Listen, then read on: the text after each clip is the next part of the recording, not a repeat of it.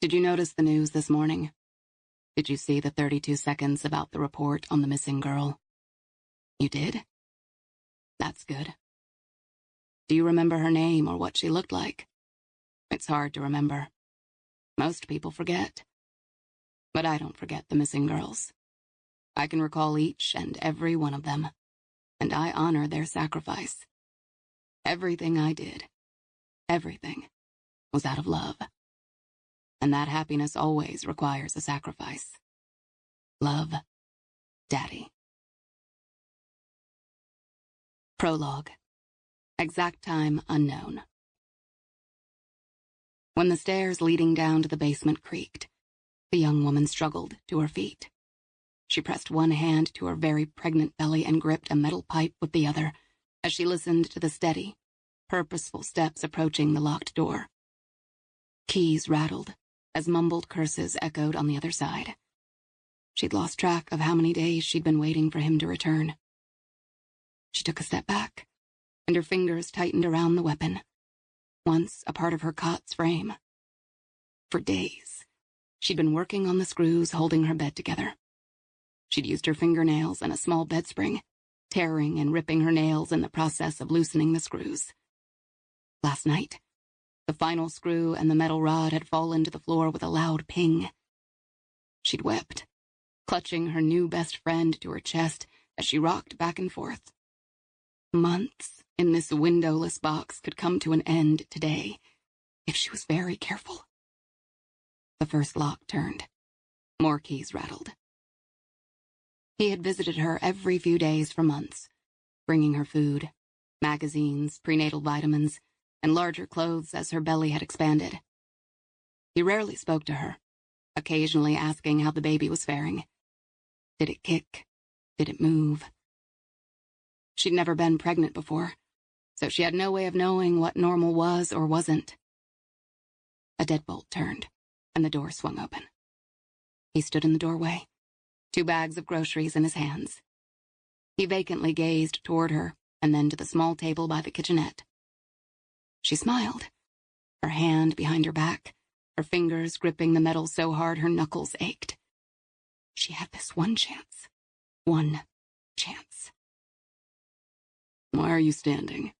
he asked as he dumped the groceries on the table. "You should have your feet up. It's a matter of days before the baby comes." "My belly has been cramping. Feels better to stand." That was true. The muscles in her stomach had begun to contract and release. At first, she thought it was the baby curling into a ball and then stretching out. But she then realized time was running out. "Is the baby kicking?" he asked. "All the time." Also true. In the early weeks of her captivity, all she'd wanted to do was sleep and block out the baby and this room.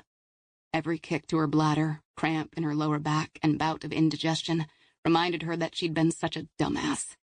And sometimes, when the loneliness overcame her, she wasn't sure if the kid was on her side or not. "I brought you a few more magazines." He sounded proud, pleased with himself.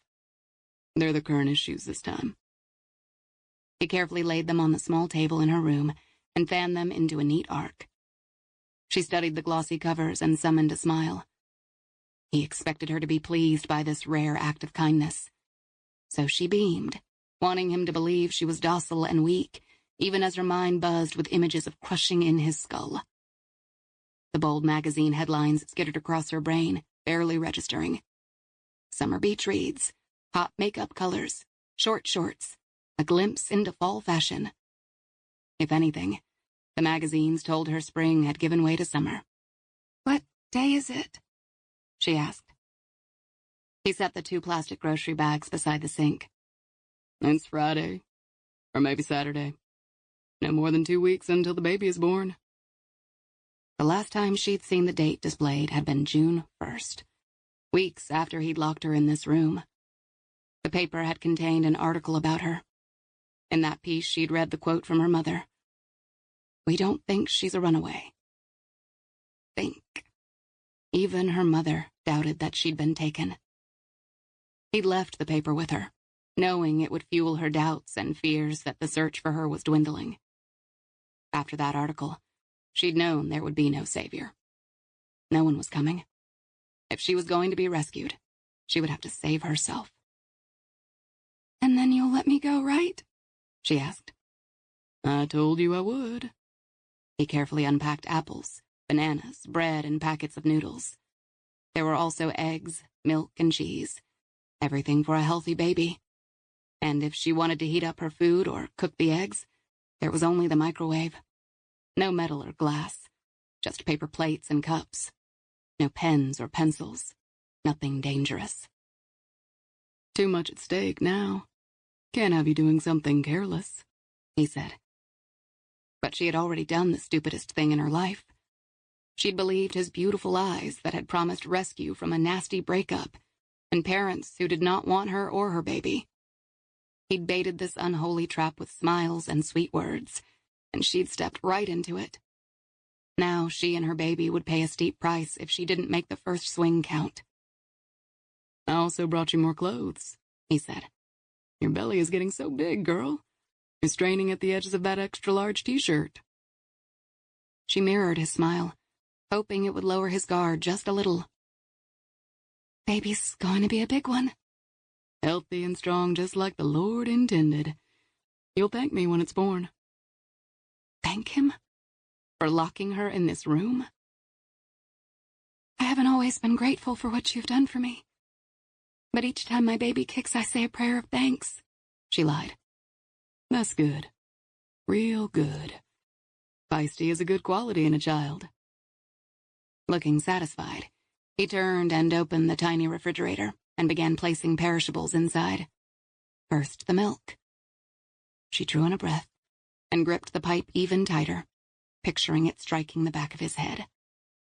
As he rummaged in the refrigerator to make room for the eggs and cheese, she took a step forward. He chatted about her needing to eat more, and she raised the pipe over her head, not making a sound as she lunged, focused solely on connecting metal to bone.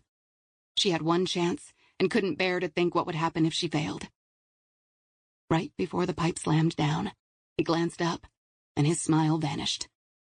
Quick as a cat, he twisted to the right and raised his arm, and the pipe connected with his forearm. He grunted in pain and snarled. "Bitch!" Driven by pure panic now, she tried to raise the pipe again, but before she could, his left fist connected with her jaw, sending shock waves of pain through her head. She staggered, dropped to her knees. Her grip slackened upon the pipe, and it fell to the floor with a loud clang. It slowly rolled out of reach as her vision blurred. His breathing was hot and quick as he picked up the pipe and, grabbing her by the hair, hauled her up to her feet. She could feel her hair tearing away from her skull as the pain in her jaw throbbed.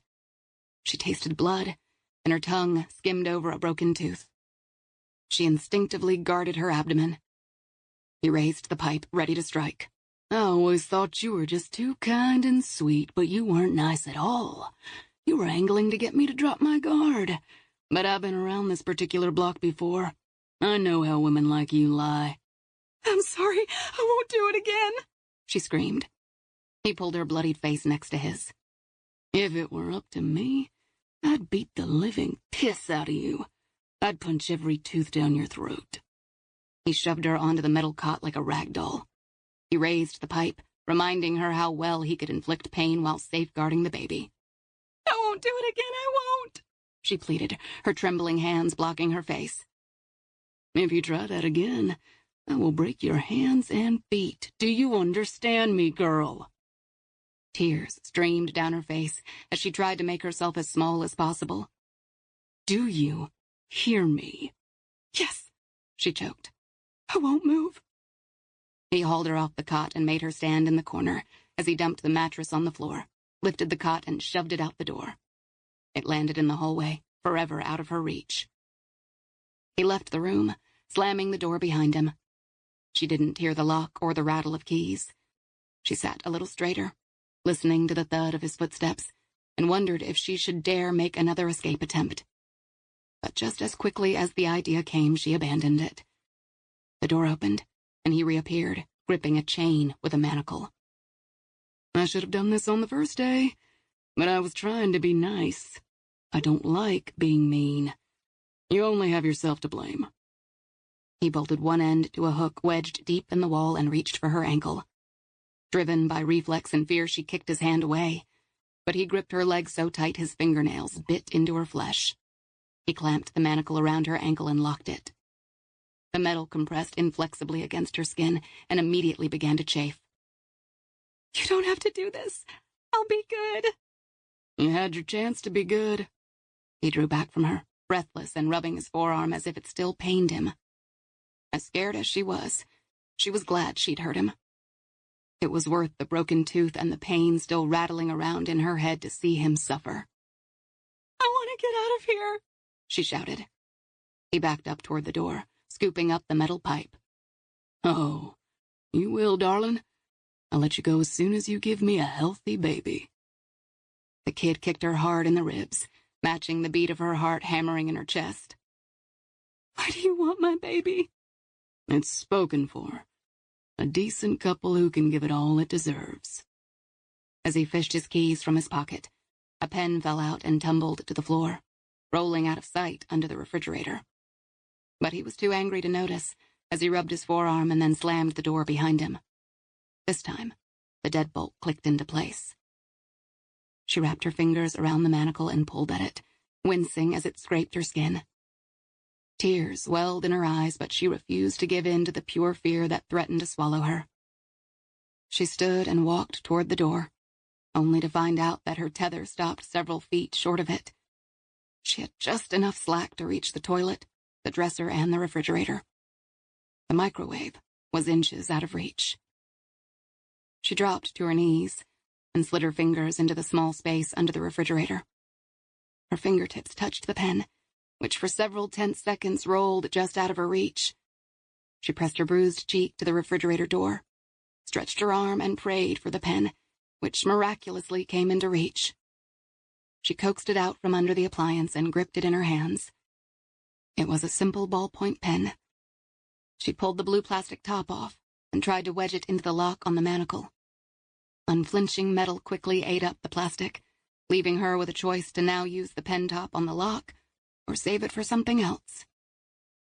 She sat for nearly a half hour before she made her decision and shuffled to the dresser, the chain clinking and rubbing as she moved. She pushed the cheap piece of furniture away from the wall, knowing exactly what she wanted. She'd had months to explore every inch of this room, and she'd found initials on the back of the dresser. JJ, OM, KS. If she'd ever had doubts that there had been others before her, the initials proved she wasn't the first and probably not the last. She shifted her focus to the second discovery she'd made 8 weeks ago. It was the air vent behind the dresser, and 2 loose screws that were nearly stripped. Initially, she thought she'd found a way out, and hope had exploded so violently it hurt. But as soon as the vent cover had been off, she had realized it was too small for any human body. It wasn't an escape route. But it was a hiding place. She jostled the grate free, careful not to make a sound for fear he was still lurking outside her door, listening. As the silence stretched, she grew bold, stuck her hand into the dark vent until her fingers skimmed what she was looking for. Amazing what you could discover if all you had was time. She removed the magazines, replaced the grate, and pushed the dresser back in place. She never knew when he'd return, and it was always smart to look guiltless. She righted her mattress on the floor, and then smoothed out her bedding and pillows. She settled on the bed, discovering it was even harder and more uncomfortable without the squeaky frame of the cot. She read the writing scribbled on the edges of the magazines she almost had memorized. If you read this. She'd have added her own, but there'd been no pen, and she'd spent too many hours searching for and wondering what had happened to the one they'd used. But now she had her own. Perhaps just a small victory, but she had to believe it was a lifeline. Now she could write her own thoughts in the margins next to the notes of JJ, OM, and KS. She pressed her hand to her sore jaw and winced as she worked it back and forth. She clung to every win, knowing small victories like this kept her from going insane. She carefully put the old magazines back in the vent and replaced the grate in case he should return. Picking up a newer magazine, she flipped past the magazine's title page to the first page with a lot of white space. She drew tiny circles in the upper left-hand corner until the blue ink flowed. With a trembling hand, she wrote, "If you read this, my name is Paige Sheldon. It's summer, 2018. What I like: binge-watching television, my smartphone, chocolate ice cream.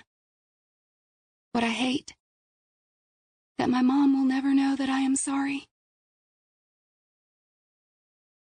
Chapter 1. Sunday, June 24th, 4 p.m. Texas Hill Country, 40 miles west of Austin.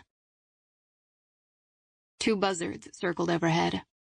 Their broad, pale wingspans caught the wind currents as they glided round and round in a tightening circle, dropping lower, zeroing in on what had summoned them. Like him, buzzards didn't have an elegant reason for being.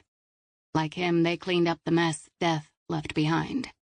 Texas Ranger Mitchell Hayden turned off the paved rural route onto the long dirt driveway that fed into Jack Crow's salvage yard. Hayden had not been in the hill country for a few years, not since before his wife had gotten sick. Sierra used to coax him out here to visit wineries or browse the tony little shops. He'd always indulged her, grateful for her laugh and the smile she brought into a life dominated by so much darkness. She was gone now, and he'd stopped coming here. The movement of the buzzards drew his gaze up again, alerted him that their target was on this property. The muscles banding around his skull tightened, and he knew that whatever was up ahead was going to be bad. He'd received a call late Friday from an informant whom he'd worked with over the years. Jack Crow was a salty old man, every bit in his late 60s, who collected old auto parts, sold a few, but mostly let them pile up around him like a mountain of metal. Crow had been an army medic way back in the day, got caught stealing morphine, and earned himself a dishonorable discharge and a jail sentence. But he'd done his time, and since then had been clean enough. Sure, he patched up people who didn't want to explain a gunshot or knife wound to an emergency room doctor, but he also stayed out of the very tempting human trafficking and drug trades of South Texas. Those who went to Crow knew he never snitched on the people he patched up, unless they were hurting women and children. In cases like that, all bets were off. Hayden assumed yesterday's call would lead him to another drug dealer or violent coyote. Dust kicked up around Hayden's SUV as he drove through the salvage yard that to an outsider looked like chaos. He knew from experience, however, if you asked Crow where a part was in these rambling heaps, he could find it within minutes. 2 more buzzards joined the original duo, and together they squawked as an eerie quartet. Soon the buzzards would fill the bright blue sky, rushing to beat the Texas heat that would eventually drive everything to find cover. He drove toward the trailer Crow had called home for almost 30 years. He'd had numerous offers to sell in the past few years, but had refused them all. The land was worth far more to developers now than a fading salvage business, but the old man had jealously guarded his territory. He had nowhere to go. Hayden slowly rolled up to the trailer, came to a stop, and shut off his vehicle. He unfastened his seatbelt and removed his weapon from its holster. Like the buzzards above, he smelled the very familiar scent of death. Crow had a small deck out back that faced west and gave him a view of the sunsets. The old man liked his twilights, and he spent most evenings sipping whiskey from a saloon glass that reflected the sun's oranges and yellows in the amber liquid. When Hayden came around the side of the trailer, he saw 2 buzzards pecking at a man's leg as he sat in his lawn chair, facing west toward a sunset that was still hours away. "Get on out of here!" Hayden shouted. "Get out!" The birds hopped several paces and then flapped their wings, landing on top of the trailer so they could watch until this new predator cleared out. The old man was slumped back in his chair, and even from 15 feet away, Hayden could see fingers bent and twisted at horrific angles. Several of Crow's fingernails were also missing, and puddles of blood dripped and pooled onto the deck. Whoever had killed him had left slices in the flesh, knowing the smell would bring the buzzards from over a mile away. Judging by the evidence, he knew Crow had been dead for several hours. Jesus, Crow. Sadness circled like the buzzards, but Hayden chased it away as well. Instead of rushing toward Crow, Hayden searched the horizon for signs of an ambush. He moved around the trailer, scanning every angle before he climbed up the 4 narrow porch steps, crossed the wooden platform, and opened the front door. Finger resting on the trigger, he switched on a light and peered inside. The place had been tossed. The cushions on the couch had been pulled off and cut open, the recliner had been upended, and the drawers from a small desk had been dumped out on the floor. A collection of pictures, mostly of a younger Crow and a little girl, lay crumpled in the center of the room, their thin black frames smashed along with the glass.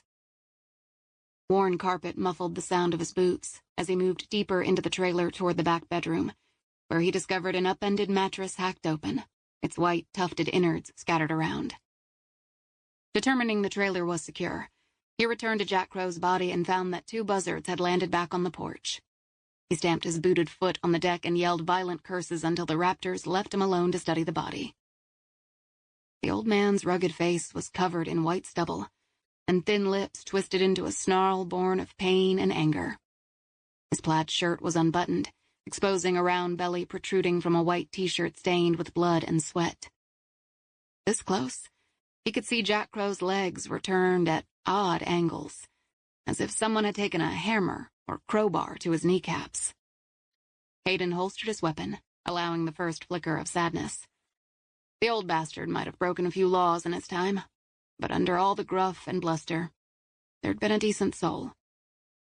Hayden searched Crow's pockets, not expecting to find anything. However, in his front breast pocket, there was a playing card. It was the King of Spades. It was clean, the paper slick as if it had just been removed from a fresh deck. None of the gangs who circulated in the area used cards like this, but it was clear. Someone was sending a message. Hayden reached for his phone and called the local sheriff, then the state medical examiner's office. Crow hadn't given any hints about why he'd wanted to see Hayden. He just said it was real important. Crow, what the hell did they want? Chapter 2. Monday, June 25th, 3 p.m. Austin, Texas. Dr. Faith McIntyre of the Travis County Medical Examiner's Office stood at her autopsy station studying the body of the 64-year-old man lying on the gurney against a stainless steel sink. Country music played softly from a small set of audio speakers next to a whiteboard covered with her daily schedule written in tight cursive. Beside it rested a Texas mug filled with red, green, and black dry erase markers. Above the gurney hung a microphone, as well as a large adjustable light that reflected on the stainless steel instruments on the tray. According to the death investigation report, the subject of her examination had been found sitting outside his trailer in a lawn chair and had sustained multiple traumas to his joints. Paramedics had declared him dead at the scene. When the body had arrived at the medical examiner's office, and his clothes and shoes stripped, she'd immediately noted horrific signs of torture, including 7 broken fingers, lacerations, and a shattered kneecap. This was the kind of death reserved for those who landed on the wrong side of the drug cartels. Did he have a connection to drug trafficking? Faith asked. Her question was directed at Texas Ranger Mitchell Hayden. His tan face, weathered by years in the Texas sun, was stoic and with no hint as to what he was thinking. Large hands weren't clenched at his side, but were primed to curl into fists in a blink of an eye. His large, muscled body, which had taken a gunshot directly into his Kevlar vest just 3 weeks ago, was as still as stone.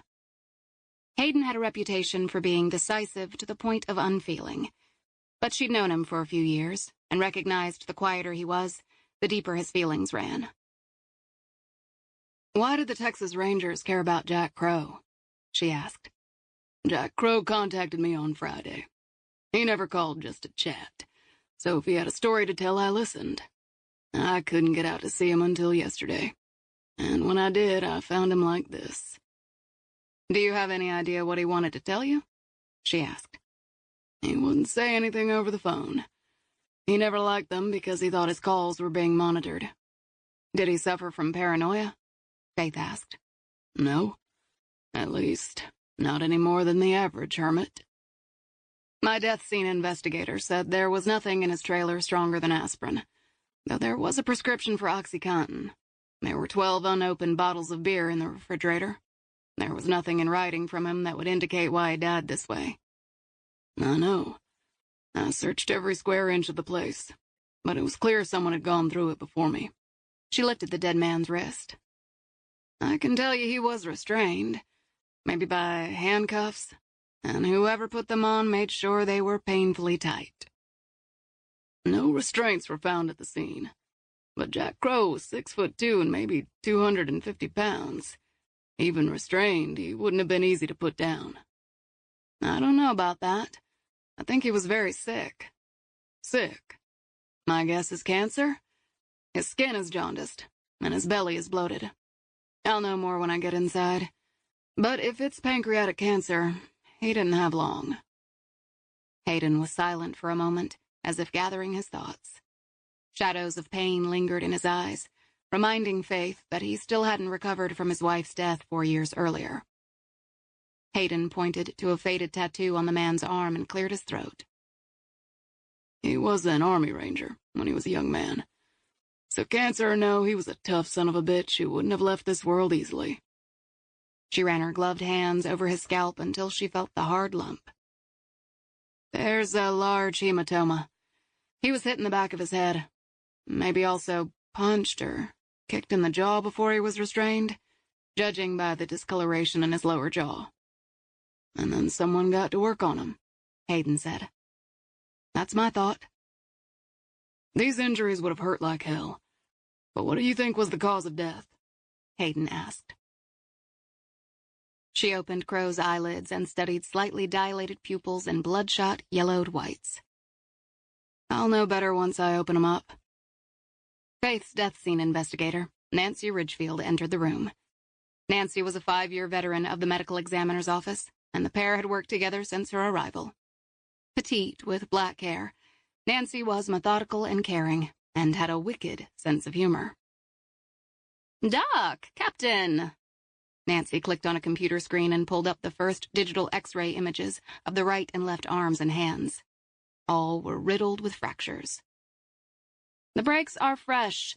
They happened shortly before he died, and his right kneecap, as you both first thought, was fractured in multiple places. It took an incredible amount of blunt force to shatter bone. That kind of pain could have been enough to trigger heart failure. Faith studied the victim's thick cheekbones and pale, rough jaw covered in white stubble. No one could have accused Jack Crow of being handsome, but she would bet he'd been striking when he was younger. Have you found his family yet? Faith asked. I interviewed a man who lives on the property. David Ledbetter, Hayden said. According to Ledbetter, Crow has a son and a daughter. I haven't yet found the son, Dirk Crow, but I located the daughter, Macy Crow, and called her yesterday. She lives in Virginia. She said she would get the first flight out this morning. Leave me her contact information in case I need to call her, Faith said. Already gave it to Nancy, Hayden said. Faith laid her hand on Crow's shoulder, feeling a stab of empathy for the guy. Maybe he'd not been a saint, but no one deserved to suffer like this. She drew in a breath, trying not to picture the agony that would have filled the man's final minutes. Jack Crow had to cease to be a person for now. His body was evidence, and it had a story to tell that she would not hear if her mind was clouded with emotion.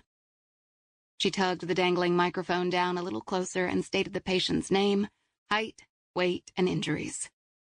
Beginning her external examination, Faith lifted his right arm. Though the underside of the forearm was blackened from stippling, the settling of blood after the heart stopped pumping, she saw faint, tattooed lettering that read, "Do no harm." She noted this find along with the Army Ranger tattoo into the recorder and then continued to search for other markings. There was a scar on his lower abdomen, likely from an appendectomy, and an old puncture wound on his shoulder, as if he'd once been shot.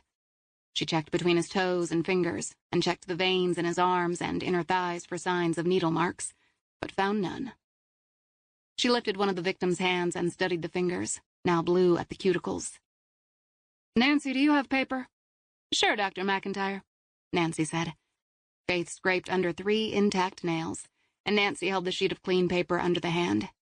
Several scrapings fell onto the paper. Maybe we got lucky. and he clawed his attacker. Faith rolled ink on the fingertips and pressed them to fingerprint cards. Hayden had made a visual identification, but forensic proof was also necessary. Ledbetter has worked with Crow for almost 2 years doing odd work around the salvage yard, Hayden said. Did he have anything to offer about the patient's health? Faith asked. He said Crow had been slowing down the last few months, but that the old man never complained. Faith reached for her scalpel and made a Y incision that began above his pectoral muscles and went straight down his abdomen. She peeled back the flesh, reached for bone cutters, and snapped the ends of the rib cage so she could lift it away. She unpacked the organs, weighed them, and set them aside. She noticed his enlarged heart immediately, and when she removed it from the body and dissected it, she found several severely blocked arteries. The right ventricle was badly discolored, as if blood flow had suddenly been stopped. His lungs had several lesions, and by feeling around in his abdominal cavity, she discovered a hard mass behind his stomach. She removed the stomach to reveal a tumor on the pancreas that she'd bet a paycheck was cancerous. Jack Crow had been a dead man walking for some time. He would have been in terrible discomfort, Faith said. I'm surprised he didn't get the prescription for painkillers filled.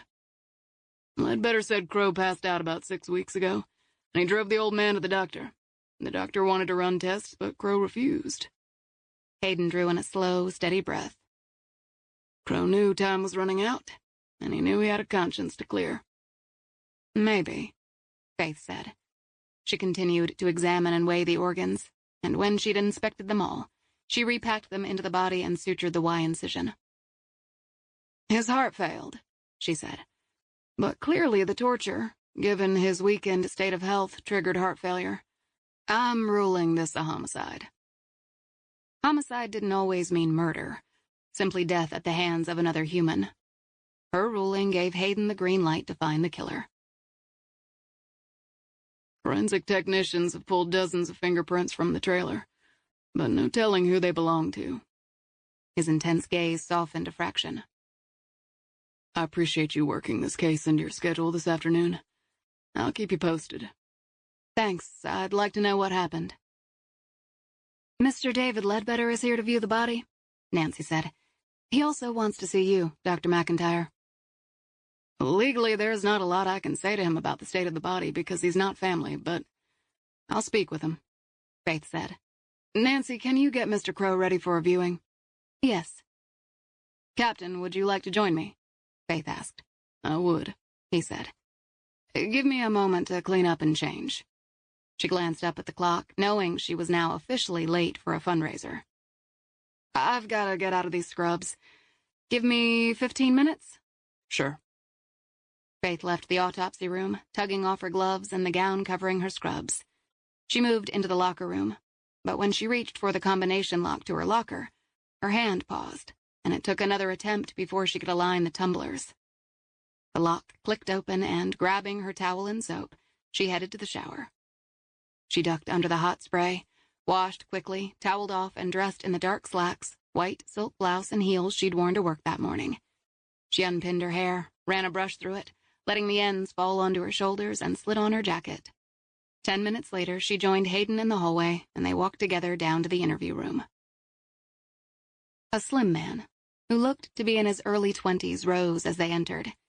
He wore dirty jeans, a faded blue t-shirt, and boots that looked almost as old as him. His hair was long and pulled back into a ponytail. Faith extended her hand to him. I'm Dr. Faith McIntyre. Ledbetter took Faith's hand, gripping with a strength that belied long, thin fingers. I only got a glimpse of Crow, but he looked pretty torn up. I know you were rattled yesterday, Hayden said. Have you had a chance to think about who might have wanted to hurt Crow? Ledbetter shook his head. He kept to himself and stayed away from trouble. He ain't even had a patient in the last 6 months. When is the last time he saw his children?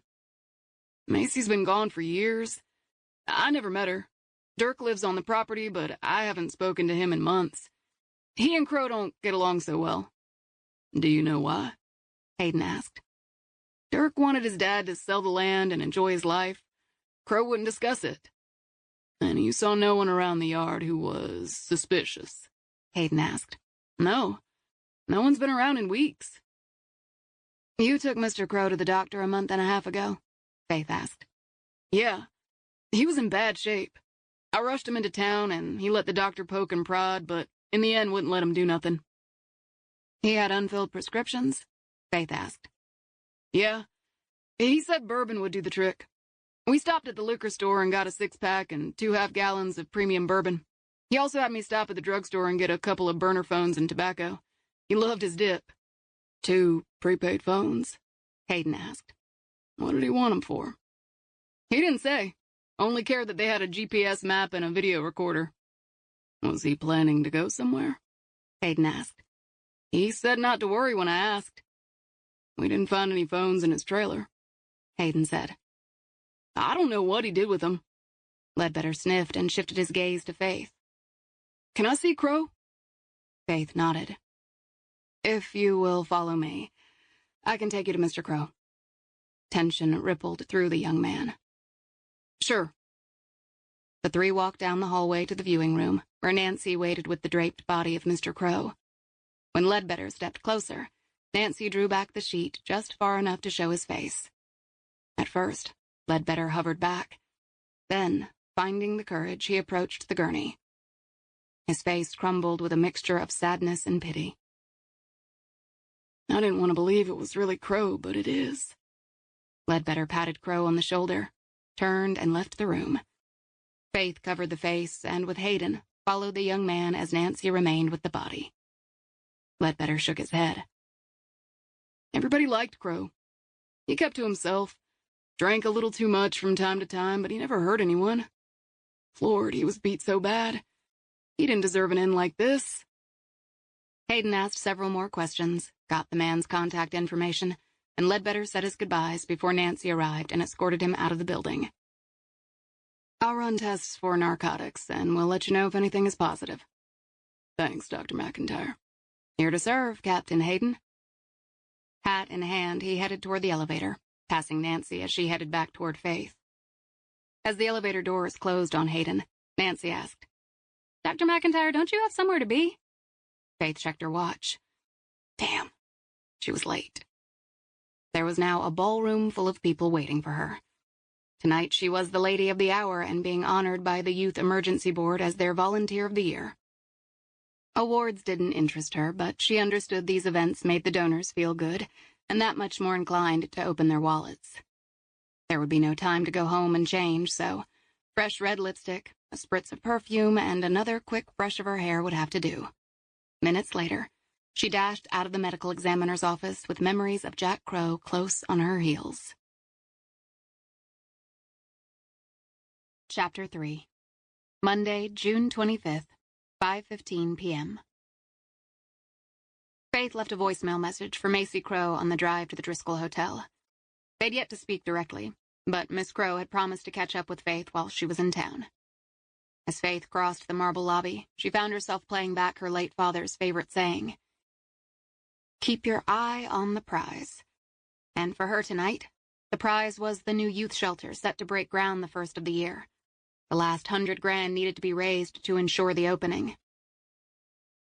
As a string quartet played Claire de Lune, she moved past the white columns toward round tables decorated with crystal vases stuffed with fragrant white roses and placemats made from laminated drawings done by the shelter kids. She headed straight to the bar, ordered a stiff martini, and took several sips, hoping it would blur Jack Crow's broken body and enable her to fake a smile and face the former peers of her parents. Over the next few minutes, she accepted the greetings of long-absent friends and regaled them with polite stories from the medical examiner's crypt. Yes, Princess now cuts up dead people for a living. Reminisced about old adventures. Nairobi was fabulous, but Paris was wicked fun. And accepted lunch dates from women she'd not seen in years. Faith, you're charming everyone as usual. Smiling, she turned toward the familiar deep voice of Peter Slater, PJ, to his friends. She'd known PJ since they both had played hide-and-seek in the law office their fathers, Russell McIntyre and Peter Slater Sr., had maintained for over 40 years. Their fathers had met in college, attended the same law school, and hung out their shingles when they were in their 20s. The families were intertwined to the core. PJ had mourned with her when her mother had died a decade ago, and her father 5 years later. In April, when Peter Sr. had died, she'd grieved as deeply as PJ and his mother, Margaret, who'd been a second mother to Faith. Faith kissed PJ on the cheek, savoring the familiar brand of aftershave his father had also worn. I'm sorry I'm late. Work. Where's Margaret? She's done a spectacular job of arranging all this. Margaret was a small woman in her 60s, who was always immaculately dressed and had more energy than women half her age. My lovely mother is drifting around the room, deciding if she'll hold her stroke awareness fundraiser here next year. You know, Mom, never satisfied unless she has 20 things going on at once. How is Margaret holding up? This is her first event since your father died. She has her low moments, but all in all, she's doing well. And be warned, she's talking about inviting you onto one of her event planning boards. I love your mother, but I don't think so. PJ laughed. Good luck refusing her. My father never could. She surveyed the room and the bounty of flower arrangements, food and drink. For the cost of these kinds of events, it would be far easier for the board members to simply write a check to the shelter and call it a day. That will never happen. Not only do these folks like their parties, but also it would rob Mom of the chance to arrange an event. You know she loves this kind of thing. Don't tell her I said so, but I can barely stand them, Faith said. I'm a fish out of water. You do a good job of hiding it, and your father and mother would be proud of your accomplishments. Mother, yes, but father, maybe, maybe not. Her mother had supported her at every turn, whereas Russell McIntyre had been a man of few words, and even fewer after her mother died. He had spoiled his little girl with every material item money could buy, believing stuff compensated for all the missed dinners, recitals, and vacations. Bottom line was he wanted sons, and had had to settle for an adopted daughter. Tina Walden, director of the Youth Emergency Shelter, waved her hand to both Faith and PJ as she moved toward the stage. Tina wore a boxy navy blue dress that didn't quite suit her sturdy frame, new flats that, judging by her gait, were already rubbing blisters, and little makeup. However, for Tina, any apparel that wasn't faded jeans covered with magic markers, paint, or dirt was a step up. "It's showtime," Tina said. Faith sipped the last of her martini, knowing as much as she wanted a second drink. Tonight was a work night, and she had an early call in the morning. "Let's do this." PJ escorted Faith up to the stage, and as she stood on the dais, he approached the microphone at the podium. He signaled for the quartet to stop and winked at his mother, Margaret, who broke off a conversation with the state senator to smile and wave at them. Turning to the microphone, PJ said, "Good evening. I've finally corralled our very busy guest of honor, but she's not one to be penned long and won't stay long. As she likes to say, death never takes a holiday." Laughter rumbled over the room as the 50 or so guests took their seats. She searched among the faces, but didn't see the one face she'd hoped for tonight. Dr. Faith McIntyre is a little shy about awards, PJ said. I had to talk her into this. As far as she's concerned, if you never knew about her volunteer efforts, she'd be fine. As Faith scanned the crowd a second time, PJ listed her professional and academic accomplishments and the list of high-profile cases her work had helped solve. It made sense Hayden wouldn't be here, Faith decided. The award she was receiving had been named after his late wife, and that was a wound that would never heal. Clapping from the audience brought her back to the moment, and to when PJ said, "It is with great pleasure that I present to Dr. Faith McIntyre the 4th Annual Sierra Hayden Service Award." Faith and Sierra had been good friends, and it had been Sierra who'd brought her onto the board 5 years ago. When Sierra had been stricken with ovarian cancer, everyone had been optimistic at first. But the universe had turned a deaf ear to everyone's prayers, and days before Sierra reached her 36th birthday, cancer claimed one of the planet's best people. Faith accepted the crystal vase, etched with Sierra's name and her own. The award felt heavy in her hands, and its weight trod all over philosophical arguments about death being a part of life. It took a moment before she could speak. She thanked the board, the shelter's director, Tina, and reminded everyone to give until it hurts just a little or better a lot. She exited the stage, suddenly able to justify that second martini. Dr. McIntyre, want a snack? The question came from Kat Jones, one of the kids who currently resided at the shelter.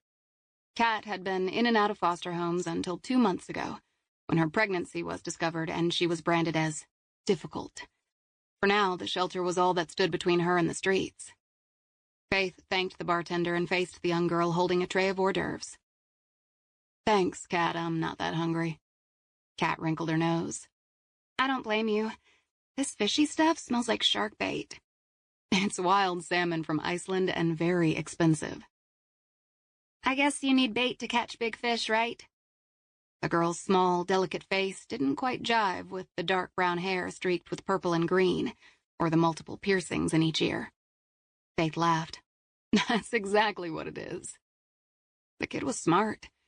If someone gave her a textbook, she would balk. However, when Faith gifted her with a reconditioned laptop, the kid had spent hours reading and working online.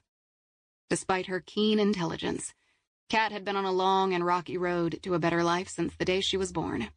And this pregnancy had heaped another huge obstacle onto her path. Happy endings for girls like Kat were few and far between. So that's your second drink, Kat said. Craving liquid courage. Not courage, but maybe a brief respite from memories of today's autopsy. I'm going to be calling it a night soon and we'll hire a car. But it's only 9. I've been up since 5. I guess you could leave now, Kat said, leaning toward Faith a fraction. But if you do, you'll miss the Texas Ranger standing at 5 o'clock.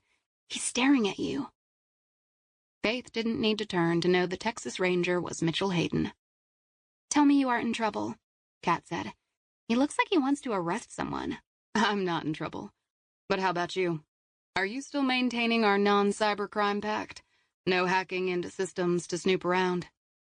Kat shrugged a thin shoulder, as if they were talking about simply surfing the net. I haven't broken any laws. Faith didn't press. The kid was trying, and that was good enough for her. Good. Would you offer that gentleman by the bar more food? Kat rolled her eyes. That guy has eaten almost 2 trays on his own. He and his wife donated the land for the shelter. It would be nice to keep him happy. Kat didn't move. The ranger doesn't look happy. He never did. I'll handle him. Fine, whatever. Shrugging, Kat strode over to the judge. Faith waited until the girl was out of earshot before she approached Hayden. Good evening, Captain Hayden. I didn't think you'd make it. The time she'd seen Hayden and his late wife together made her believe soulmates did in fact exist. After Sierra's death, he'd left Austin to work near the border. But now, after 4 years, he was back with a new promotion that he was still trying on for size. Nice award, Hayden said. She held it up so she could see Sierra's name. It's an honor. He studied the etched words with a silent, deliberate presence that made her skin tingle and her soul tinge with guilt. 3 weeks ago, she'd attended the site visit for this event. The committee had toured the hotel for almost an hour. After the group had dispersed, she'd been in no rush to go home, so she'd wandered into the hotel bar. She'd been sipping a martini when he'd tossed his cattleman felt hat on the bar beside her. She'd waved away his apology for having missed the meeting, ordering him a bourbon, and made small talk. He'd never mentioned his Kevlar vest, which had caught a slug that morning, but after a long pause had said he was staying at the hotel and, well, one thing led to another. The sex had been purely physical. No kissing, no talk of affection. No one was looking for a soulmate, and it suited them both. Since then, they'd met at this hotel 6 times. Both had seemed to accept it wouldn't last, so each had taken care to keep the affair secret. His dark gaze swept quickly over her white blouse and slacks. Did you raise a lot of money tonight? Yep, and then some. Sorry I was late.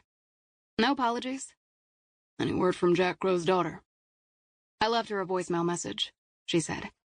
Death was a constant factor in her line of work, but she never wanted to dwell on it. Room 701, he offered. A tingle shot up her spine. I hope you got a room with a view. It has a bed. That'll do. Mitchell Hayden wasn't pretty boy handsome. His eyes were too deep set, and his jaw too broad to resemble anything classical. Toss in a nose that looked as if it had been broken once or twice, and you ended up with a face that resembled a street brawler's. There was a sharp intelligence in those gray eyes that missed little. When Faith was in his sights, just for a little while, she forgot about the youth center, Kat's precarious future, and Jack Crow. "I'll need another half hour here," she said. "No rush." Kat approached the two of them with a tray holding a fresh martini and bourbon. "Last call." Faith drew in a breath as she swapped her partly drunk martini for the new. She didn't hide her irritation that this underage girl was thumbing her nose at state and federal law by serving alcohol. Hayden took the bourbon. "How old are you, kid?" 26, Kat said without pausing. He shook his head as he sipped. "What year were you born in?" 1992? He grinned. "You're quick. I'll give you that. But pick up another tray with booze on it, and I'll call your caseworker." Kat rolled her eyes as if she hated the attention, but Faith knew the stunt was designed specifically to elicit a response. Negative attention was better than none. "Roger that, Captain." Kat made a show of saluting. "The bus is leaving for the shelter. Thanks for the gig, Faith. Glad you could make it. Don't forget I'm taking you to your prenatal visit on Wednesday." "Can't wait." A bit of Kat's attitude faded as it always did when the baby was mentioned. She left the two, sauntering across the room as if daring the bus to leave her. "What's that kid's story?" Hayden asked. He'd always paid close attention when Faith had made presentations at the board meetings, but he rarely asked questions about the kids at the shelter. Both he and his sister had made generous donations in Sierra's name, but they always remained on the periphery. "She's smart as a whip, knows computers inside and out. Mother used drugs, and father laundered money for a drug cartel. Both are dead now. The last foster family kicked her out after they found out about the baby, so the shelter is her best bet now. She'll turn 18 in December, and then I'm not sure what's next for her." "Who's the baby's father?" "She won't say. And for the record, she didn't serve any booze tonight. That tray was her way of trying to provoke a reaction." "Out of me or you?" "Me. She's been needling me for a few weeks." "Why?" "She's looking for a lifeline. She knows she's drowning, but doesn't know how to save herself." "And you're going to save her?" "If she'll let me." The shelter director and Margaret motioned Faith forward as the local television station crew arrived to film her and a few donors. "I've got a couple of details to wrap up. No need for you to stick around." "I've nowhere to be." "Suit yourself," she said. She crossed the ballroom to the reporter, spoke on camera for several minutes, visited with the guests, and kissed Margaret on the cheek. When she was finished speaking to the hotel staff, it was past 10. She looked around the room, but she didn't see Hayden. His patience for the tedious side of her life had its limits. She left the ballroom and headed toward the lobby. Her heels clicked across the marble floor as she made her way to the elevator. "Dr. McIntyre." She turned and saw a tall, lean man with a neatly shaved face and warm brown eyes. Mid-40s, smartly dressed in a gray suit and a shirt of a similar but lighter shade. "Have we met?" she asked. He held out his hand. "Kevin, I saw the event sign with your picture and thought you were someone else for a moment. Then I recognized the McIntyre name. I knew your father." "Should I apologize now?" She accepted his hand. White teeth flashed. "No, he didn't cross-examine me. Good thing, I suppose, he was known as a real tough nut in his time." If by tough nut he meant ruthless legal shark, then yes. That he was, Kevin. "I just saw you crossing the lobby, and I wanted to introduce myself. Would you like to grab a drink in the bar?" "No, thank you. It's been a long day." Projection slid off him like water off a duck. "Maybe we'll catch up again sometime." "Have a good evening, Kevin." "You too, Faith." Faith sensed that under all his sleek manners and polish lurked an ulterior motive. She'd dealt with several men like him since her father's death. Wearing nice suits, they came bearing law degrees and threats. And as she'd told them all, Russell McIntyre might have been worth a fortune once, but it was all gone. What she had now had either been left to her by her mother, or she'd earned herself. Stones didn't bleed, no matter how hard you squeezed. What most people don't realize about me is that I treasure all children. If I didn't love them as much as I do, I'd never have made the sacrifices that I did to create so many. Love, Daddy. Chapter 4. Monday, June 25th, 10:30 p.m. When FBI Special Agent Macy Crow had arrived in Austin, she'd taken a taxi directly to her father's salvage yard. According to the Texas Rangers and the medical examiner, Jack had died in the early hours of Sunday morning under suspicious circumstances. The facts Ranger Hayden had relayed to her were grim. Jack had been beaten pretty badly before he'd suffered a massive heart attack. Numb, Macy had thanked Hayden for notifying her as she sat in her small rented house near Quantico, staring at a picture of Jack and herself in front of the Chevrolet Impala they'd restored the summer she'd turned 16. Immediately, she'd called her supervisor and cleared her schedule, stating she needed several days of personal leave. However, she hadn't been able to get a flight out until Monday morning, and after several delays, had made it to Texas. During a brief layover in Atlanta, Macy had listened to a voicemail from Dr. Faith McIntyre, the medical examiner. Dr. McIntyre explained she had conducted an autopsy on Jack and had concluded if not for the heart failure, pancreatic cancer would have killed her father by the end of the year. Macy had sat in stunned silence, wondering why Jack hadn't called her earlier. Minutes before her flight, she had returned the doctor's call, promising to visit her tomorrow. Despite the divorce, Jack had always sent his child support payments, and he never missed a birthday or Christmas.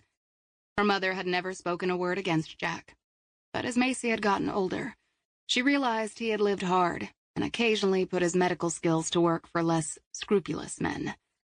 Her mother had once described Jack as complicated and regretted they hadn't tried harder to make it work. 8 years had passed since she'd been in the salvage yard. It had been the spring she'd graduated from the FBI Academy in Quantico, and she had been driving to her first duty station in Denver. Austin hadn't been on the way, but she'd wanted to see her old man. When she'd arrived at the salvage yard, Macy and her father had spent the next 2 days rummaging through the yard for a radio and speakers for her old Toyota sedan. Though neither was a big talker, the visit had been kind of cool. Now, as the cab drove past the piles of crushed cars, bent motorcycles, and an occasional RV on blocks, an overwhelming sense of fatigue and loss hit her with the force and finality of the salvage yard's hydraulic compactor. Headlights slashed across the front of the trailer and flickered against the yellow crime scene tape wrapped around stakes positioned around the home. For an instant, she couldn't move. When the cab driver cleared his throat, she paid him, grabbed her backpack, and got out of the car. The evening heat hit her, and she thought about friends back east who were convinced dry heat was better than 100% humidity. She fished her phone from her pocket and turned on the flashlight. Taking long strides across the dusty yard past Jack's late model truck, she stepped over the tape and climbed the front steps, past the lawn chair now roped off with red crime scene tape. She shone her light on the chair and its red, white, and blue woven straps, and then on the cracked, sun-baked, stained deck. Both were covered with blood. The ranger said Jack had been found in that chair, which, ironically, she had shipped to him 2 years ago for his birthday. She imagined him sitting in it, smoking a cigar, and then she pictured him in it screaming in pain and dying. She pushed all the thoughts from her mind and read the orange seal placed over the door jamb by the forensic examiner. It was dated yesterday and signed by someone named Ridgefield. The front doorknob and the wooden doorframe were covered with fine black fingerprint dust. On the deck beside her sat an overturned, tented evidence marker. She'd investigated enough scenes like this, and wasn't intimidated by the "Do Not Enter" warning and the consequences listed in small print below it. She reached in her pocket, removed 2 of the black latex gloves always crammed in each of her jackets, and slipped them on. Using keys Jack had given her, she unlocked the door and broke the seal. Careful not to touch the powder, she stepped into a dark interior that smelled of cigarette smoke, air freshener, and bourbon. She switched on the overhead light, dropped her backpack by the door, and unholstered her gun. The place was trashed. A forensic team had come behind whoever had ransacked the place to dust windowsills, the refrigerator door handles, the broken picture frames scattered in the center of the room, and some of the now crumpled and torn pictures. Jack had never liked strangers on his property, and this invasion added the final insult. "I'm sorry, Jack." She tucked her phone in her back pocket. Jack had called her a week ago, told her he'd stocked the refrigerator with a 6-pack of Corona, her favorite. The call had been out of character, and when she had asked how he was doing, he had insisted everything was fine. She had instinctively known he wasn't fine, and had promised herself a Texas vacation very soon. One way or the other, he must have known he was on borrowed time, and that his call would be enough to ensure a visit from her. She reached for a cold beer, wedged the cap under a drawer handle, and with a quick jerk, popped the top off. As she took a long pull, she returned to the broken picture frames, picked up one, and shook off the broken glass. It was a picture of her christening. The next picture she spotted featured her with Santa. A third picture captured the moment she'd taken one of her first steps. In this space, she was frozen in time as toddler, when she, her mother, and Jack had all lived together. She crossed to the bedroom to find the mattress upended and sliced. The end table was overturned, and the lamp smashed. More black powder everywhere, an evidence tent placed by one of Jack's pocket knives, his rotary phone now on the floor, and a newly shredded Army-issue Bible he'd never gotten around to reading. She holstered her gun and set her beer down on a dresser before straightening the table and setting the phone and Bible back on top. She pushed the bed frame away from the wall and peeled back a section of shag carpeting to expose a 1-foot square hatch. Jack had shown her the hiding place years ago. "This is where you look if I die, kid." She rooted around the small opening and pulled out a zip-top bag filled with 20 gold coins, a Sig Sauer, a spare set of keys to his truck, and a brand-new smartphone. She grabbed the keys, gun, and phone and set them on the nightstand before she returned the gold to its hiding place, closed the hatch, and replaced the carpeting. When the bed was back in place, she dragged the mattress back onto the frame and dumped the blankets and sheets on it. She sat on the edge, reached for the gun, and pulled back the slide just enough to confirm there was a round in the chamber. She tucked the cig into her belt, picked up the beer, and took another long swig before reaching for the smartphone. "Very tech-savvy of you, Jack." Her old man might have been able to take a car apart and put it back together, but he had been hopeless with computers and smartphones. As long as she'd known him, he'd always had a rotary phone. She turned on the smartphone and discovered it was password protected. Knowing Jack was a creature of habit, she typed in the numbers that corresponded to Macy. 6229. The phone opened.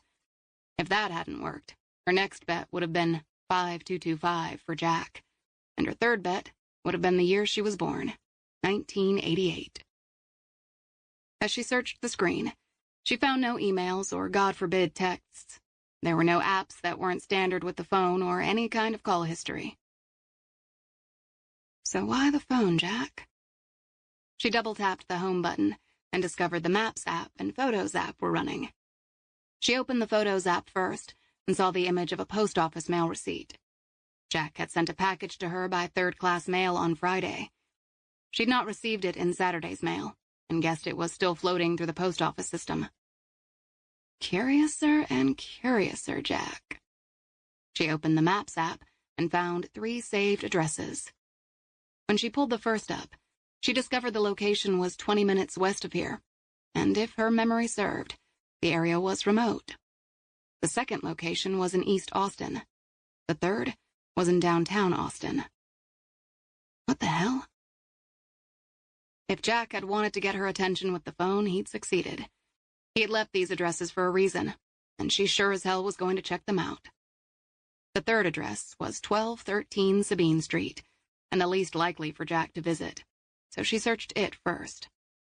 The address matched the location of the Travis County Medical Examiner's office. Interesting. She'd been in contact via voicemail with Faith McIntyre. Sometimes the world was a really small damn place. There was no staff page for the office, so she searched the site for Faith McIntyre. Service was unreliable out here at the salvage yard, and the phone was slow to pull up any links. As she waited, Someone pounded hard on the front door of the trailer. She tensed and reached for the cig. "Who is it?" "It's Dirk Crow. Who the hell's in there?" Dirk Crow, the brother she'd not seen since she was 1 or 2. He was a stranger to her, but his voice had Jack's familiar deep notes, and for an instant, she thought Pop had come back from the dead. "It's Macy Crow." She holstered her gun as she walked to the front door. She turned on the deck light, flicked back the curtain, and saw the large man standing with his feet braced and his hand behind his back. She'd bet money it was curled around a weapon. Dark hair brushed off a face that reminded her of Pop when she was a kid. Dirk, 9 years older than Macy, was the product of Jack's first marriage. He knew how to bend the law like Jack had, and was as good at flying under the radar as their Pop. Dirk, however, had no trouble breaking laws. When she opened the door, she found herself indeed staring at a younger version of her Pop. "The prodigal daughter has returned," she said. He looked her up and down, his brown eyes wary. "Well, you sure are as white as I remember, Snowflake." "So I am," she said. Though they were Jack's legacy, there was no real connection between the two. They shared no childhood memories or even DNA since she was adopted. "Who told you about Pop?" Dirk asked. "The Texas Rangers. And you?" "Got a voicemail from Ledbetter?" A small muscle pulsed in his jaw. "You live on the property, and I bet the cops still had a hard time finding you," she said. "They did." He shifted, his gaze narrowing as he looked at the lawn chair. "Ledbetter tells me Jack is at the morgue." "Yeah." "He wouldn't want a funeral." "I know. I'll have him cremated." "Why you?" "Do you want to do it?" she asked. "Nope. If you know anything about me, you know I don't like to get into town. And last I checked, the funeral home is in town." "Fair enough. That's why I'll do it." Her brother lived somewhere on the property, and from what Jack said, was good at keeping an eye on things and keeping the varmints away. "Where were you yesterday?" He rubbed his temple. "I was in El Paso on business. I came back as soon as I got the message." No sense asking what he'd been doing in El Paso. He'd not been here, and that was enough. "Jack trusted you with all the paperwork," he said. "Is there a will?" "That's the last thing on my mind right now. I want to know who killed Pop. Do you have any idea?" Dirk's nostrils thinned, and he drew in a breath, and then he scratched the black and gray stubble on his chin. "How the hell am I supposed to know?" "Because you're the one who stuck around. You saw him all the time, and you'd know better than anyone if he'd done something to piss someone off." "I hadn't seen Jack in over a week." "And if Jack were into something he shouldn't have been, you wouldn't try to hide it, would you?" she asked. "What do I have to hide from an FBI agent, sister?" he asked. "I doubt we have time to talk about all that you're hiding, but unless it's related to Pop, I don't care." She'd learned to bluff really well as an agent, knowing if she went in hot with a suspect and acted like she had the answers, they'd give up more than intended. "Aren't you the badass agent?" He shook his head as he rubbed a splintered spot on the deck with the tip of his worn boot. "When's the last time Jack went into Austin?" she asked. "I have no idea." "What about the local diner near here?" she countered. "Had he been there lately?" "He barely left the yard in the last year. Why are you so worked up about where he's been? He was killed right here." "Our old man was tortured and murdered. Everything he did in the last few weeks matters to me. What he did and who he saw is all a part of the puzzle." Dirk shifted, as if he were trying to shake off the edginess that was eating at them both, but couldn't manage it. "Jack serviced a rough crowd from time to time. He patched up some dangerous people." She'd warned Jack more times than she could count to keep clear of helping those who peddled in human flesh and drugs. "When was the last time he did that?" "It's been a couple of years. Like I said, he's been a hermit mostly." "Do you think he helped someone while you were gone?" "How would I know?" He reached into his jeans pocket, pulled out a can of dip, and wedged a pinch between his cheek and gum. You think someone like that killed him? Or someone looking for one of his patients? He was stubborn. He'd not have ratted out anyone. Pride rang under the words. I know. She shook her head, some of the steam venting from her temper. I'm going to find out who did this to Jack. I won't let his death go unsolved. That's good. Pop deserves as much. She grabbed her backpack and walked out of the trailer, slamming the door behind her. She kept Dirk in her line of sight and a safe distance away, knowing a guy his size could beat the hell out of her without really trying. The truth was, she didn't know or trust her brother. He followed, holding up both his hands in surrender. We got off on the wrong foot, Macy. I didn't come up here to stir trouble between us. I'm as upset as you, and I can be a blockhead like Jack used to be. Truce? Macy could play nice while she investigated Jack's murder. She crossed the deck and the hard red soil toward Jack's truck. Sure. Truce. Where are you going? Dirk asked. To a hotel. She tossed her backpack into the front seat and slid behind the wheel before slamming the truck door and turning on the engine. As she pulled out of the yard, she glanced in her rearview mirror and caught Dirk opening the trailer door. If Jack had told him about the hidden compartment, he was in for a treat. She drove for almost a mile before she hit a stoplight and pulled out the phone to check her browser for information on Faith McIntyre. The pathologist's picture appeared, and the instant Macy got a good look, she did a double-take. The woman was her age. She had blonde hair, and they shared the same blue eyes. The likeness was so similar that she thought for a moment she was staring at her own picture. A closer look told her she wasn't. Faith's face was slightly rounder than hers, and her eyes looked a little less jaded. The light turned green, and she drove ahead a few hundred yards toward a gas station. She pulled into the parking lot, not trusting herself to drive. The close resemblance was unsettling. What the hell? When she'd heard Dr. McIntyre's thick Texas drawl, she had never once thought it sounded familiar, or even remotely like her own. An unsettled feeling rolled through her, as if a quake were shaking the earth under her. Most kids might have fantasized about being adopted, or wondered what it felt like, but she'd never had to wonder. Ever since she'd realized most raven-haired, olive-skinned parents didn't usually make blonde-haired, blue-eyed babies nicknamed Snowflake, she'd assumed something was off.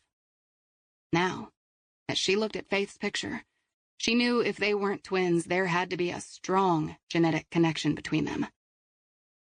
Her parents had come clean about her adoption when she was 8, but they'd never once mentioned she had siblings. Jesus, why hadn't they told her she wasn't alone? Her head was spinning as the screen image glowed. She wasn't sure how long she sat before she drew in a steadying breath. Shit, Jack. A simple conversation would have made better sense than all the secrets. One way or another, she'd meet Faith McIntyre. But for now, the Hill Country and East Austin addresses waited. She typed in the rural address, and when it loaded, she took a right onto the road and drove past a lone strip mall and scattered homes before the turnoff to Blanco, Texas appeared. The moonlight was bright enough to illuminate sparse brown land covered with scrub trees and bushes.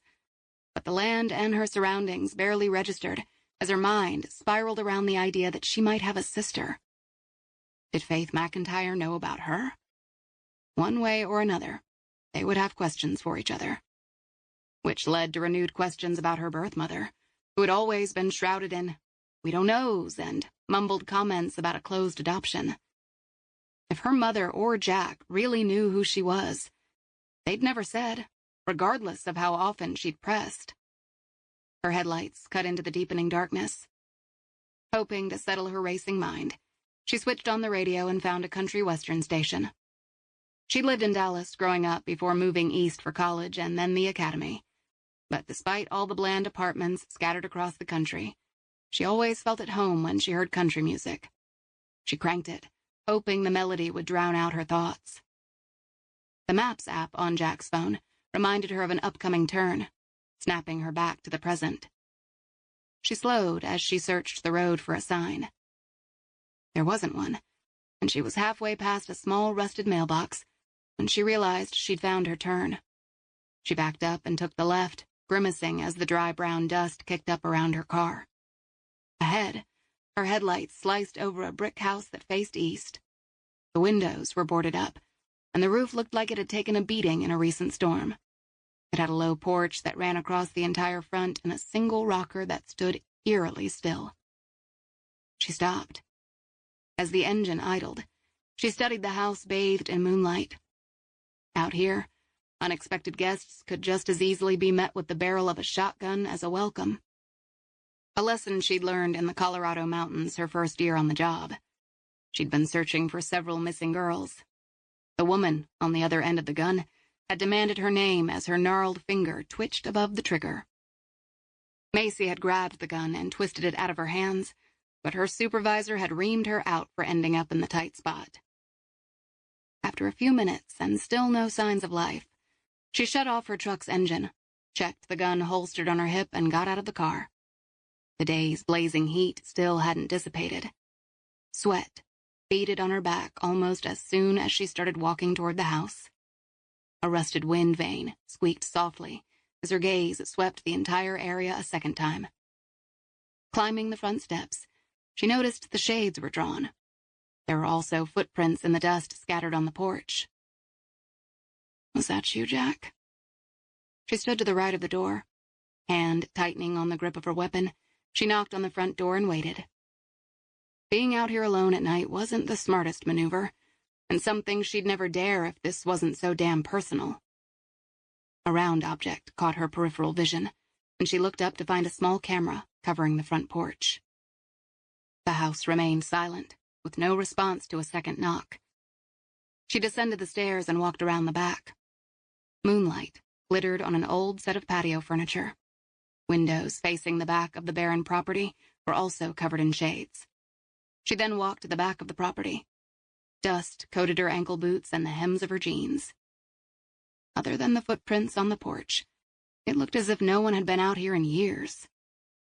Her gaze was then drawn to a row of 3 large rocks, arranged in a perfectly straight line. That kind of symmetry didn't happen in nature, and for some reason, the hair on the back of her neck rose. She realized what she was looking at. Grave markers. As she unholstered her weapon, she moved slowly toward the stones and saw a set of large footprints that circled the first stone several times. The footprints trailed to the second stone and the third. She knelt by the first and placed her hand on the sun-baked rock. The stones had no markings, but they were spaced almost exactly 5 feet apart. Jack had hidden this phone in a compartment beneath the carpet for a damn good reason. Using the Maps app was way out of his wheelhouse. "Pop, the phone tells me you were out here, but it doesn't tell me why." She scrolled to the next address, East Austin. She was convinced her old man had left her a trail of breadcrumbs, and in her entire career, she'd never been afraid to chase a lead. But this time, she truly feared what she'd find. Chapter 5. Monday, June 25th, 11:30 p.m. Faith didn't give the man a second thought as she crossed the tiled lobby of the hotel. Laughter and the clink of glasses drifted out from the hotel bar as she stepped onto the elevator. Her attention shifted to room 701. As the gilded doors slid closed, a hand reached between and pushed them open. She tensed for a second, thinking her admirer had followed, but then breathed a sigh of relief as Hayden casually stepped into the elevator. He stood stock straight, staring ahead without acknowledging her. Broad shoulders, muscled thighs, and braced feet commanded most of the horizontal real estate, and over 6 foot 2 inches of height ate into a healthy portion of the elevator's vertical space. "Looks like you made a new friend," he said. Tucking her purse under her arm, she locked her gaze with his in the door's reflection. "Not a friend. He's been watching you for at least a half hour, as I'm sure half the people in that room were tonight." Hayden was a foot from her, but his proximity warmed her skin.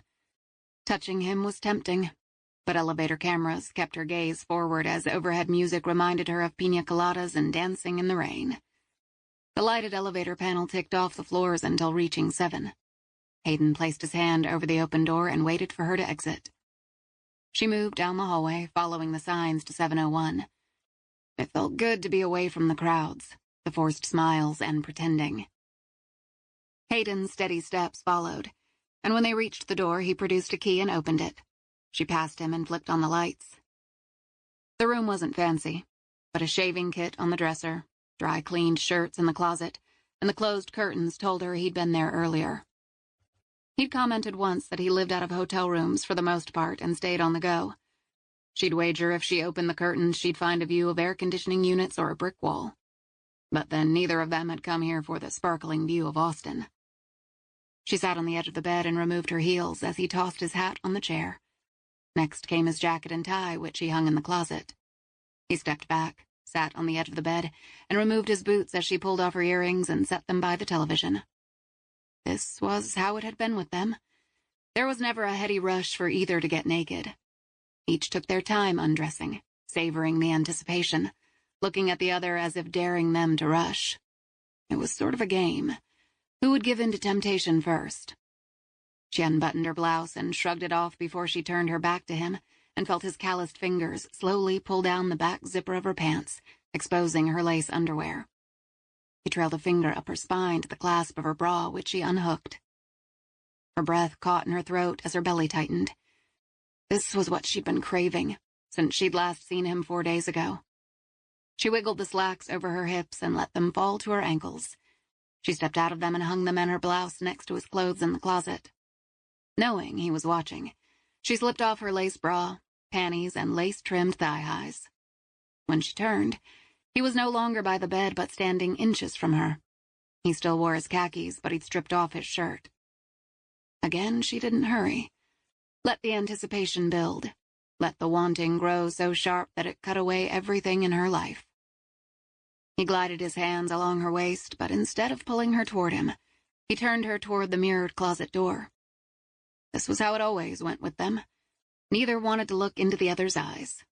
She didn't want to see him as a person, and she guessed he was pretending she was the woman he still loved. His hand slid over her buttocks and squeezed hard enough to make her try to squirm away. He reached around and cupped her mound, rubbing it until she was wet. When she began to wriggle, he drove his fingers between the folds. She sucked in a breath, not raising her eyes to his because she didn't want to see him. She only wanted to feel. His zipper opened. She heard the rip of foil, and he fumbled only for a moment before he pressed the tip of his erection against her bare skin. She flattened her hands against the mirror and arched toward him. He spread her legs and pushed into her with one hard thrust so abruptly her breath caught in her throat. He hesitated, allowing her body to adjust to him. Again, no kisses, no words, just patience for her body to fully open. When the tightening eased, he moved inside her slowly as his fingers pressed against her now very moist center. He'd learned very quickly which buttons it took to set her on fire, and he was pressing them all. A moan escaped her lips as he shoved into her harder with a fevered thrust she'd not experienced with him before. The tight control he always maintained had slipped, and she could feel a creature inside of him stirring. He pushed into her faster, and she found herself racing toward the edge of an abyss that she so desperately wanted to tumble into. With him inside her, the world faded, and she could simply surrender to sensation. A groan rumbled in his chest, and for the first time she opened her eyes. He was staring at her, with a mixture of pleasure and pain. She pushed his hand away and pressed her fingers to her clitoris. He gripped both her hips with his hands, and he thrust as she drew tighter and tighter circles around her core. And then a fuse lit, caught fire, and the explosion propelled her over the edge into the void. Her eyes closed, she arched back, and he thrust into her one last time before his body stiffened and the muscles in his neck flexed. Both stood still, breathless and savoring the last remnants of the climax. He smoothed his hand over her belly in a possessive, almost regretful way, as he slowly pulled out of her and stepped back. He vanished into the bathroom, and as he discarded his condom, she reached for her panties and bra. She shimmied into both and sat on the edge of the bed as she pulled her thigh-highs on. He came out of the bathroom and shrugged on his shirt. She stepped into her pants and tucked in her blouse. Without a word, she turned away from him, and he zipped them up. She worked the left and then right shoe on, and then tipping her head and jostling her hair back, she put her earrings back on. He was buttoning his shirt, but she could feel him watching. She picked up her purse, caught the rigid set of his jaw. "Keep me posted on the Ledbetter case. And be safe, Captain." "Will do." As she moved past him, he caught her arm and held her. She watched, uncertain. And then he leaned in, and for the first time, kissed her on the lips. It was still hungry, but there was also something deeper entwined with the desire. When he pulled back, she moistened her lips. "A kiss. Are we going steady, Captain?" "There's nothing steady about us." "Thankfully, no." He released her arm. "Why'd you say yes to me the first time?" "I don't know." She'd been very self-conscious that first time he'd entered her, and he must have sensed it had been a while. Now, without a word, she left the hotel room, the door shutting behind her as she made her way to the elevator. Wanting and loneliness trailed behind her, and she quickened her pace, knowing sooner or later they'd catch up to her. In his car outside the Driscoll Hotel, he tugged at the cuffs of his custom-made shirt, pleased that he'd blended so well with the city's finest in their swanky hotel. There was a time when he would have never made it past the front door. The bellman would have taken one look at his ripped jeans and dirty hands and called the cops. But those days, he kept reminding himself, were long gone. Not only would he never go back, but he would do whatever it took to keep them as far away from him as possible. He'd have followed Faith, if not for the Texas Ranger who'd caught the elevator just as its doors were closing. He had seen the Ranger arrive earlier and noted the two had exchanged a few words, but then they had appeared to go their separate ways, until the elevators. So Faith and the Ranger had a thing. Interesting. No one else had seemed to notice them. Attention to detail was what had gotten him off the streets and earned him a reputation as one of the best to call when a problem needed to be discreetly taken care of. Granted, this latest list of names was going to be a challenge, but that's why he got paid the big bucks. The front doors of the hotel lobby opened, and Faith stepped out into the ring of light. She glanced at her phone as the bellman approached, and a black four-door sedan pulled up.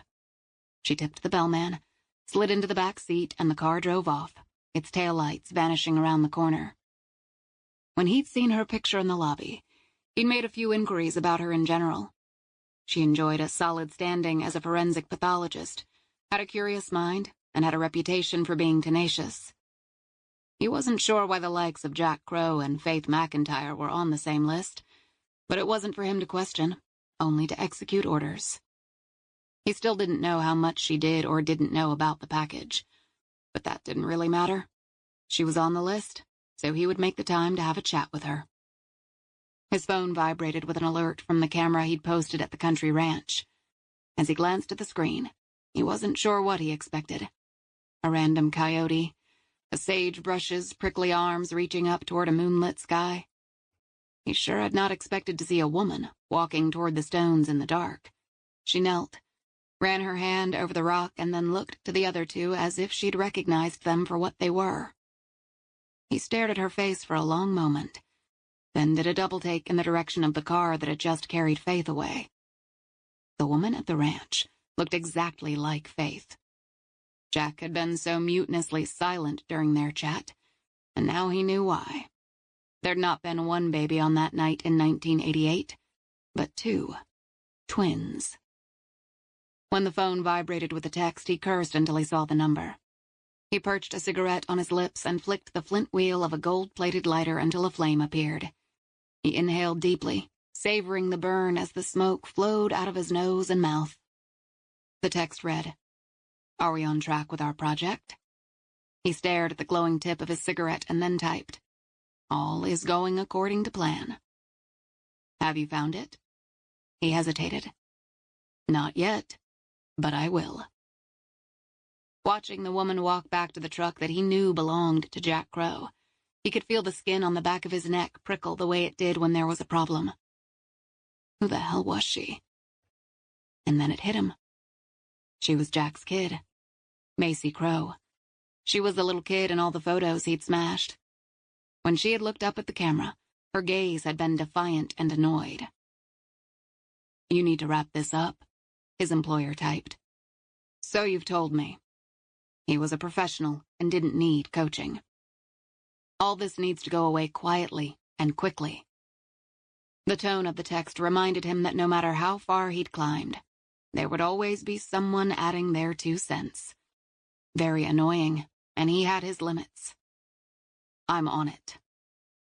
Macy had been to the ranch, no doubt tipped off by Crow. If she was curious enough to go to the ranch at night alone, she was tenacious like her old man. He admired her grit. Where would he send Macy next if he were Crow? When the answer came, he almost laughed. Chapter 6. Monday, June 25th, 11:50 p.m.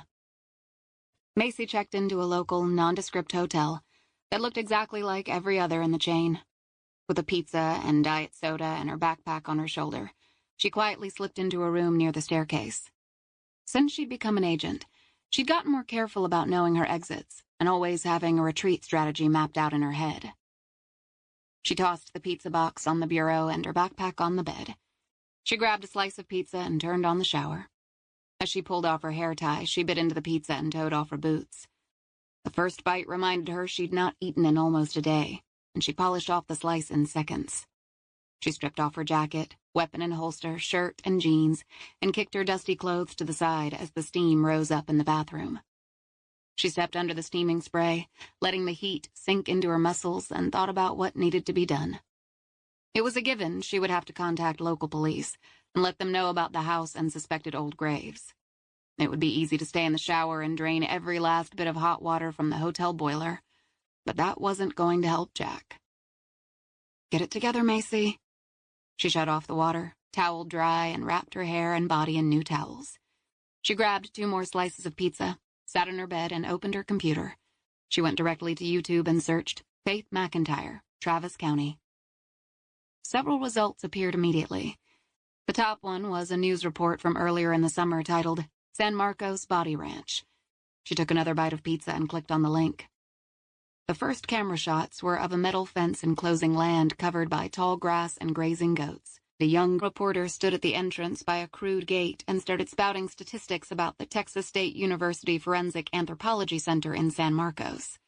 It was a research facility stocked with donated bodies, stripped of all their clothing and laid out on their backs so that scientists could study decomposition rates. The camera panned over several bodies protected by wire cages. The reporter cut to a woman inspecting a sun-bleached skull as she began to speak in a husky voice tinged with a Texas accent. The voice Macy had heard on her voicemail. The reporter introduced Dr. Faith McIntyre, and Macy leaned in and watched closely as the woman looked up toward the camera. Macy hit pause and stared at the face that could have been her own. Same blue eyes, same cheekbones, lips, ears, same everything. She opened a new window and quickly searched social media sites, but found no trace of Faith. Like her, Faith had no presence. She did another search and found a reference to Faith, who had appeared in the paper yesterday promoting an upcoming fundraiser for a youth shelter. If she wasn't this woman's identical twin, then she was related in some way. After all these years of not resembling anyone in her family, she'd found someone who looked exactly like her. That elicited a bone-deep satisfaction. She brushed a tear from her eye, along with any temptation to call Faith right now. First, Jack. Focusing, Macy searched the last address Jack had visited after he'd been to the ranch. The address matched a local bar in East Austin called Second Chances. On the bar's website, she learned the place had been owned for almost 30 years by a guy named Danny Garnett. Garnett didn't look familiar to her, and she guessed his age to be a few years younger than Jack's. One of the postings on Garnett's social media page promoted a Memorial Day celebration at the bar where all veterans drank for free. Why did Jack visit you, Garnett? Maybe the two had served together back in the day. Maybe they were friends. There was only one way to find out. She rose and redressed in a fresh pair of jeans and a shirt she'd crammed in her backpack very early that morning, dried her hair and reapplied some makeup.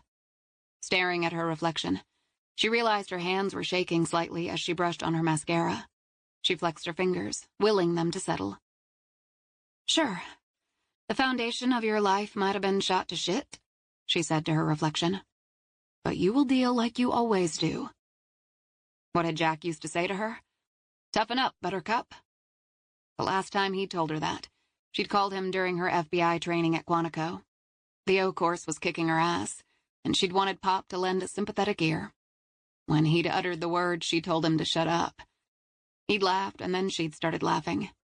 The next day, she had made it through under the 6-minute deadline. She snapped a picture of her driver's license, as well as her FBI identification, and then, for good measure, a selfie. She sent all 3 to her computer. She opened an email, dragged in the pictures, and typed in Faith's business email address. "My name is Macy Crow. I'm Jack Crow's daughter. We've spoken only through voicemail, but we need to talk in person. This might seem out of left field, but I believe we're related. I'm adopted, and have been searching for my biological roots for several years. My adoptive father, Jack Crow, passed away on Sunday, and ironically, you were the pathologist who took care of him.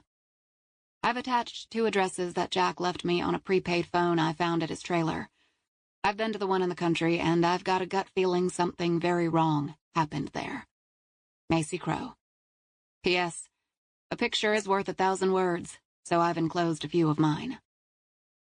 Instead of sending the email now, she scheduled it for 5 p.m. tomorrow. The delay gave her an out in case she got cold feet or had a chance to have this conversation with Faith in person. And given she just might have found 3 graves, she had to at least make contact with Faith in case it went sideways at Garnet's. She tugged her boots back on, but opted to leave her computer behind on her desk, along with Jack's keys and the phone he'd left her. Again, if it all went bad at the bar, or the email failed to send, or whatever else could go wrong, because Murphy's Law always bit hard, the cops would have the addresses. Macy checked her service weapon before settling it back in its holster on her hip and pulling on her jacket. She checked her backpack for her wallet and ID, as she always did, and left the room. She placed the Do Not Disturb sign on the doorknob. At 1 in the morning, she stood in the lobby and ordered her car, knowing the credit card purchase would create a digital trail that, God willing, any rookie cop could follow. The car arrived 5 minutes later, and she settled in the back seat, her backpack beside her. She watched the lights of the city race past as they drove east and toward the bar on 3rd Street. When the driver pulled up, she found second chances to be fairly unimpressive from the outside. The windows were small, the front door solid, and a red neon open sign flashed above the entrance. Out of the car, she drew in a breath, crossed the street to the tavern's entrance, and pulled open its heavy wooden door. It was a classic Austin bar, featuring a funky decor that included local art. The ceiling was painted a deep blue and covered in white clouds and stars. The round tables were painted different colors, and the chairs looked as if they had been sourced from multiple locations. Every stick of furniture in the bar looked as if it had been repurposed. What might have looked shabby in the daylight passed for charming at night. A country western song rumbled from a jukebox as the heavy scents of cigarette smoke and whiskey mingled. Conversation buzzed as a flat-screen television broadcast a boxing match as she crossed the bar made of white oak and covered in a thick laminate. Dozens of house-brand liquor bottles were shelved against a mirrored wall reflecting bright task lighting. Beside the bar was a corkboard that featured local sales, festivals, and even a reward for information on a missing girl named Paige Sheldon. 6 years on the human trafficking squad had her studying the girl's face and name. The girl had vanished almost 3 months ago, and Macy knew from experience that the chances of finding her alive were almost nil. She tried not to think about what happened to pretty girls taken by monsters. The bartender at the other end had his back to her. He was a big man, with immense shoulders and dark hair pulled back into a ponytail. Before he could turn, saloon doors separating the front of the house from the back swung open. The woman who appeared was in her late 40s. She had red hair fashioned into a top knot, sprouting loose curls that fell across a pale face splattered with freckles. Her smile was quick and warm. She wore a black Second Chances t-shirt that stretched over her large breasts and a full belly. "Hope you haven't been sitting there long," the woman said. "Nope, just arrived." She wiped the bar with a clean rag. "Looks like Garrett is preoccupied. What can I get you?" "I'd love a beer. Draft will do." "Coming right up." She placed an iced mug under the tap and pulled until beer and foam spilled over the edge. She set a napkin on the bar and then the beer, all in one fluid move. "You new in town? I've never seen you in here before. Macy took a sip. I was born and raised in Texas, but I haven't been back in years. I can still hear a bit of a Texas accent. She took another sip, deciding it was decent. Raised in Dallas, mostly by my mama. Once Texas gets in your blood, there's no getting it out. The woman filled a wooden bowl with salted peanuts and set it in front of Macy. So what brings you back? My dad passed, cleaning out his things. Sorry to hear that, baby. My name is Heather. I'm Macy. I was going through my dad's things, and I found a note saying he had a good friend who worked here. She lied. Danny Garnett? The woman's smile didn't vanish, but it seemed to freeze. Well, you found the right place. Garnett owns the joint. He's the lug over there. I didn't know my father that well, so I guess I'm trying to talk to anyone who knew him. It was always best to stick to the truth unless a lie was necessary. Made it easier to keep the story straight. The woman fiddled with a ringlet that coiled behind her ear. Who was your daddy? I might know him as well. Macy studied the woman's face closely as she took another sip of beer. Jack Crow? Heather's smile dimmed and she dropped her gaze. Macy knew enough about body language to know the woman recognized Jack's name, and she'd looked away so she could compose an answer she thought would work best. Jack Crow? Yeah, he owned a salvage yard about 15 miles from here. I barely knew Jack growing up, so I'm on this discovery tour. I only have a few days before I have to get back to school. I teach kindergarten. Heather raised her gaze and the smile returned. I had to think for a minute. It's been a long time since I've seen Jack. Maybe Heather had not been there the day Jack visited. Or maybe she was lying. He's a hard man to forget. Heather tapped her index finger on the bar as if pinning down a memory. I remember a big bear of a man like Garnett. That was Jack. You think I could talk to Garnett? Sure thing, baby. Heather tossed a faltering smile and then moved down to the end of the bar. She placed her hand on Garnett's shoulder, and he looked a little annoyed until she leaned in and spoke. Garnett's body straightened, and his smile faded. Macy couldn't hear, but she guessed news of Jack Crow's kid arriving wasn't good. When Garnett turned, he wore a broad grin on his face. He studied her as he moved closer. She sipped her beer, meeting his gaze and doing her best to smile, even as she wondered if he was the guy who had broken Jack's fingers and knee before her old man's heart had seized. You must be Garnett. I sure am. And you're Jack Crow's kid. Heather tells me Jack died. Heart attack on Sunday. The lines on Garnett's face deepened. I can't believe it. Yeah, it was out of the blue. No one saw it coming, she said. She imagined the worry and sadness that had flashed in his gaze giving way to something more hard and calculating. But whatever she thought she'd seen was gone as quickly as it had come. He said you two were friends back in the day. We sure were. He saved my ass a few times. That 1,000-watt smile dimmed just a tad. So, how did you find me? Saw a note with your name on it. Jack didn't have many friends, so I took a chance. Pretty savvy for a kindergarten teacher. She laughed. You've got to be quick to stay ahead of those 5-year-olds. His deep-throated laugh rang a little hollow. I wouldn't know. I don't have kids.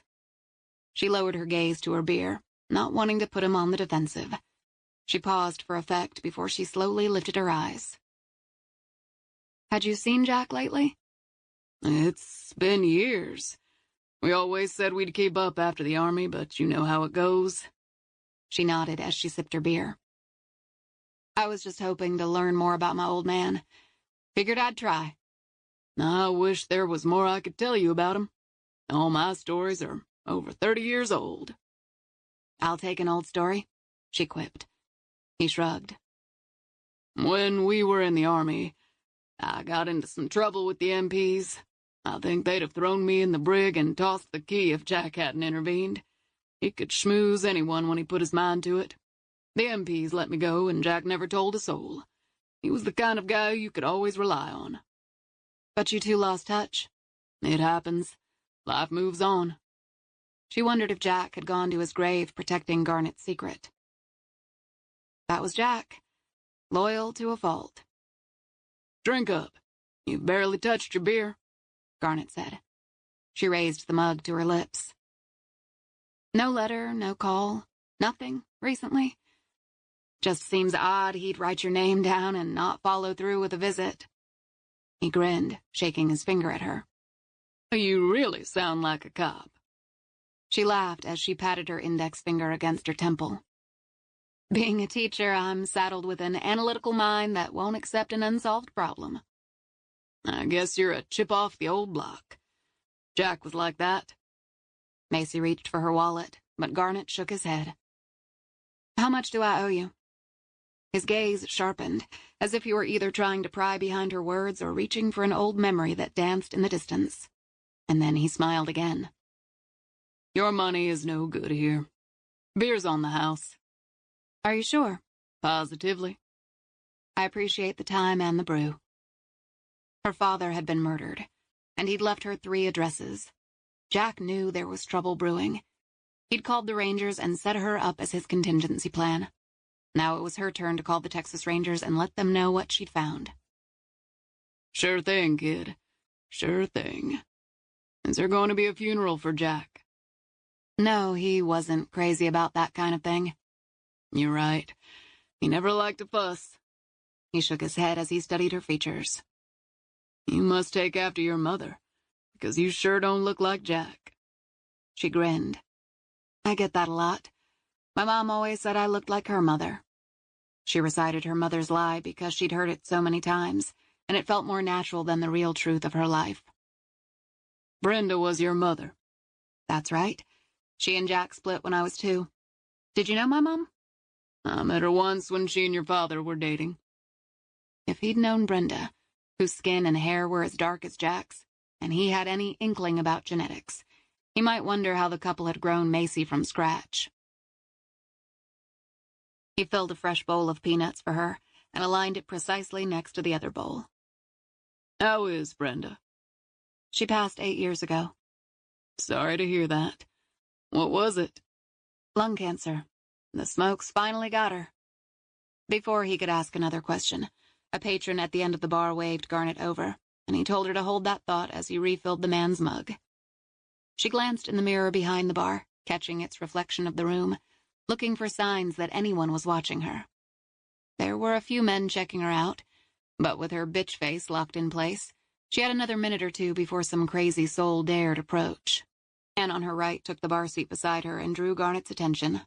She didn't bother a glance as his rusty voice ordered scotch. He didn't acknowledge her, but reached in the bowl of nuts and scooped up a handful. He crunched on nuts as he waited for Garnet to bring him his drink. Finally, he asked, "Do I know you?" "I don't think so, pal." A glance to her right revealed a good-looking man, in jeans and a V-neck lightweight pullover. He'd pushed up his sleeves, revealing sinewy forearms. "I could have sworn I saw you the other day," he said. If she'd been feeling generous, she'd have given him a point for persistence. But she wasn't, so he got 2 strikes for his inability to read social cues. "Not me. I don't live here." "What brings you to Austin?" he asked. "I didn't come for conversation." He laughed. "Ouch. Tough crowd. My name is—" "I don't want to know." With her new friend sitting here, she'd have no opportunity to really ask Garnet anything, and decided her visit was officially a bust. She pulled a 20 from her pocket and laid it on the bar, knowing she didn't want anything for free from Garnet. She took one last long pull from her beer and slid off her bar stool. "Leaving so soon?" the man asked. "I have an early flight in the morning." "Back to—" "An enchanted land far, far away." He scooped up another handful of nuts. "It's a small world. My Spider-Man sense says we'll see each other again." He tossed several in his mouth. Crunch, crunch. She rose and left the bar. After crossing the street, she decided to cut down the side street as she fished her phone from her pocket and ordered another car. The driver promised to meet her on the street that ran parallel to this one near the park. When she wondered why, she then realized this section was one way. As she walked, she saw another poster of Paige Sheldon. This one was torn and weather-beaten, and someone had written a mustache over her smiling lips. When did a missing girl become a damned joke? Without thinking, she snapped a picture of it with her phone. Might mean nothing, but better to have the reference at her fingertips. Walking away from the bar down 3rd Street, she searched her phone for Mitchell Hayden's phone number. Unlike Spider-Man's sense, she did trust her own, and it was telling her that the morning was going to be too late to call the Rangers. Just outside the arched entrance of Comel Pocket Park, she saw a homeless man. He was wearing an Army-issue jacket, and when he looked up, their gazes locked. For a quick instant, he reminded her of Jack, and she wondered where Jack would have ended up without the salvage yard. Knowing she'd given her last 20 to the bartender, she crossed the street to an ATM, pulled out $60 and returned to him. She gave him 20. "Thanks, pretty lady," he said. "Don't drink it. Get something to eat." "I will." He crumpled the bill up into a tight fist. "I was just dreaming about a hamburger." Now is the time to get one. She thought about the poster of the girl and pulled it up on her phone. "Have you been around here long?" "Years. This is my home." She showed him the picture. "Did you ever see this girl?" "The missing girl?" "That's right. She vanished in May." "I saw her around. She wasn't here long, though." "Where do you think she went?" He shrugged. "People come and go. That's the way it is." "Did the cops ever talk to you?" Macy asked. His eyes narrowed. "Are you a cop?" "No, man," she lied. "Just a girl wondering if I'm even playing with the right puzzle pieces."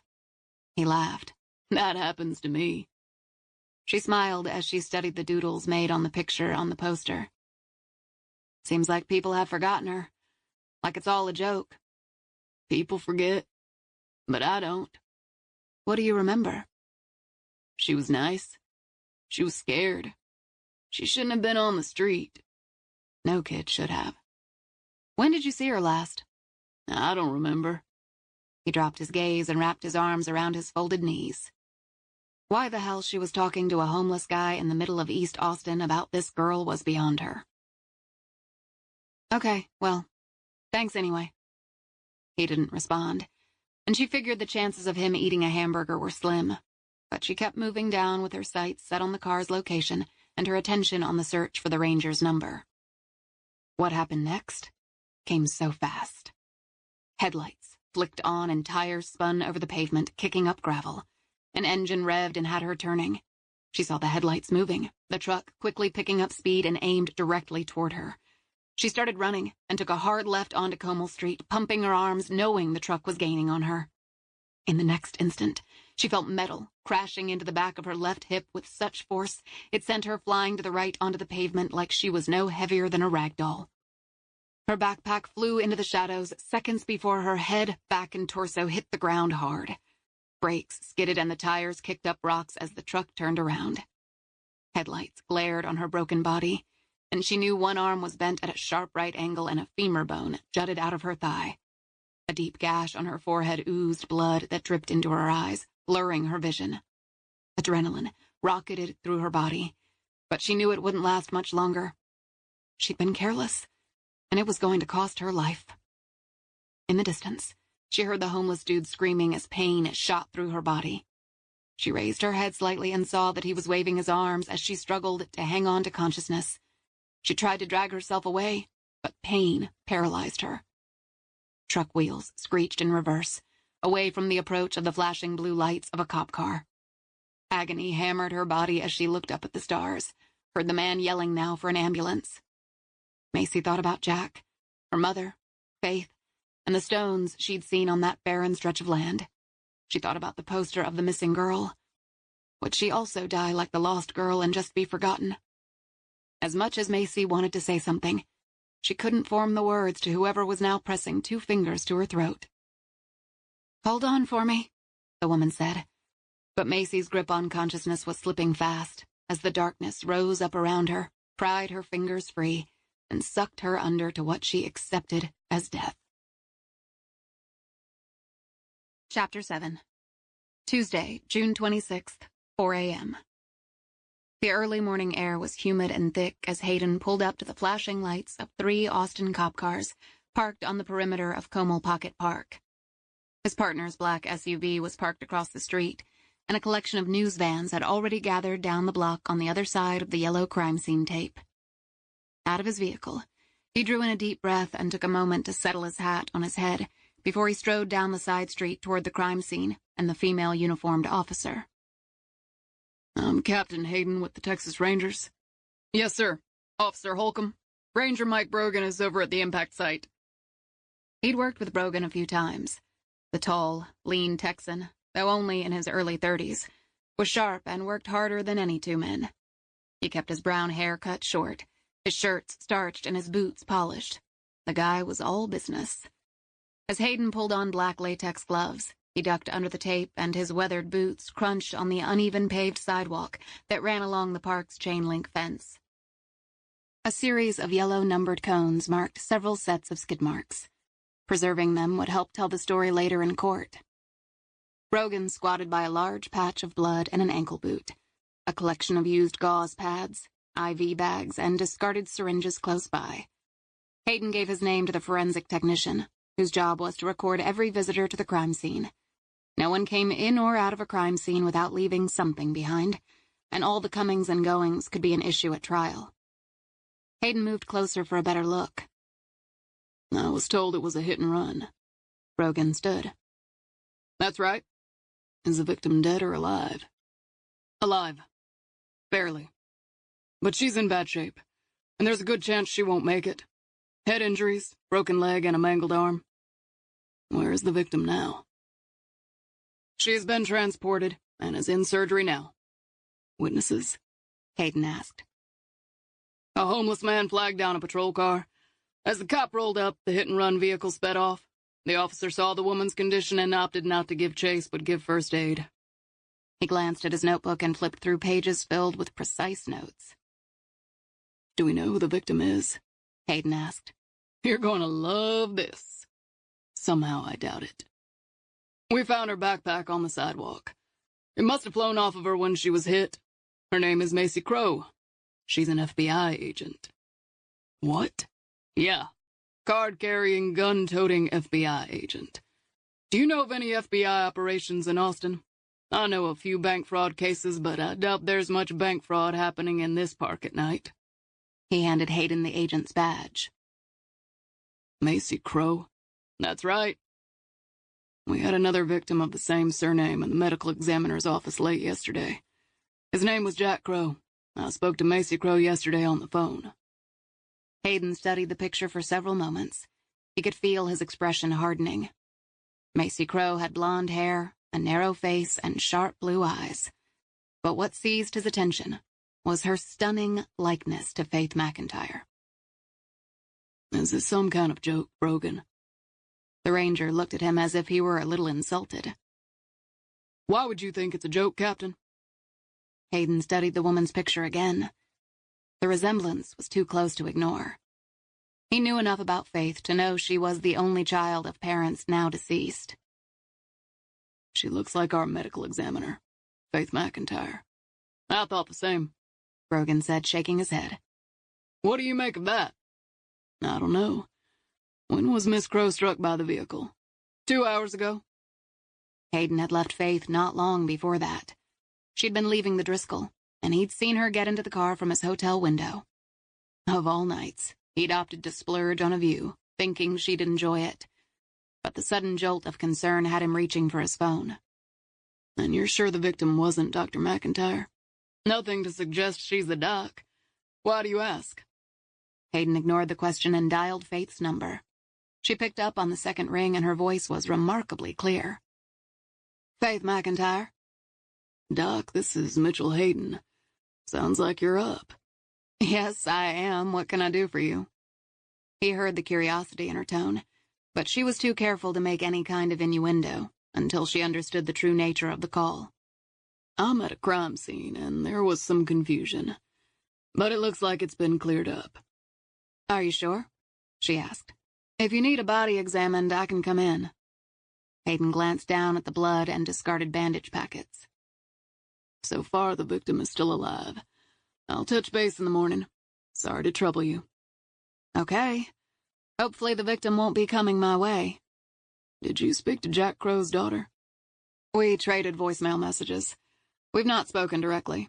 She was headed to Austin. Why? I've got to run. I'll call you in the morning. One way or the other, Faith would have to be told about Macy Crow. What's going on? She asked. Something's off. I'll explain all in the morning. Trust me on this. Sure, but I want the full story tomorrow, Faith said. Understood. He hung up, realizing he was deeply relieved Faith had picked up the phone. Brogan held up a bagged cell phone and handed it to Hayden. Her last search on her phone was for the Texas Rangers. Did she place a call? No. I also called Quantico, and the ASAC confirmed she's an agent, but he couldn't or wouldn't say what she was working on. Thought maybe you could give your sister a call and find out what she knows about Macy Crow. He texted his sister, Special Agent Kate Hayden. She traveled with an FBI profiling team and had made it a standing policy that Hayden and his mother text rather than call. She promised to respond as quickly as she could, and had always kept her word. In his text, he supplied the victim's name, description, and a request for information on her latest case. Moments later, he received a curt, "Roger that." Kate was brilliant, and though her specialty was forensic linguistics, she was a woman of few words. Some saw her silence as arrogance, but he knew Kate was always thinking and processing, and often forgot about social niceties. They were two peas in a pod, according to their mother. She'll get back to us. Hayden slid the phone back in his breast pocket. Where's your sister these days? Brogan asked. No idea. A few buddies of mine in San Antonio say she's as charming as you. Kate had solved a complex case in San Antonio recently, but had ruffled a few feathers in the process. I'm still the nice one. Shit. Brogan adjusted his hat, shaking his head. Remind me to stay clear of your sister. Macy Crow's in town because her old man was murdered. Since she's FBI, I'm guessing she wanted to know more about what happened. Brogan nodded. Takes matters into her own hands. Something we both would have done. So what the hell was she doing in this part of town? I don't know. Despite what was portrayed on television, the FBI didn't just roll into town and take other investigations. They worked in conjunction with local law enforcement, and when they had an operation, they kept the Texas Rangers apprised. Did the responding officer say anything else? Hayden asked. Said the victim tried to speak but was incoherent. She then lost consciousness. Is an Austin PD detective on scene? Hayden asked. Detective Lana Frank is en route. She's juggling 2 other homicides tonight. Where is Crow's backpack? Over there in the shadows where it fell. No one other than me has touched it yet, Brogan said. Let's have a look at it. Hayden signaled to the forensic technician what he was doing and waited for her to follow with her camera. As the technician snapped pictures, he moved around the bloodstain on the road and through the grass to the red backpack now lying up against the chain-link fence of the park. The backpack was marked with a yellow evidence tag. He knelt and unzipped it and found a wallet, a hotel room key, and several fast food receipts. Where's the officer who responded? Hayden asked. Officer Beth Holcomb is over by her vehicle, Brogan said. He rose, asked the technician for pictures and an inventory of the bag, and then found Officer Holcomb. She was talking to an older man, wearing disheveled clothes and carrying a large grocery bag crammed full of clothes and food. Holcomb, mid-sized with an athletic build, had pulled back her black hair into a neat bun at the base of her neck. Hayden extended his hand and introduced himself in Brogan. Officer. She shook his hand and then laid her hand on the forearm of the man beside her.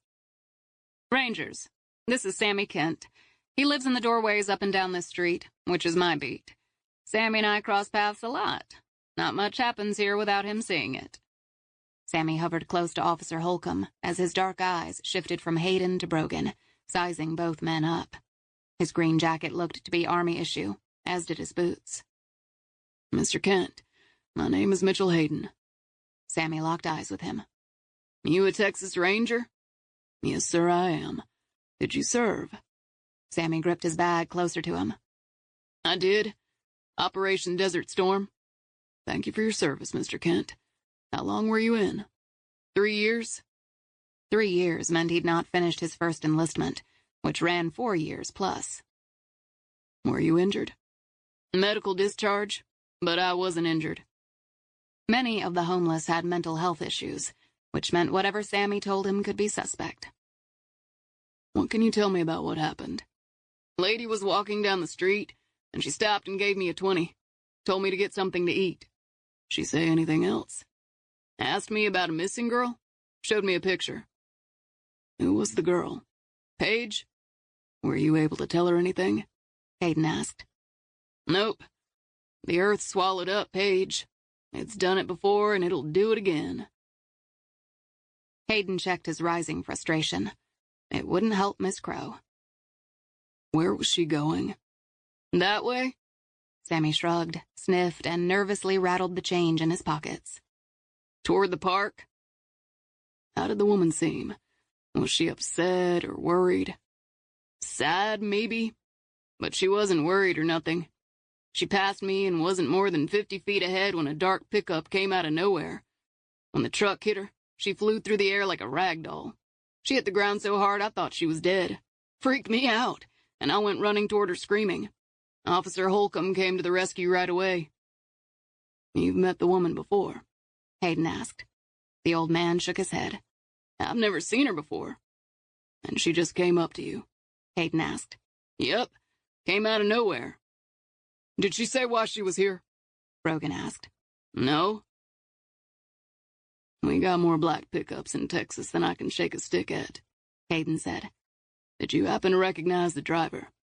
No, never saw the face, but I think it was a guy.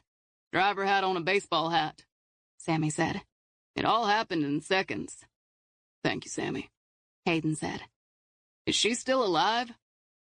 So far, Hayden said. I saw a guy fly like that once, Sammy said. After an IED blew up. He lost his legs, and he was screaming something terrible. But this woman that was hit tonight... He paused to steady his voice and pressed fingertips to his tearing eyes. She didn't scream. Hayden patted the man on the shoulder, waiting for him to steady himself before he turned to the policewoman. Officer Holcomb, are there security cameras posted along the street? Holcomb nodded. Several of the businesses around here have them. And there's my body camera and dashcam footage. I want to see that right away. Hayden fished out a 20 from his pocket. Officer, can you buy Sammy a meal? Sure, she said. Thanks. Keep me posted on how she's doing, Holcomb said. She's one of us. I will. Hayden's phone rang and he saw his sister's name on the display. He walked away from Sammy, Brogan, and Holcomb. Kate. I made calls regarding Macy Crow. Her tone was clipped and sounded slightly annoyed. It was always directly to the point with Kate. No, how are you doing, or how's the weather? Small talk was foreign to a sister. However, when Sierra died and Kate had been in northern Maine leading an investigation, she'd driven 3 hours to the nearest airport and taken a red-eye so she could be present at the funeral. He'd not spoken to her or anyone that day. He'd been so broken and angry. After the visitation at their mother's house, Kate had left Austin. These days, he and his sister shared a mutual respect and had each other's backs, but no one would ever describe them as warm and sensitive. Give me what you have, he said. Macy Sunday Crow, age 30, was attached to Quantico, Virginia. She's also spent time in the Denver, Seattle, and Kansas City field offices. She looks much younger than 30. He thought the same about Faith and had been surprised when Sierra had told him she was a pathologist. For the last 6 years, she's worked juvenile sex trafficking cases because she can pass as a teenager. She broke a big case about 2 months ago and was just promoted. On Sunday, she called her boss, said her father had died, and she was taking personal time. Does she have a boyfriend or other family? No to a boyfriend and yes to a brother who lives in the Austin area. I have no address for the brother. Neither did he. So far, there'd been no sign of Jack Crow's son. Any cases she was working that might have triggered this attack? Like I said, that human trafficking case was big. According to the woman's file, she's not afraid to mix it up. She'll throw down with the best of them. Kate could have been describing Faith. Thanks, Kate. Of course. Have you called Mom lately? He didn't get Kate on the phone often, but had promised never to let her go without trying to connect. He could hear the gears in her very linear brain shifting from professional to personal. She's on a cruise with 3 of her girlfriends from church. She's actually back. I saw her 2 days ago. She says she's left you messages. I'm working a case. Kate was obsessive when she was working. Call Mom, Kate.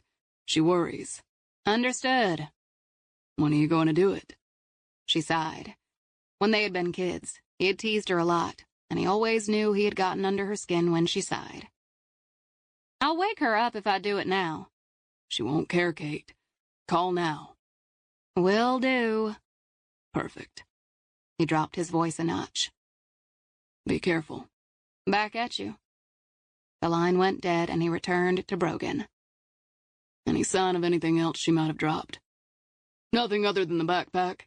The paramedics did say she was wearing her service weapon. I'll check at the hospital and find out what was in her pockets. How long will Agent Crow be in surgery? She won't be out for a while, and that's assuming she makes it that long, Brogan said.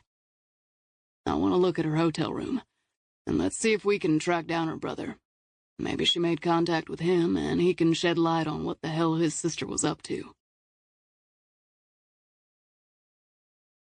Chapter 8. Tuesday, June 26th, 4:30 a.m. Faith hadn't been asleep when Hayden had called. She'd been fully awake, lying in bed staring at the ceiling, watching the shadows play overhead, wishing away the night.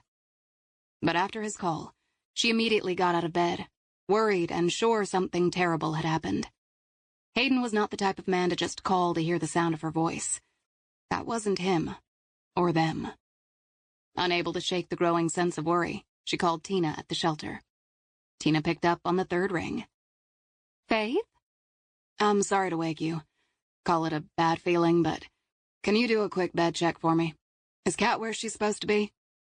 Tina cleared her throat. Give me a second. Faith paced her room as she waited for Tina's return. What was it that had torqued her up so much? Why did everything just feel so wrong? Faith, Tina said, sounding more alert. All present and accounted for, including Kat. The information didn't ease the tension banding the muscles in her stomach. Thank you for checking. I'm sorry I woke you. You okay? Tina asked. My brain is working overtime. She threaded her fingers through her hair. Again, I'm sorry. No worries. Even after she hung up, the sense of dread would not leave her, so she simply made tea and sat on the couch. Her feet curled up under her, and with a warm cup in hand, she watched a Home Shopping Network show advertising some new line of dipping bowls created by 2 Virginia-based designers. For reasons she didn't understand, her mind kept drifting to Hayden's odd question about Jack Crow's daughter. He had actually sounded worried and a little unsure. She feared that hit-and-run victim would be in her office soon. Finally, at 5, she laced up her running shoes and went to the community gym, where she logged 4 miles on the treadmill. Work and life had gotten in the way of her runs lately, and it felt good to break a sweat and stretch. By 7 a.m., she was showered, dressed, and walking through the front door of the medical examiner's office. She spent the morning responding to phone messages regarding recent autopsies. She often received calls from family members who needed medical terms translated into plain English so they could better cope with their loved one's death. These people were vulnerable and emotionally distraught, and they relied on her professionalism and kindness to survive the grief. The last message was from Kevin, the man who'd bumped into her at the hotel last night. He tracked her down. I wondered if you'd like to meet for coffee. Amused, she hit delete. She imagined Hayden kissing her, his hand to her breast, and her heart beating a lot faster. Sorry, Kevin. I have enough complications right now. As tempted as she was to call Hayden, she left it to him. He'd said he'd call, and that was good enough for her. She spent the next hour writing up her final reports on 2 autopsies she had performed 2 days earlier. The first patient had been a 70-year-old woman who'd been on the golf course with her friends when she'd suffered a massive stroke. She was dead before the ambulance had arrived, and her children wanted to know if she had suffered. The subject of her next report was a 53-year-old male, successful by all accounts, who died of an overdose of painkillers and alcohol. She filed both reports and met Nancy in the autopsy suite. It was close to noon when she checked her office voicemail and discovered another phone message. It was from the principal at Kat's school. This is Principal Boswell at the high school. Kat Jones hacked into the school computer system today. She didn't disturb anything, but she proved she could do a lot of damage if she chose to. According to our school records, you're her emergency contact. Kat hadn't mentioned this tidbit about assigning her as the emergency contact. We're sending her to the shelter. She has a 3-day suspension. Faith closed her eyes as the principal rattled off her name and number. Damn it, Kat. Did I hear my name? Faith looked up and found the girl standing in the doorway, backpack slung over her shoulder, and 2 cappuccinos in her hands. She set one on Faith's desk. A token. Faith sipped the coffee, glad it was hot and strong. Computer hacking? Really? Kat sat, tapping her finger against the side of her cup. I didn't screw with anything. I was just nosing around. And showing others how to do it? Teach the children, as they say. She sipped her coffee. Besides, the next 3 days will give us bonding time. I have work to do. You have class assignments to turn in. You are going back to the shelter. Kat's brow furrowed with frustration that went deeper than any worry over a school suspension. I'm ahead of the teachers. I showed them how to solve problems. Makes them feel threatened and challenged. And I get bored. And the kids at the shelter are fucking morons. Enough with the swearing. So now we're in 1900? Do you want me to wear a hoop skirt, too? Wrong historical reference, and we're in my office, so don't swear. So what do we do? Kat asked. I take you back to the shelter, and then I return at 5:30 p.m. and take you to your OBGYN appointment. I hate it at the shelter. Faith reached for her purse. Let's go. You're still wearing scrubs, Kat persisted. I'm coming right back. They made their way through the building, and when they were seated inside Faith's car, her phone rang. It was PJ. Buckle up. More eye-rolling as Kat clicked her seatbelt. Faith accepted the call. PJ. So, a little bird, meaning my mother, tells me you broke a few records with your fundraising last night, he said. I haven't had a chance to talk to Tina or Margaret yet, but I'm headed to the shelter now. You will be pleased. You did an amazing job. It wasn't me. Your mother needs to take all the credit. No one organizes an event like that better than her. She put the car in gear and drove to the parking lot exit. Kat turned on the radio and chose a rap station. Faith turned it down, shooting her a badass glare that made the girl chuckle. What else is up, PJ? I also wanted to update you on something else. Remember when you asked me to look into your adoption? Sure, right after your dad died. As Kat reached for the radio dial, Faith tossed her a warning look that dared her to try. It did the trick. She turned right onto the street and made her way to the first stoplight.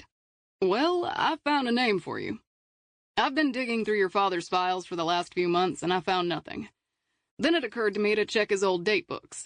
I retrieved them from archives a few days ago. Your father was a stickler for keeping meticulous details of his appointments. The book I'm looking at now dates back to 1987. The year before she was born. Okay. Your father had a series of meetings with a woman by the name of Josie Jones. The first meetings were in July of 1987 to discuss a shoplifting charge she was facing. You remember he did a lot of pro bono work then? I remember hearing Mom talk about it. Russell defended Josie and got all the shoplifting charges dropped. A horn honked behind her, and she realized the light had turned green. She started driving. Okay. She appears in his date book 10 more times after her case was cleared. The last entry was May 2nd, 1988. That was a month before I was born. I had a buddy in robbery pull her picture.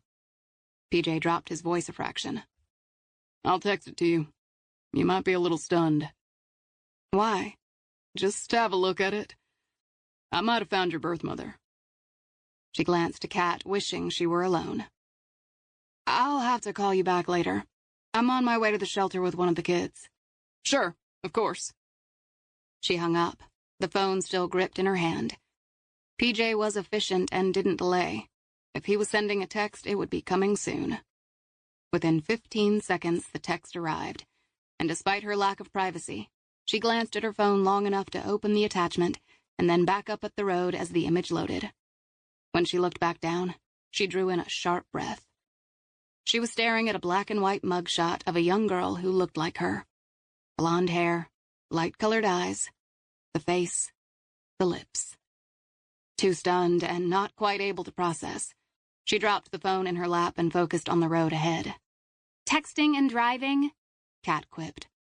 I know, it's a bad combination. As if sensing Faith's unease, Kat held in whatever comeback she had at the ready. What's going on with you? You look like you've seen a ghost. I might have. Who is it? Josie Jones. She could be my birth mother. Can I see? Normally far more guarded, Faith handed over the phone. Wow, you do look like her. I didn't know you were adopted. Kat stammered. You make it sound like it's a bad thing. I'm not sure if it's good or bad, Kat said. It can be a very good thing if handled properly. Kat sat in silence for a moment and then handed back the phone. You've never heard anything about your mom before? No. My parents didn't like to talk about it.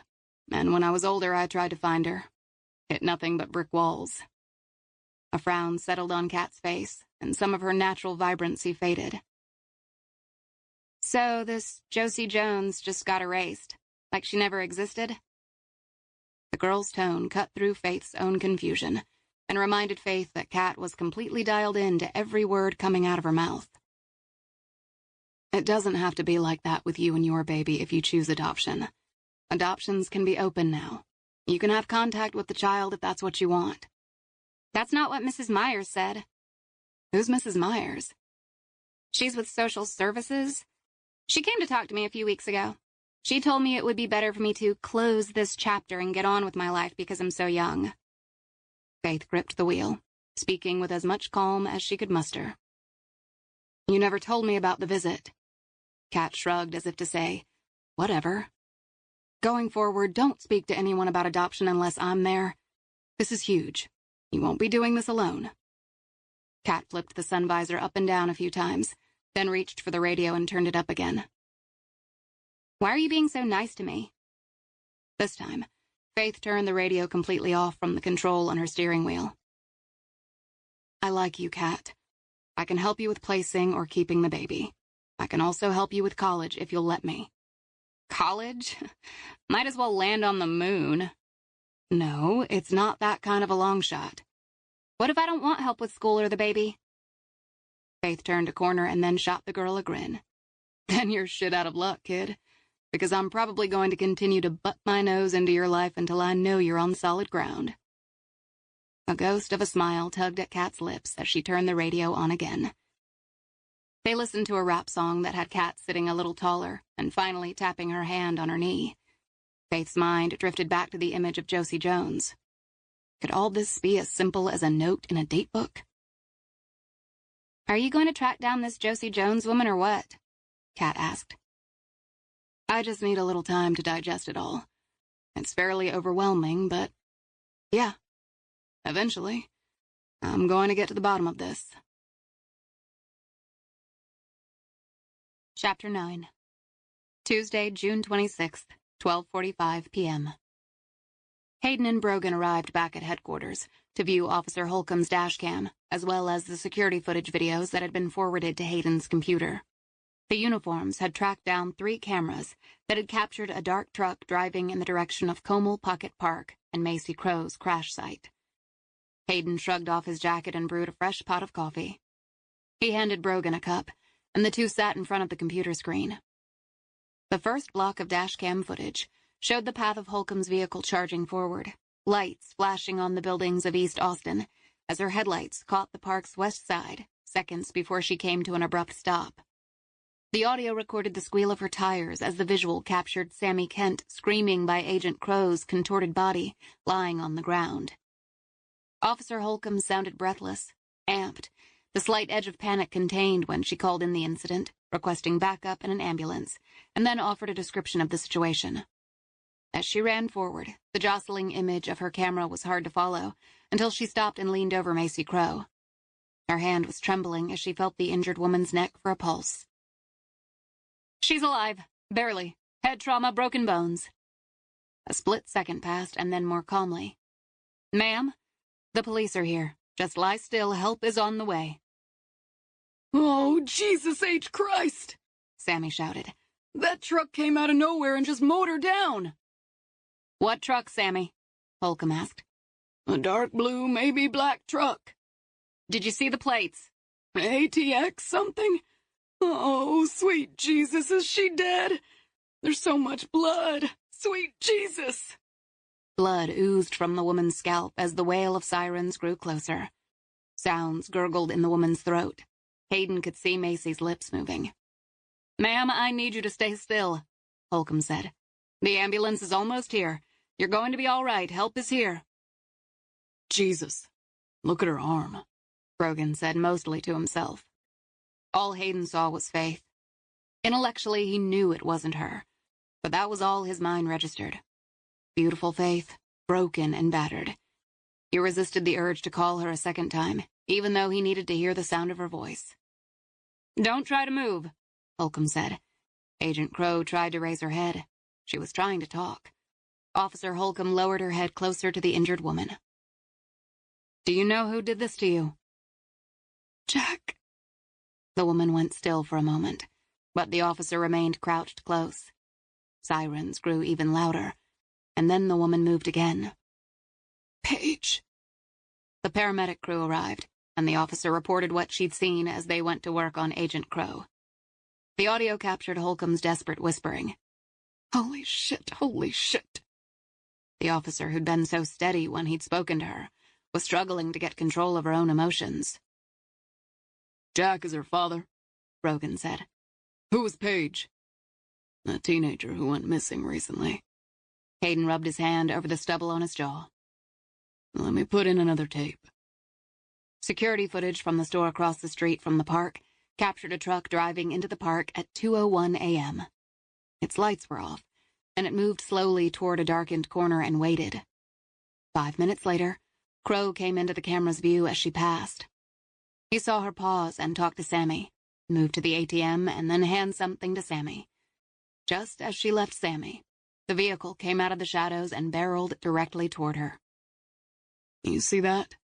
Hayden said. "That was no accident. I got a partial on the plate along with the make and model," Brogan responded. "Running it now." 10 minutes later, they had the name of the owner of the vehicle, a 2008 Ford truck that had been reported stolen several hours before. "The truck belongs to Randy Kelly. He lives in North Austin. He's been arrested for selling narcotics and is currently on probation. Let's have a talk with him," Hayden said, reaching for his jacket. Hayden and Brogan drove to the North Austin neighborhood and to Randy Kelly's apartment building. They climbed to the second floor and banged on his door. Inside, they heard footsteps, muttered oaths, and a lock turn. "Who is it?" "Texas Rangers. We're looking for Randy Kelly." 2 more locks clicked and the door opened. The guy who stood before them was shirtless, wore jeans, and his hair stuck up. "That's me. You find the truck?" "Mind if we come in, Mr. Kelly?" Hayden asked. "I have questions." Kelly nodded and stepped back. "Is my truck okay?" "Your truck was used in a crime we're investigating." "Shit," Kelly whispered as he pulled on a shirt that had been on the floor. Kelly's one-room apartment had a Murphy bed, a small kitchen, and a bathroom. Several action movie posters decorated the walls. A couple of pizza boxes were stacked on the kitchen counter, and dirty clothes were scattered on the floor around a card table holding a laptop. "Where did you last park your truck?" Hayden asked. "I work construction and odd jobs. I slipped into a bar to get a beer yesterday evening, and when I came out, the truck was gone." "What is the name of the bar and where is it?" Hayden asked. "It's in East Austin. Rodney's, on Linden. I parked the car on 7th Street and went in for a couple of hours. I came out around 11 and no truck. I called the cops right away." "You're sure about where you parked your truck?" Brogan asked.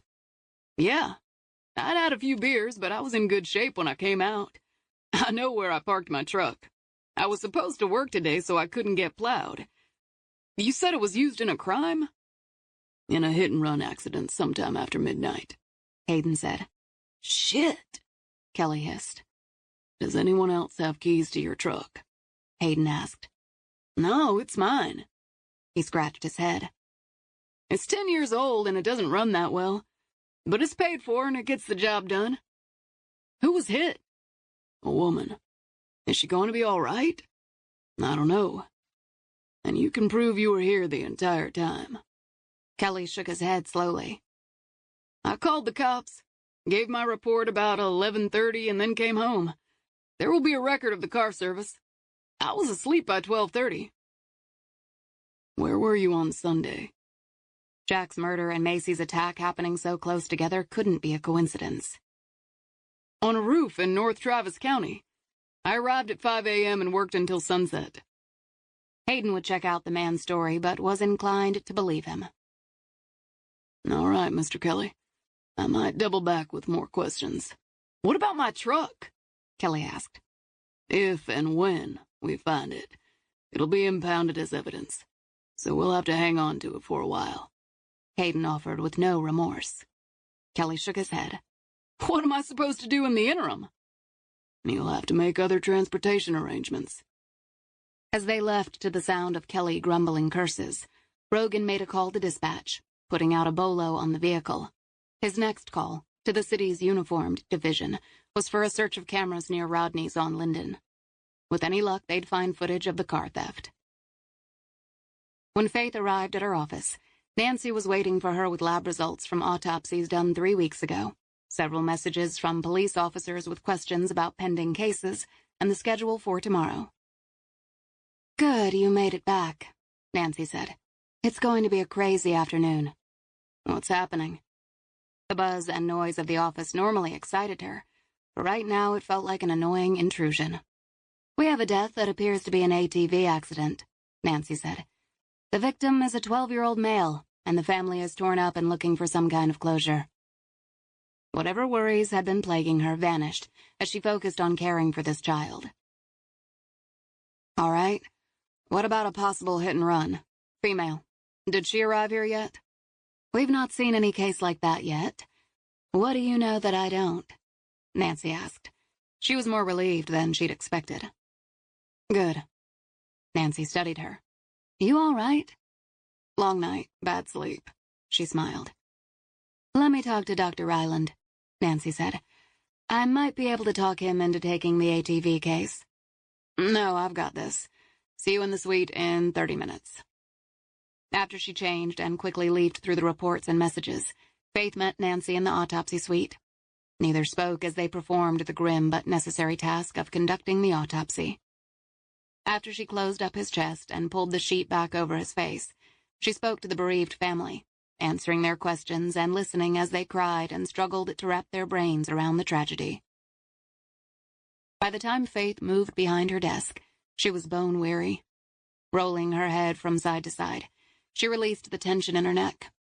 She wasn't sure how long she had been sitting there like that when she heard the knock on her door. Mitchell Hayden stood in her doorway. You all right? Sure. Always. This is a surprise? Faith rose. He entered her office and carefully shut the door. I need to talk to you. She remained behind the desk. Now I'm getting worried. First you call last night and then you show up to talk. He walked up to the other side of her desk. Remember the hit and run last night? She leaned on the desk, knowing she might have been tempted to lean into him had it not been there. Did the victim die? Her breath caught in her throat, and she thought if a heart could actually pause, hers did. Are you sending her to me? She's still alive. She just got out of surgery an hour ago, but she's in rough shape. An odd stillness settled around her, and her voice seemed to echo from far away. Why are you telling me this? He fished his phone from his back pocket and selected a picture. I snapped a picture of her identification badge, as well as of her driver's license. I'd like you to have a look. All right. She accepted the phone, studying his face as if somehow this mystery, which was now really scaring her, could be solved with one of his weighted glances or frowns. When she could get no read from his expression, she studied the picture. She enlarged the image with her fingers and studied the eyes, nose, and quirky half-smile that were all familiar. The hair was different, and she was wearing a necklace Faith had never seen. It was her, and yet it wasn't. "I don't understand," she said. "Neither do I. When I saw her identification, I thought someone had figured out we were sleeping together and was playing a sick joke on me." Faith could do nothing but shake her head. "But it wasn't you," he said. "Her badge says her name is Macy Crow." "Macy Crow? I received a voicemail from her. This is Jack Crow's daughter?" "The same." She swiped to the next picture, which was of a Commonwealth of Virginia driver's license. The black and white image was no less unsettling than the color version. "Are you adopted?" he asked. She traced the shape of her face that was hers. "I am." "How long have you known?" he asked. "Always. But it's not the kind of thing that comes up in everyday conversation. My parents didn't like to talk about it." Hayden shifted slightly and gripped the brim of his hat tighter. "Do you have any details about your adoption?" "No. I contacted P.J. Slater recently about it. I thought he might find something in the files. As a matter of fact, he called me just this morning and gave me the name, Josie Jones, as a possible birth mother." "Do you have any adoption records? An original birth certificate?" "None." Her head was spinning, and she was just trying to keep calm and find a rational explanation. "Do you think I have a twin? A DNA test will confirm it." Somewhere deep inside her, missing puzzle pieces snapped into place. "Where is Macy Crow?" "ICU, at Midtown." She removed her purse from her bottom drawer, took off her lab coat, and didn't bother to change out of scrubs. "I want to see her now." "I'll take you." "That's not necessary. I can drive myself." That was a lie. Her head was whirling, and she could barely focus as she fumbled through the keys on her ring. "No, Faith. I'll drive, no arguing." It was too hard to fight common sense right now. "Let me tell my office I'm leaving." "Sure." Later, she would think back on this moment, and she wouldn't remember speaking to Nancy about clearing her schedule, getting into Hayden's car, or driving to the hospital. Her first memories would begin with the hospital's fluorescent lights buzzing overhead and the rattle of a cart in critical care in the neuroscience unit as she and Hayden stepped off the elevator. Hayden showed his badge to the nurse, and they learned Macy Crow was in room 212. Down another hallway, he punched the button for the ICU doors, and they entered another section, where patients had larger rooms to accommodate more equipment and staff. The beep of a monitor had her pausing at the curtain drawn in front of one of the doors. "Ready?" Hayden asked. She wasn't ready for any of this. "Yes." He pushed aside the curtain into Macy Crow's room. Her bed was positioned in the center and surrounded by machines. Her right leg was in traction, and there were pins in her thigh. Her arm was set in a cast, and her head was heavily wrapped in white gauze. Bruises and swelling made her face unrecognizable. Faith stepped closer. Her mouth was dry and her body stiff as she leaned over the bed. In the autopsy suite, she'd witnessed human carnage, but this woman's injuries made her stomach roil. My God. Tubes fed into Macy's mouth and nose. Faith reached a trembling hand out and touched the woman's right wrist, which seemed to be the only spot uninjured. Faith cleared her throat. "Macy? My name is Faith. I don't know if you can hear me, but I left you a voicemail yesterday about your father, Jack. And as it turns out, we might have something in common." The beep, beep of the monitor picked up. Hayden's presence behind her was calming, and she was glad he'd been the one to deliver the news. No drama, just facts. "Macy, I'm here with Captain Hayden of the Texas Rangers." He's working your case. He's going to figure out what happened to you and Jack. He's a pretty crackerjack crime fighter." The attempt at levity fell flat. "Concentrate on getting well, and leave the rest to him, okay?" Her voice cracked on the last word, but a deep breath settled the rising panic. Faith studied the agent's hands. Like Faith's, Macy's fingers were long, the deep nail beds unpolished and short. A knock on the door had her turning toward a man dressed in a white lab coat. The guy was young, and his head was covered in a shadow of dark stubble. "I'm Dr. Bramley." Hayden removed his identification from his breast pocket. "Mitchell Hayden, Texas Rangers. This is Dr. Faith McIntyre. How is Special Agent Crow doing?" Dr. Bramley rubbed his eyes and then moved toward the bed, automatically glancing at vitals on a monitor and then the drip from an IV. "She made it through surgery, and that is very encouraging." "There is head trauma." Aware that Macy could be taking all this in on some level, Faith kept her tone clinical and tightened her mental grip on her trademark control. "There is. But the good news is that we got her into surgery quickly and were able to relieve the cranial pressure. Once the swelling abates, we'll reevaluate. But as I said, she made it through the night, and that's a real testament to her strength." Faith looked at the unconscious woman and had so many questions for her. The thought of her not making it was almost unbearable. "What are her other injuries?" "Fractured femur and arm, cracked ribs. When Miss Crow came into the ER last night, I didn't think she'd make it through the hour. But as I've already said, she's hung in there. She's tough." "Did she say anything in the ER?" Hayden asked. "She was unconscious when she got to us," Dr. Bramley said. "I've called city police," Hayden said. "A uniformed officer will be arriving soon to watch her room. No one gets in or out without clearing it past the officer or me." "Her brother just arrived," the doctor said. "He's in the waiting room. We weren't able to let him see his sister because we were examining her, but I've agreed for him to visit for a minute or two." "That's Dirk Crow?" Hayden asked. "Correct," Dr. Bramley said. "I'd like to meet him," Faith said. "So would I," Hayden said. "I've been trying to reach him since Sunday. The waiting room is down the hall and on the right." Faith reluctantly released Macy's hand. Drawing in a breath, she left the room with Hayden at her side, and they made their way to the waiting room. There were several men in the room, but her gaze was instantly drawn to the large man cradling a crushed coffee cup in tattooed fingers. There was no missing the square jaw, thick brow, and muscled arms that so resembled Jack Crow. When the man looked up, he stared at her with narrowed eyes glinting with wariness. "Macy, what the hell?"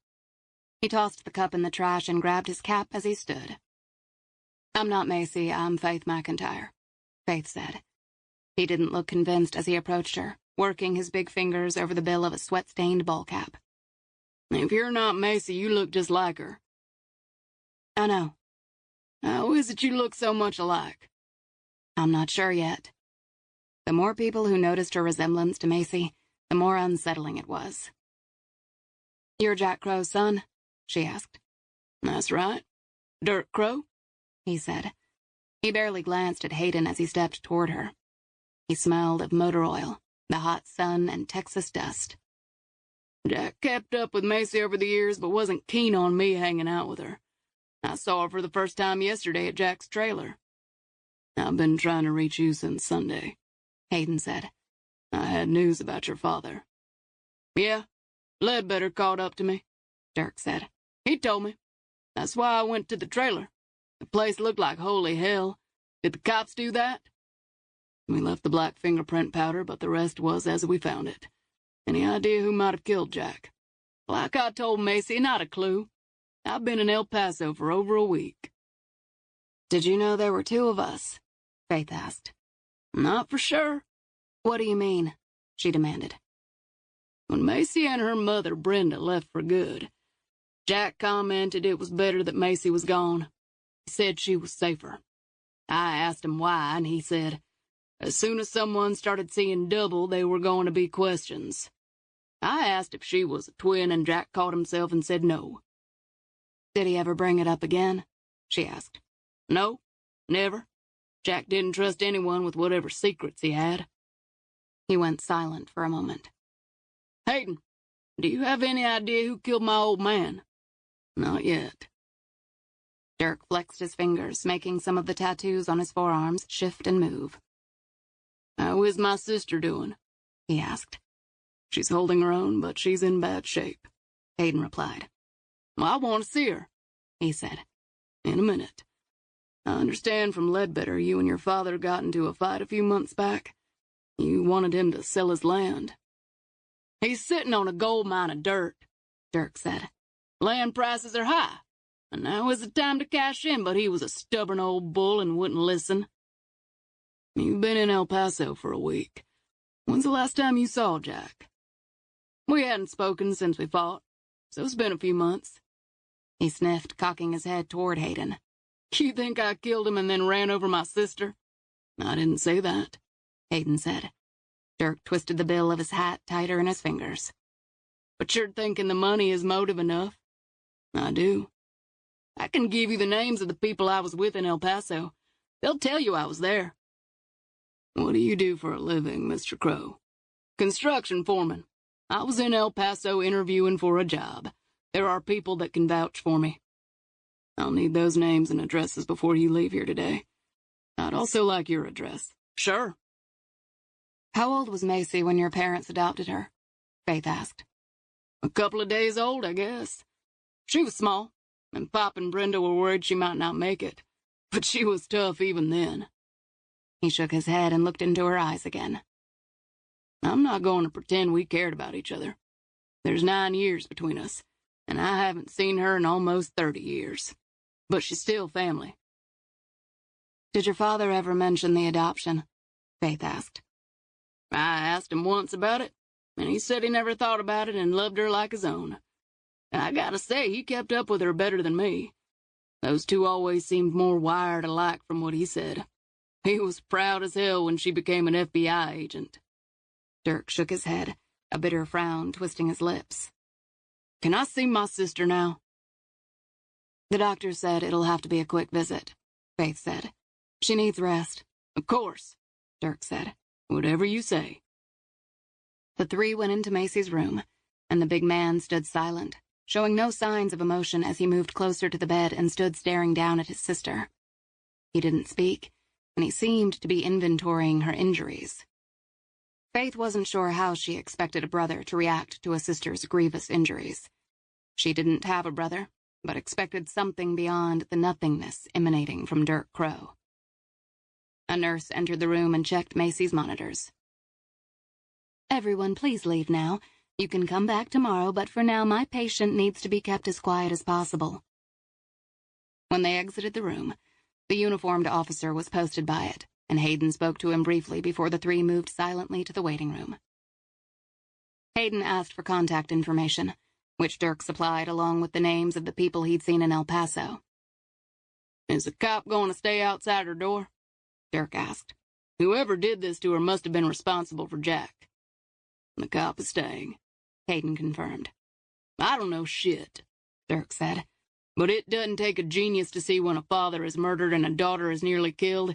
It ain't just a string of bad luck. That's not lost on me, Hayden said. No one will get in that room without me knowing it, and that includes you. Good, Dirk said. Better safe than sorry. You sure you or your father weren't into something that got your sister hurt so bad? Hayden asked. You sound like Macy, Dirk said. Jack and I could never be accused of being choir boys, but we never did anything that would bring this kind of heat down onto the family. Hayden studied him for a long moment, and Faith knew with a glance he didn't believe Dirk. But she'd picked up enough legal nuances growing up in the home of a defense attorney to know that unless there were outstanding warrants, pending charges, or probable cause, there wasn't much Hayden could do to hold Dirk until he had more evidence. If the criminal investigations weren't center stage, she'd have been asking her own questions about Jack Crow, who clearly had known more about the links she and Macy shared. As far as the outside world is concerned, Macy Crow died from complications in surgery, Hayden said. Dirk's grim expression mirrored the feelings jabbing at Faith. To protect her, Yes, Hayden said. no one will hear it from me, Dirk said. I'll see you again soon, Faith. When we get the chance, I want to talk to you about your father. Sure, whatever you want.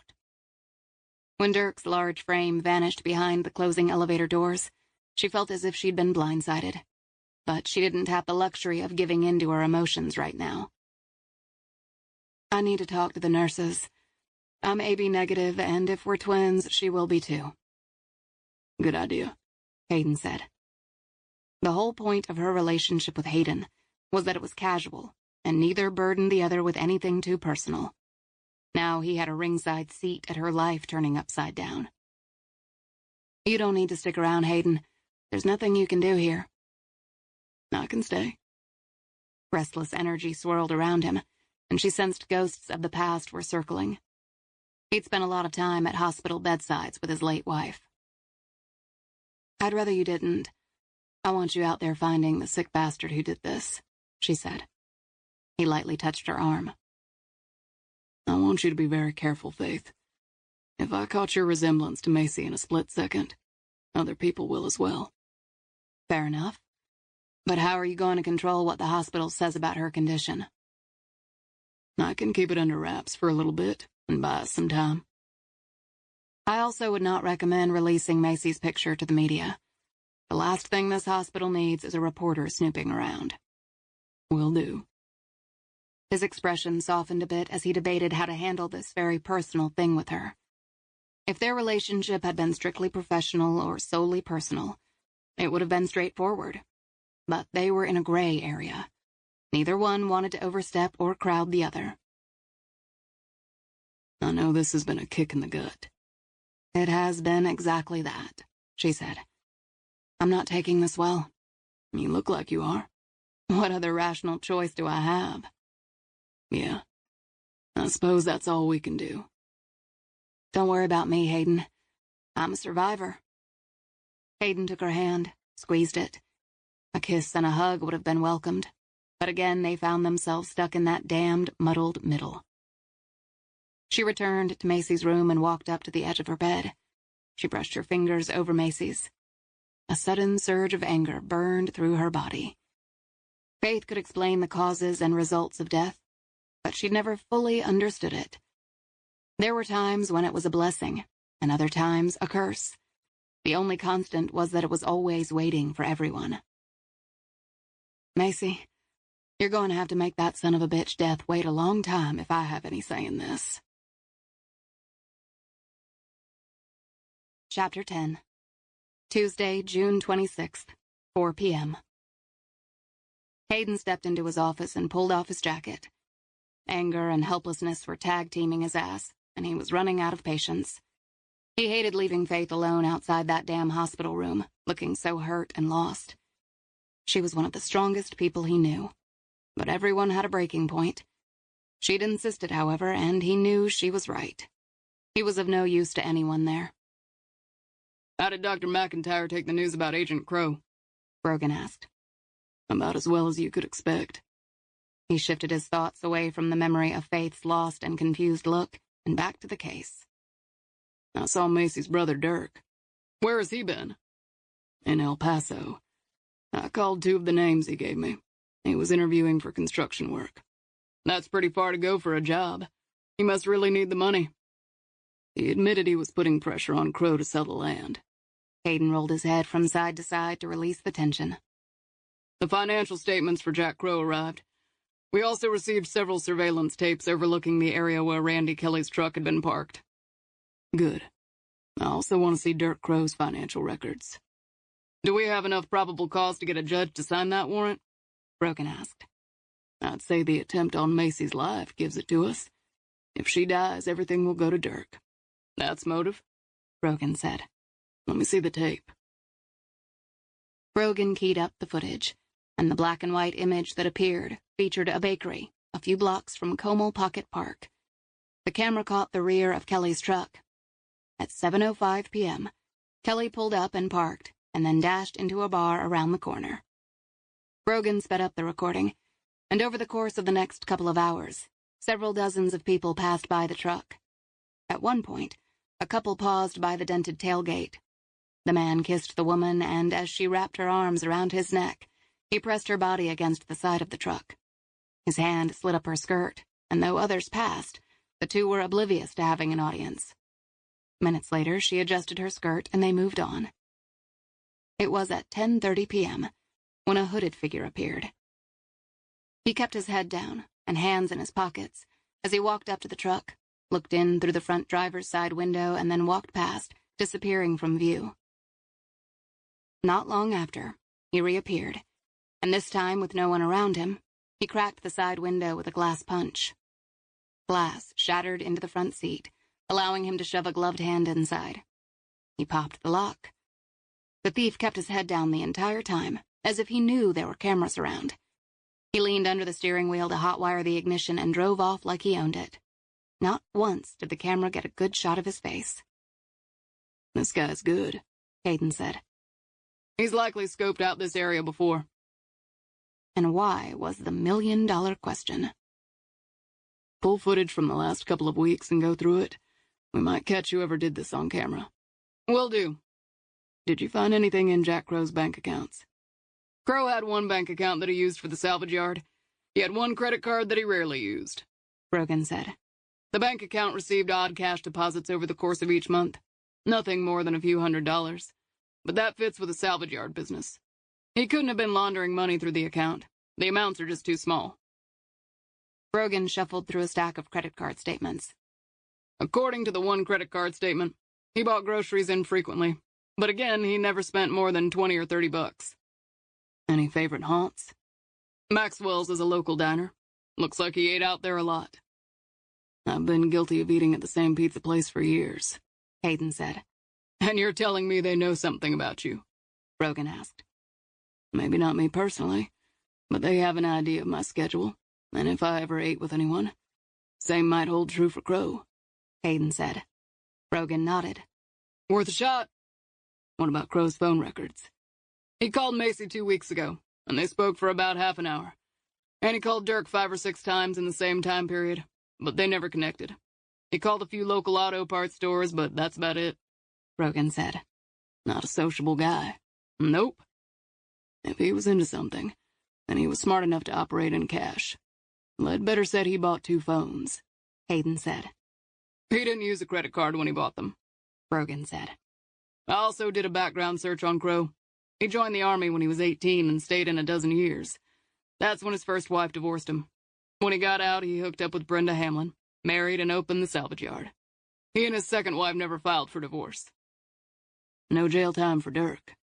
"None." "Double check with Ledbetter about where he bought those phones. I want to see the footage from that store as well." Brogan grinned as he nodded. "Be a Texas Ranger. They said there'll be non-stop action, they said." Hayden laughed, rose, crossed to a coffee machine, and refilled his cup.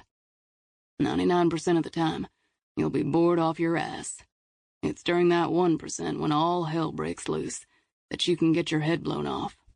What a rush." He looked at the list of neatly typed names. Jack Crow's name was crossed out. Macy Crow's name had not been crossed out, but circled. As tempted as he was to strike her name, he could not. He'd hit her hard with the truck, and he'd heard the bones crunching as her body careened off the metal bumper and sailed through the air. She'd struck the ground with tremendous force, and he'd seen blood everywhere when he glanced back in his side view mirror. The chances of her surviving last night were slim, but he'd yet to see the body. Death could be a fickle bitch sometimes. He circled Macy's name over and over, his pencil darkening the stark white paper and then wearing it away. He should have squeezed her for information. What was done was done. 5 names. Dirk Crow had also returned to town. Chances of him knowing much were slim, but he would leave nothing to chance. After Dirk, that left 3 names, including Faith McIntyre. By rights, she shouldn't know anything. The first time she'd met Jack Crow, he was dead. But the old man might have known about her, and if he did, he might have tried to reach out. Their possible contact meant she had to remain on the list. She was also on that ranger's radar, which meant he needed to be smart and bide his time. The Ranger was sharp and driven, and could easily be trouble, if not neutralized. Faith was shaken and distracted when she arrived back at the medical examiner's office. Her mind swirled with so many unanswered questions about herself, her parents, and how she was linked to the battered woman lying unconscious in the hospital bed. She dropped her purse in the chair behind her desk and tossed her jacket over the back. She sat, pressed her palms to her cheeks, which now felt as if they were on fire. The halls were quiet, the daily hum of activity gone, and 5 pink message slips lay in the middle of her desk. Her phone's message light was blinking. It never stopped. But more questions cascaded into her thoughts. Had Macy simply been dealing with her father's death when she got that drink at the bar? Or had Crow told her something that had put her on a dangerous quest? Dirk's spotty knowledge of Macy's adoption reminded her of all the information swept under the carpet, or just plain hidden by her parents. Why don't I look like my cousins? What was it like the day I was born? Was I a difficult delivery? Her mother had not come clean about the adoption until Faith was 11. She remembered how stunned and then angry she'd been. Her mother had assured her it made no difference. Faith had wanted to believe that, but she realized now she had never fully released her anger. Her phone buzzed and she answered it absently. Dr. McIntyre. Doc, this is Tina. Just confirming you're taking Kat to her appointment today. You're always early and she's convinced you've forgotten. She glanced at the clock on the wall. She had. I was held up. I'll be there in 20 minutes. Can you let the doctor's office know we're on the way? Will do.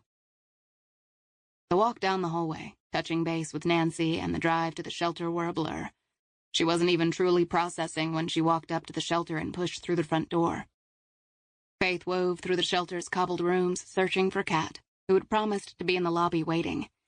She had to have the girl at the OB/GYN by 6:45. She'd wanted to leave extra time so she could talk to Kat's doctor. She found the girl sitting in the game room, a beanbag chair molded around her body as she frowned into the screen of a 2-year-old laptop Faith had given her. It was now covered in dozens of stickers, including ones that read, Think Different, Girl Power, and Do Not Disturb. Kat lumbered up from the beanbag chair and closed her laptop. Where have you been? Dead people run my life. The words could have passed as a dry quip, but no truer words were spoken. What she would give right now for 5 minutes of living, breathing parents willing to answer questions. Kat picked up her backpack and shoved her computer inside. That's the best excuse I've ever had when someone flakes on me. As they walked to the car, Faith cut her eyes to the kid who was acting like her tardiness was no big deal, when it was a big deal. I didn't flake. Whatever. Ready to see your doctor? No. Kat had had no prenatal care until her 24th week, when her foster mother had realized the kid wasn't getting fat, but was pregnant. Her foster mother had no desire to deal with the pregnancy, so she turned Kat over to the shelter. Almost as soon as Kat had arrived, Faith had had her figured out. Though the kid seemed hell-bent on screwing up her life, Faith had taken her under her wing. In the car, Kat buckled her seatbelt and began immediately fiddling with the radio. She selected another station that made Faith's ears hurt, and reminded her that as young as Kat still thought Faith was, Faith had aged out of the latest music playlist. So, I've been doing a little detective work, Kat said. Looking into colleges? God, no. Might as well be chasing unicorns. More glibness. Had she been this difficult as a teenager? Faith found herself struggling to stay positive in the face of so much hormonal negativity, and understood now why her father had sent her on so many lavish excursions during her high school summer vacations. That's not true, Kat. I've told you that there are options if you want it. The girl held up her hand with flair to silence Faith, as with the other hand she rummaged in her pocket for a rumpled piece of paper. I looked up your Josie Jones. Faith was completely derailed by Kat's comment, and swiveled her head around toward the kid, staring until she heard, Watch out! Faith hit her brakes and stopped seconds before she rear-ended the car in front of her. She pulled into a gas station parking lot. It was several deep breaths before she attempted to speak. You did what? Faith asked. I did a search for Josie Jones while I was killing time this afternoon. You shouldn't have done that, Faith said. It's really personal. You're always up in my face about super personal things. Turnabout is fair play. It's different. Kat looked ahead carefully, making a show of folding her piece of paper. So you don't want to hear about what I found? Faith tapped her hands on the wheel. She was supposed to be the adult in this situation. She should remind Kat to mind her own business, but she knew the kid could find things on the web that most could not, and her curiosity was stronger than her indignation. I want to know. Kat waved the piece of paper in front of her face like a fan. Maybe I won't tell you now. You're telling me, kid. The girl's laugh rang with a genuine brightness she'd never heard before. Carefully, Kat unfolded her paper. I found out that Josie wasn't much different than me. What do you mean? She had been in foster care on and off for several years before the system cut her loose when she turned 18.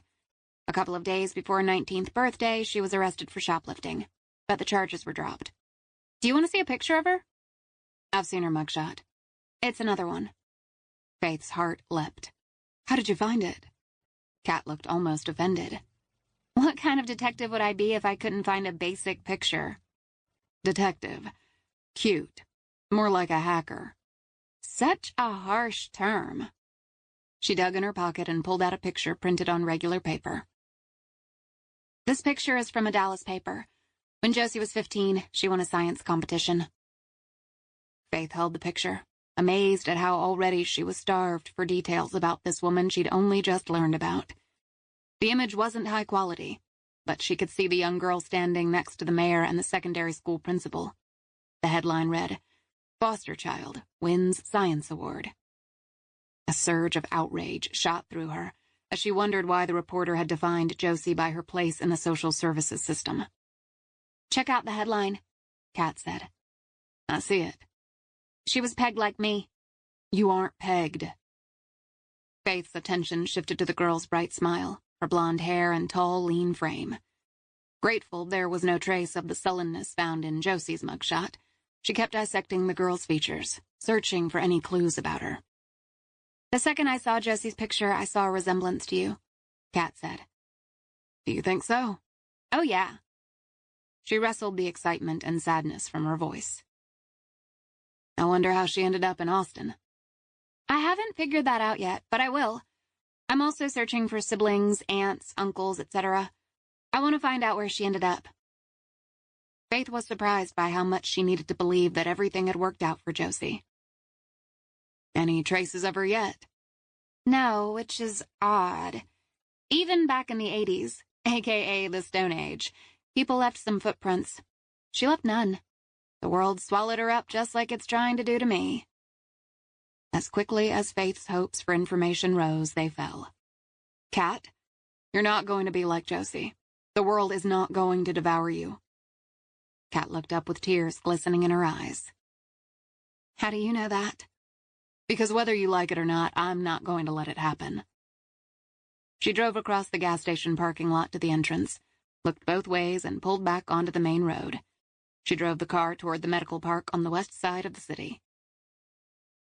Why are you nice to me? Kat asked. Faith had never stopped to ask herself that question. I guess I've always liked your spirit. You're smart, a hard worker when you care. Kat fumbled with the zipper on her jacket, flipping it up and down. And I threw it all away when I got knocked up. You haven't thrown anything away. But we can't ignore the baby. He or she deserves to be taken care of just like any other baby.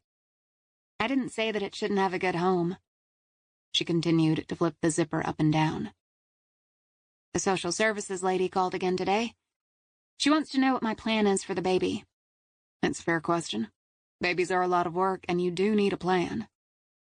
I don't want to give it to strangers. Then you won't. If you decide to find adoptive parents for the baby, you can meet them. What if adoption screws up my kid? Faith arched a brow but kept her gaze on the road. Do I look screwed up? No, you're pretty together. Kat seemed to chew on their conversation.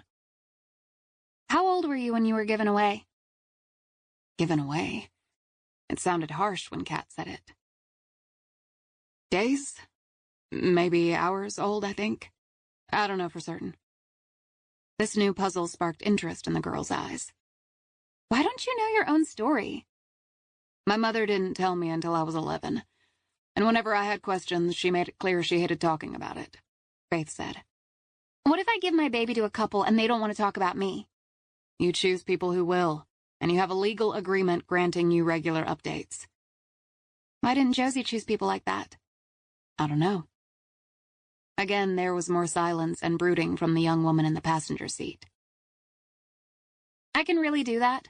Yes. Like I've been trying to tell you, you have a lot more control than you realize. Some of the tension eased from Kat's shoulders. I can keep digging for information on Josie. Let's just worry about seeing the doctor now. Then I need to get you back to the shelter.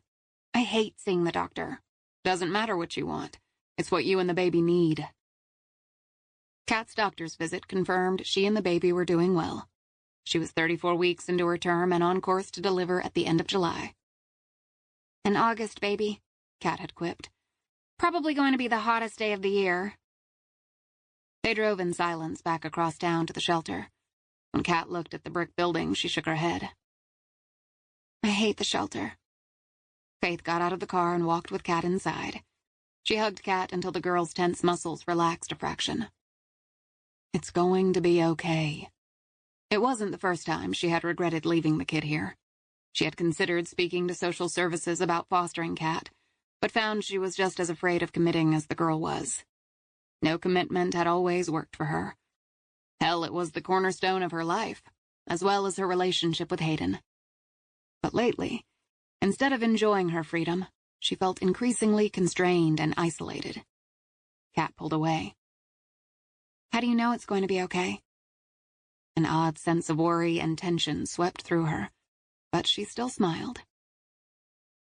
It has to be. Chapter 11. Time, unknown. Maybe June.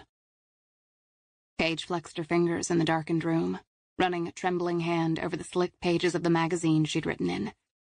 Writing without light, she doubted her words were intelligible, but it gave her comfort to write.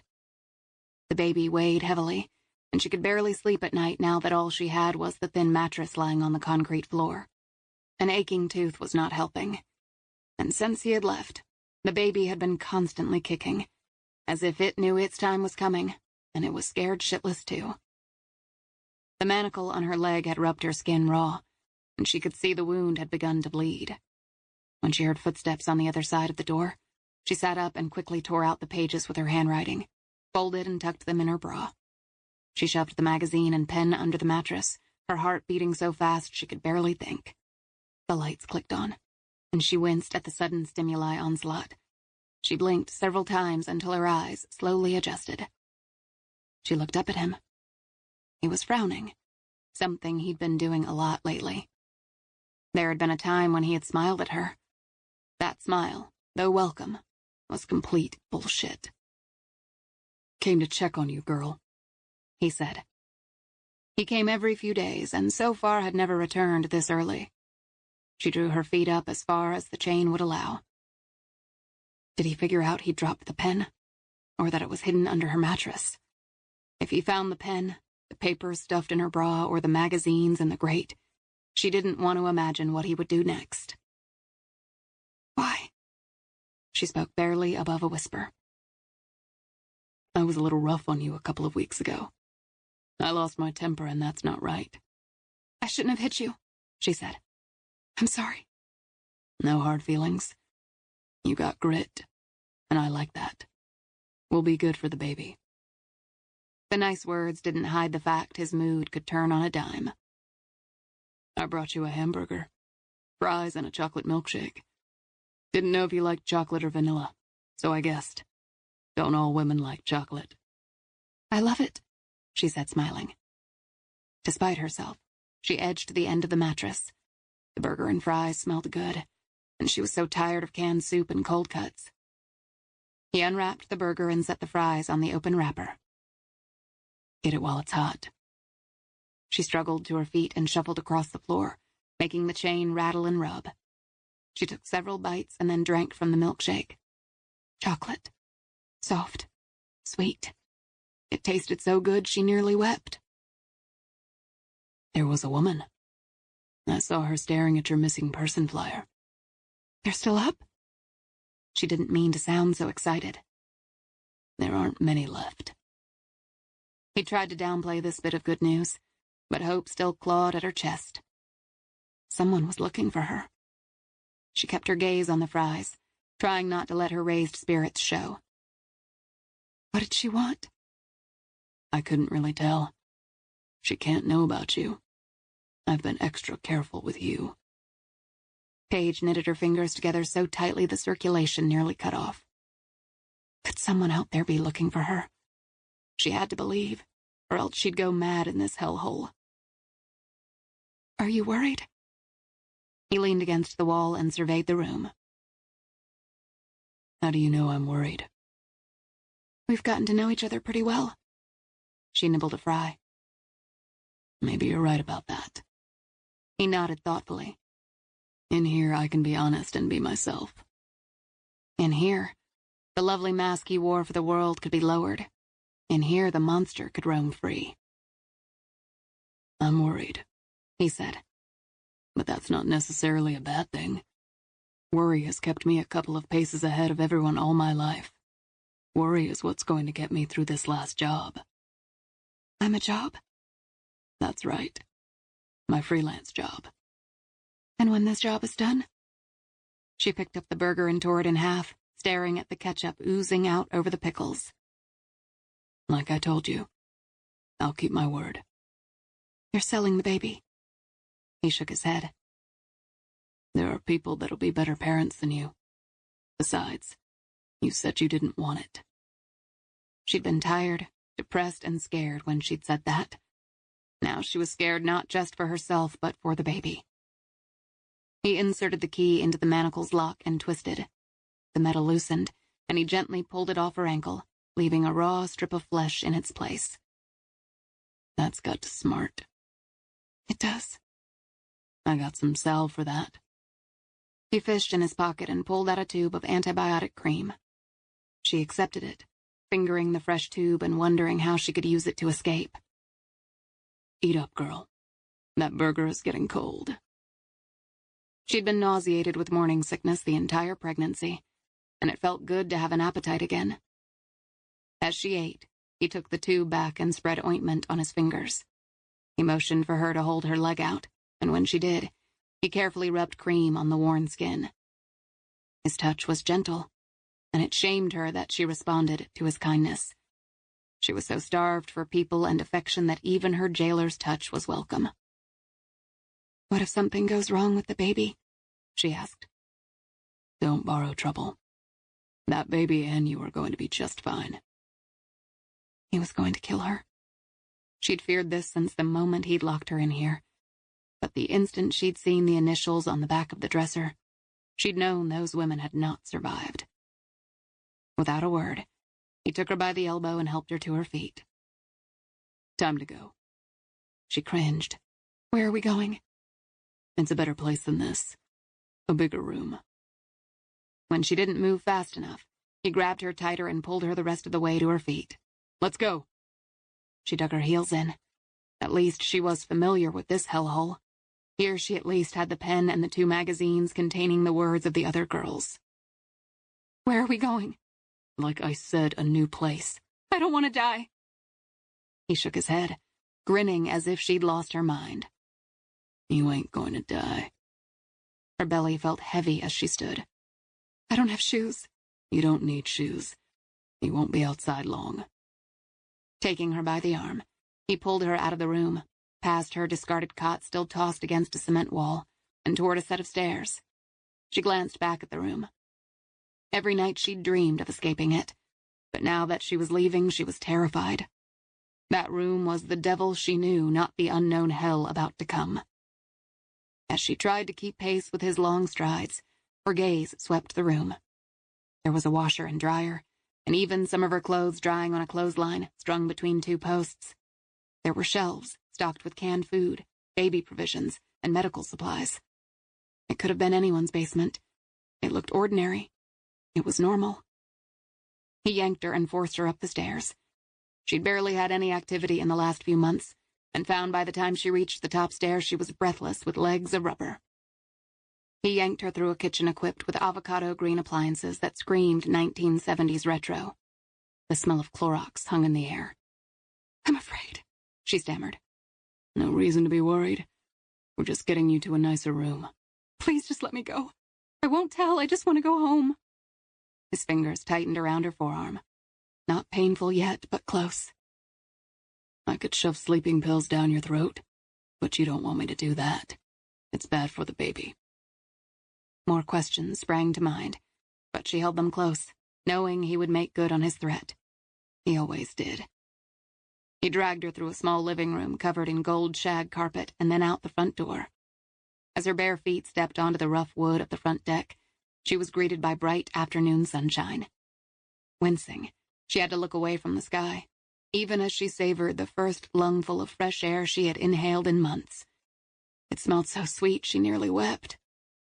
Her face tipped toward the sun and absorbed every bit of its warmth. She'd been such a fool to take the sun, her mother, and her freedom for granted. "No dawdling." He jerked her toward his truck, opened the front door, and ordered her inside. She struggled with her belly and unsure legs. She was still breathless when she climbed up into the seat. "Put your seatbelt on. Don't want you getting hurt. And there are sunglasses in the glove box. Put them on." She clicked the seatbelt in place. "Where are we going?" "I told you not to worry. It's a better place." "Like as in dead? Like heaven?" He laughed. "Like another house." He then pointed a meaty finger at her, and his tone changed instantly. "Get out of the car while I'm walking to my seat, and I will break your legs when I catch you. You hear me, girl?" "I hear." He came around the hood quickly, watching her, and before she could map out or process escape, he was behind the wheel. He started the engine and drove down the graveled driveway. She glanced back at the house, thought about the initials carved on the back of the dresser, and the other women who'd been held there. Was this what happened to them? "Don't look so worried." He flashed her that dazzling smile. He slowed at a stoplight on the main road that she guessed was west of Austin, somewhere near the hill country. They drove in silence, and she stared out at the clouds and blue sky. Soon side roads fed into smaller and smaller roads. She leaned toward her window as the first car she'd seen approached them. "Sit lower in the seat," he said. When she didn't move fast enough, he grabbed her wrist, twisting her arm until she cowered down. They drove for almost a half hour, and soon the lights of Austin glistened around her. He exited the main road and took several rights and lefts before pulling into a little neighborhood and into the garage of a house. When the garage door closed behind them, he shut off the engine and came around to her side of the car. He hauled her out of the car and into the house. She had barely seconds to register her surroundings before he dragged her down a set of stairs and toward another door. Another prison. He opened the door and flipped on a light. "Go on. Get inside." This space was half the size of the other. The bed was a twin, and there was no kitchen table, but only a side table with a microwave and packets of noodles and bottles of water. There was a toilet in the corner, but no bath or shower. "This place is so small." "Don't worry. You won't be here long."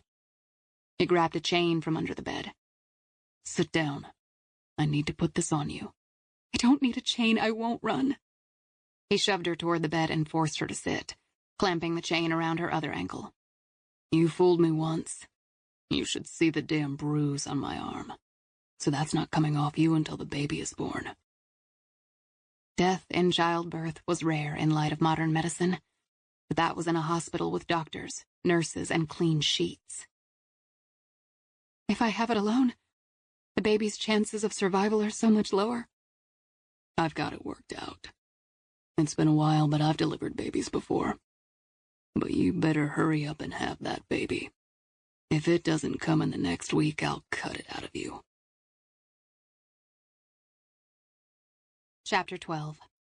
Tuesday, June 26th, 6 p.m. Hayden met Brogan at the Austin Police Department Forensic Science Division's Forensic Lab. Melissa Savage, a technician who favored jeans, flats, and brightly colored Hawaiian shirts, greeted them. Her dark curly hair was wound into a ponytail, and several pencils stuck out at different angles. "Gentlemen, come on back to the lab," she said. She walked with long, even strides as she led them toward a light table. She'd methodically arranged neat rows of Macy Crow's belongings, which had been found in her backpack and in her pockets. Her blood-stained clothes, which had been cut away by the EMTs and emergency room doctors, were also present. Among the belongings were a hairbrush, lipstick, mace, power bars, and receipts for food and gas, and a withdrawal from an ATM. There were also her cracked cell phone, breath mints, and a hotel key. "What about that phone?" Hayden asked. "Any record of calls? I hear she was trying to call me." "That's correct," Savage said. "But she was hit before she finished dialing. There's a voicemail from Dr. McIntyre's office." "They were trading messages," he said. "What else is on the phone?" She also visited the website for the medical examiner's office and did a search on Dr. McIntyre. "She saw a picture of her?" Hayden asked. It was up on the page she pulled up. How had Macy been tipped off about Faith? Had she learned something when she'd visited Jack Crow's trailer? "No more calls," Savage went on to say. "But Special Agent Crow did snap a selfie in what looks like her hotel room, as well as a picture of a missing person poster, all on the night she was attacked." Savage opened the phone and showed the Rangers the pictures of the selfie and the missing person poster. "Remember Paige Sheldon?" Paige, the name Macy had given the responding officer. "Sure, she was a pregnant teenager who vanished about 8 months ago." Savage pulled up the case on her computer. It was the same picture on the flyer, but this one was more vivid, in color, and showcased her stunning looks. "She's now 19, and according to the missing person report, she vanished in May," Savage said. "Why did Macy take a picture of her poster?" Hayden asked. Missing girls, runaways, and black market babies are the exact kind of cases Macy Crow specializes in investigating. Savage spoke the words as if she were saying Hayden's thoughts out loud. She'd have been drawn to a poster like Paige Sheldon's. These cases got under Hayden's skin, because he remembered how Sierra used to talk to him about adoption. They had always known she couldn't have children, so adoption had been the plan. They had just been referred for a mixed-race toddler when she'd been diagnosed with cancer. Adoption was put on hold, and whenever she was sick from the chemo, he'd remind her that one day she'd hold their baby in her arms. "Is there a geotag on the picture?" Hayden asked. "Yeah," Savage said. "It was taken on 3rd Street outside a bar called Second Chances, which is 2 blocks from where she was struck by the vehicle." "Her old man gets brutally murdered. Macy's in town less than 5 hours, visits a bar, takes the time to snap a picture of Paige Sheldon's flyer, and then an attempt is made on her life," Hayden said. "I want to talk to Paige Sheldon's family. Macy Crow saw something, and I want to know what it was. What else did you find?" Her Uber app showed she was picked up at a hotel at 10 p.m. last night. Savage reached for the hotel key that was among Macy's belongings. "I called the hotel, identified myself, and told them to hold off on housekeeping until we can investigate the room. The manager said Macy wasn't supposed to check out until Friday, and put a Do Not Disturb sign on her door. The room should be untouched." Hayden wrote down the hotel name and address. "I'll check it out." He looked at the picture of the Paige Sheldon flyer Macy had taken outside Second Chances. "She might have left more information in her hotel room," Savage said. "Which is exactly why we're headed there." The drive to Macy Crow's hotel room took Hayden and Brogan just under 20 minutes. It was an average, nondescript chain hotel that could be found in hundreds of cities across America. They introduced themselves to the clerk, who ducked into the back and brought out the manager, a tall man with short, graying hair. He came from behind the front desk and extended his hand. "I'm Jay Sanchez. You called about one of our guests?" "That's right," Brogan said. "We'd like to see Macy Crow's room." "It was a hit and run?" the manager asked. "She passed away late last night, and we're trying to find out what happened." Brogan was sticking to the story that Macy was dead. "That's terrible," Sanchez said. "Of course I'll show you the room." As they rode the elevator to the 3rd floor, Hayden asked, "When did she check in?" "Yesterday," he said. She was supposed to check out on Friday. Did you notice anything about Miss Crow? Hayden asked. Did she have any visitors? No visitors that I know of, but I don't work the front desk anymore. The elevator doors opened and Sanchez extended his hand and waited for them to exit. I did ask the gals that worked the front desk, and none of them remembered. I'm having the surveillance tapes pulled. As soon as I get the all clear from corporate, I'll turn them over. The manager stopped at room 342, where a Do Not Disturb sign dangled from the door handle. He removed a passkey from his pocket, swiped it, and opened the door. Miss Crow checked in Monday, but she didn't have a reservation. I checked the room status myself when Miss Savage called to confirm that housekeeping had not been inside. As you can see, they haven't. Did you enter the room? Hayden asked. No, I didn't want to disrupt anything. Great. Thank you for your time, Mr. Sanchez, Hayden said. We'll take it from here. Glad to help. Sanchez lingered a beat and then, accepting Hayden wouldn't allow him inside, nodded and stepped aside. Hayden pulled on latex gloves, flipped on the lights, and closed the door. Brogan worked his fingers into gloves. Give us a clue, Macy. The room was furnished with the standard 2 double beds, a desk and chair, a bureau, and a television. Both beds were still made, but, judging by the towels on the bathroom floor and the open soap packets, she had showered in the short time she was here. A blue zippered bag filled with cosmetics, tampons, toothbrush, toothpaste, and razor sat on the bathroom counter. In the shower, the shampoo and conditioner bottles were open. Hayden looked at the blonde strands of hair in the hairbrush, and his mind flashed to a memory of Faith, running her hands through her very thick hair. She'd quipped once that sometimes the locks were like having a sheepdog on her head. There was a coffee maker plugged into the wall, and beside it were 2 wrapped mugs and K-cups. The trash can was clean. Hayden stripped the top blanket on one of the beds and removed the pillowcases from the pillows before yanking off the sheets. He skimmed his hands under first one mattress and then the other, but found nothing. Brogan opened and searched the bureau drawers. The first was empty, except for a Bible. None of the others held anything. He then crossed to the simple desk where a computer and phone sat in full display. There was also a set of keys, which he guessed was for Jack Crow's truck. Here we go. Brogan opened the laptop. Hayden rubbed the back of his neck and studied the stickers on the outside of the computer. Hiking. A Hello Kitty sticker, a triathlon logo, and a literacy emblem. Athletic, quirky, and smart. Brogan booted up the computer. A screensaver appeared featuring Macy standing atop a peak in a lush green mountain range that reminded Hayden of the Appalachian Trail. Her hair was tied back in a ponytail, her sunglasses were on top of her head, and she wore a blue puffer jacket.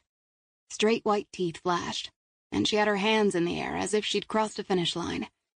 You would have sworn on a stack of Bibles it was Faith. She worked for the FBI, Brogan said, and yet she doesn't have a passcode on her computer. She wanted us to see this. One more precaution just in case. Hayden picked up the keys and walked to the window. Pushing back the curtains, he scanned the lot until he spotted several dark trucks. He began clicking the unlock button on the chain. The lights on the truck parked closest to the hotel winked. Brogan picked up the phone. Looks like a burner, like the one Ledbetter said Crow bought. Ledbetter said Crow bought 2 phones. The phone found on Macy was her own personal phone. There is only one burner that I see. Any activity on the phone? No call, text, or email history, Brogan said. But there are 3 addresses in the Maps application. Where are they? The first is out in the Texas Hill Country. The second is in East Austin, near where she was hit. And the third is for the Travis County Medical Examiner's office. Jack Crow left Faith's work address for Macy. Looks like it.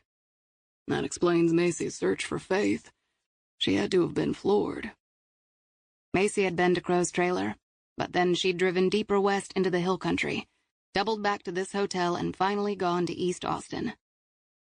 She had a call into me on her personal phone, Hayden said, because she found something out there in the country. Brogan opened Macy's email account on the computer and scanned the received emails and then the sent folder. You're going to love this.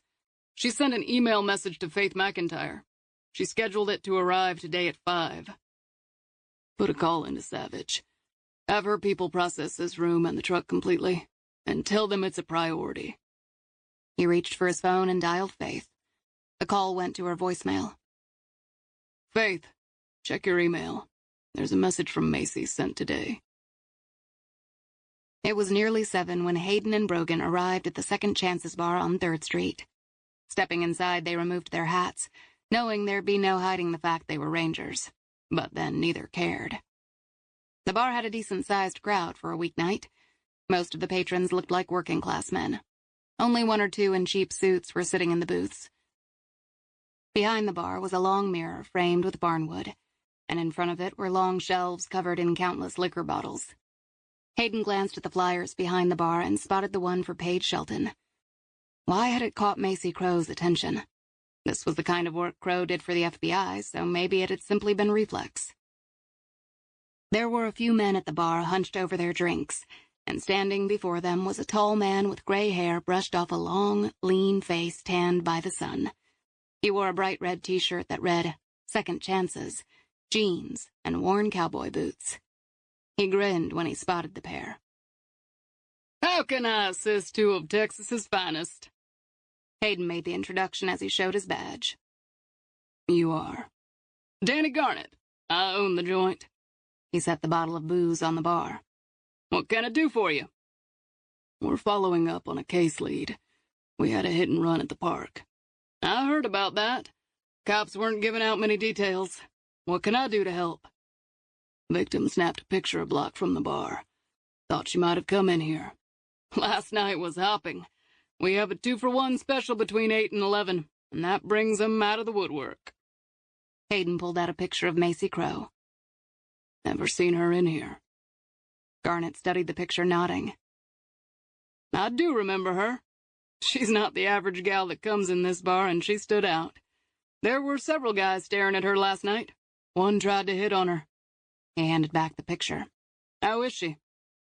She didn't make it. Hayden watched Garnett's face, carefully searching for any hint that he knew more than he was saying. Shit. His face crumpled and he looked down, shaking his head, rubbing the bar rag over an already clean section. Where was she hit? Right down the street near Canal Pocket Park. And you were here the whole night. I was, he said, slinging drinks, like I said. 2-for-1 night is crazy. And you got people that can confirm it? Brogan asked. Sure, dozens. Say the word and I'll find a few folks to back me up. Garnett shook his head and then seemed to think better of holding back. Look, I don't like to share what my customers say, but Macy was here to ask me about her dad, Jack Crow. She told me he died on Sunday. Terrible. Crow and I served in the military together. He saved my ass a couple of times. Hell of a guy. And I told her so. I was sorry to hear he passed. He leaned in closer. And for the record, I've been clean since I got out 30 years ago. Not even a speeding ticket. Did she tell you Jack Crow was murdered? Hayden asked. Shit, no. She never said a word about that. What the hell's going on? Garnett asked. That's what we're trying to figure out, Hayden said. When was the last time Crow came by here? Years?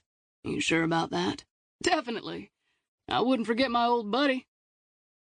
Maybe he dropped by, but I wasn't here. During the day, I'm often off-property dealing with suppliers. Did she speak to anyone while she was here? Brogan asked. Just the guy who was hitting on her.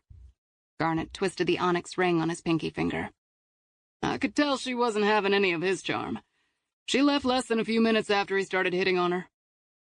Is there anyone else we can talk to here who might have known her? Hayden asked. Sure. Heather was here. She's my manager, and frankly, she notices more about what's going on than I do. As she likes to tell me, women are more astute. We'd like to speak to her, Hayden said. She's not here right now, but I can get you her contact information. Garnett went into the back and reappeared with a sticky note. Here's her name and number.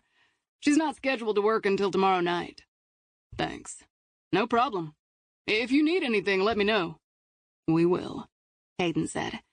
And then, as he turned, he nodded to Paige's flyer. Thanks for posting that flyer. Not all area businesses are cooperative. and for that case we need all the help we can get. We do what we can." Garnet again turned the ring round and round. "We're as much a part of the community as anyone." Outside, as they got into Hayden's car, Brogan said, "He's lying. Yeah, I got that feeling too." Chapter 13. Tuesday, June 26th, 7:15 p.m. Faith had put on her earphones and was listening to music as she spent the next hour typing up more reports that would have to be done eventually. As she slid into the facts of the cases she'd worked, she felt a sense of control returning. When she finished the last report, Faith combed her hair back with her hands and then secured it with a band. She then lifted her attention to the queue of emails on her computer. Several were from Margaret Slater. One was an update on the shelter fundraiser, and another invited her to be on a fundraiser for the brain trauma unit at the hospital. Her last line insisted they have lunch or dinner soon. "Miss seeing you, kiddo." Faith responded, promising to call her soon, and then remembering that Margaret had been a good friend of her mother's, she typed, "I'd like to talk about Mom and my adoption when you get the chance." For a moment, she hesitated to hit the send button. She'd avoided these questions with Margaret for years, and as uncomfortable as they felt, they had to be asked. She hit send. The 10th email down stopped her cold. It was from Macy Crow. She checked the time and saw that it had been sent at 5 p.m. today. How was that possible? "Dear Dr. McIntyre, my name is Macy Crow. I'm Jack Crow's daughter. You left me a voicemail, but we need to talk in person. This might seem out of left field, but I believe we're related. I'm adopted and have been searching for my biological roots for several years. My adoptive father, Jack Crow, passed away on Sunday, and ironically, you were the pathologist who took care of him. I've attached 2 addresses that Jack left me on a prepaid phone I found at his trailer. I've been to the one in the country, and I've got a gut feeling something very wrong happened there. Macy Crow. P.S. A picture is worth 1,000 words, so I've enclosed a few of mine." Faith studied the selfie and caught the wry expression that telegraphed, "Ain't this something?" For a long moment she stared at the picture, seeing herself but also noticing subtle differences. Multiple reactions collided as she looked at what could have been her face. Joy, curiosity, anger, sadness. She wasn't sure how long she sat just staring at the picture and reconciling it with the image of Macy lying in the hospital bed. Hands trembling, she tapped her index finger on her mouse. She glanced at the clock. It was after office hours, and she realized the sounds of the office had faded as most of the staff had left for the day. She had almost an hour and a half before sunset. There wasn't much traffic now, and if she hurried, she could reach the ranch. As tempting as it was to go alone, it wouldn't do her or Macy any good if something happened. Hayden needed to have this information. A knock on her door startled her for a moment. Nancy poked her head inside. "What are you still doing here?" "Like you, catching up on paperwork." "Remember the autopsy you did last week? Miller was a 38-year-old male who suffered sudden death after a blinding headache.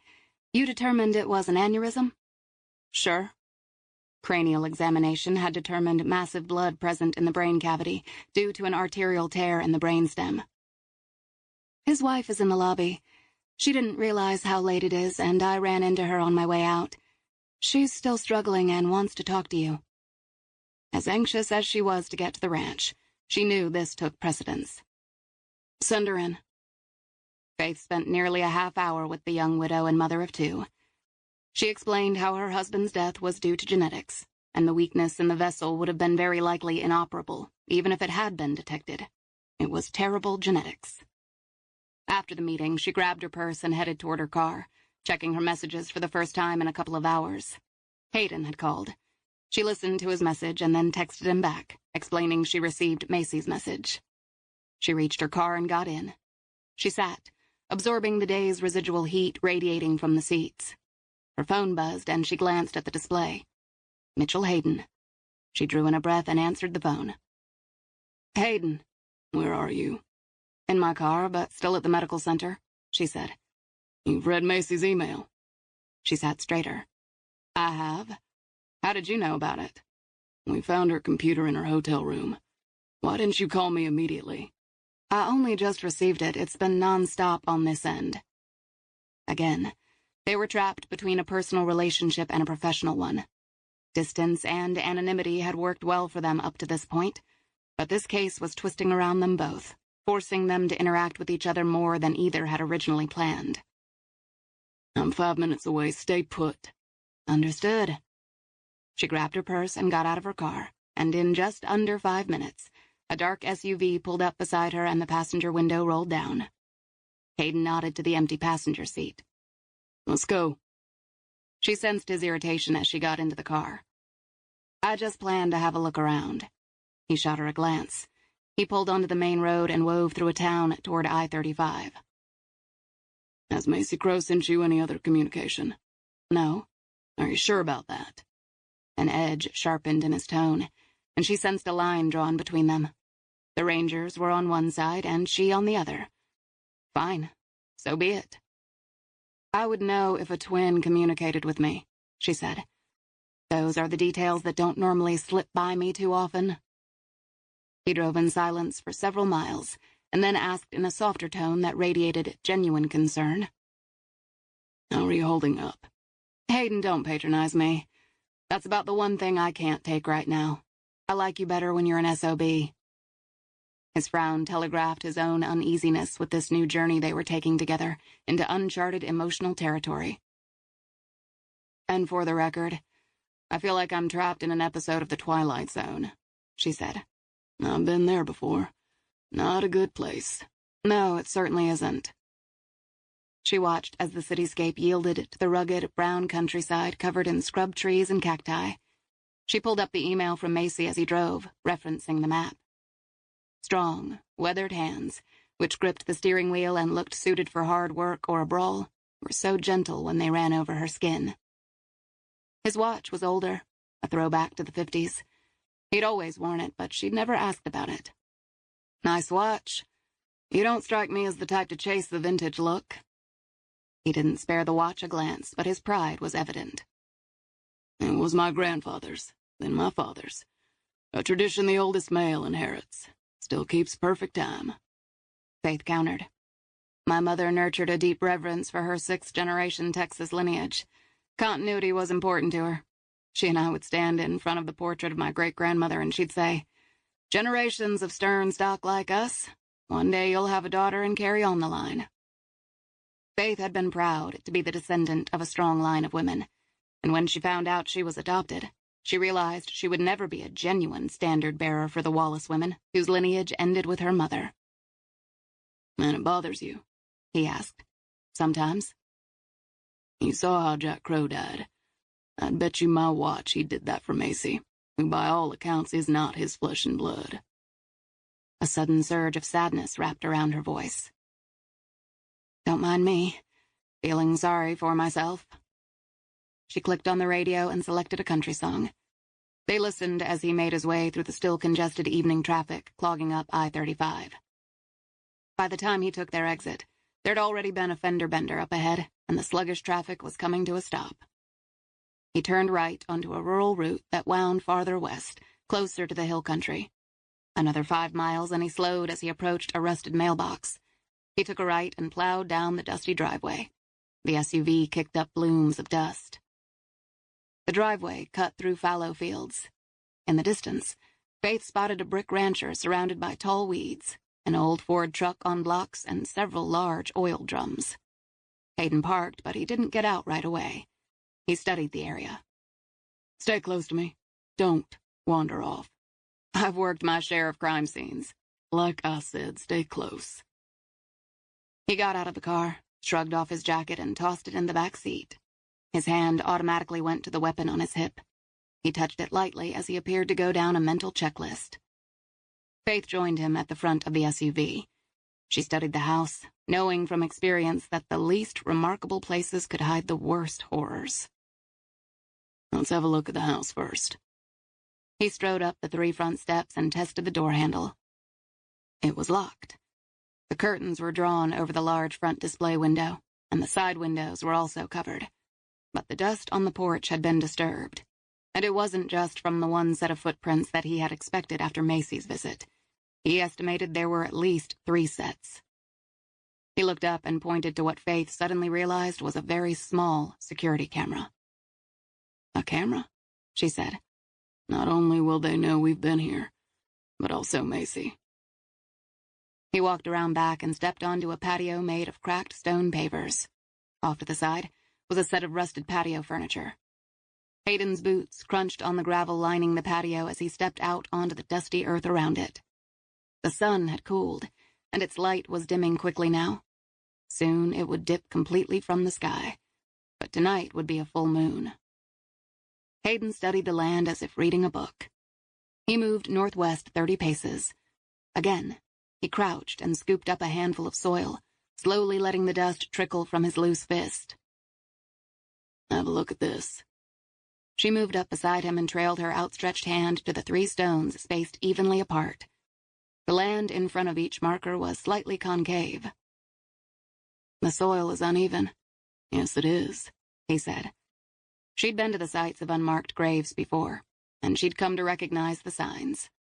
When a body was buried and it decomposed, it bloated first. Then when the flesh burst, it deflated. This rise and fall left cracks and indentations in the earth. The burnt orange light cast a glow over good-sized stones that were maybe 50 pounds each and natural to the area. They could have been easily overlooked.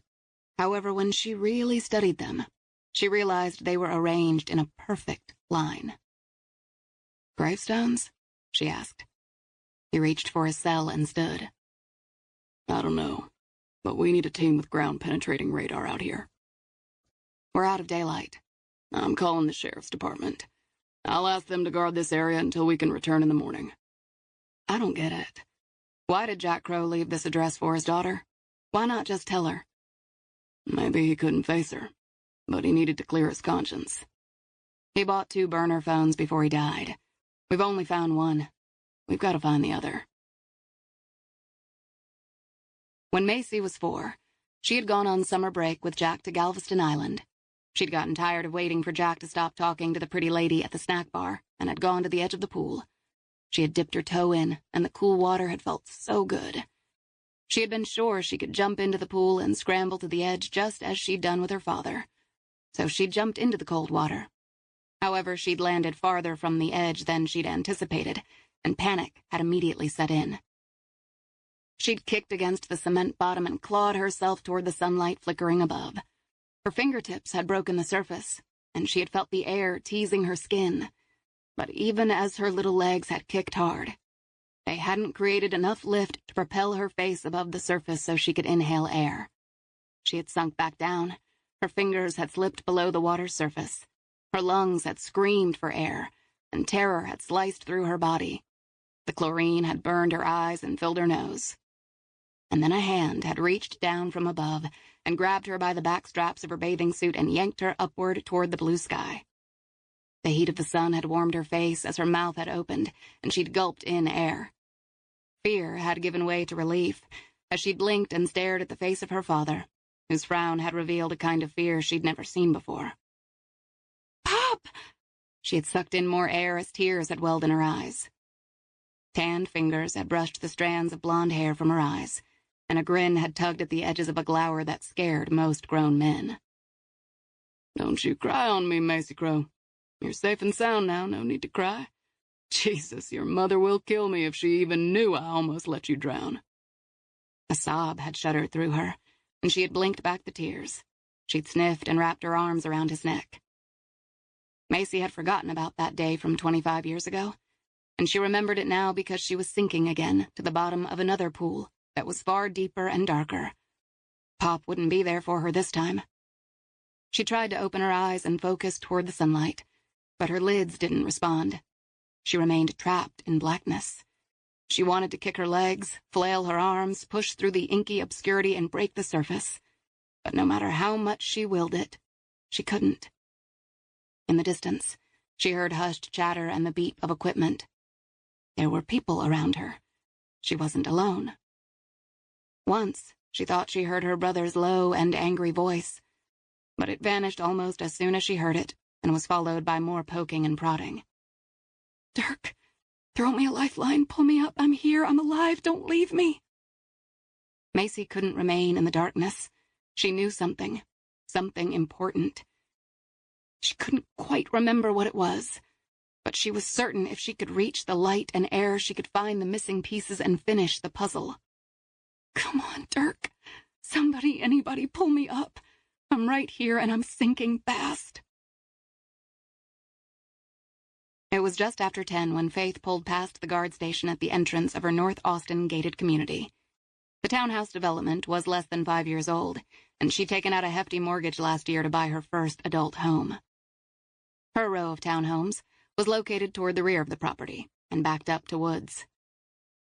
The building's sharp angles and modern lines could have been harsh and cold, if not for the quirky combination of glass windows, tin roof, and wooden horizontal strips stained a warm honey brown.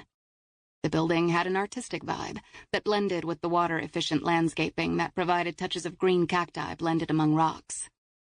There was a 2-car garage space and metal steps that led up to the wooden front door with an ornate wrought iron handle. She'd been drawn to this home the moment she'd seen it. As she pulled into her driveway, her headlights caught the silhouette of a person sitting on her front steps. Tensing, she slowed and rolled down her window to get a better look. The figure was slight and wore a hoodie. "Who are you?" Faith asked as she reached for her phone. "How did you get past the guard? No, wait, don't answer that. Tell it to the cops." Chill, Faith. It's me, Kat. Faith gripped her phone. "What are you doing here?" I came to see you," the girl said. Faith's heart was still jackhammering. "You're supposed to be at the shelter." "Well, I'm not. I'm here." "How did you get here?" Faith asked. "Uber." "You don't have a credit card." I sweet-talked a visitor at the shelter. Said my mom was sick. She liked the kid's moxie. "What's going on, Kat?"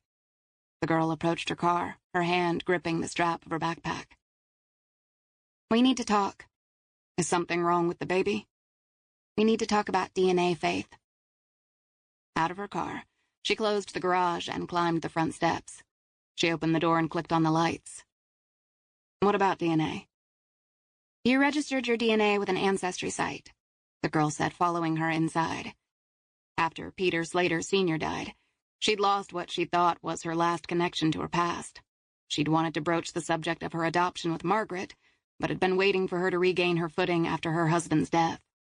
In April, in a moment of frustration, she'd tossed her DNA into the ever-growing pool of people searching for some clue about their family's past. Faith had checked the site a few times, but she'd had no matches, which for now was fine. She had enough on her plate with work. "How do you know that?" Faith asked.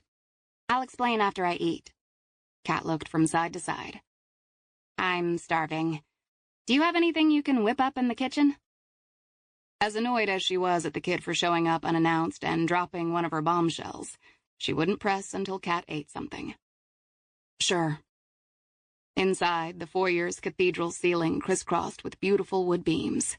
Hanging on the walls was an eclectic mix of paintings, photographs, and etchings. She'd collected some from around the world, but the majority of it had belonged to her mother and grandmother, who'd both loved art.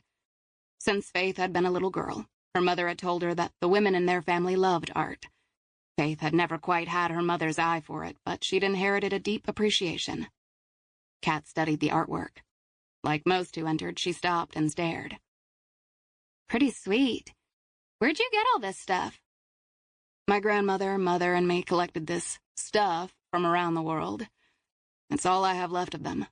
"Cool." "Each piece tells a story." "But the way you've put it all together tells a bigger story. That's kind of what I do with computers. I string a lot of code together to create something new." Faith looked at the collection, realizing she'd never thought of the art as a whole. She'd always thought of the separate pieces and their unique stories. Now, she realized, she'd blended hers among her mother's and grandmother's and had told a new story. She set her purse and keys on a side table and reset the house alarm. She made her way down a long hallway to a modern, open kitchen. It was outfitted with a spacious marble island, illuminated by 3 industrial pendant lights, stainless steel appliances that she rarely used, and white cabinets stocked with mostly unused dishes from her mother and grandmother. She opened the refrigerator and pulled out a loaf of bread, grapes, sparkling water, and several cheeses that had served as her dinner the last couple of nights. Kat dropped her backpack by the island and sat at one of the bar stools.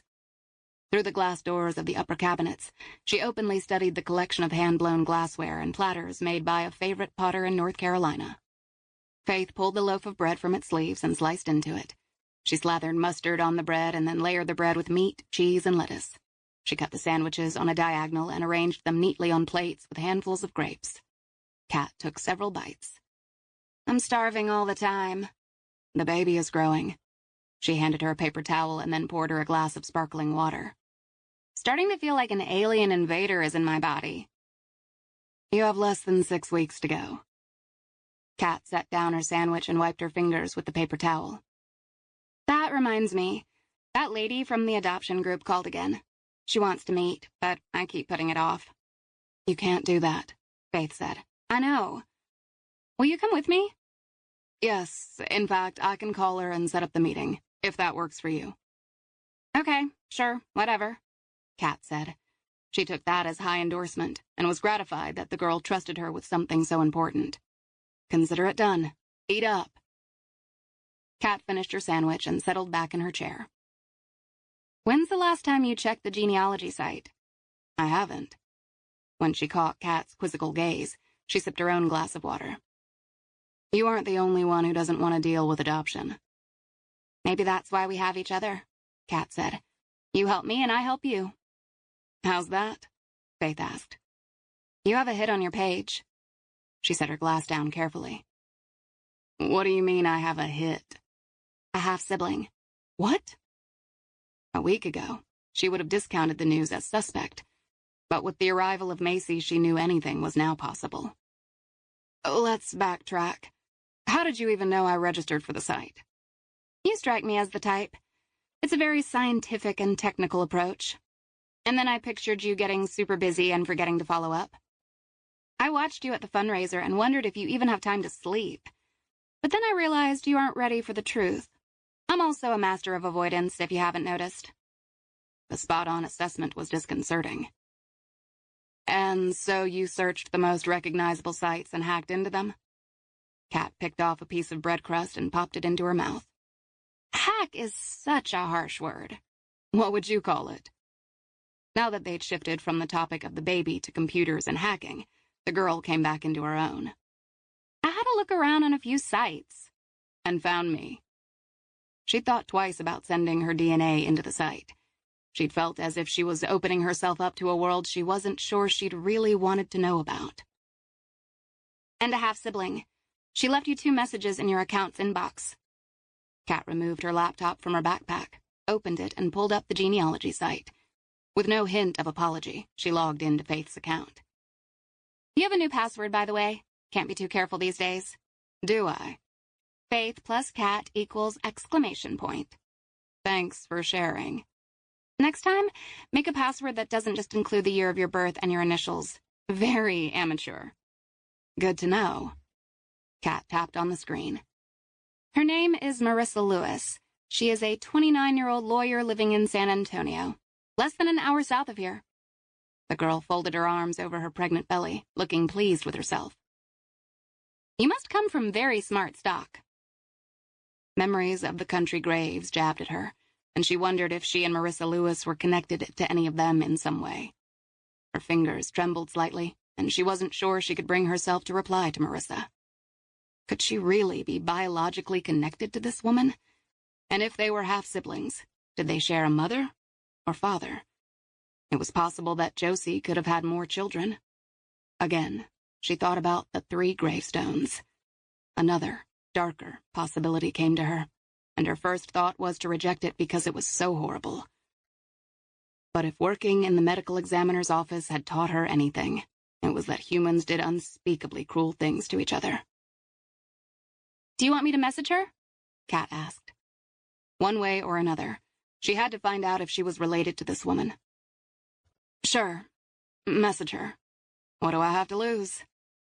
Kat's fingers tapped quickly, and before Faith could even consider changing her mind, the girl hit return and said, "Done." "Thanks. I think." "You don't sound very happy about it." Kat peered at her over the edge of her laptop. It's all a little much. But you want to know the truth, right? Kat said. You want to know your birth family?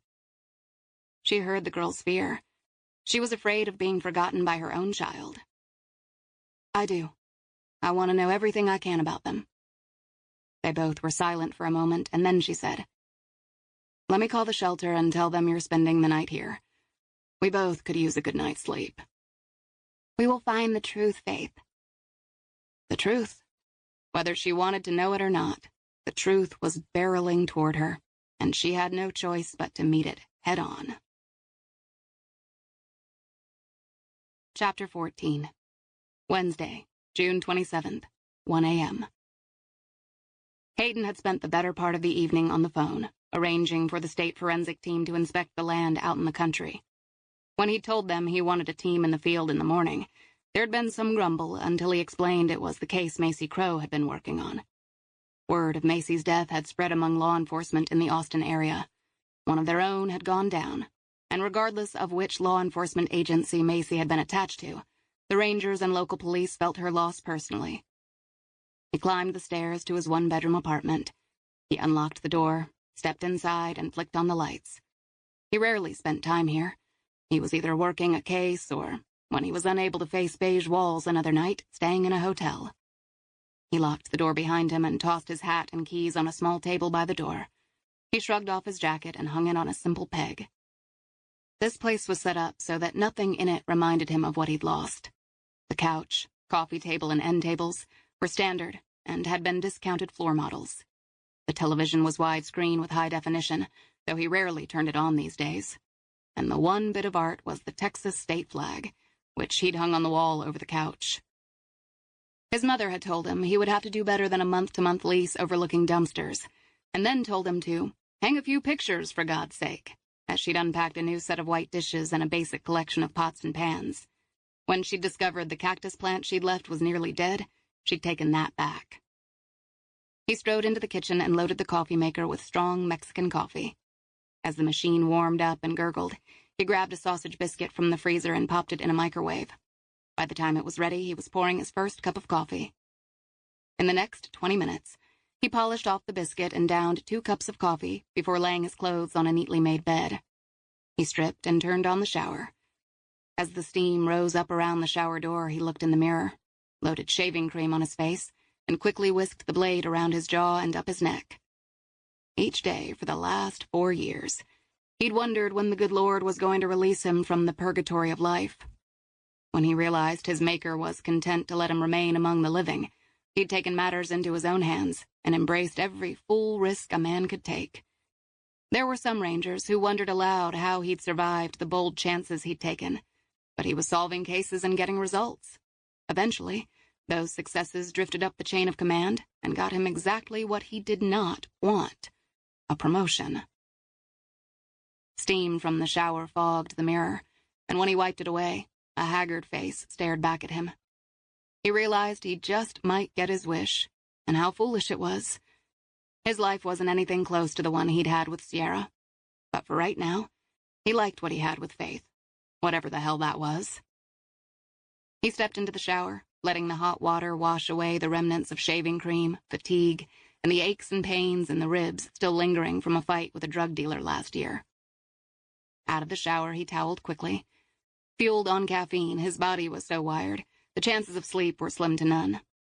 But he lay down, knowing he should at least try, because he'd been a cop long enough to know even a little crappy shut-eye cleared the fog from his brain. He needed every advantage he could take. He closed his eyes, but his mind kept turning. Faith, Macy, Jack, Paige. There was trouble connected to that damn ranch. He didn't fully understand the correlation, but one way or another, he would get some answers in a few hours. When his cell rang, it was 4 a.m. The cell's display read, Melissa Savage. Clearing his throat, he sat up and on the 3rd ring said, "This is Hayden. I have surveillance footage from several shops between Second Chances and the spot where Macy Crow was hit. I'll be there in 20 minutes. He dressed in the Rangers' trademark khakis, white shirt, boots, and string tie. He brewed fresh coffee and filled a to-go cup. He was fairly certain if he were cut, he'd bleed Java. The streets were quiet at this hour, as were the hallways of the Justice Center. He moved down the third-floor hallway toward the light spilling out from the last door on the right. In the office, Melissa Savage was sitting cross-legged in her chair, cup of tea in hand, watching what looked like raw video footage. A coffee pot on the counter gurgled out fresh brew. Hayden knocked on her door, and she looked up over her glasses. Do you ever sleep, Savage? Every Saturday, whether I need it or not. I hear you. Mind if I grab a cup? Help yourself. Brogan is on his way. Hayden crossed to the coffee pot as the last bit percolated out. He pulled the pot and filled his cup. One sip was a jolt to the heart. You drink it this strong? I don't touch the stuff, but I've worked with cops long enough to know they run better on high octane. I figured Ranger Brogan might want a cup or two to keep up with you. He'll get that. As if on cue, Brogan arrived and wordlessly went to the machine and filled a paper cup. He all but drained the first cup before topping it off with more. Weak coffee, Savage. She didn't look up from her computer and deadpanned. You're just bummed I didn't write your name on the cup with a cute smiley face like the local coffee barista downstairs. Hayden wasn't in the mood to listen to one of Brogan's rare attempts at banter. What did you find, Savage? She leafed through the pages of a spiral notebook until she found a note that had her backtracking footage to a different timestamp. We know when Macy Crow was struck on Monday night, per Officer Holcomb's body and dashcam footage. I was sent footage from 3 retail shops. All 3 picked up Macy Crow, and all confirmed what we already knew. So I backed up the dates and started looking for Jack Crow. She pressed a button. Here is what I found on Wednesday, June 13th at 7 p.m. The camera's lens captured black and white footage of the back alley that ran behind the main street. There was a lot of people coming and going from the back entrance of this particular bar, Savage said. And it's always amazing to me how many people do what they do in public. Just about everything is on camera these days. Do they not realize someone is watching? Hayden thought about the moment in the elevator with Faith on Monday night. It had been all he could do to keep his hands off her. Savage tapped her screen with her fingertip and stopped the footage. What's so special about that 7 p.m. time slot is that Jack Crow visits second chances. According to his son and assistant, Crow was practically a hermit, Hayden said. I talked to the owner of Maxwell's, Brogan said. They said he used to come every night at 5 for dinner. Burger well done and extra fries. But about 2 months ago he started coming less, and they hadn't seen him at all the week before he died. Well, he made it to second chances on June 13th, Savage said as she tapped the screen. We start with the first sighting at 7 p.m. I found security camera footage of him entering via the alley entrance. The same footage showed him leaving through the alley door 20 minutes later. What were the chances that Crow had not seen Garnet during those 20 minutes? It was possible, but not probable. Savage sped up the tape to 7:20 p.m. Crow's broad shoulders were slightly stooped and his face was pale, but there was no missing the anger in his expression. He paused by the back door and pounded his fist against the building's brick wall before he shoved his hands in his pockets and walked away. He's pissed, Hayden said. And that kind of anger doesn't jive with showing up at a bar and not finding your buddy there. Note that no one follows him as he leaves the alley toward his truck.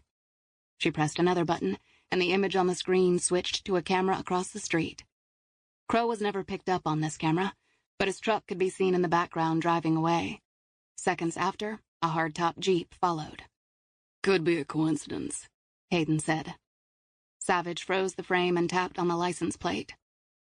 I hear you, and I'd have bought into that as well if not for the third camera. The third camera was mounted across from Second Chances, and it captured the Jeep in full frame. The driver got out. He was wearing a hoodie and appeared to be male. His identity was hidden until for a brief instant, the man looked up, and the camera caught a partial view of his face. Savage froze the frame and reached for 2 printouts she'd made earlier. Do either of you gentlemen recognize this man? Hayden stared at the shadowed profile and felt a rush of recognition and frustration. He'd had the guy in his sights. He'd had him. I can't say for certain if this is the man who killed Crow and also attacked Macy, Savage said. But he was following Crow a week before he died. Want me to put out a bolo? Brogan asked. Yeah. I want Dirk Crow picked up as soon as possible, Hayden said. Hiding in plain sight had always worked best for him. He found the more cloak and dagger shit people did, the more likely they were to be noticed. A change of shirt, a different hat, or a swap of coat or hoodie was all it took to change his look well enough so no one noticed.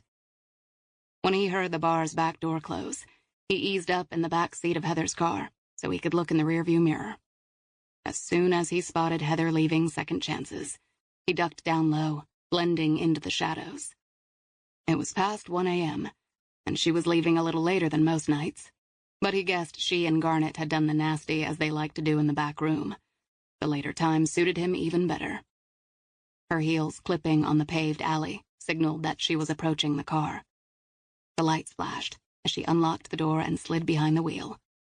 The remnants of her perfume mingled with the scents of cigarette smoke, booze, and sex.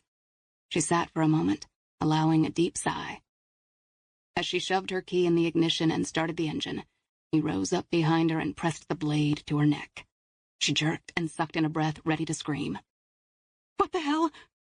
He clamped his hand over her mouth, the razor tip pressed against her beating jugular. "I'll cut your throat right here, Heather, if you say a word." She shook her head, looking into the rearview mirror at him. He didn't care if she saw him. He doubted she'd recognize him, and if she did, she'd never get the chance to tell. "Now, you're going to be quiet like a good girl, or I'll end it right here. Understood?" Her eyes shimmered with fear, but she did not make one sound. Slowly, he removed his hand and the knife tip released a little from her skin. "Who are you?" she asked. "Just a guy with a few questions. Now drive. Slowly and carefully. I want us to have privacy while we talk." "If this is about money, I don't have much, but you can have it." "I don't want your money, Heather." His gaze didn't drop to the full cleavage, but remained locked on her face in the rearview mirror. "Rape is not on the menu for tonight either. Now drive." She put the car in drive and gently eased it forward. "Where are we going?"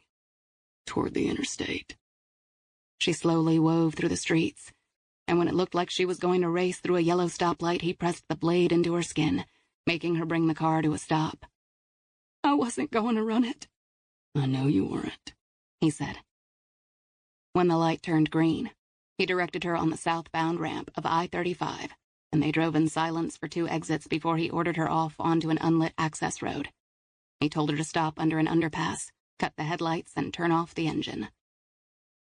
Most exits were populated with too many businesses and too many lights, but there were a couple with undeveloped land that would work nicely. He'd chosen this exit earlier in the day while scouting his route. Instead of stopping immediately, he had kept driving on the access road, just double-checking that no one was following him.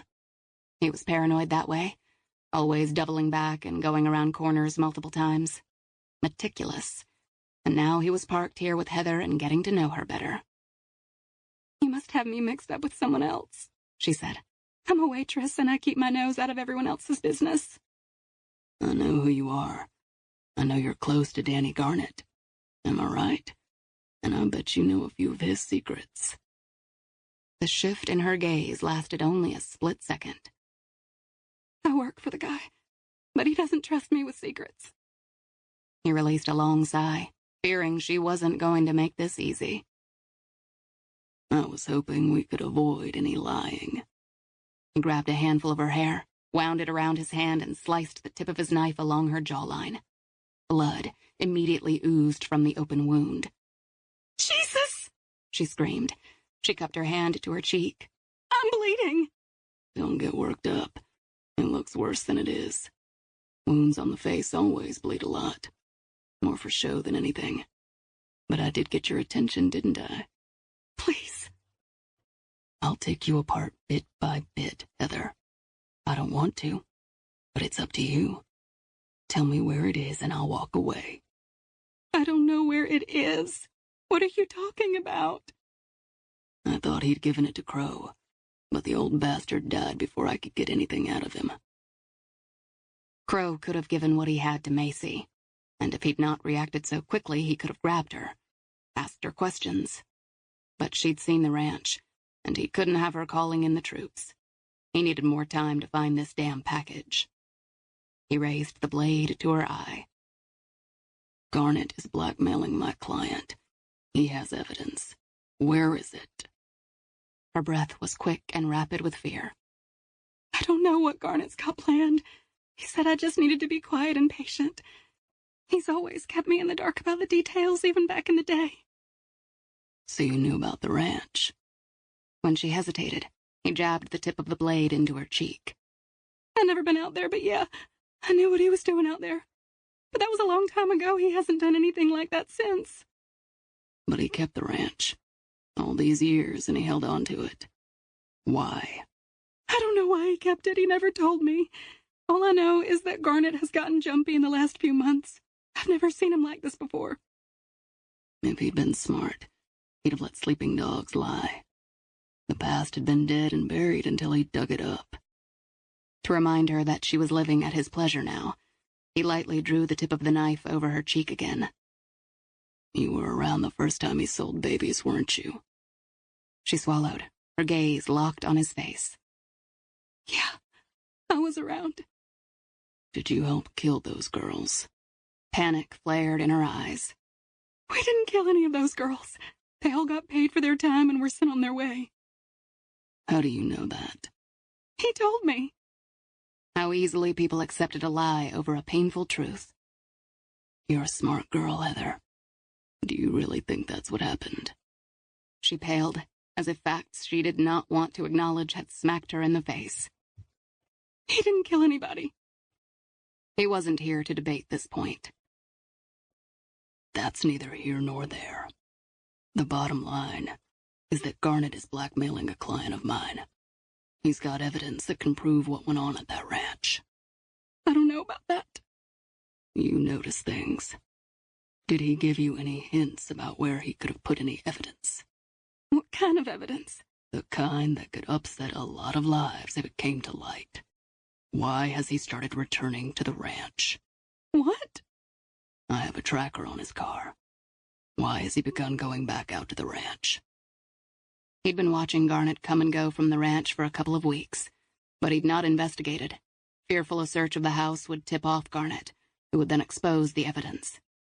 I didn't know that he was, Heather said. Only that he was gone more and more. Really? I saw a poster of a missing pregnant girl in his bar. Did he have anything to do with her disappearance? Why would he do that?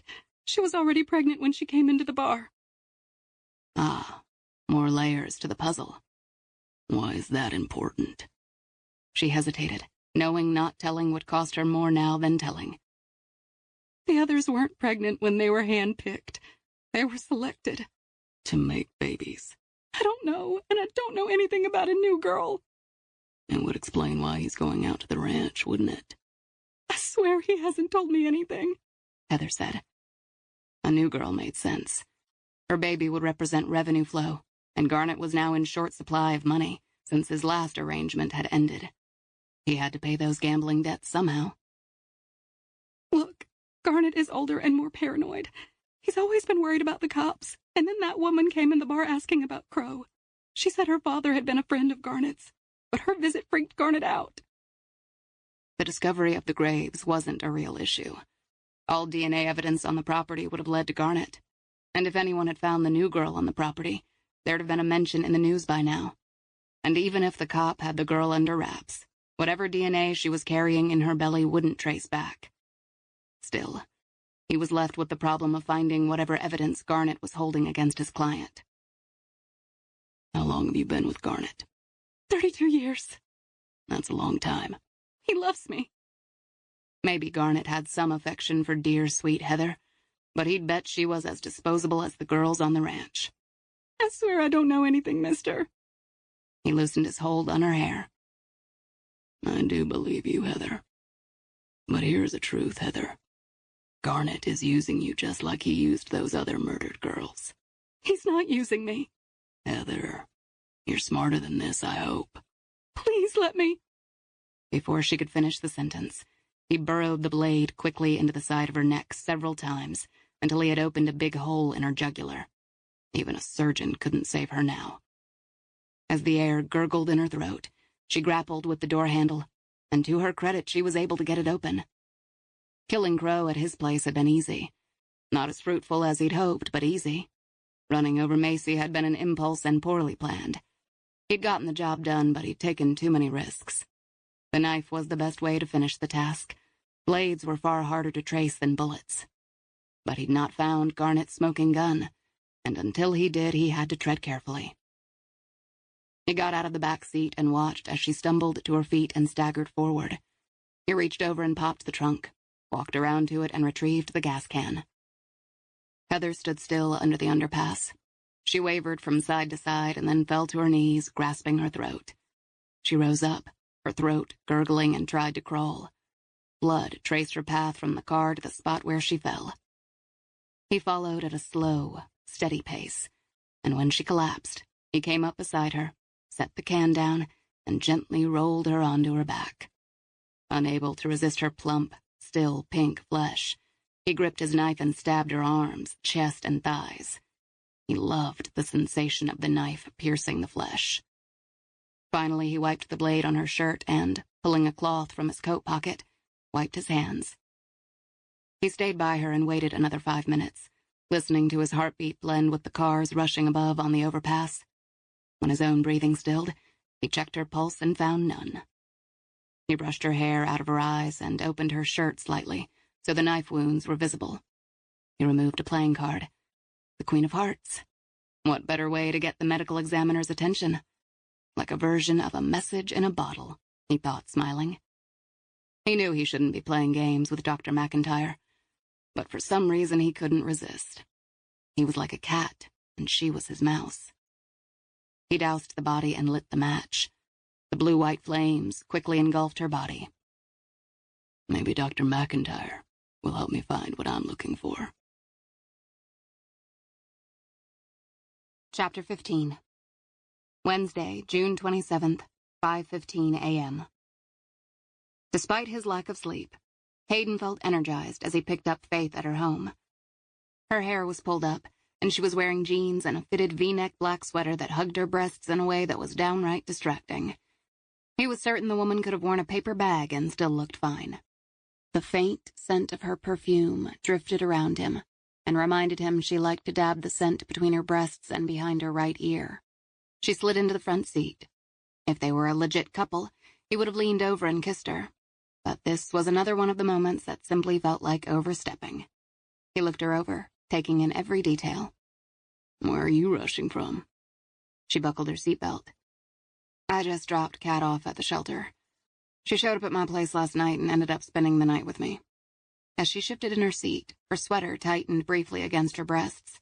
His heartbeat quickened, and he turned to the road ahead. As he left the parking lot, he said, "I need coffee. You want one?"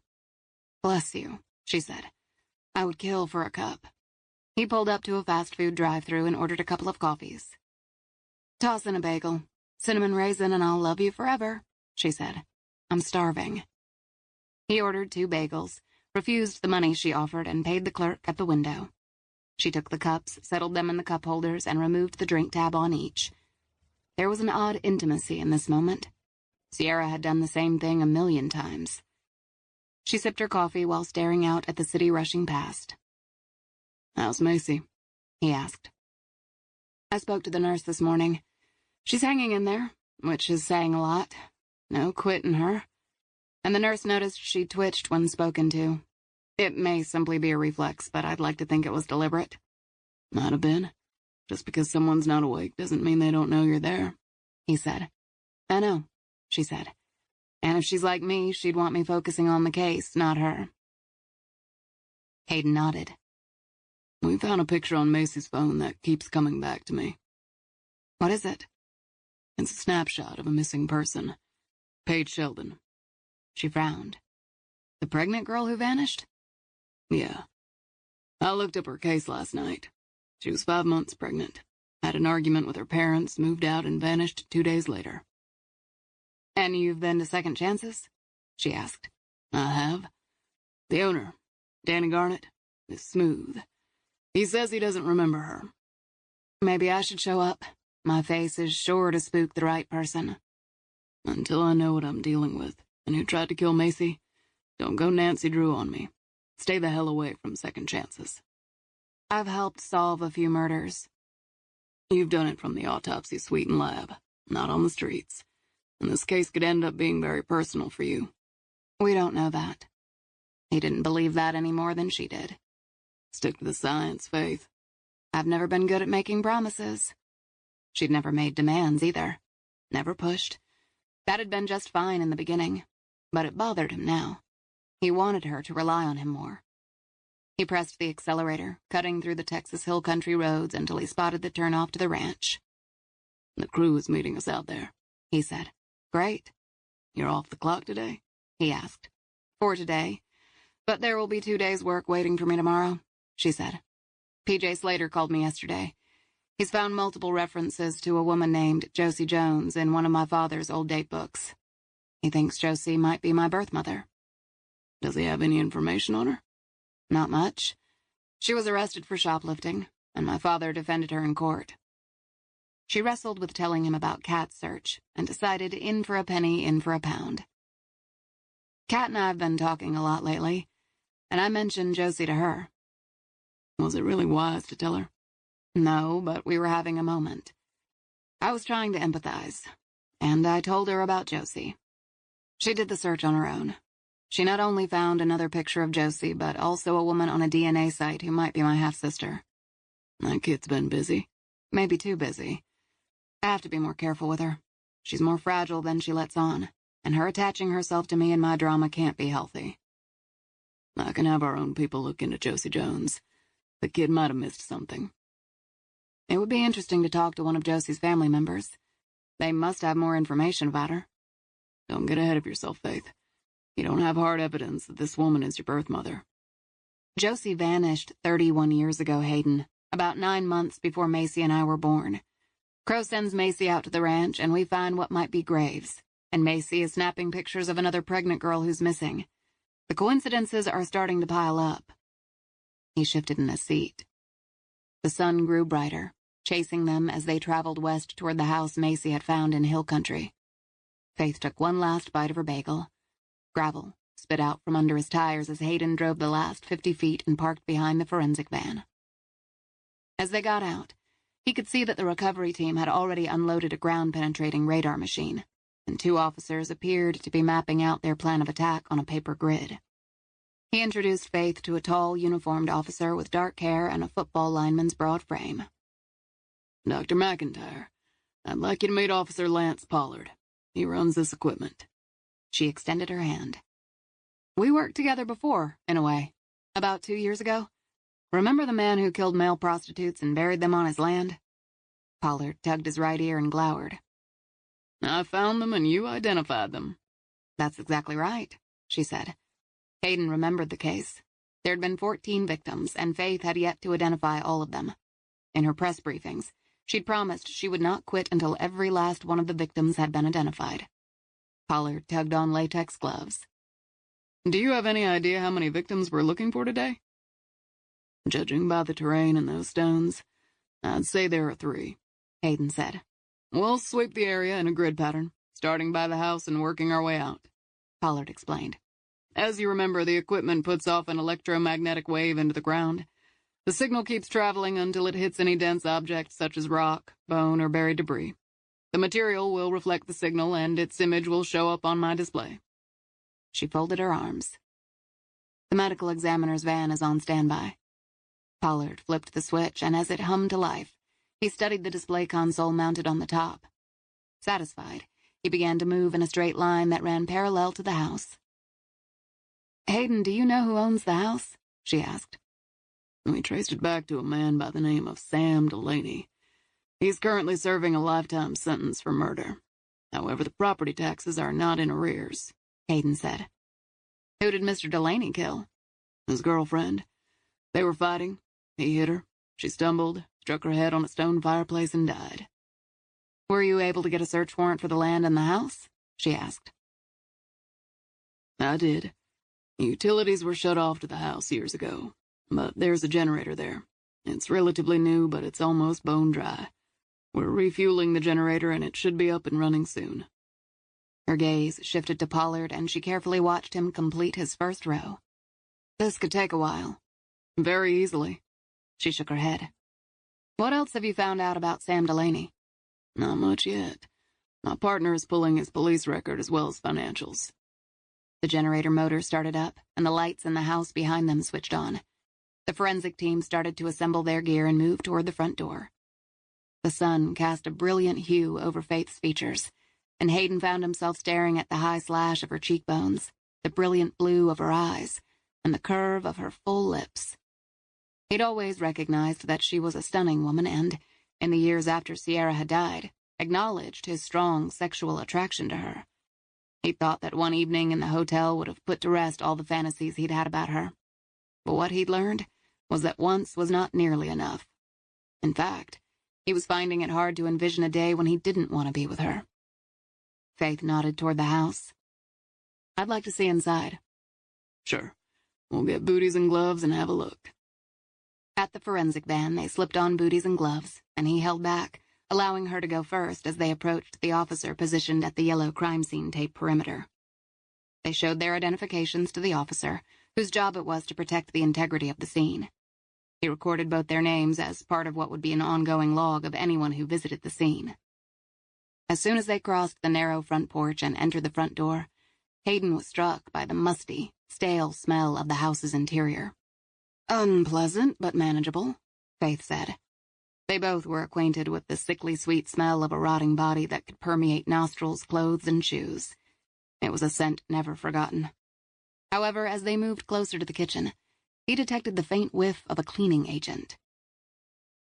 Do you smell that? She threaded her long fingers together, working the gloves deep between her fingers. I do. Someone recently cleaned this room. The house looks in too good a shape to have been closed up for the past 30 years. She stood back, studying the small living room with an oversized easy chair that had been patched in several places with duct tape. Beside the chair was an old end table with a large brass lamp. On the end table was a picture of a woman standing beside a tall, lean man. Hayden didn't recognize him, but wondered if he was Delaney. Judging by the clothes and hair, he guessed the photo was taken decades ago. The woman in the photo had shoulder-length blonde hair, pale skin, and blue eyes, like Faith.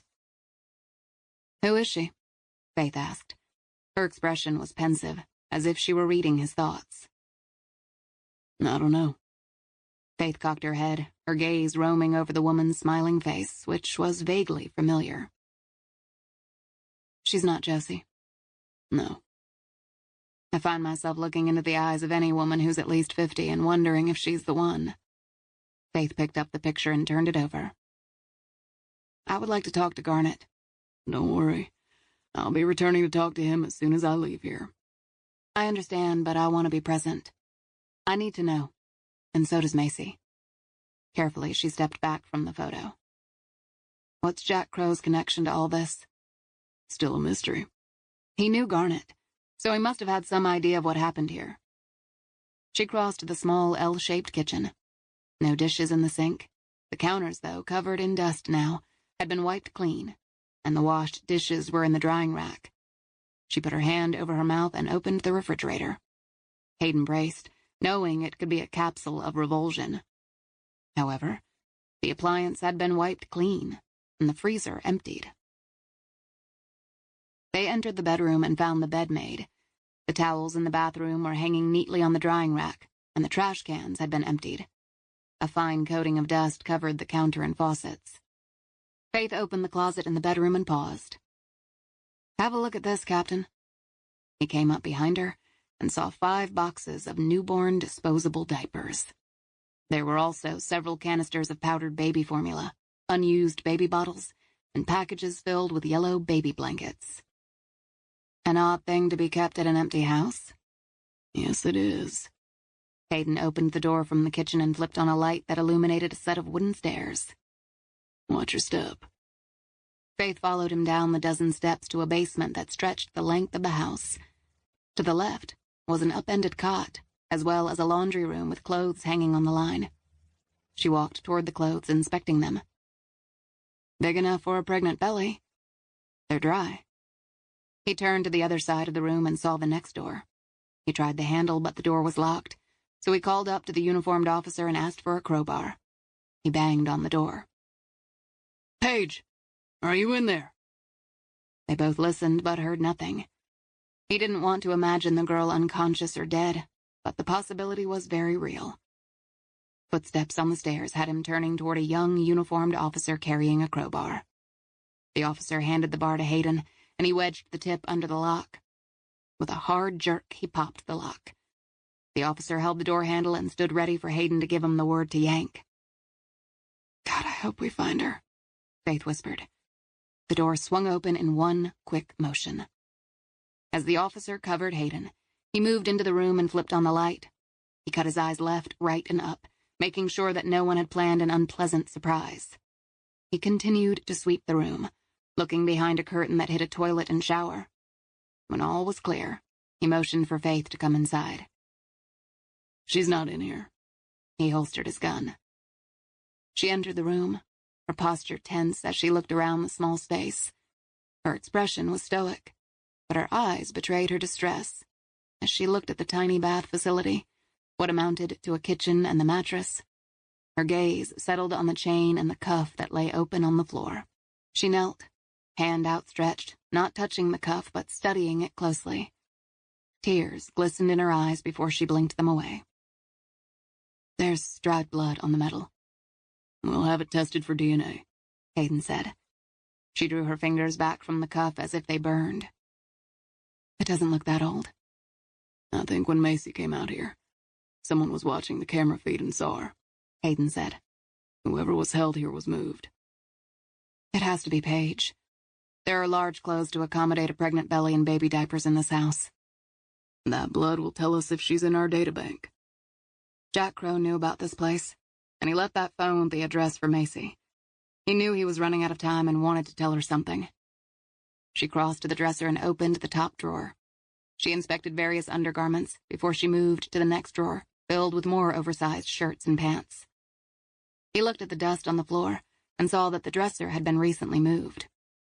"Let me have a look behind the dresser," he said. She stood aside as he gripped its sides and moved the piece of furniture. His gaze went first to the wall, which was solid cement. He then shifted to the back of the dresser. It was cheap particle board tacked to the flimsy frame, but at the base of the board were letters carved into the wood. "Officer, help me move this out more." Together they slid the dresser out several feet so that Hayden could stand behind the dresser. Faith joined him. He looked over the letters, his body tensing when he saw P.S. She drew in a breath. Paige Sheldon. She was here. And there are 3 other sets of initials. "And 3 stones outside." J.J. O.M. K.S. P.S. "Dear God." Her voice choked and dropped to a hoarse whisper. "He held them all in this room. J.J. Josie Jones." Upstairs, voices of the forensic team drifted around, and he knew it was time. "We need to get out of here and let the technicians do their job." She rose slowly as she studied the room again. "Captain Hayden!" An officer called down the stairs. "We have something!" They climbed the stairs and found Brogan standing on the porch. "Might want to come out and see this." Faith glanced up at Hayden, and he glimpsed fear and worry in her expression before she dropped her eyes, squared her shoulders, and walked out of the house. She stepped out with no hint of emotion on her face. The warming sun was climbing in the sky now, and it reflected on a new red flag stuck in the ground and gently flapping in the breeze. Neither spoke as they crossed the dusty yard to the ground-penetrating radar machine. Pollard turned on his computer display and showed them the image. Faith leaned forward, took one look, and instantly knew. Hayden had seen several images like this over the years, and he knew the odd, apparently random waves demarked bones. "Do you think the remains are human?" "Hard to say at this point," Pollard said. It was easy to assume buried remains must be human, but people did bury pets, or perhaps it was a trash pit with animal remains. These bones were in close proximity, not scattered. Faith said, They were discarded in holes like trash. Hayden had been to his share of horrific murder scenes, but hearing Faith's quiet outrage threaded with pain struck him to his core. She was hurting, and that bothered him. The spot was marked with a stone, correct? Hayden said. Yes, Pollard said. all the stones appear to have been pulled from the area. There's nothing special about them individually. But arranged as they are, they look like headstones, Hayden said. I know some serial killers like to return to the scene of their crimes and visit their victims, Faith said. He would have had no problem remembering where he buried them. 2 more stones doesn't mean 2 more bodies. He said the words for her benefit. You're wrong. Faith reached for her cell. They're all headstones, and if Macy had been a few weeks later, there'd be a fresh hole with another dead girl in it. Jack Crow was tortured for a reason, Hayden said. Someone was looking for something. This place? She asked. Maybe. I'll call the medical examiner's office and have them send a crew so we can start excavating the sites. Josie Jones, 1988. Things I like.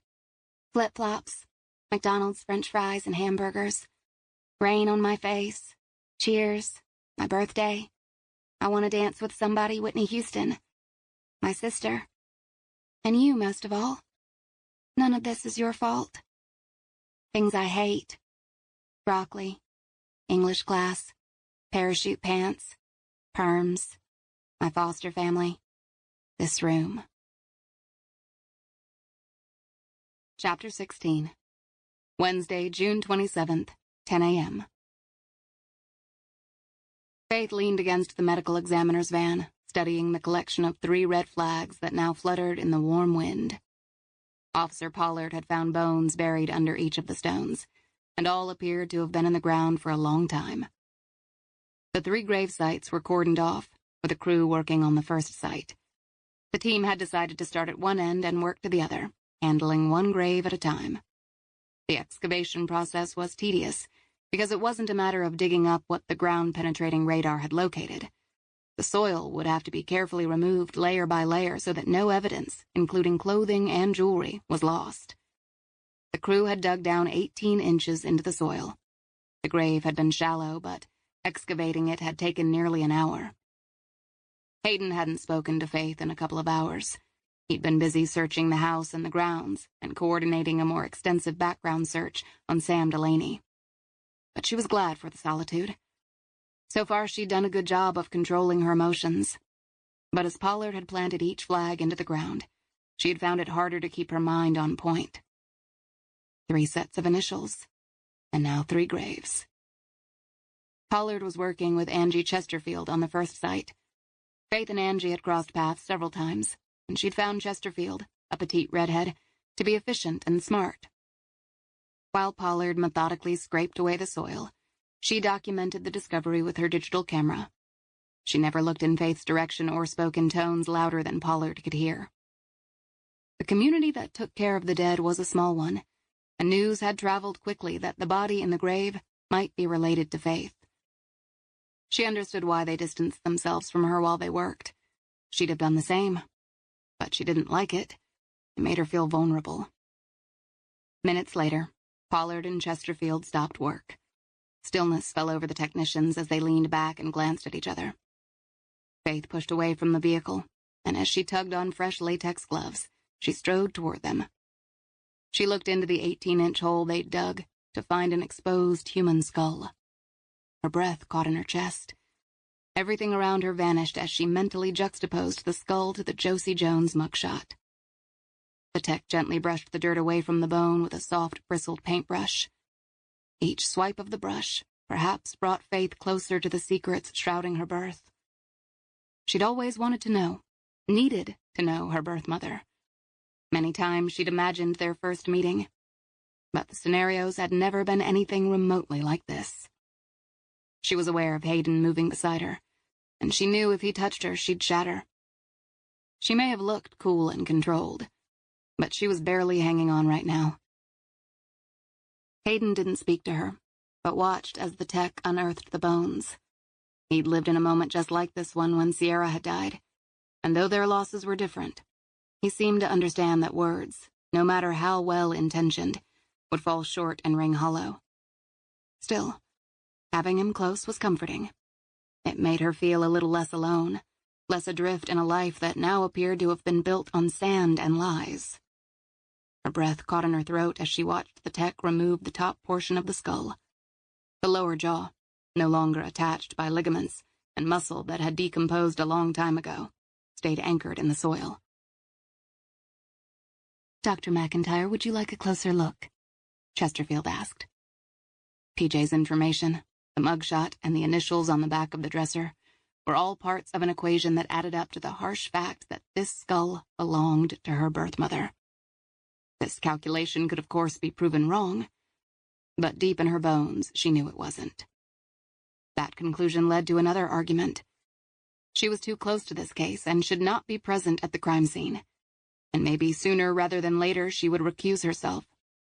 But for now she felt an obligation to Macy, Josie, and the faceless women who'd been imprisoned in that forgotten basement cell, to be here and bear witness. "Yes, I would like a closer look," she said. Again, Hayden didn't speak, but she heard him shift his stance and felt the tension radiating from his body. He might not have liked her response, but he understood it enough not to challenge it. As Chesterfield shot more photographs, Faith knelt down and held out her gloved hands, accepting the skull. Her heart raced, and she turned it around and peered into the eye sockets. She didn't speak until she was certain her tone and inflections were carefully under control. She pushed aside her feelings and focused on the facts. "The nasal bridge and aperture are high and slim, respectively. This suggests the victim was likely of Caucasian descent." "Hard to be sure with a look." Hayden played devil's advocate, a role well suited for his analytical mind. Professionally, she understood it, and personally, she appreciated it. "You're correct, Captain," she said. "Though each race has its own unique characteristics, defining this individual's race with a cursory glance isn't scientifically sound. It will take more analysis in the lab to confirm the individual's ethnic origin." But if he'd asked her to put down money, she'd have bet large. She ran her thumb over the brow ridge. "The bone is relatively smooth, and the brow ridge less pronounced, suggesting a female. The orbitals have a sharper ridge, which also suggests a woman. But again, the final call can't be made until we examine the pelvis." A female's pelvis was broader to accommodate childbirth, and if these bones were indeed female, there could be markers on the pelvic bone that would indicate childbirth. "Any idea about cause of death?" Hayden asked. "There's no damage to the skull," she said. "Head trauma would have left cracks. But if the manner of death did not impact her bones, determining cause could be difficult, if not impossible. I'll need the full set of remains to make a definitive statement." Faith handed the skull back to Chesterfield and studied the faint outlines of the bones just below the thin surface. The woman had been laid in the ground in a fetal position. Had whoever buried her been rushed? Were they stunned by her death? Or had her ending been planned since the day she'd been locked in the room? "This is going to take some time," Hayden said. "We won't solve any of this today." Pollard nodded. "We'll be out here today and the better part of tomorrow. We'll start sending the remains to the medical examiner's office as soon as we excavate each site." "Yes, this can't be rushed. I don't want any potential evidence lost." Faith rose, brushing the dust from her gloved hands. "I could stay, but you have this under control. If you need me, I'll return to the site immediately." She turned from the grave, grateful not to be hovering. She yanked off her gloves and wiggled her fingers, wishing she could forget the weight of the skull in her hands. There was never any such thing as an easy death investigation. Death, even when it was a mercy, was never stress-free. She'd learned over the years to guard her emotions. Country music, Nancy's steady comments, and the exhaustion after a long run all kept her mind on an even keel. However, this sight would require every tool in her bag of tricks. "I'd like to show you something we found in the basement room." Hayden's long strides caught up to her easily as she reached the forensic van. What is it? She tossed her gloves in a disposable bag. It's better if you see it, he said, giving no hint.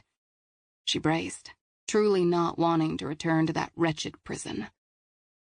Of course. He guided her back toward the house and up onto the porch. They each paused on the front steps and pulled on fresh gloves as well as paper booties. This house was now an active crime scene, and the less contamination they brought into it, the better. Her eyes adjusted to the interior as she followed Hayden through the house and down the basement stairs. Inside the room, a light flashed as a forensic technician snapped photos. Hayden motioned for her to pause as he entered the room and spoke in low tones to the technician. The man soon appeared at the door, nodded to her, and stepped aside. Hayden stood behind him and signaled her forward. In the room, she noticed the dresser was still away from the wall, but she also noted that a ventilation grate behind it had been removed and was encased in a plastic evidence bag. What did you find behind the grate? Her voice sounded so professional that for a moment she wasn't sure that it didn't belong to someone else. 2 magazines, Hayden said. They both date back to 1987. They're on the table. She shifted her focus to the small round table and the 2 magazines. Both were fashion magazines and featured headlines such as Beauty Blitz, 100 Ideas for Spring, and How to Talk to a Boy. The smiling girl on the cover had rich, dark hair and wore a red sweater, striped miniskirt, white tights, and flats. A thick gold chain with a heart dangling from it hung around her neck. A black and white composition notebook in her hand, she stared coyly at the camera. Hayden carefully folded back the wrinkled cover of one of the magazines to the title page. Words were written in a teenager's loopy style all along the margins. The first entry was dated 1988, the year Faith was born. My name is Josie Jones. I'm 19. I am your mother, but you will never know me. Josie wrote messages in this magazine, Faith whispered. Yes, Hayden said. Pain, sadness, and anger hitched in Faith's throat as she scanned the words scribbled in fading ink. She imagined the young girl sitting at this very table, locked in this room, pregnant and alone. Somehow Josie had known she wasn't going to get out alive. Does she name the man holding her? She called him Daddy. He must have never told her his name. Does she say who fathered her baby? I haven't gotten that far yet. It's going to take some time to go through this. She turned to the next page, and in the white margin, the top line on the left page read, I've begged and pleaded with him to let me go. He swears he'll let me go, but he has lied before. She pressed her trembling hand to the page and felt the deep creases the pen tip made in the thin, glossy paper. She never stood a chance once she entered this room. None of them did. No. But I'm hoping Paige Sheldon has a chance. She still might be alive, Hayden said. I know, but she's running out of time. Her baby has to be due any day, and who knows what will happen during a birth unattended by a doctor, or what her jailer will do to her afterward. You need to take a break. This is not a good place for you, Hayden said. You're right, I should leave. But this case has wrapped around me and frozen me to this spot. He laid a hand on her shoulder. I'll drive you back to town, Faith. Let's go. No. You're going to be needed out here, she said. I can ask one of the uniforms to take me. There's nothing I can do here for the next couple of hours. No one is going to miss me. I'll drive you. She dug her nails into her hands, focusing on the discomfort. Sure. Thanks. In his car, she buckled up. He paused to speak to several officers and then slid behind the wheel. He tossed her a pointed glance before he backed up the vehicle and pulled onto the main road. Are you doing okay? Of course she would be okay. If not for her own sake, then for Macy's and Kat's. But the road between right now and okay would be a long one. I'm handling it. That's not what I asked. Talk to me, Faith, he said. It wasn't an easy sight to see, she said. I suppose the day we get used to something like that is the day to worry. She watched as the barren landscape raced past, and was glad each new mile put distance between her and that place. She was suddenly anxious to get back to the city and see Macy. "Can you drop me at the hospital? I want to visit Macy. I can make my way back to the office after that." "Have you received any new updates on her?" he asked. "I spoke to a nurse this morning. She told me she's still unconscious, but I want to see her today. She's alone, and she's the one who led us to those graves." She thought about the date of birth on Macy's driver's license. It was her birthday. "Do you have any idea how odd it feels to think I could have a twin? From only child to having a twin sister and perhaps a half-sister if Kat's right. That is one hell of a jump. Family is a good thing. You have a sibling?" A younger sister. She's with the FBI. "Are you too close?" She was suddenly curious to know what it felt like to have a sister. We were as kids. We had a falling out when we were teenagers." He hesitated, as if the telling still troubled him. Kate's ex-boyfriend turned on her and tried to kill her. She was with our father at the time, and he ended up taking a bullet to save her. He died in Kate's arms. For a long time, I blamed her for Dad's death. None of it was her fault, of course, but I wasn't seeing too clearly. After that, my relationship with Kate was strained. Sierra was the one who made me promise to fix it with her. I can't imagine Sierra allowing a rift between you and a sister to stand. As sick as she was very clear and direct about that. Have you and your sister worked through it? Neither one of us is good with talking through our feelings. I suppose any shrink would advise that we delve deeper. But we do okay.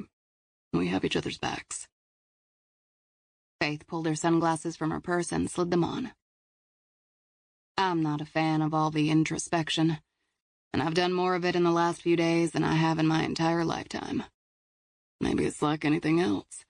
The more you do it, the easier it gets. We shall see.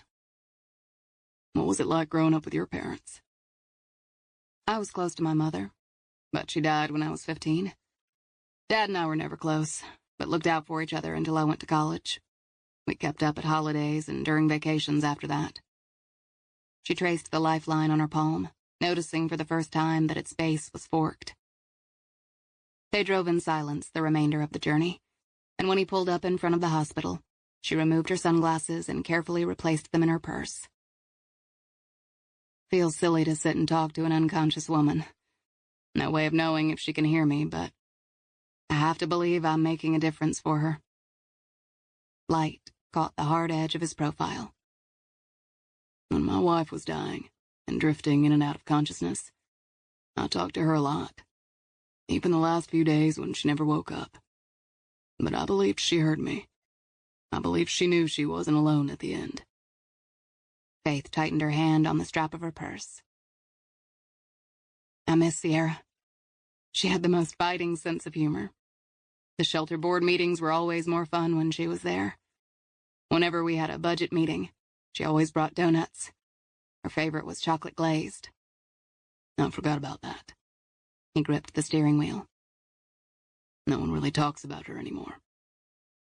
If you ever want a Sierra story, ask me. I've got a few. We got into our share of trouble once or twice. Trouble? This conversation was more personal than sex, but Faith wasn't sure how she felt about bonding. I'll tell you about it sometime. Counting on it. June 1st, 1988. I held you in my arms today, minutes after you were born. The stars in the sky were bright and clear as I carried you away from the ranch, toward the future you were destined to have. I named you Faith, because I have faith that what I did was right. You will have a bright future, and I will always protect you. Love, Daddy. Chapter 17. Wednesday, June 27th, 4 p.m. Faith got out of the car and hurried into the hospital toward the elevators to Macy's unit. She waved to the nurses in the small office behind the station as they gathered around the platters of food. They were laughing, smiling. She nodded to one she recognized from yesterday and headed toward Macy's room. Until a DNA test was run, Faith couldn't technically be considered Macy's family. But when the nurse looked up at her, she said cheerfully, "Your sister made it through the day. She's a strong woman." Sister. The word felt natural. "Good. Can I see her?" "Sure, don't stay too long." "Did she have any other visitors today?" The nurse checked her computer. "Standard hospital personnel visited this morning." "And they all checked in with the police guard?" Anyone could put on scrubs and blend into a hospital setting. "I assume so. There didn't appear to be any issues with the guard on duty." "Did anyone stay long?" "They all stayed less than 5 minutes." "Thank you." As she turned, she heard, "Faith?" Margaret Slater was dressed in a pale pink skirt and matching jacket. Her graying hair was pinned into a stylish twist, and her delicate diamond earrings sparkled. Her gaze was quizzical as she stared at Faith. "Did we have a meeting here today?" "No." She thought back to the email she'd sent to Margaret regarding the fundraiser, and it felt like 1,000,000 years ago. "Are you here for the fundraiser?" "You know me, I'm always planning." Margaret kissed Faith on the cheek. The older woman's trademark soft perfume wafted around them. "I'm meeting with the head of the department. We're setting a date for next year's gala. What are you doing here?" "Visiting a friend." "Who on earth do you know that's here?" Margaret glanced toward the uniformed officer in the hallway. "They're protecting someone. Is that who you're here to see?" "I can't discuss this, Margaret." "You've always been able to tell me everything." "And I will when I can." She had been afraid to ask Margaret about her adoption, but now was too desperate for answers not to ask. "Margaret, what do you know about my adoption? Mom and Dad never talked about it, and I just thought since you knew them, then you might know." Margaret's face softened. "I remember when your mother called and told me a baby had been found for them. She was so thrilled. I made a point to be there when your parents met you for the first time at the law offices. The look of pure joy on your mother's face still could make me cry." "Did Peter ever tell you about my birth mother?" "She was young, unmarried, wanted a better life for her baby." "Did you ever hear the name Josie Jones?" Margaret frowned. "No. Do you think that is her name?" "PJ found her name in my father's datebook. They met several times in the year before I was born." Margaret's brow wrinkled as she slowly shook her head. "Honey, I don't know the name. Why do you think it's her?" "I don't know anything for sure." What she did know about Josie was now part of an active crime investigation, and she couldn't discuss it. Margaret took Faith's hand in hers and gently squeezed it. "You look tired. Are you okay?" "I'm fine, really." She leaned in and kissed Margaret's cheek. "I will dig around in Peter's papers. I've only just found myself able to look at his things, but I will keep a lookout for anything related to your adoption." "Thank you. We'll talk very soon," Margaret said. "You promise?" "I promise." Margaret kissed her. "Now I'm off to the hospital administrator's office. I have a fundraiser to plan." She made her way down the hallway and nodded to the uniformed officer. He wasn't the officer on duty yesterday, and, like the other one, looked incredibly young. Faith introduced herself. "I'm going to need to see identification," he said. She fished credentials out of her wallet and handed them to him. He checked the card against the very short list of people allowed to visit Macy and then stepped aside. "Thank you, Dr. McIntyre." Macy's room was dark, with only the beep of the monitors to break the silence. Macy remained unconscious, lying so still that Faith had to look closely to prove to herself she was breathing. Under the bruises, Faith could see Macy's face was slightly more drawn. There was a rumpled picture of Macy propped up on the shelf by the bed. The image must have been taken when Macy was 1 or 2. She had a big, toothless grin and was reaching for Jack Crow's beard. He was laughing. "Hi, Macy. It's Faith. We met yesterday." She reached for the edge of the blanket and pulled it up a fraction before she sat. "This picture of you and Jack is remarkable. You looked so much like I did as a baby. When you get well, I want to compare more pictures. I ran track in high school, ran my first marathon last year, and finished in 3 hours and 33 minutes. Not a gold medal win, but respectable. A slight moan mumbled in Macy's chest. Faith replaced the picture and sat beside her, glancing at the monitors. Macy's blood pressure was low, but not dangerously so. She laid her hand over Macy's fingers, which were cold and didn't respond to her touch. "You're holding steady, Macy. That's good. You just need to keep hanging in there. You'll get better every day." "I received your email, Macy, and I've been to the place you mentioned. The Texas Rangers are involved now. I'm involved now." The heart rate monitor seemed to speed up, and Faith could have sworn Macy understood the wagons had circled around her and she wasn't alone. "We went to the farm and saw the stones. You were right to be concerned. The Texas Rangers swept the land with radar." She drew in a breath, not wanting the news to upset Macy, but also realizing that if this gal was a top investigator at the FBI, not knowing what was in that ground would bother her more. "We found 3 bodies," she said. "We've only partly removed the first, but it appears to be a female." The heart rate monitor picked up again by several beats. "You can hear me, can't you?" Faith said as she studied the monitor. "Can you squeeze my hand?" Several seconds passed with nothing. "Macy, if you can hear me, move your fingers." More moments, and then Macy's fingers jolted. It could have been involuntary and was hardly conclusive, but it was a good start. "You do hear me?" Faith was rewarded with more movements in her fingers. "That's good, Macy. I'm assuming you can hear me and you're listening. I'm going to talk to you like a medical examiner would to an FBI agent, okay?" The fingers twitched. "Good. I've always done better with facts rather than feelings, and I'm betting you're a facts-based girl, too." The heart rate monitor stayed slightly elevated. "So the graves are being processed. It's going to take a couple of days to excavate thoroughly, and when it's time, I'll be part of the team that examines the remains. Hopefully, we'll be able to determine manner of death. We also found a room in the basement of the ranch. Macy, these crimes may have spanned months or even years." She detailed the discovery of the dresser. "I have a lead on JJ. She's a woman named Josie Jones. She vanished about the time we were born, and my father represented her in court. She didn't trust her voice to tell Macy about the journal written in the margins of the magazines. Who knows? Maybe she's important to us and the case." She sat for several minutes. "I've already spent too much time thinking about Josie and comparing her face, our faces. There are precious few details on her, but my imagination keeps filling in the gaps. It's not a particularly smart approach, and I know I'm setting myself up for disappointment." She paused, catching her own breath, and then added, "But enough about me. You concentrate on getting better. That is your only job. I'll be back soon to check on you, promise." Faith rose, patted Macy's hand, and left the room, feeling like she was abandoning her. Macy could hear the soft, steady voice, and found herself transported back to an afternoon when she and her mother were living in the small Dallas apartment.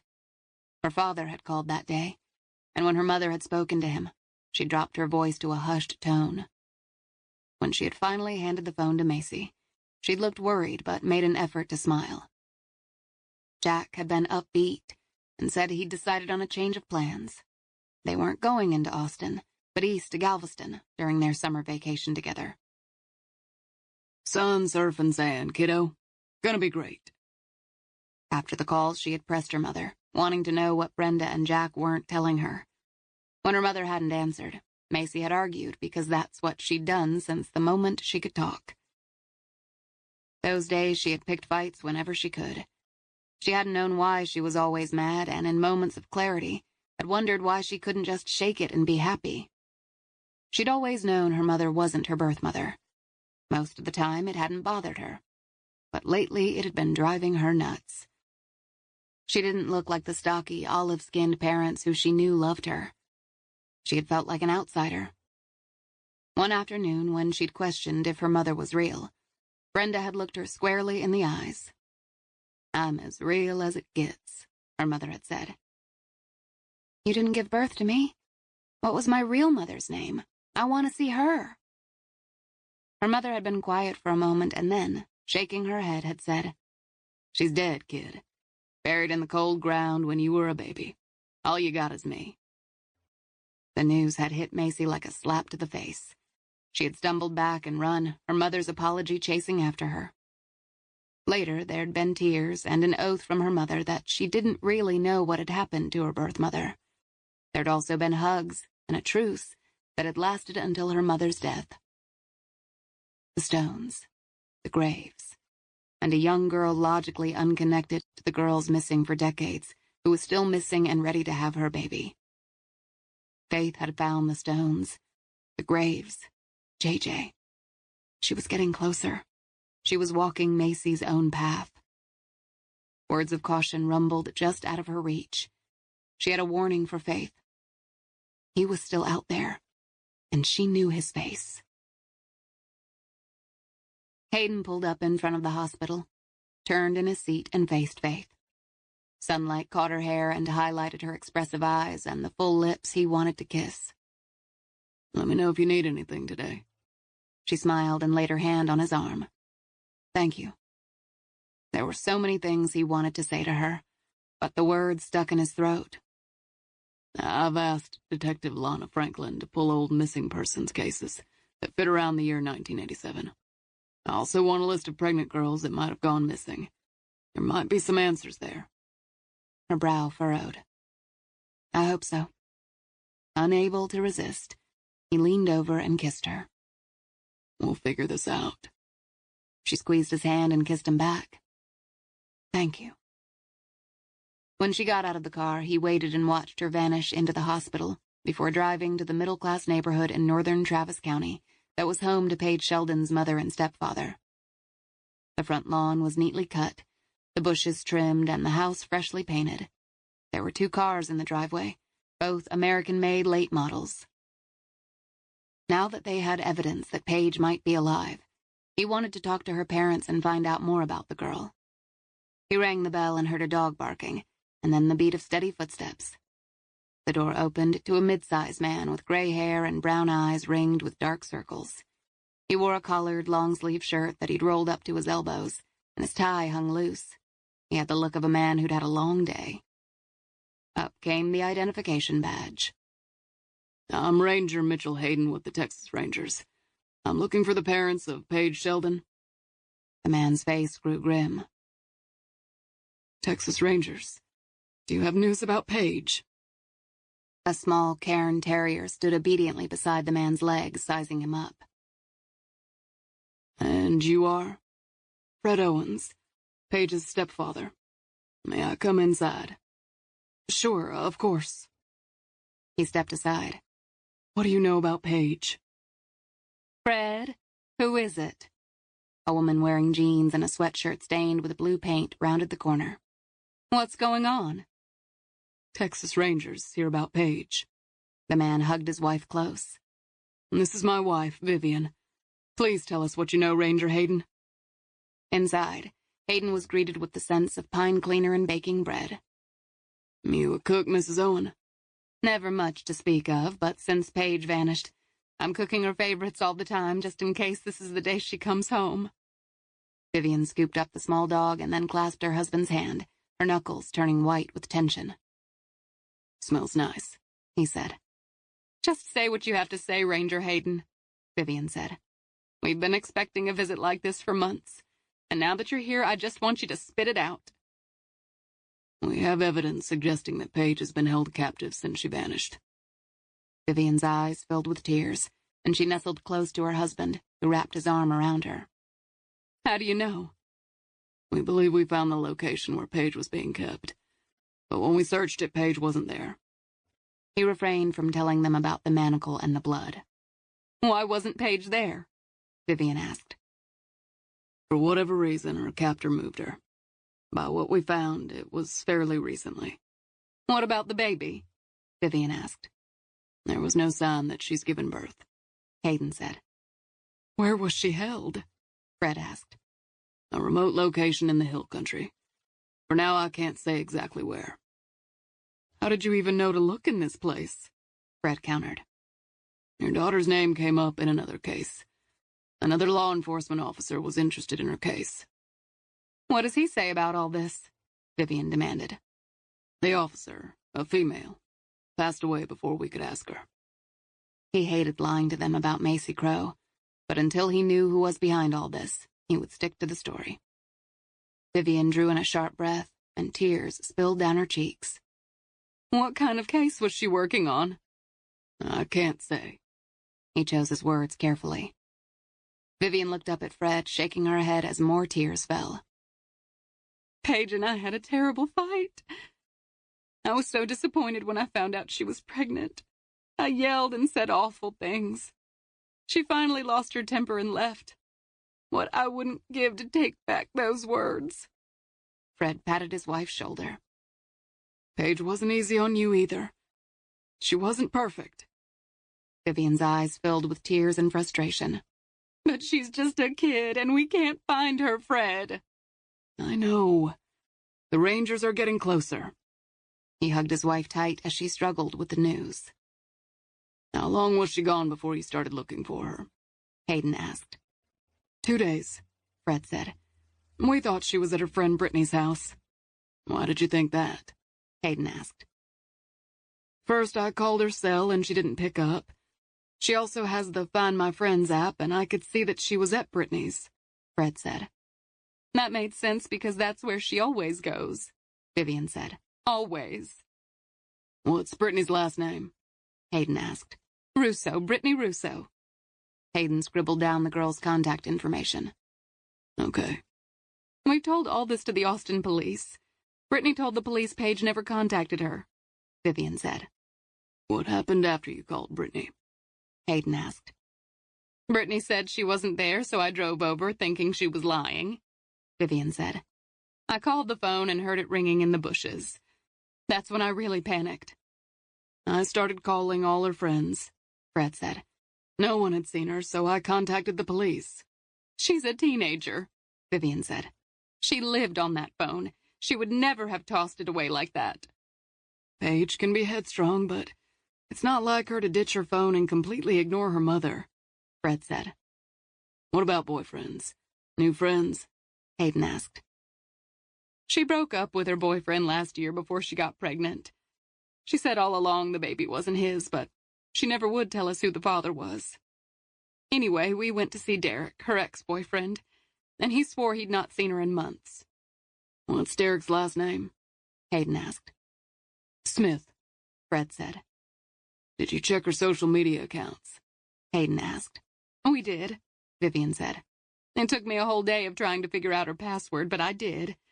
Buddy 2000, our dog, and the year she was born. What did you find? Hayden asked. Nothing out of the ordinary. The account is still open, and I check it several times a day, thinking she might post something there. She rattled off the username, which Hayden wrote down. The account hasn't been active since the day before she vanished. What about before? It all seemed normal. She wasn't out partying with friends because she was pregnant, and I think that was frustrating for her. You know how girls like to dress up and pose for the camera. What about friends other than Brittany? Hayden asked. There's Sue Morgan. The two of them like to go out a lot. Vivian provided Sue's contact information. I've talked to her every day for the last 3 months, and she's heard nothing from Paige. And she never told Brittany or Sue the name of the baby's father. They swear she didn't, Vivian said. How far along would Paige be now? Hayden asked. 39 weeks. The baby is due any day. Her eyes filled with tears. I have dreamed of the worst possible scenarios, but I never thought in my heart that she might be dead. She's my baby, and I would know if she was gone. She closed her eyes and then shoved out a breath. The last few nights I've worried about her giving birth alone. I had to have a C-section when she was born, and if we'd not been in a hospital, one or both of us would have died. All right, ma'am, Hayden said. I'll have a look at your daughter's social media posts. He flipped the page in his notebook and then asked, What about letters or threatening calls? Was anyone harassing her? No. Did she use drugs? Hayden asked. Not that I know of, Vivian said. And after she went missing, I tore her room apart. There wasn't a square inch that I didn't search. I found condoms, but no drugs. She was a good kid, Ranger Hayden, but I think not as grown up as she believed she was. She was also very naive. Had she had any legal trouble? Hayden asked. A speeding ticket last year, but we had an attorney take care of it. Okay, Hayden said. One last question. She ever been to a bar called Second Chances? When I went through her room, I found matches from Second Chances, Vivian answered. I even went by the bar and spoke to the owner. He said he hadn't seen her, but put up one of the flyers I gave him. Is the bar related to her case? That was an important tidbit Garnet hadn't mentioned. I can't say yet. How does this help with your case? Fred asked. I'll know better once I meet with the local police tomorrow to compare notes. He especially wanted to know if there'd been other blonde, pregnant teens who'd vanished. Healthy infants could be sold for a lot of money. Vivian gripped his arm. She's running out of time, Ranger Hayden. Yes, ma'am, I know. We're doing our best to find her. Chapter 18. Wednesday, June 27th, 7:30 p.m. A quick search on her phone told Faith the Second Chances bar was on 3rd Street.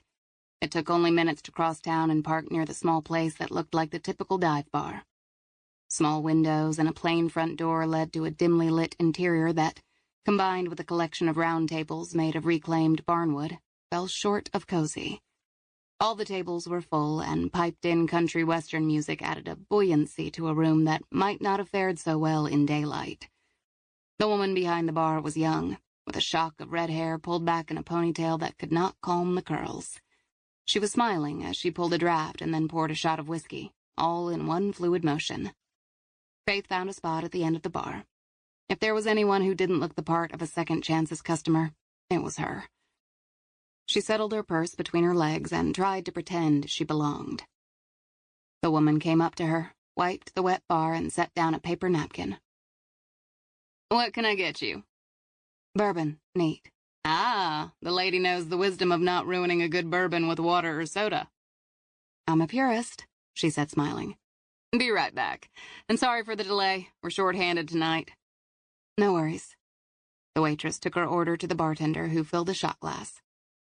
We also have menus if you're hungry. Nothing fancy, but tasty. Thanks, just a bourbon for now. You look familiar, the woman said. I've never been in here before.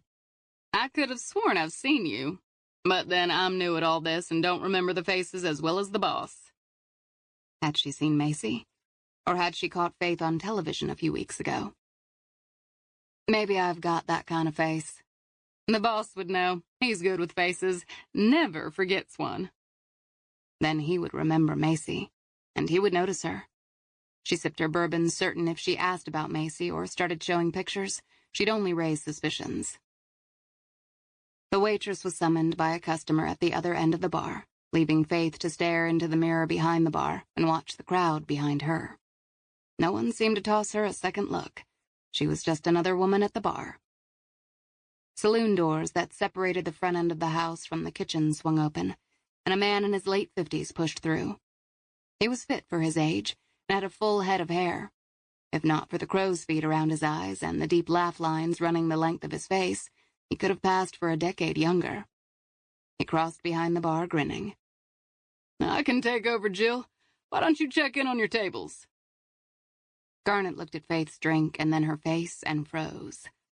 That split second told her he'd seen Macy before, but he quickly covered up his shock with a very charming grin. Can I freshen that up for you? Still working on this one, thanks. What brings you in here? Heard friends talking about it and thought I'd stop in for a drink. Long day. Really? And what do you do? I'm a medical examiner. Wow, that's an intense job. He held out his hand. Danny Garnet. Faith McIntyre. I've seen you before, Dr. McIntyre. Not in here. She raised her bourbon to her lips and took a small sip. Maybe on television. I bet you get interviewed a lot. Occasionally. He was studying her closely. Was he recalling Macy or simply flirting? You don't look like a medical examiner. What do they look like? She deadpanned. Any comment that could be made about her profession, she'd heard it. He laughed, smelling the trap. You're a beautiful woman, Faith McIntyre. A woman in a red dress several spots down summoned Garnet. Promising to return, he moved to the woman and freshened her drink. The woman in red leaned forward, giving him a full view of her ample cleavage. He wasn't saint enough not to look, although whatever she was offering didn't seem to appeal at the moment. But he was charming in the way he shook his head and kept his eyes on her before he patted the bar in front of her and moved down the road to a cowboy ready to cash out his tab. She could read the dead well, but with the living she was out of her depth. She pulled a 20 from her purse, set it on the table, and rose. Garnet noticed her standing, but was on the other end of the bar. That gave her time to leave before he could stop her. She'd taken a big risk coming here.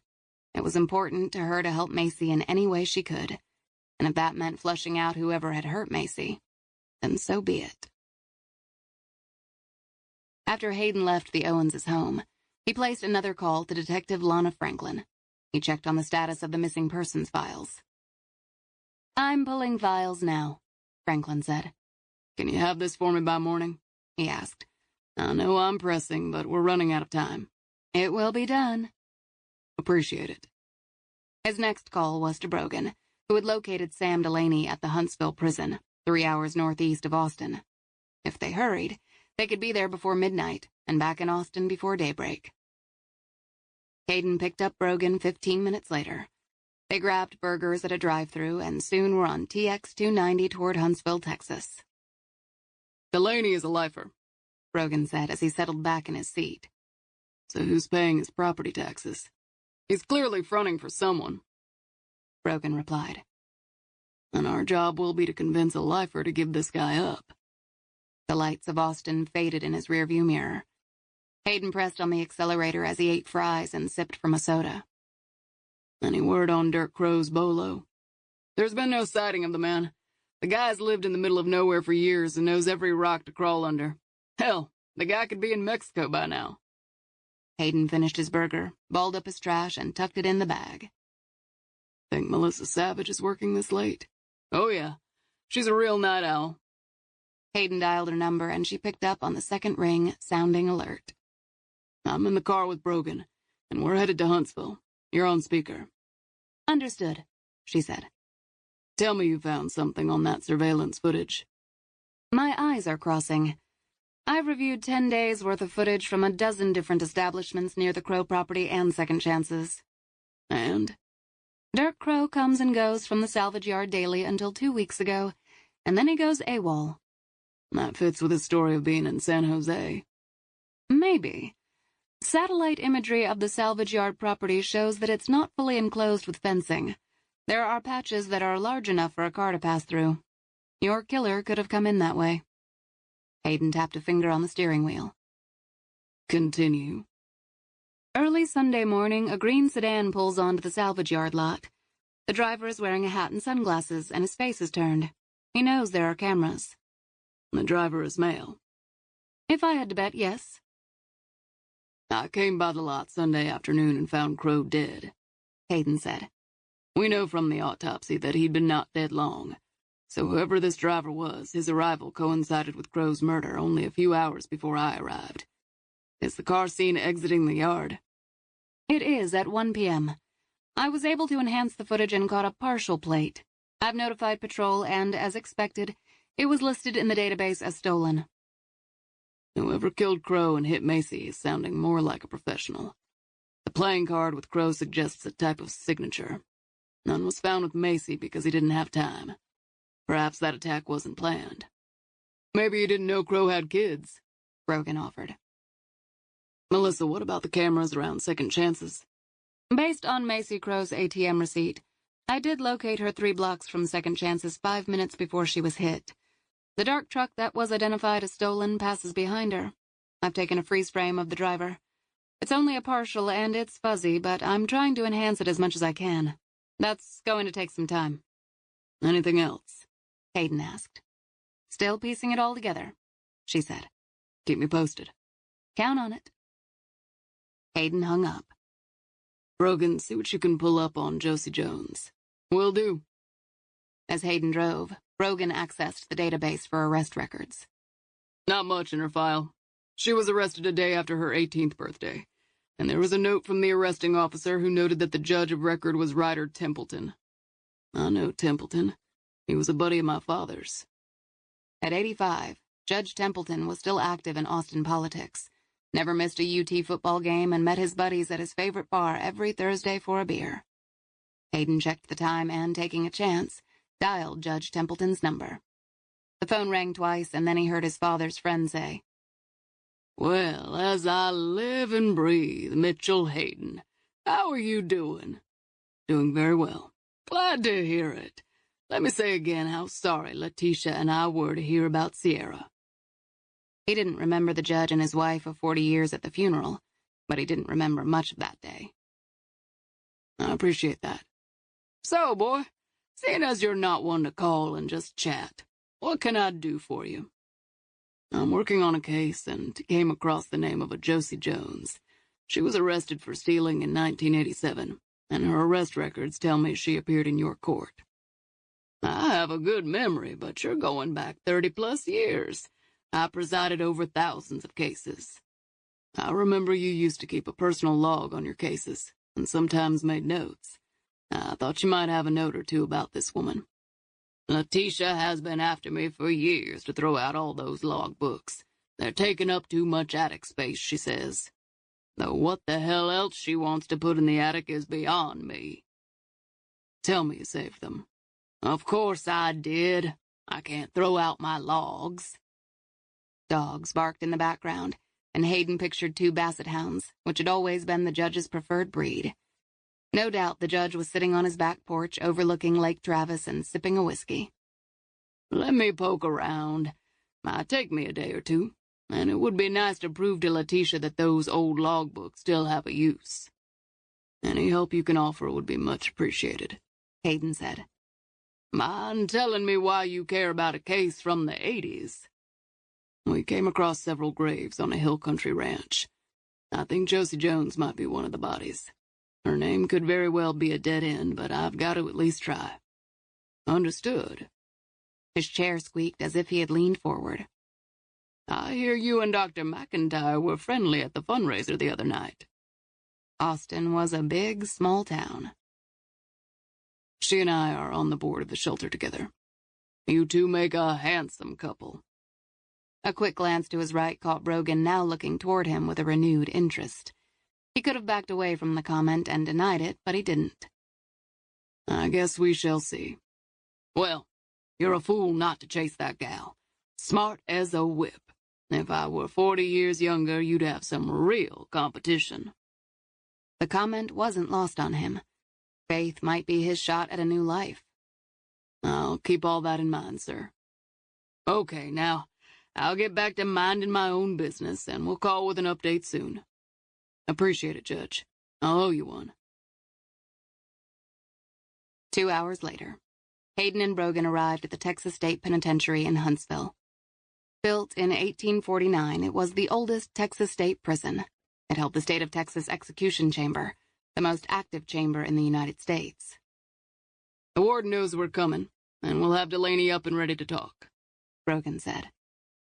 As Hayden stopped at the guard station and stated their purpose, each ranger showed his identification badge before they were waved through the gates. Moonlight bathed the prison's red brick walls. They removed their hats and made their way through security, where they checked their weapons and into the building. The warden, Buddy Westchester, a short man with a round belly and dark brown hair, met them just inside. They all shook hands. "Well, I can tell you Mr. Delaney was not happy having his beauty sleep interrupted." "That's a shame," Hayden said. "I know he's got to be worried about fine lines and wrinkles at his age." Westchester laughed. "We'll make it up to him somehow." The humor quickly faded from his expression. "Brogan tells me Delaney has hill country land and there are bodies on it." "That's right. We think we have 3 sets of remains. I read up on Delaney's file while I was waiting on you two. As you would guess, Delaney's a mean son of a bitch. Was in and out of prison. but a murder conviction landed him here. He killed his girlfriend, correct? Hayden asked. That he did. They made their way down a tiled hallway toward the interview room at the end. Beat the hell out of her. She'd just given birth 5 days before to their son. What happened to the boy? Hayden asked. Social services scooped him up, Westchester said. I suppose he was adopted. Did Delaney ever say why he killed his girlfriend? Brogan asked. Said he was hungry, and she didn't have his supper made. Westchester shook his head. Don't underestimate this convict, gentlemen. He's smart and he's mean. The warden opened the door to the interview room, which was divided by a thick pane of glass. Law enforcement sat on one side and the inmate on the other. I'll be standing right back here if you need anything, Westchester said. Thank you, Hayden said. The two sat and had less than a minute to wait before the door on the other side of the glass opened, and Delaney was escorted into the room.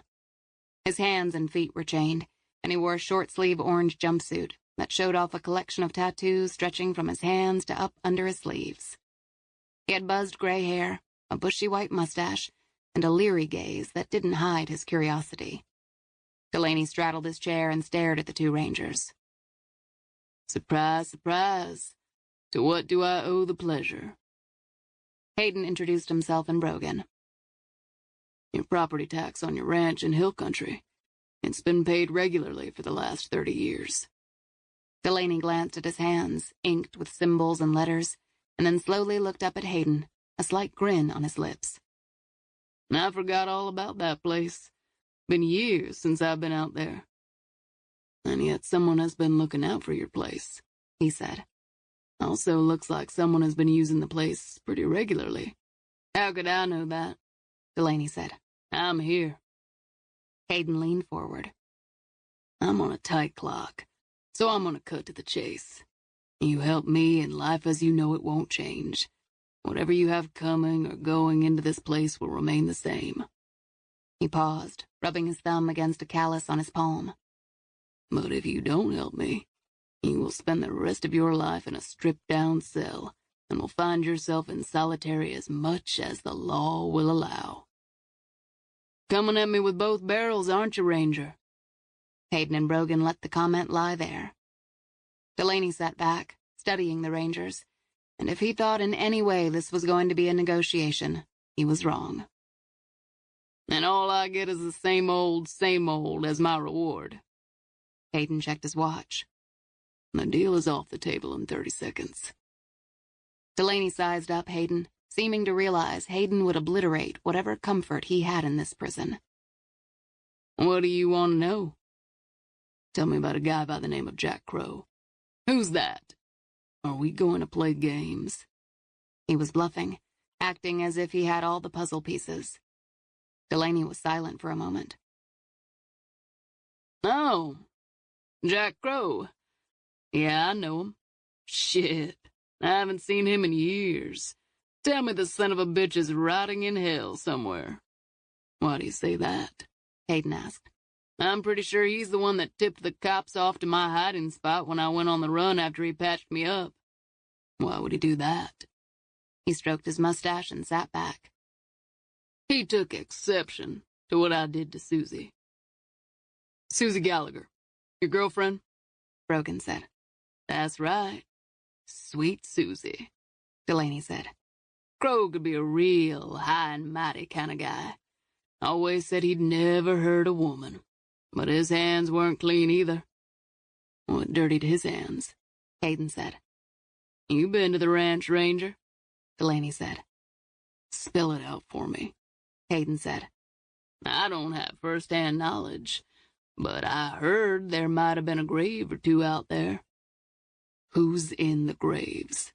Hayden asked. I don't know exactly, he said, but I know for a fact that Crow dug at least one of them. Which one? Hayden said.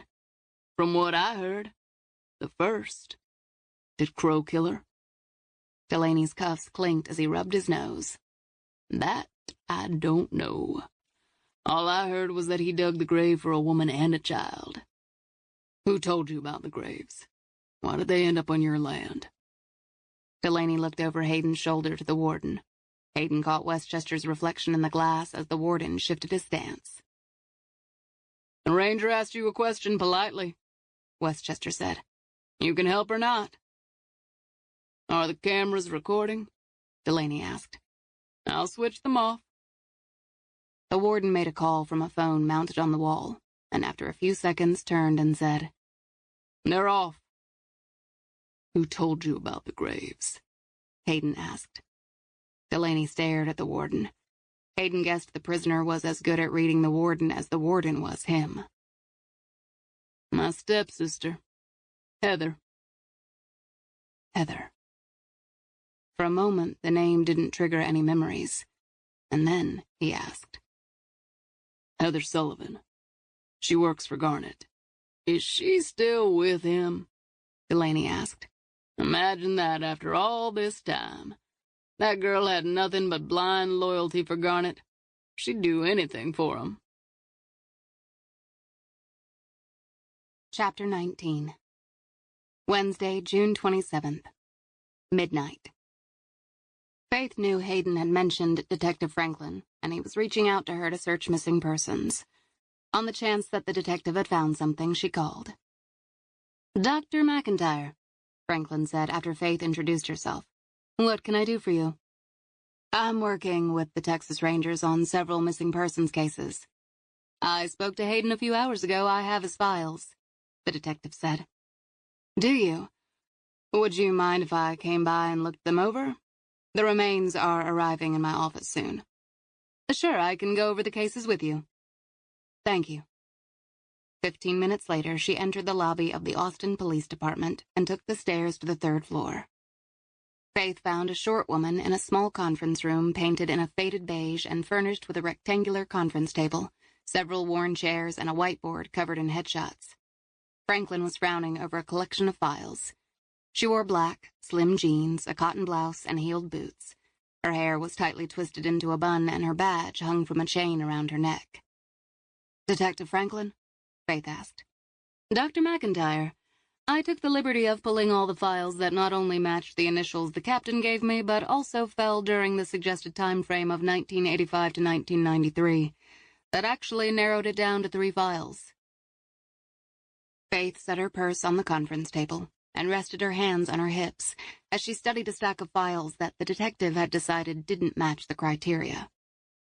All those women are missing? Faith asked incredulously. Franklin tacked up one last photo and stepped back.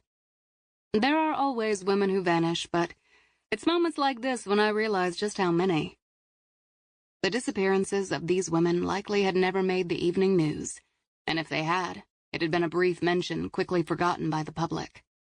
The fact that many lived on the streets and near the margins was what made them such easy prey. A hunter could go on for years, choosing and killing without ever being caught. I'm particularly interested in Josie Jones, she said. Franklin tapped on the smiling face of a woman with feathered blonde hair that skimmed her shoulders. She had bright blue eyes and high cheekbones that could have been Faith's own. What do you know about her?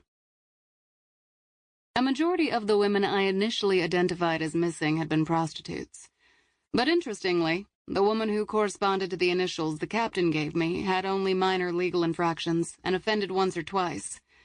All were also runaways, with blonde hair, Caucasian, and under the age of 20. Tell me what you have, Faith said. Franklin tapped her finger on Josie's face. Josie Jones was the first to go missing, in 1987, Franklin said. Next was Olivia Martin in 1988, Kathy Saunders in 1989, and of course, Paige Sheldon in mid-May. Faith was impatient to hear about Josie, but kept her thoughts to herself, allowing the detective to continue. Ironically, Josie Jones's sister was very involved in her sister's case until about 10 years ago. Her name at the time was Maggie Jones. In the case of Olivia Martin, her brother Ralph Martin, who's 50 now and runs a sandwich shop in Austin, last checked in with the department a decade ago. Kathy Saunders' father, Rex Saunders, also stayed up to date on his daughter's case. He died 5 years ago, but she has a sister now listed as a contact. Do you have addresses for these people? I have last known addresses for all these individuals, but I don't know if they're current. She handed her the family names written in bold ink on a yellow legal pad. Thanks. What can you tell me about Olivia Martin and Kathy Saunders? Olivia Martin, aged 19, vanished in 1988. She left home after a fight with her parents, but by the time her parents tried to find her, she'd fallen off everyone's radar, and whatever trail there might have been had gone cold. There were no hospital or arrest records for her. She'd been arrested the year before for trespassing and being drunk in public. Faith moved closer to the board, studying the faces of the victims. Like Josie, Olivia had a slight frame and light-colored eyes and hair. And Kathy? Franklin sifted through the 3 folders until she found the files. Kathy Saunders was 17 and had dropped out of high school. She was originally from Waco, Texas, but after a fight with her mother, hitchhiked to Austin in 1988 and was arrested for larceny in December of the same year. Police determined she'd checked into a hotel in East Austin but vanished from there. The owner remembered her because she stiffed him a night's rent. That was the last she was ever seen. Were any of these women pregnant? Franklin flipped through several pages. Not that any of their families were aware of. And they were all last seen in East Austin, correct? Franklin grabbed a handful of red pushpins and pressed each into the last known locations of all the missing girls. Faith studied the pins tightly clustered in the area where she'd just been. They're all within walking distance of Second Chances. I know the owner of Second Chances. He's kind of a bright spot in the community. Whenever the cops collect for kids in need, he always steps up. He's well liked, Detective Franklin offered. How long has Garnet had his bar? I've been on the job 15 years, so at least that long. Since I've known him, he's never had any problems with the law. That made sense. Any arrest records would draw attention to him. So how does a former enlisted Army soldier come up with the cash to open a bar? Faith asked. Good question. Maybe he sold 2 babies, she said more to herself. 2? Twin girls. If my theory pans out, Josie gave birth to twin girls before she died. The Rangers found the body of Jack Crow on Sunday, and Hayden believes Crow knew about the ranch and the twin girls. Jack Crow didn't appear to have the kind of money a black market baby would cost, but he'd ended up with Macy. What had Crow done all those years ago, and how had he gotten custody of Macy? Funny you should mention stolen babies. Hayden called and asked me to identify any pregnant missing girls. I found 4. They don't look like these women, but they were in Austin and pregnant when they disappeared.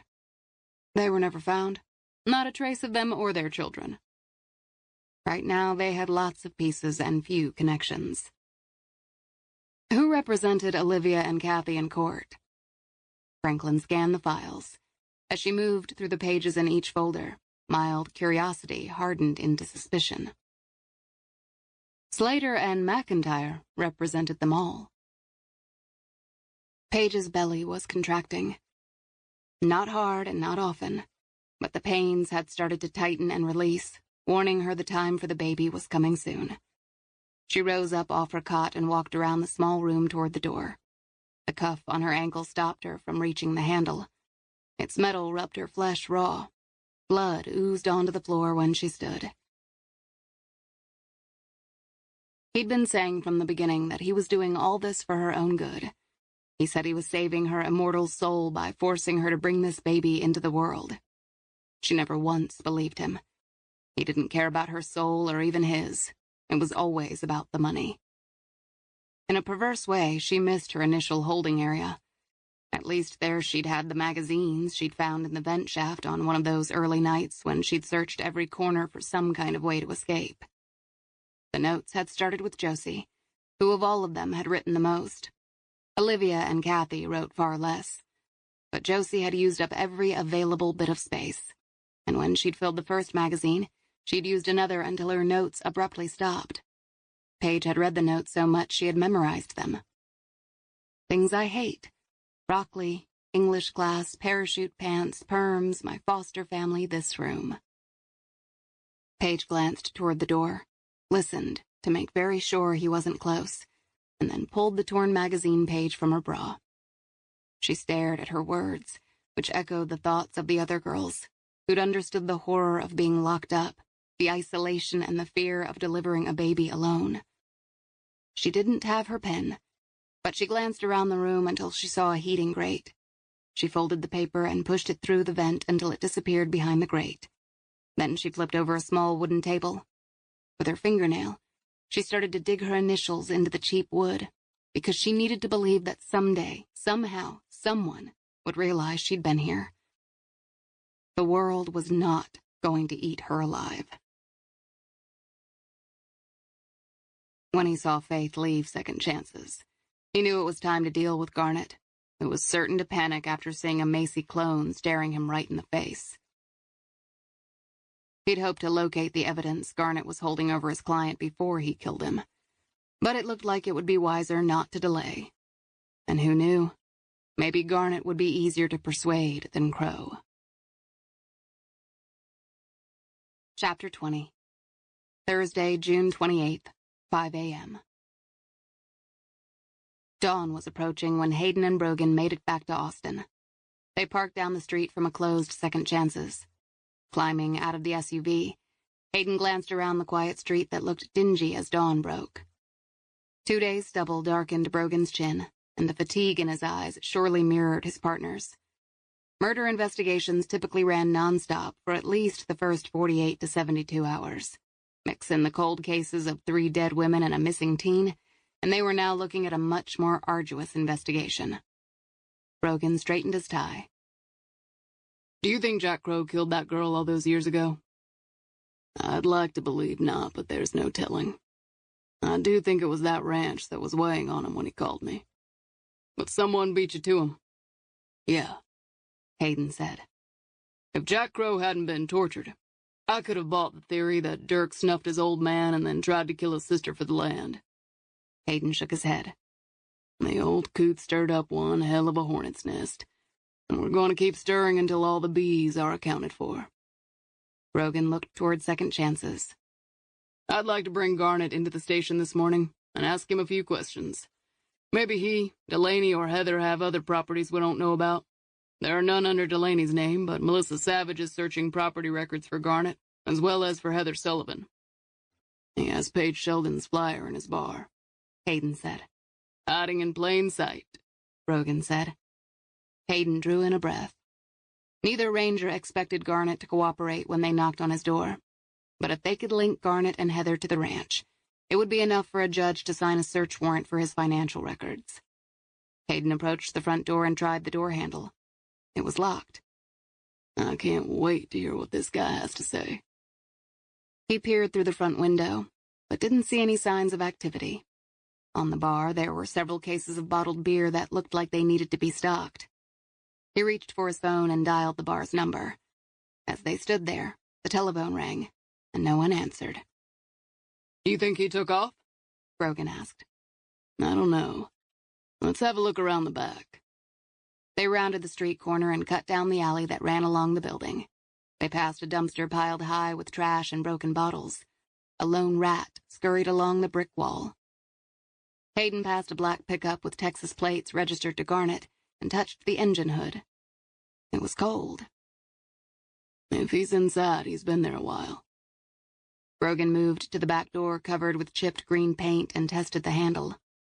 It didn't turn. It could be stuck and not locked. My tool shed door does the same thing sometimes. I just have to put my shoulder into it. As Brogan tightened his grip on the door, Hayden nodded toward the security camera posted in the alley. We need to be smart about this. If this case ends up in court, I don't want to see Garnet or Sullivan walk because of an illegal search. Brogan released his grip on the handle, but a deepening frown telegraphed his frustration. I want to find Paige Sheldon as much as you do. Hayden reached for his phone again. I'm calling for a search warrant so we can search that bar. In Second Chances, Garnet heard the rangers rattling the door, but by then his hands were tied to a chair in his basement, and there was a gag shoved in his mouth. He should have bolted right after Faith had visited the bar, but he thought the cops might be watching. He had played it cool as he'd gone to the basement, cleaned out his safe, and grabbed his passport. He had closed up the bar a half hour early, and when he thought the place was cleared out, had made a break for his car. Jesus. He remembered the day Faith had been born, remembered handing her over, and he'd trusted Crow to take care of the dead woman and the other baby who had been on the verge of dying. Fuck you, Jack Crow, was all he could think, as the man who'd clubbed him unconscious 2 hours ago in the alley reached for a hammer. They'll be back soon. I don't have much time, so with your permission, I'd like to start. Garnet twisted his hands, trying to break the zip ties that were as unyielding as steel. The man was young, mid-40s, nicely dressed, and didn't look like the sort of guy who did this kind of work. When the man pulled the gag from his mouth, Garnet rasped, "Who the fuck are you, and what do you want?" A soft chuckle rumbled in his chest. That's a fairly bossy tone for a man in your situation. The hammer came down hard on his right index finger. Bone shattered and pain rocketed through his limbs like white lightning. Where is it? What the fuck are you talking about? Garnet choked on a scream. The hammer cracked over the knuckles of his left hand. More pain sliced through him, stealing his breath. His heart rattled so hard against his chest he thought he cracked a rib. You know, the package. You didn't give it to Crow. If Macy had found it, we'd all know by now. And you didn't give it to Heather. Where is it? Where's Heather? What did she say? Sadly, not enough. Hopefully you'll do a better job of talking. He slammed the hammer on another knuckle. Garnet screamed as the pain vibrated up his arm. Okay, he wheezed. I'll tell you. The hammer skimmed gently over his broken and bent knuckles. Thank you. He tried to move his fingers, but they didn't work, and any twitch or wiggle hurt like a bitch. Look, I know that I got greedy with the money. I realize that I won't ask for more. Hot breath smelled of mint and cigarettes. The problem is you asked for more money, and then you got really stupid and made threats. And threats cannot be ignored. I won't make any more threats. I know that, he said softly.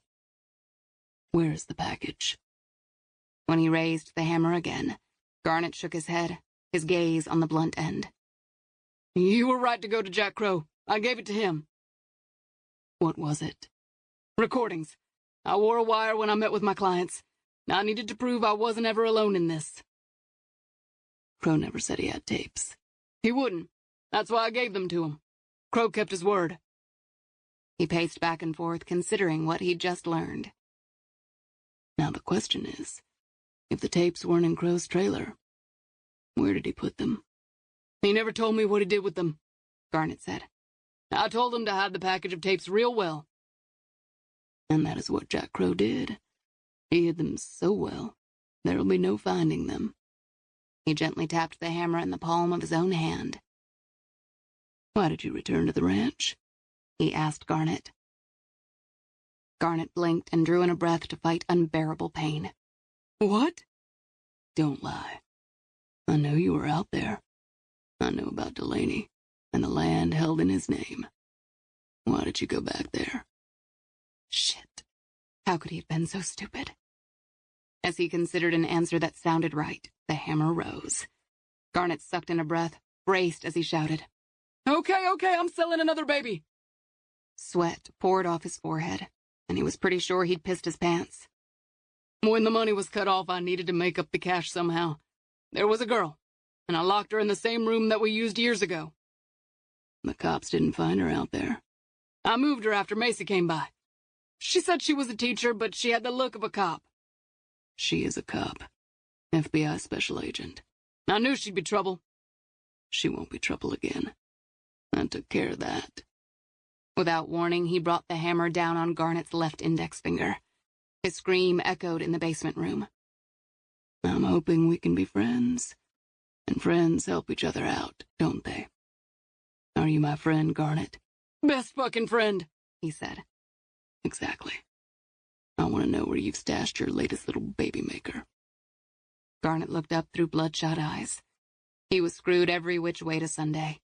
If he'd just kept his damn mouth shut, he could have gone to a new town. Heather and he could have found themselves another baby mama. Where did you get this one? He asked. Garnet shifted, wincing at the slightest move. She came into the bar after she had a fight with her parents. I saw an opportunity and I took it. How long have you been holding her? Since early May. He smiled as he scratched his chin. Garnet, you're quite the businessman. How much do babies go for? He asked. What? The man glanced at the hammer and then at Garnet. How much for a baby? $100,000 if I do it right. Really? That's a hell of a lot of money. Do you have a buyer?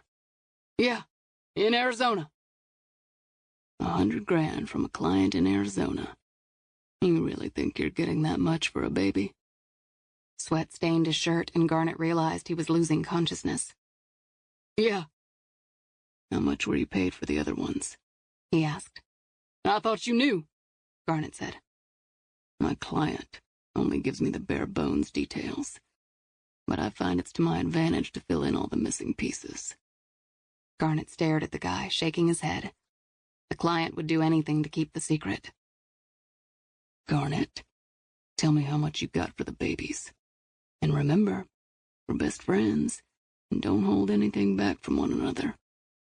$25,000 for each for the first two, and $50,000 for the last. Why did you get more for the last one? Garnet's entire body throbbed with pain and agony each time he tried to move a muscle. It was a boy. But you didn't sell Macy. You said she was sick. The mother had a bad delivery. I knew she was in trouble, and that's why I called Crow. He wouldn't ask questions. He barely had time to wash his hands before the first baby arrived. He laid the baby in its mother's arms, but then the mother started screaming again. And there was so much blood. He saw the second baby, who came out feet first. She was blue and barely responsive, much smaller than the first. And the mother, she bled out right there. There was nothing Crow could do to stop it. Crow took pity on that little baby. He didn't have to. He was always too soft for his own good. So you left with baby number one? Yeah. Crow said he'd bury the mother and child. And the rest is history. Garnet watched as the man pulled first a lighter and then a cigarette from his pocket and lit it. The man inhaled deeply a few times and then held the filter to Garnet's lips. Garnet drew in a lungful of air but found it impossible to hold the smoke in when his body hurt so much. Confession is good for the soul, isn't it, Garnet? Yeah. Garnet swallowed, ready to sell his soul to get out of this alive. Look, there's a bag by the door. It's got the down payment cash from the sale of the baby. I noticed that while you were unconscious. Take it. Take the girl, sell the baby, and leave me. Where is the girl? Lies sprang to mind, but Garnet chased them away. There's a house in town. Not 5 miles from here, I have a basement room. How far along is she? Less than a week from delivery. I need an address. He pulled out a pencil and paper. Ready when you are, Mr. Garnet. Garnet rattled off the address. See, none of this was hard, and I really enjoyed chatting with you. The man ground out the cigarette on the bottom of his boot and then pocketed the butt. Without warning, the hammer landed on Garnet's kneecap. As he opened his mouth to scream, the man shoved a bar cloth into it, muffling the sound. The man waited patiently as Garnet sucked in a breath through flaring nostrils. For several minutes, the world shrank away, and it was just him, the pain, and this crazy motherfucker ready to beat him to death. The man studied the hammer and its gore as if it were a piece of artwork. I want you to understand that technically, this is business. But honestly, I like hurting people. Especially my best friend. Olivia Martin, 1988. My name is Olivia Martin. I've read all of Josie's words so many times that I've memorized them. I hear Josie's voice inside my head, especially when I can't sleep and the baby is kicking. I am so afraid. I want out of this box. I want to live. I don't want you to read this after I'm dead, but I know the chances of living get slimmer every day. Things I like. Tell It to My Heart by Taylor Dane. Wild Wild West by The Escape Club. Chocolate. Sunshine. The Feel of Grass. My Mom's Burned Spaghetti Sauce. Things I Hate. The Streets. Cold weather. Loud cars. Vitamins. Beasts that smile. Chapter 21. Thursday, June 28th, 7:35 a.m. Faith was able to speak to the principal at Kat's high school and get the girl reinstated. Kat wasn't happy about it, but Faith wasn't trying to win a popularity contest with the girl. Kat might have had more innate intelligence than her teachers, but if she didn't graduate high school, there was no chance she'd go to college. If there ever was a kid who could thrive with a degree, it was her. Faith's next stop was again the hospital, though this visit was quick because she had to get back to the autopsy suite. The first set of skeletal remains would be delivered today.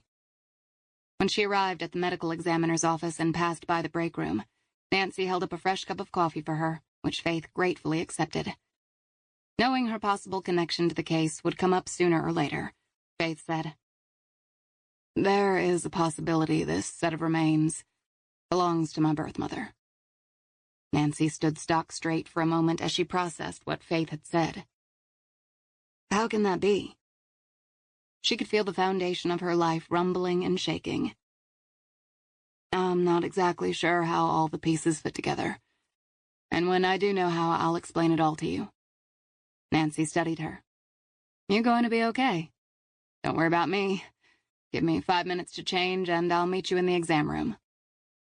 Faith changed into scrubs and 10 minutes later pushed through the swinging doors of the exam room. Nancy stood at the head of a sheet-covered gurney. Nancy tossed one last quizzical glance at Faith, who didn't blink, and gently pulled back the sheet.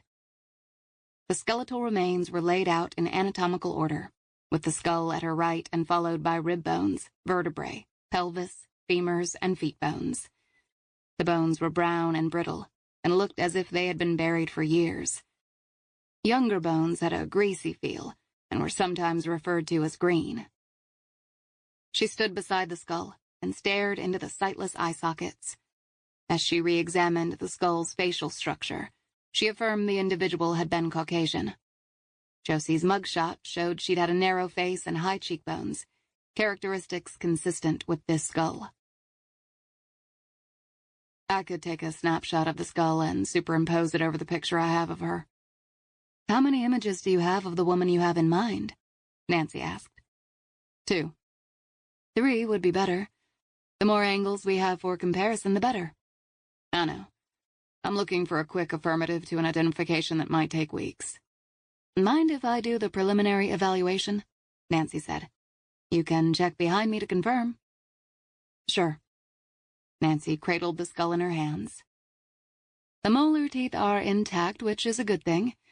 If we can extract DNA, the lab can test for mitochondrial DNA, which can be cross-checked against your DNA, Faith. It's a longer process, but accurate, Faith said. Nancy set the skull down gently and examined the lower vertebrae, searching for breaks, nicks, or fractures. She retrieved a magnifying glass and examined the ribs again, looking for signs of trauma. The thrust of a knife or blunt force could leave marks on the bone, but the cursory examination revealed no trauma. The victim's pelvic bowl is wide, also suggesting female. The pubic bones separated during childbirth as the baby passed through the birth canal. It was during the birthing that ligaments could tear or bleed, and as the body healed, the bones remolded, leaving small pits and marks on their surfaces. These bones are smooth, Faith said. She may not have given birth, Nancy said. She may not be who you think she is. Or she died right after the baby's delivery, before her bones had the chance to heal. I can't imagine giving birth in a place like that basement room at the ranch, Faith said. Childbirth-related deaths are 1 in 4,000 in this country, but out in the middle of nowhere with no medical equipment, the death rate would be so much higher. Faith thought about the magazines with the young girl's handwriting crammed in the margins. Fury and frustration collided, but she now had to shift her focus to the victim's long femur bone. Sensing her uneasiness, Nancy reached for a tape measure and ran it along the length of the femur. It measures about 20 inches. Extrapolating from that number, I would estimate this person was 5'5" to 5'7" tall. Like her. Like Macy. How old do you think this person was? Nancy returned to the skull and studied the line down the center. Called the sagittal suture, this line marked where the growth plates in the skull joined. Most people's closed up by age 26, but everyone was fused by age 35. This line wasn't closed. I'm guessing she was 17 to 21, Nancy said. Agreed. Her teeth, for the most part, are in good shape.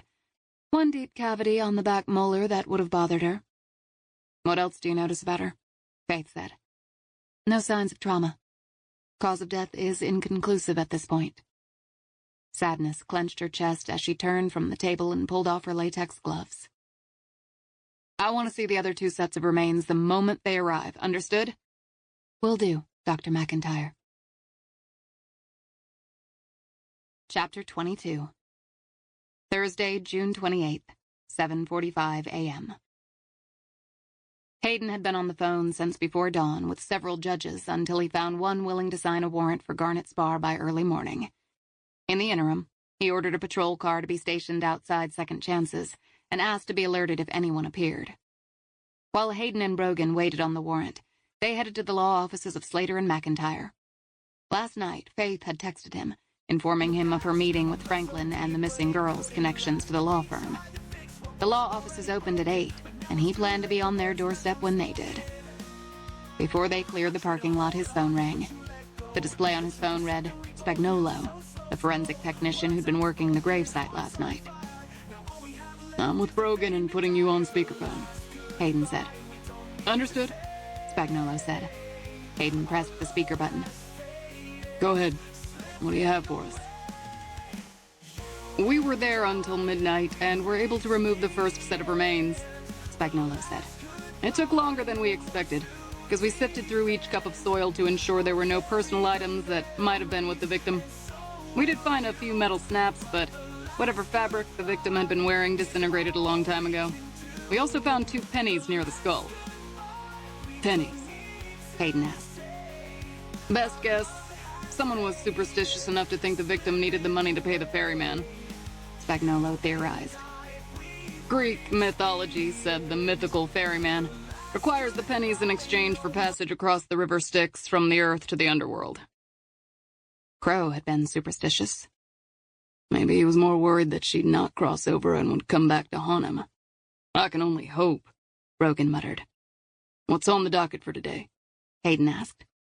We have 2 crews working sites number 2 and 3 simultaneously, Spagnolo said. Barring any complications, we should be finished by the end of the day. Thanks for the update, Hayden said. Keep me posted. Will do. Spagnolo ended the call. Hayden pulled into the parking lot of Slater and McIntyre, located in a glass and brick building in downtown Austin. Brogan checked his phone. Just received an email from a buddy of mine at the State Employment Commission. Are you going to make me guess? Hayden asked. Guess who worked for Slater and McIntyre in the mid-'80s? Danny Garnet. Correct. So did Jack Crow. Interesting. As they stepped through the front doors, they removed their hats, and Hayden's gaze was drawn to the portrait of a man with a round face and thick, graying hair wearing a crisp, dark suit standing in a law library. The painting, hanging near the receptionist's mahogany antique desk, depicted only one of the firm's 2 founding principals, Peter Slater Sr., when he was in his early 40s. All traces of Russell McIntyre had been erased after his arrest years ago. From what he'd read about the 2 partners, Russell McIntyre had been the one with star power and the driving force behind the firm. Though Peter Slater Sr. had been competent enough, it had been McIntyre and his wife's family connections that had attracted the first big clients. Russell may have nearly ruined the firm with his financial schemes, but the fact was, there'd have been no firm at all without him. They showed their badges to the receptionist. Mitchell Hayden, Mike Brogan, Texas Rangers. We need to see P.J. Slater. The woman rose, pulling the phone headset off. He's in a meeting. We need to see him now, Hayden said unapologetically. I don't think you understand who he is or who he's meeting with now. I don't think you understand how serious I am. This isn't a request, Hayden said. She tipped her chin up a fraction. I'll speak to his secretary. She reappeared minutes later and escorted the pair to an office on the top floor in the back corner. The large plate glass windows overlooked the city of Austin. PJ came out from around his desk, adjusting his jacket. Rangers Hayden and Brogan. It was good to see you at Monday's fundraiser, Ranger Hayden. What brings you gentlemen here? Your mother did a great job organizing the shelter fundraiser. Hope you raised a lot of money. As always, she got everyone to give until it hurt, PJ said, grinning. Can I offer you a coffee or a soda? My assistant is bringing me a fresh cup. Coffee, Brogan said. Please, make it 2, Hayden said. We've been going all night. Working a case? PJ asked as he texted the coffee order somewhere. Hayden grinned. Yes, we are. And I'm hoping you can help us with it. I'll do what I can. He held out his hand toward the chairs and couch across from his desk.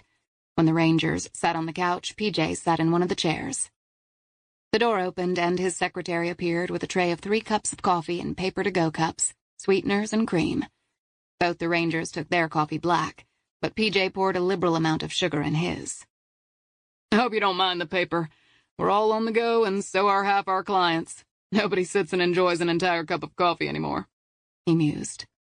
Hayden sipped his coffee, knowing he'd start slow and ask the easy questions first. I'm looking for information on Danny Garnett. He worked for your firm in the 1980s. I'm not familiar with the name, but that doesn't mean you aren't correct. I can check with our Human Resources Director and see what she has in her records. I'd appreciate that, Hayden said. Slater picked up the phone on a side table and punched 3 numbers on the keypad. Sharon, this is PJ. Can you pull the records for Danny Garnett? He would have worked for us in the 80s. He listened and nodded his head. Pull whatever you have, and I'm going to need that yesterday, if you don't mind. Great. He hung up and sat back down. She'll be here shortly. We digitized our employee files about 10 years ago, and that makes life a lot easier when old personnel questions arise. What has Mr. Garnett gotten himself into that requires a visit from the Texas Rangers? Before I answer that, I have another question, Hayden said. Sure, fire away.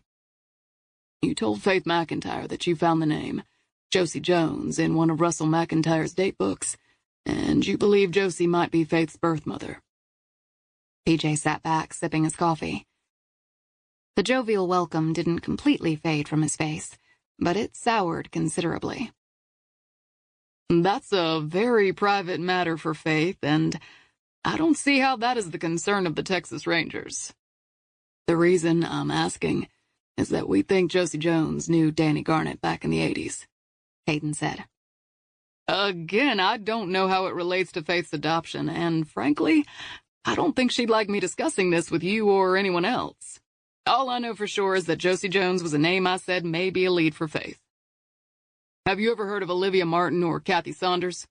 Brogan asked.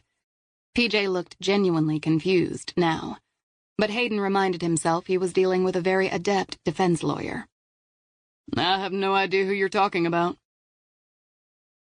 These are women who were represented at one point by Slater and McIntyre. They went missing in the late 80s. We have 15 attorneys on staff and have been in business in our current and former forms for nearly 40 years. Do you have any idea how many clients that means? I'm guessing a lot, Hayden said. But I'm betting you also digitized the client records along with the employee files. That kind of technology makes it so easy for you to find out. I could do that, but I won't. If we did represent those women, the work falls under attorney-client privilege. Hayden's voice dropped as his patience thinned. Well, for your own sake, I suggest you have a look. Are you suggesting someone here was responsible for their disappearances? PJ asked. I'm not suggesting anything. A knock on the door had PJ and Hayden rising as a woman in her late 50s with shoulder-length graying hair appeared. She nodded to Hayden, but moved quickly to Slater and handed him an iPad. I've pulled up his file. This is all we have, sir. Thank you, Sharon. PJ sat back down and scrolled through the papers, not saying a word until Sharon closed the door behind her. I don't want you to think that Slater and McIntyre isn't cooperative, but we are bound by ethics and laws. Understood. Just giving you a heads up that we'll be circling back on this matter. What about Garnet? There shouldn't be any restrictions to talking about former employees. No, of course not. PJ studied the information Sharon had brought him. Garnet was hired in 1985 as a private investigator. Back then the firm was small and had only a couple of attorneys other than my father and Russell. This day and age, I wouldn't work directly with a private investigator, but in those days, my father and Russell would have. Hayden had searched PJ Slater on the internet and learned he'd been born in 1990. He was the only child of Peter and Margaret Slater, and according to the records, was not adopted. Do you have a list of cases Garnet investigated for the firm? That 1,000-watt smile returned. And we are right back to attorney-client privilege. Our private investigators often handle very delicate information that our clients would not expect us to ever reveal, even after 40 years. I can tell you according to this printout that he handled dozens of cases. Why is Garnet so important to you now? His name came up in an investigation, and we plan to interview him later today.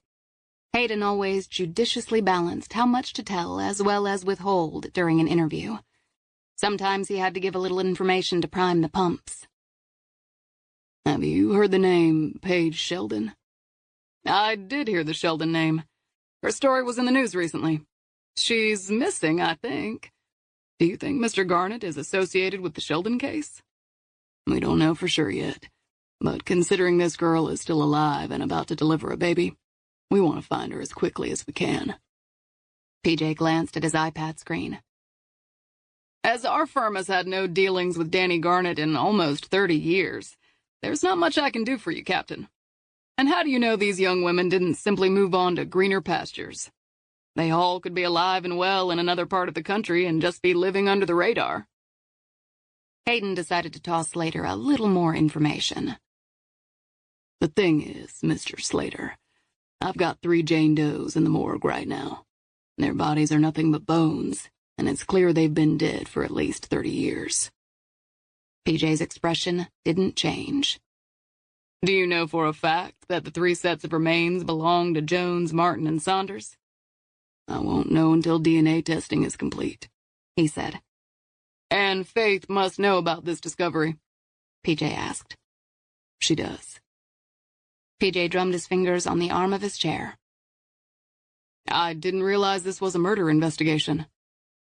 I don't like to use murder as part of my opening line. Has a tendency to put people on edge, Hayden offered. I can see why. And you think because the former Slater and McIntyre represented these women, someone here might have had a hand in their deaths? Begs the question, don't you think? Garnet did work for the firm during that time frame, but he could have been acting on his own. Possibly. And the answer might be as simple as that. But you did say in the firm's first years, McIntyre and your father worked with Garnet. And you told Faith Josie Jones appeared in Russell McIntyre's datebook multiple times during the time in question. You really don't think respectable men like my father and Russell would do something as heinous as kidnap 3 girls and murder them? Slater asked. A smile played at the corner of Hayden's lips as he shook his head. I learned a long time ago the capacity for evil stretches across all economic and social bounds. My father and Russell did a good bit of pro bono work in the early years as a way of giving back to the community. Maybe by representing these women, we unwittingly put them in Garnet's path. How would we have control over what he did on his own time? Does it say Garnet was a felon in his files? Hayden asked. It says his offenses were nonviolent, nor were they felonies. My father and mother have always believed in second chances. Funny he should say second chances, the name of Garnet's bar. Ever met a Jack Crow? No, Slater said. What about Sam Delaney? We can keep playing Do You Know, but the fact is, I wasn't even born when these women disappeared. And since my father and his partner are dead, there is not much I can do for you. Faith said you checked McIntyre's date books and found Josie. I suggest you do the same for the other girls. I also suggest you read up on their files and find out who represented them. Most of Russell's records were seized during Mr. McIntyre's federal investigation. I was lucky to find the date books. Your father's records are intact, I assume. Slater was young, but he wasn't stupid, and he'd already shepherded this firm through his father's death. If either Russell or Peter Sr. had a hand in these girls' deaths, he suspected PJ would find a way to hide it. It was easy to be high-minded and moral until your entire world was challenged. Hayden would have signed an oath with the devil to save Sierra, and he'd bet PJ would hide evidence to save his firm. I'm not releasing my father's records, especially when he isn't alive to defend himself. Those girls deserve justice, Mr. Slater. Of course they deserve justice. You aren't fresh out of the academy. You know when you walked in the door I couldn't divulge my clients' names or discuss firm business. PJ tugged at the end of his monogrammed cuff. You were hoping because I'm young, I'd make a mistake. But I can assure you that you aren't the first person who's tried to test my mettle since my father's death. It never hurts to ask, Hayden said with a grin. And you're right about me being on the job for a long time. But one thing all that time has taught me is to know when something isn't right. He leaned forward. And Garnett's involvement with this firm does not smell right, Mr. Slater. So until you help, I'm not going to be far from your doorstep. You're wrong about this. I know my father and his partner did things differently than I do. I know they understood how far a law could bend. But I don't run the firm like that. We have nothing to hide. I hope you're right. He picked up his hat while he and Brogan rose. They all shook hands and PJ walked them out of his office. Brogan paused. Hell, forgot my hat. He hurried in and out of the room in seconds, returning with his hat and a coffee cup. You're right about these to-go cups. Very handy. Glad you like it, PJ said. Despite Brogan's grin, they all knew they'd fallen on opposite sides of this case and would fight tooth and nail to protect their turf. Outside, the two rangers got into Hayden's SUV. As they settled, Brogan reached for an evidence bag from the glove box. He opened his door, poured out the coffee onto the parking lot, and dumped the cup into the bag. I grabbed PJ's cup and left mine in its place. PJ's DNA may not be admissible, but I'm kind of curious to know who spawned him. Hayden slid on his sunglasses. Assuming all three of those girls had babies, he'd be the right age if he were one of the stolen babies. As I understand it, he's not adopted. I'll believe that when I see DNA results that do not link him with any of the three dead women, Hayden said. His phone rang as he backed out of the space. Captain Hayden. Hayden, this is Judge Templeton. I got something for you. I was fast. The old man's tone was serious. You don't call in favors all that often, so I knew it was important. I did find Josie Jones in my daily journal. As you said, she was arrested for shoplifting when she was 18. According to my notes, she was very pretty and had a fancy lawyer defending her. Slater and McIntyre. How'd you know? Lucky guess. Who was the attorney of record, McIntyre or Slater? Peter Slater, Sr. He saw to it she didn't do any jail time. PJ had told Faith that Josie had been in her father's date book. Was PJ lying? Or was Russell's date book misleading? Thanks for the update, Judge. He ended the call and checked his watch. Let's get that cup dropped off, and then we're headed to second chances, search warrant or not. Chapter 23. Thursday, June 28th. Noon. I've got more information on Josie Jones, Kat proclaimed, suspending any salutation to Faith on the other end of the phone. It was lunchtime, and Faith had spent the morning conducting the autopsy of a 70-year-old male who'd accidentally been shot by his neighbor. The buckshot had severed the femoral artery, and the victim had bled to death before the neighbor could get him in from the country. Faith sat down behind her desk. Kat, I thought you were in school. It's lunchtime. We get 20 minutes on the prison yard to ourselves. She rubbed her fingertips to her temple. You're back there because I sweet-talked the principal, and it's not a prison yard. Broom Hilda is in her office. She can't see me. Do you want to know about Josie or not? Faith pushed aside the temptation to reprimand Kat about sticking her nose where it didn't belong. Just spill it. I found Josie's older sister's address.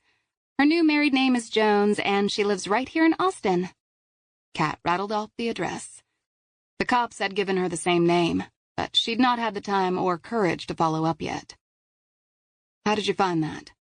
Faith, everything's on the internet if you know where to look. Apparently. So are you going to see her? Kat asked excitedly. And just show up out of the blue? Why not? Don't you think she deserves closure too? Sure she does. But I don't have any solid evidence for her yet about Josie, who may or may not be related to me. Do you want me to text this tip to Hayden? No. I'll handle this. Faith typed in the address to the map app on her computer. The woman didn't live too far from Faith's office. You don't sound excited about the idea of seeing her. It's complicated. You're worried she won't want to see you? Kat's words echoed exactly what Faith was thinking. You're right, Kat. Don't be worried. She'll be glad to see you. How could this child possibly know this? It had been over 30 years since anyone had seen Josie. Loved ones moved on and did the best they could to cope with the pain. A reminder about the past from her might not be welcome. Maybe. In the background, a bell rang. I've got to go. The prison matron is summoning us back. Faith smiled. Not that bad, kid. Graduate high school, go to college, and the world will be yours. School blows. Her words didn't have quite the anger and agitation they'd had before. Chin up, Kat. The girl moaned and hung up. Faith was familiar with the area Kat had mentioned. It would take her 20 minutes to get there. Faith might not get a chance to meet the woman, but she could drive out there and see her house, maybe spot something that would make sense to her. Without overanalyzing, as she loved to do, she grabbed her purse, a couple of DNA test kits from Supply, and made her way to the locker room to change. 10 minutes after Kat's call, she was driving north. Maggie Stapleton's home was located on a cul-de-sac in North Austin. The one-level rancher was nestled under a large, southern live oak tree that shaded the entire yard. There was a blue minivan in the driveway, and a rooster weather vane perched on a pole in the front yard. Drawing in a breath, she tightened her hands on the wheel, beginning to question herself. She had no way of knowing if Josie Jones was her birth mother, or that the woman's body had been found. She had nothing definitive yet. But the need to know was overwhelming. Before she lost her nerve, she shut off the car engine and crossed the aggregate driveway up to the front door. She rang the bell, almost hoping no one was home. She should have called first. But as soon as she heard the footsteps and saw the front doorknob twist, she had no choice but to stand her ground. The door opened to a woman in her mid to late 40s. Immediately, she saw similarities between the mugshot and this woman. The face, the eyes, the lips all matched. "Mrs. Stapleton?" Faith asked. "That's right." Faith dug out her medical examiner's identification from her purse. "My name is Dr. Faith McIntyre. I'm with the medical examiner's office, and I'm investigating a cold case. Was Josie Jones your sister?" Mrs. Stapleton studied Faith's identification and then her face. Her head cocked slightly, as if something she saw in Faith had registered, but she then brushed the thought aside as if it were too improbable. "Yes, Josie was my sister. Have you found her?" "I can't say with any degree of certainty, but I was hoping to find out more about Josie." Mrs. Stapleton's brow nodded.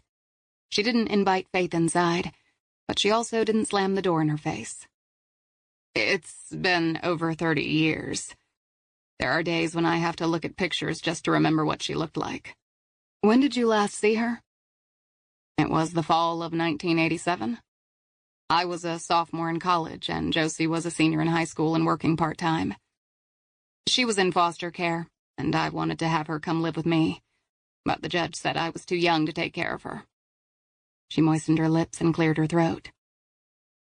"Josie was a beautiful girl, and she knew it. But she was always so restless.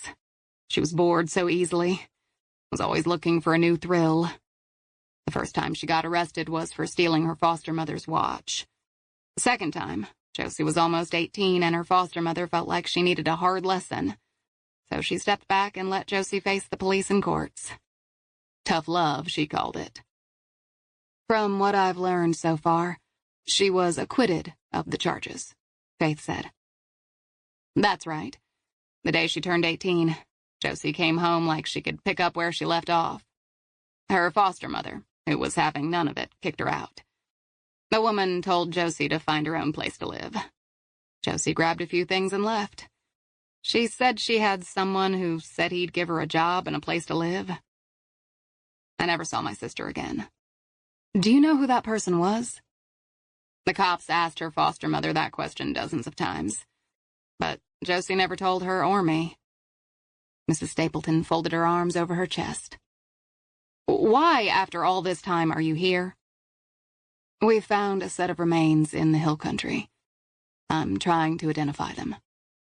Mrs. Stapleton raised her fingers to her lips. What makes you think it's Josie? There are several factors that I can't discuss right now. Mrs. Stapleton's eyes watered. To think, he might have found Josie after all this time. I prayed for years that she'd show up healthy and whole. But as time passed, I lost hope. Do you have anything that belonged to her? I have a few pictures. Mrs. Stapleton reached for the door, glanced at Faith as if she were trying to process all the information and emotion flooding her brain. Does the medical examiner always make personal calls like this? No, this is an unusual case. Mrs. Stapleton stared at her, and then pushed open the door and motioned Faith inside. The one-level house had a great room with a vaulted ceiling, bedrooms on one side and the kitchen on the other. Bright light streamed into the room onto a large collection of houseplants. An artist's easel was propped against the wall along with some paintings. You're an artist? Faith asked. I do portraits. Not getting rich, but it's a good business. She crossed to an intricately carved box on the coffee table and opened it. Inside was a stack of older photos that curled at the edges and were slightly yellow. I wish I had more of Josie. Mom never took many, and neither did her foster mother, who had 5 other kids to care for. Mrs. Stapleton gently handed the stack of 6 photos to Faith. Nervous energy burned through her body as she glanced at the first picture of 2 young, tow-headed girls standing by a Ferris wheel. She flipped to the next picture and found the 2 girls a couple of years older. Josie, in these pictures, was a far cry from the somber girl in the mugshot. Each image featured the girls a little older, until she reached the last picture. It was just Mrs. Stapleton. Can I snap pictures of these? Faith asked. We'll need it for the files. Sure. Faith carefully laid each one on the coffee table and took pictures with her phone. Thank you, Mrs. Stapleton. She handed back the photos along with her business card. I promise to keep in touch.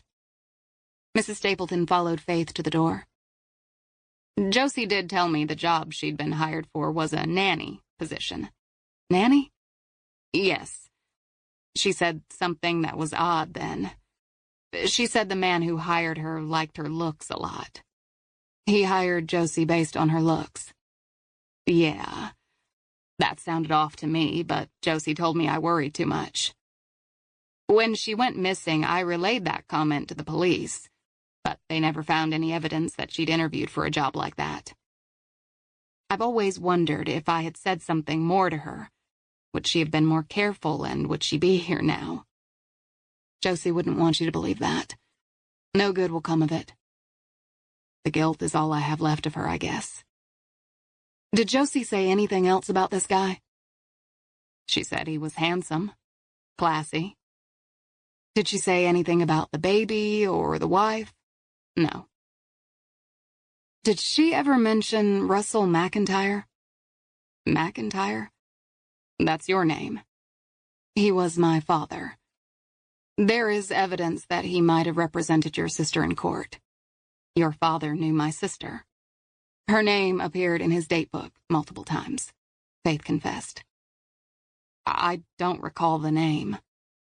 Mrs. Stapleton slid her hands into the pockets of her jeans. Was she hired to babysit you? She vanished a year before I was born. Faith cleared her throat.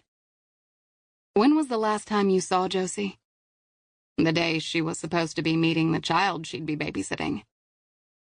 Anything could have happened to the girl that day, but she had one way of narrowing the search. I brought a quick DNA test. Would you mind taking a cheek swab? Sure. I'll take whatever test you have. Faith removed the package test and latex gloves. Carefully, she slid on the gloves before breaking open the test. Just open your mouth so I can take a quick swab. Mrs. Stapleton opened her mouth and watched as Faith swabbed the inside of her cheek. When Faith was done, the woman ran her tongue over the area. When will you know if the remains you found are linked to me? Very soon. She replaced the swab in the glass vial and sealed it in a plastic bag. If she could prove that Mrs. Stapleton was her aunt, then she had proved her connection to Josie. But it would take a mitochondrial DNA test to prove the bones in the ground were Josie. Thank you, Mrs. Stapleton. Call me Maggie. Maggie, I'm Faith. Warm eyes studied her closely. You look like Josie. Faith stood perfectly still as her heart thumped in her chest. She wanted to explain everything, but she was in the middle of a police investigation and couldn't. Do I? The instant I saw you, I saw her. She promised herself as soon as she could, she would tell Maggie the entire story. I guess I have that kind of face. A half smile teased Maggie's lips as she shook her head. No, you don't. Faith felt an odd kinship with this woman. One way or the other, you'll see me again. She left, crossing quickly to her car and sliding behind the wheel. She was rattled, unsure and nervous, but she was also exhilarated. She looked at the DNA test kit and then glanced up to find Maggie still staring. She waved and drove off. At her first stoplight, she called Hayden. He answered on the first ring. Faith, are you all right? I've just visited Josie Jones's sister. If he heard the tremor in her voice, he ignored it. Does Nancy Drew ever go to school? A nervous smile tugged at her lips. When it suits. Where are you? At the forensic lab, he said. I also have a DNA sample that needs testing. Who does it belong to? PJ Slater. PJ? Did he give you a sample? He left a cup behind, Hayden said. That's not going to be admissible in court. I'm looking for confirmation that he's the product of one of those girls, not court evidence. Why PJ? He's the right age, has your coloring, and his father was at the epicenter of all this. But he wasn't adopted. So I've been told. Would you give me a DNA sample? Sure. Good. Then we'll know soon enough, won't we? Why would Margaret and Peter lie about their son not being adopted? I don't know, Hayden said. I'll be there in a few minutes, she said. Faith drove straight to the state forensic lab, and before she went into the building, she pulled a second test from her purse and swabbed her own cheek. Inside, she turned in Maggie Stapleton's DNA sample, as well as her own. She gave orders for her sample to be compared to Stapleton's and anyone that Captain Hayden had dropped off today. Rounding the corner, she saw Hayden standing at the end of the hallway.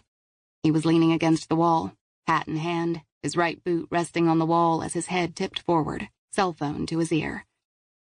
She didn't know what exactly she had with him, or even where it would go, but she was so glad to see him.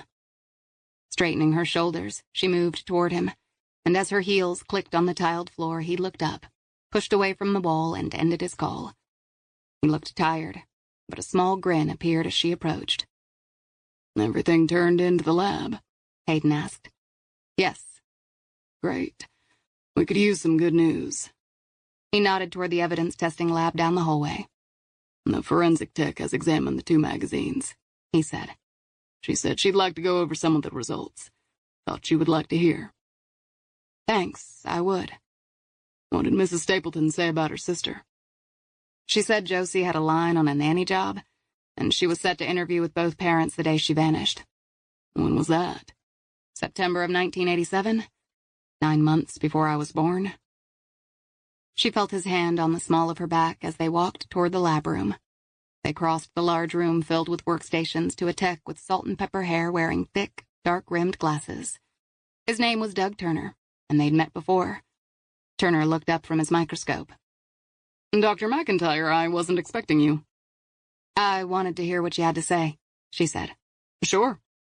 He rose and crossed the room to a large computer screen. He pressed a couple of buttons, and the title page of one of the magazines appeared. To save possible evidence and the integrity of the pages, I have photographed the magazine, and it's now in storage.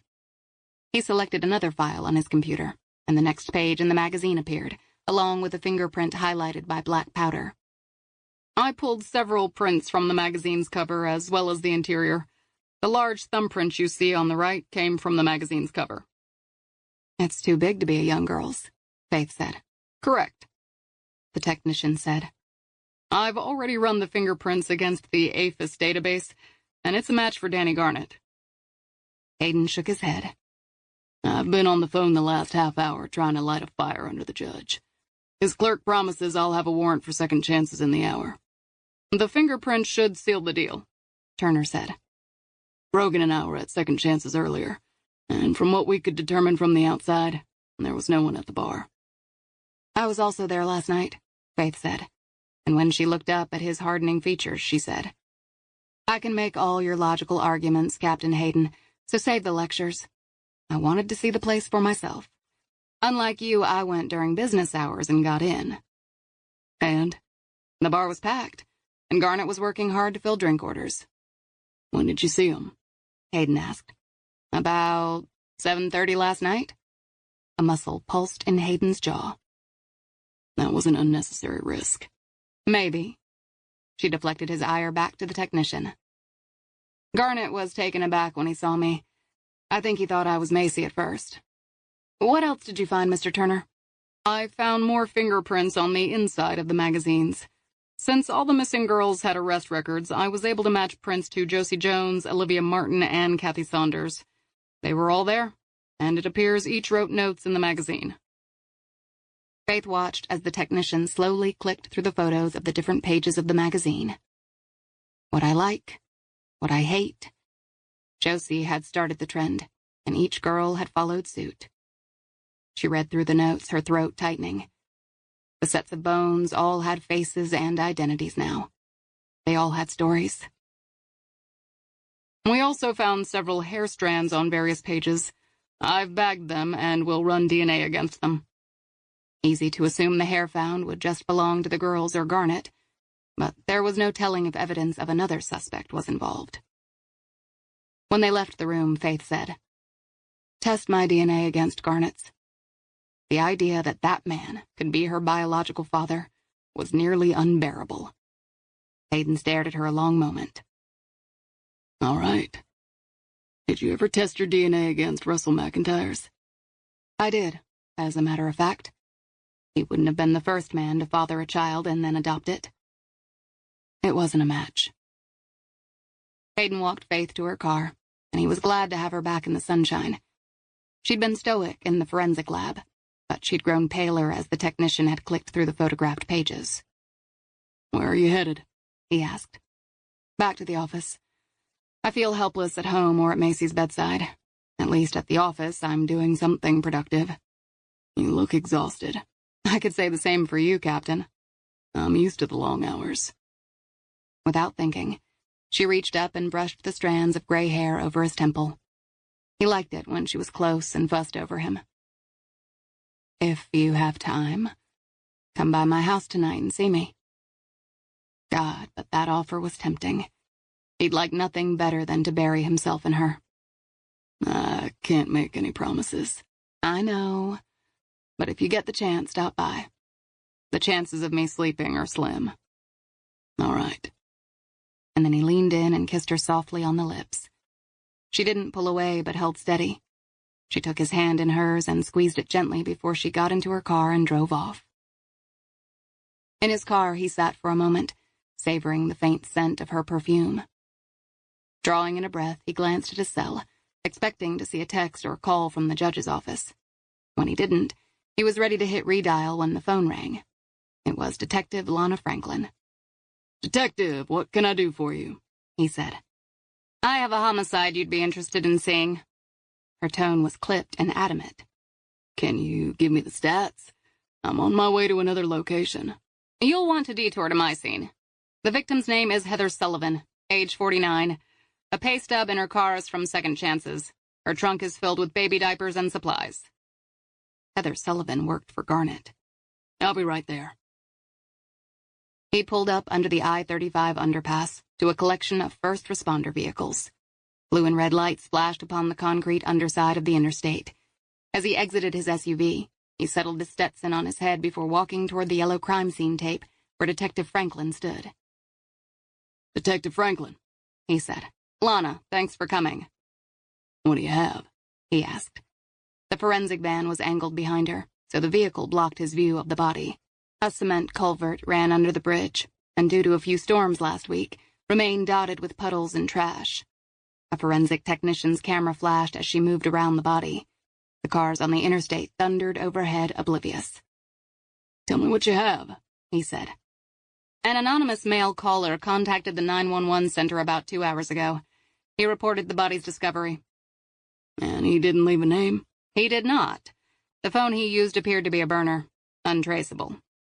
"Okay." He reached in his coat pocket for black latex gloves and worked his hands into them as he followed her around the forensic van and saw the body of a woman who lay on her back, her arms outstretched. Her body had been burned over 70%, but her face remained intact. Through the black char, he deduced she'd worn booted heels, blue jeans, and a red shirt. Just above the burn line, he saw the tops of letters that spelled Second Chances. Her throat had been cut multiple times, and the injuries had spilled out a halo of blood on the ground around her pale, almost translucent face.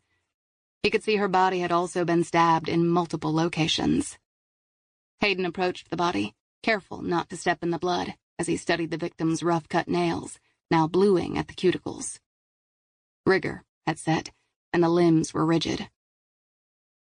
Rough guess, he'd say this woman had been dead 12 to 24 hours. Heather Sullivan has lived in Austin for the last 30 years. Her car is up ahead to the left. There's nothing remarkable about it, except for the pamphlets in the trunk. They're all focused on adoption. She even has a scrapbook filled with smiling childless couples. Miss Sullivan is not a social worker and has no affiliation with any adoption agencies. Last we spoke, we were talking about kidnapped women whose babies had been taken. Now I have a dead woman pretending to be an adoption counselor. Hell of a coincidence. Neither of them believed in this kind of chance. "I should have a search warrant for Second Chances within the half hour. And if I don't, I'll be banging on a judge's door." Notification of Hayden's search warrant arrived minutes after he left Heather's crime scene, and he immediately contacted Brogan, as well as local uniformed officers. 20 minutes later, 2 rangers stood on the sidewalk outside the bar as 2 marked cruisers pulled in behind them, their lights flashing. The bar was still dark, and the neon closed sign flickered in the window. While Brogan and Officer Holcomb offered cover, Hayden tried the door and discovered it was still locked.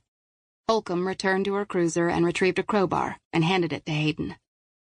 Nodding, he wedged the end of the bar between the lock and the door jamb. As Holcomb moved back and drew her gun, he worked the back and forth prying at the wood until the front door popped open. The chime from a security system sounded but did not go off. Whoever let this place last had not set it. Hayden set the crowbar aside and flipped on the lights. He pulled his service weapon and, along with Brogan, moved slowly into the main room of the bar, while Holcomb remained behind to cover their backs. Building searches could be a real mixed bag. Sometimes there was nothing, and all the hype was for just that. And then there were those times when someone was waiting on the other side of a door, with a loaded gun ready to blow their heads off. In these critical moments, all were aware that they were on the suspect's turf, and anything could go wrong. The scents of stale beer and cigarettes mingled as they crossed the wide planked floor toward the bar. Hayden's gaze was drawn to Paige Sheldon's missing person flyer. I can't wait to find him, Brogan said. Odd to be closed, Hayden stated. Garnet's day isn't starting well, considering one of his employees is in a body bag on her way to the morgue. Brogan rubbed the back of his neck. When the hair on the back of my neck rises, it's always a sign of trouble. What's it doing now? Hayden asked. Dancing like demons. Hayden looked behind the bar, making sure it was secure, while Brogan searched a small closet used for storing supplies. Hayden pushed through the saloon doors into the kitchen. There were stacks of dirty cups, glasses, and plates on the counter next to a large stainless steel sink, as if someone had been interrupted before the evening cleanup could be completed. They searched a pantry stocked with paper products, boxes filled with Second Chance's matches, large jars of cherries and olives, canisters of peanuts, and extra cases of whiskey and vodka. A mop and several brooms leaned in the corner, and a box overflowed with a blend of 4th of July, St. Patrick's Day, Christmas, and Valentine's Day decorations. He's got to have some kind of an office, Brogan said. Hayden moved toward the closed door on the far side of the kitchen, his weapon raised and body coiled. Brogan stood to one side of the door as Hayden gently pushed it open and found a long set of stairs that led down to a basement. He clicked on a light and moved down the stairs. The deeper he descended, the stronger the coppery scent of blood and urine grew. At the bottom, he glanced over his shoulder to the right and saw a large desk covered with stacks of papers, a half-dozen coffee cups, a pizza box with one slice remaining, and an older laptop. No sign of Garnet. He and Brogan shifted to the left, searching as they moved to an alcove behind the stairs, where they discovered Garnet's mangled body, lashed to a chair. Garnet's hands, still tied to the arms of the chair, were broken in several places. The dead man's left knee was twisted at a cruel angle, his right knee swollen and bruised. Blood and urine pooled under and around the chair. None of these injuries had killed Garnet. What had finally finished him was the slice across his throat. The cut ran from ear to ear. Frustration rushed over Hayden as he stared at the dead man's gaping mouth and glassy eyes staring toward the ceiling. If he'd had any doubts that Garnet was the key to those graves and to Josie's disappearance, he didn't any longer. Someone else had figured out what Garnet and Heather were doing, and they'd dished out their own brand of justice. He holstered his gun before reaching into his jacket pocket and pulling on latex gloves. Brogan did the same. The bar was now officially a crime scene. Wonder who got to him first. Brogan moved to the back door that led to the alley and checked it. It's locked, but that's easy enough to do as you're going out the door. The front door upstairs was locked, which means the killer had to have left through the back door. Let's hope the security cameras facing the alley recorded whoever it was. Hayden cataloged the man's injuries. He didn't die quickly, and it looks like he might have been trying to keep his secrets. That still might have given him time to kill Heather, Brogan said. Garnet could have killed Heather, but in light of the torture he'd endured only a few hours ago, it was highly unlikely. I don't think so. Garnet might have been taking the girls, holding them, and even killing them. But there's another player in this game. He's cleaning house? Brogan asked. Crow, Macy, Heather, and Garnet all had some connection to those girls in the basement. Dirk also might be considered connected to this, Brogan said. So was Faith. The pounding on Dirk's trailer door woke him from a sound sleep. He lurched to his feet, causing empty beer cans to rattle from his lap to the floor. He staggered forward and looked out the window to find a man in a dark suit, his eyes hooded with sunglasses. Fuck. The cops. Rubbing his hands over his face, he blinked and sniffed in a lungful of what passed for fresh air in his trailer. He opened the door. Yeah. The man looked up at him, and even with dark glasses, his gaze felt cold and heavy. Dirk Crow. That's right. I need to ask you a few questions. Chapter 24. Thursday, June 28th, 9 p.m. Faith poured a glass of wine and sipped it slowly, closing her eyes as she tried to forget the day. She carried the glass of wine into the living room and sat in her favorite chair. She sipped again as she kicked off her shoes, leaving them where they fell. The doorbell rang, and she moved leisurely to the door, peering through the peephole. Mitchell Hayden towered on her front porch. She opened the door. "Hayden." He removed his hat. "Mind if I come in?" She was glad to see him. "Sure." And when he stepped inside, she said, "Can I get you a wine or beer?" "Beer if you have it." "Coming right up." She closed the door behind him. "Follow me." She sensed his curiosity as he moved through her house, staring at her odd blend of artwork. He paused to study the oil painting featuring exquisitely detailed flowers in a vase done by a Russian artist in Washington, D.C. "Nice place. Some art collection?" She opened the refrigerator, selected a craft beer, twisted off the top, and handed it to him. "My grandmother started it," she said. "She and my mother introduced me to art when I was a child. A lot of what you see is their collection. I've only had the money in the last few years to begin collecting for myself." He took a sip of beer, his gaze on her. "I wouldn't know good art if it broadsided me." "It's not complicated. If you like it and it makes you feel good, then that's all that matters." "What pieces did you buy?" "With my very own money." She sipped her wine and moved to an acrylic seascape with a young woman and her two small blonde children.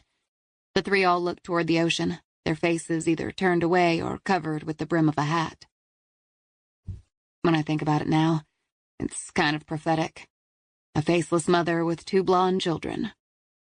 His frown deepened as he looked at her. "How are you doing?" "Me? I'm a champ." "Seriously?"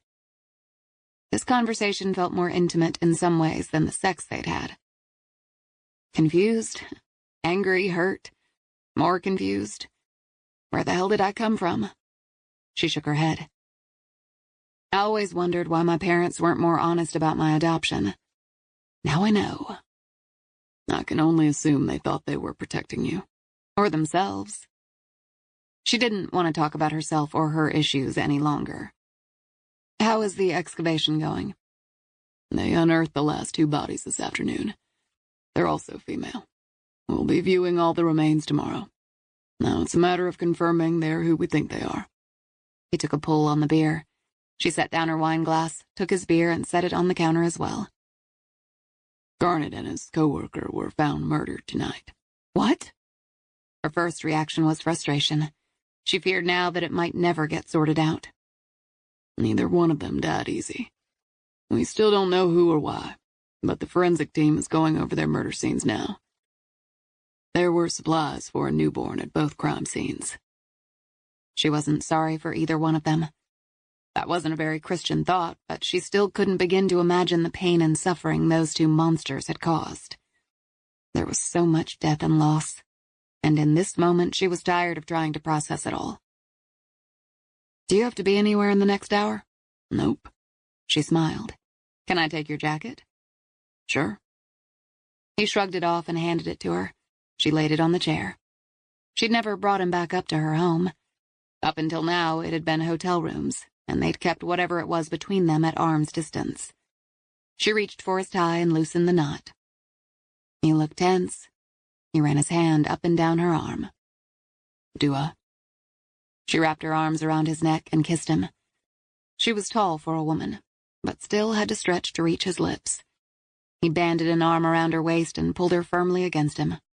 The malaise that had dogged her when she'd pushed through her front door faded away and was replaced by a delicious excitement that made her forget everything but this moment. His full erection pressed against her, kicking up her heartbeat several clicks. Her fingers skimmed down his shirt over his flat belly, and she reached for his belt buckle. His breathing deepened as her long fingers unfastened the top button on his pants and slowly pulled down his zipper. She slid her hand down and wrapped it around him. He sucked in a breath, kissing her again and cupping her backside with his hand. He squeezed, kneaded, and pressed himself against her. "It's going to be right here and right now if we don't find a bed quick." She considered the carpet on her living room floor, but saved that idea for another time. She released him. Down the hallway. Faith started down the hallway, not looking back, knowing he would follow. As she moved, she reached for the hem of her sweater and pulled it off, the same as she had done alone countless times before. She let the sweater fall to the floor and reached for the hook in her bra. She paused at her bedroom door, unlatched her bra, and slid it off. It dropped to the floor. When she looked up, he had paused to watch. Still interested? Yes, ma'am. She moved into her bedroom, sliding off her jeans and tossing them aside. She loosened the clip in her hair and let it fall loosely around her shoulders. The light from the hallway dimmed, and she knew he was watching her. Good. Just the idea of him watching her tip her head back and cup her breast lightly made her hot. She heard his clothes hit the floor. She didn't turn, didn't coax him, but waited for him to come up behind her and pull her close. She didn't have to wait long. Barely seconds passed before she heard the steady beat of his bare feet across the hardwood. Strong hands rested on her shoulders. Next, he kissed her on the back of her neck. She closed her eyes, giving herself over to the sensations. This was how it had been for them. She always faced away from him as he entered her from behind, never saying a word. She liked the impersonal nature of their sex. No emotion, just physical sensation. This time, he turned her around. She considered making a joke about the conventional nature of the move, but when she caught him staring at her breasts, she forgot what she was thinking. He kissed her nipple, sucking it until all she could do was tip her head back and give in to the firing nerve endings that threatened to short-circuit her brain. He kissed her lips and cupped her bottom again, but this time, when he took her hand, he guided her toward the bed. Move to the center, he said. She could have argued, but she didn't want any words to get between them. So she sat on the edge of the bed and very slowly scooted her bottom to the middle of the mattress. He watched, clearly savoring the sight of her slim legs and narrow waist. Put the pillow behind your back and lay back, he said. Again, the order excited her. So she pulled her pillows from under the comforter and stacked them on top of each other. She lay back, cupping her breast. Like this? Yeah, like that. He crawled up on top of the bed and smoothed his hands up and down her legs, and then over her flat belly, before teasing the nest of curls between her legs. She hissed in a breath, anxious for him to take her. She wanted an explosion of sensation. She wanted release. But Hayden was in no rush. He nestled between her legs, kissing her breasts again as the head of his penis rubbed between her legs. She moistened her lips and slid her hand to his erection, ready to guide him inside her. Not yet, he said. Why are you teasing me? He gently nibbled her nipple. You don't like it? She closed her eyes, pushing toward him. I didn't say that. Then what's the rush? We aren't the type who linger. I've got a few extra minutes. He spent the next 20 minutes teasing her body and bringing her so close to release she could see the edge of the abyss. But each time he pulled her back, making her endure more of this sweet torture. When she was so wet she was squirming, he straddled her and pressed into her just a little bit. She raised her hips, her body coaxing him deeper. Hold still, he said. You're cruel. Want me to stop? God, no. A devil's smile teased the edge of his lips, but it was mirthless and reminded her more of a hunter closing in on his prey. He pushed a little deeper into her and pulled out a fraction. This went on for God knows how long. He was moving in a little deeper and then retreating. When she slid her fingers down, ready to send herself over the edge, he grabbed her hand and pinned it over her head. No cheating, he said. He began to move faster, coaxing her again to the edge. He stared down at her with intensity like he never had before, and as hot as it felt now, she sensed something had shifted between them. The thought was lost when his fingers slid to her moist center. Her breath caught and his name rose from her throat as she moaned. This time she was anxious for release and raced to the edge, and this time he was ready to let her fall into the abyss. She opened her eyes and discovered he was staring at her face, absorbing everything about her. He thrust in and out of her faster and faster. The momentum was feverish, and then a wave caught them both, and release overtook them. Kat was pretty sure that if she'd had to sit in the recreation room of the shelter 5 more seconds, her head would explode. She'd done all her class assignments. She'd read half a book, but the giggle of the other kids blending with the beep-beep of the video games was driving her nuts. When her computer chirped with a message from Faith, she was thrilled. "Meet me in the alley. Parking a nightmare. We can get ice cream." "God bless you," she whispered as she closed her laptop, shoved it in her backpack, and headed out the back door. When the door closed behind her, the quiet of the evening was a refreshing change from the noise inside. The baby kicked, and she tried to convince herself it was only gas. This was going to be a baby-free night, just ice cream, like when she was a kid. She saw the car down the alley flash its lights and hurried toward it. She had a couple of bucks in her pocket from the waitress gig, but she'd bet anything Faith was going to treat. Already she knew she'd order Rocky Road with extra chocolate sauce and nuts. She was steps from the car when she heard her name come from behind her. "Kat." She looked toward the street, and there was a man standing in the shadows. For a second she thought it might be the ranger, but then she decided he was too lean. The lights on the car flashed again, and she realized he was pressing his key fob. "No way," she whispered.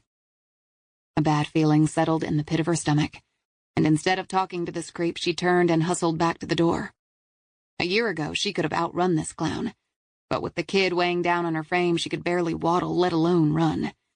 But she did run, cupping her hands under her belly as her backpack thumped against her. He was behind her in an instant, long legs eating up the space in seconds. Footsteps pounded directly behind her, and his fingers brushed and then squeezed her shoulder. "Get off of me!" she shouted. "Kid, don't panic. Faith sent me. I'm not going to hurt you." Her chest burned with the quick exertion, but he sounded as if this chase was nothing. "Fine. I'll call her from inside and confirm." She was seconds from reaching the door when he grabbed her from behind and jabbed a syringe into her thigh. The needle pinched, and whatever he had injected burned a little.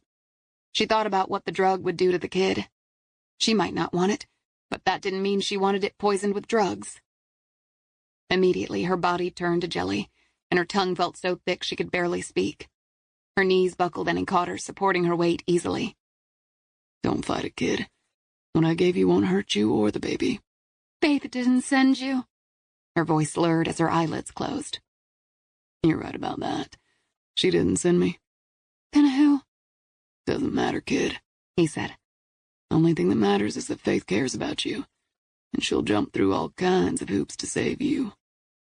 He lifted her into his arms as she tried to draw in a breath to scream, but nothing came out. From what felt like a distance, she heard the back door of his car open, and then he laid her gently on the soft leather seats that had that new car smell. He set Kat's computer on the kitchen counter and carried the half-conscious girl down the stairs, following the directions that Garnet had finally shared with his new best friend. He punched the code in the door lock, and when it clicked, he pushed it open. The girl moaned and tried to pull away from him. "Shh," he said. "Just a few more steps, and then I'll put you down." Where are we?" "That's a good question, Kat." He looked around what amounted to a nondescript home. It was on a half-acre lot, and though there were neighbors, none were right on the property line, so he had ample privacy. "Looks like another hideaway for Mr. Garnet." "Who?" He hoisted her closer to him. "I doubt you know him, but I'm sure if given the chance, he'd have brought you here." She looked up with unfocused eyes. "Why?" "To take your baby and sell it, silly." Fear registered in her gaze, and it excited him. God, but he loved fear. He opened a door to a basement, switched on a light, and helped her down the stairs. He spotted another door, also outfitted with a security pad. "The man liked his basements and high-security locks," he said. Killing Paige and then Kat was the wise move. It was the smart thing to do. But it wasn't what he was going to do. He punched the keys, and when the lock clicked, he pushed it open.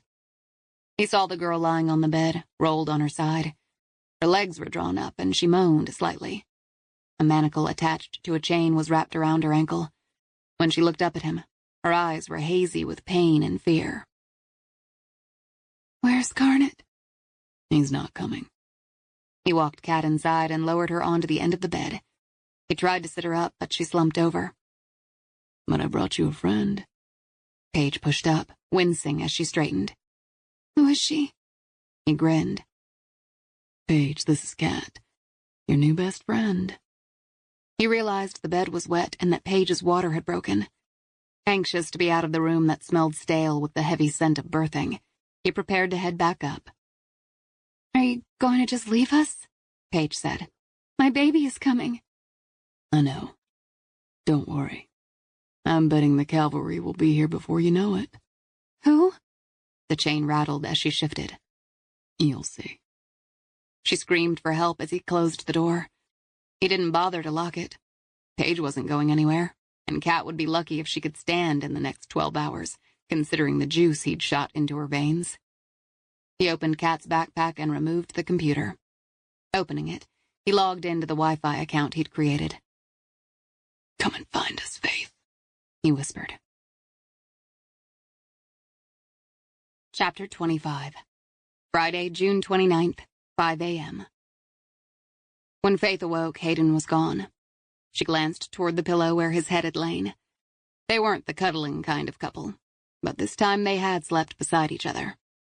Neither had spoken, but she'd felt an odd sense of peace that she assumed was part and parcel of her orgasm. The room was bathed in shadows and darkness as she reached for the digital clock on her nightstand. It was almost 5 a.m.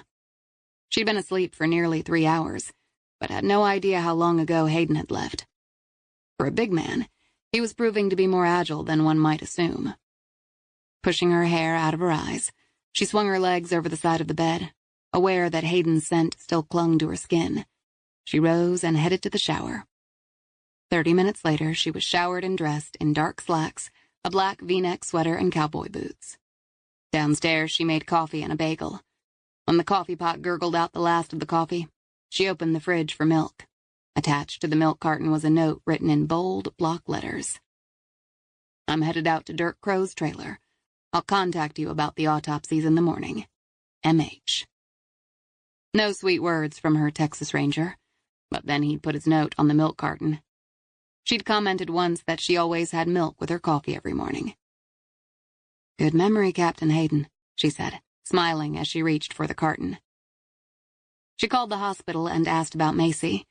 The nurses reported her vitals were slightly improved, and there were times when she was restless. The doctors thought she might be coming out of her coma. She checked texts and emails.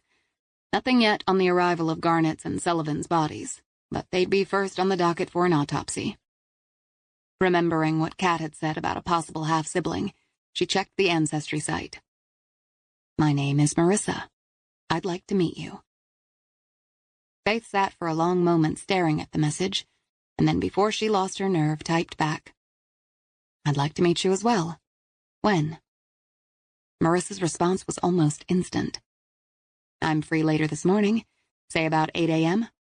If that's too soon, I get it, but I want to meet you. Faith looked at the time of Marissa's reply. So you are a night owl like me. She offered the name of an Austin coffee shop that she knew opened at 6. Marissa answered back. See you then. She drove into work in the pre-dawn hours, parked in her regular spot on the deck, and then made her way through the building toward her office. She switched on the lights and spent the next couple of hours studying the photographic images of the notes written in the magazines. Could Marissa be related to one of these girls? Marissa hadn't given her age, so for now there was no way of knowing. Faith arrived at the trendy coffee shop 15 minutes early. She was nervous and didn't know what she was going to say to this Marissa woman. She ordered a latte and sat in a corner, adding extra packets of sugar, a thing she did when she was nervous, and wondering why sugar took the edge off her fear. She sipped, glancing toward the door each time the bells above jingled. Even at this early hour, the shop was filling quickly. Some customers were dressed in hospital scrubs, others in suits, and all looked rushed to get to work. 20 minutes passed, and Faith worried that she'd gotten the day and time wrong. Or maybe her abrupt agreement to a meeting had scared the woman off. That kind of response would have scared her off even a couple of weeks ago. The bells over the door jingled, and she spotted a late 20-something woman with dark hair and an olive complexion. She watched the woman, but she quickly crossed and met up with a man wearing a dark suit. Was Marissa going to be a no-show? And then, from behind her, she heard a woman say, "Faith?" Faith looked up to find a young woman with light brown hair and green eyes. She searched for similarities between them and decided their noses were the same. "That's right." "I'm Marissa." Faith rose, jostling the table and her empty coffee cup. "I didn't think you'd come." "I was here earlier, and when you came in, I freaked and left. I've been walking the block for the last half hour, and now I'm back." "Do you want a coffee?" "God, no. I mean, maybe later. I'm too nervous as it is." What conversation starter broke this kind of tension? "Want to have a seat?" If she thought biology would trump any kind of initial nerves, she'd been wrong. "Sure." She settled in a chair, but kept her purse in her lap and her hand firmly on the strap, as if she could bolt in any second. "This is so weird," Marissa said. "When I put my profile on the Ancestry site, I thought a match was going to be a long shot. And then you popped up as a half-sibling." "I'm sorry I didn't see your message right away. Life has been crazy the last couple of months. And honestly, as much as I wanted to know the truth, I was afraid of it." "I know. I had started to think I'd made a mistake when I didn't hear from you. First few days I checked the site 20 times a day, and then I had to pull back because I was driving myself crazy." "You sound braver than I have been. I put up my DNA and didn't have the nerve to check back." Their shared fear chipped at some of the ice. "So you're adopted?" Marissa asked. "I am. I found out when I was a kid." Marissa was staring at her, and Faith knew she was searching for similarities just as she was. "Was it a shock?" "I didn't really understand it when I was a kid, but by the time I was a teenager, it was pretty overwhelming." "How long have you known?" "I've always known. I have 4 older brothers, who are Mom and Dad's biological children. I call them the Bio Boys. Mom always wanted a girl, and my dad started looking into adoption. They found me and brought me home when I was 2 days old." "Do you know anything about your biological family?" "Mom said the lawyer told her my birth mother was a medical student and that she chose career over motherhood. She thought we'd both be better off going our separate ways." "Do you have the name of your biological mother?" "No, it was all closed. And I'm still trying to wrap my brain around my bio mom having a medical background. I'm a painter, and the sight of blood scares me. What about you?" "I'm a doctor, a pathologist. I have no information on my biological family." "I was hoping you did." "Who handled your adoption?" Faith asked. "My father handled mine. He was with the law firm of Slater and McIntyre." Marissa leaned forward. "For real?" "Yeah, why?" "That's the firm that handled my adoption," Marissa said.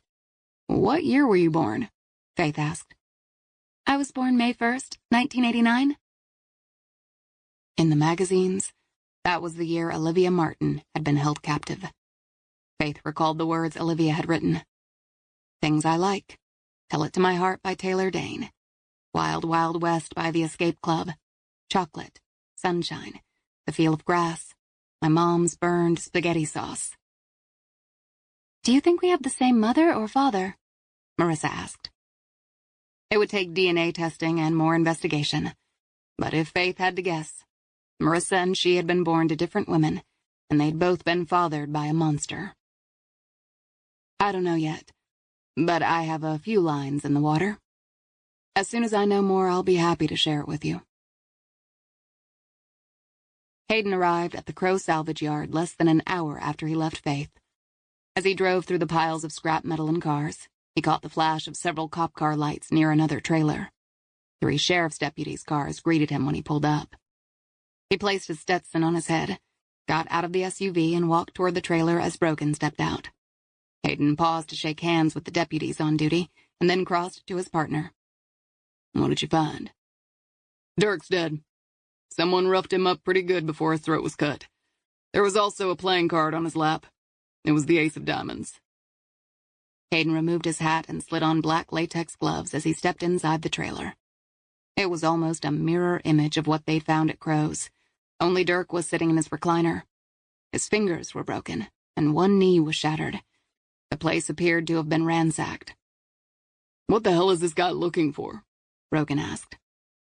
He knows who's responsible for taking those girls 30 years ago, Hayden said. and he knows there's evidence that could ruin him, or he's protecting someone. Faith arrived back at the medical examiner's office mid-morning. She found Nancy in what was now called the bone room, with the remains from the ranch. The first 2 sets had been arranged in anatomical order, and the third was partly complete. Faith grabbed a fresh set of gloves and took in the sight of the 3 gurneys arranged side by side. All likely had been young girls held in that basement, murdered, and then buried. Any idea how long sets 2 and 3 have been in the ground? Faith asked. Rough estimates are at least 25 years, but it could easily be longer. At this stage, we're only guessing, Nancy said. That timetable matches with forensic evidence found in the room in the ranch.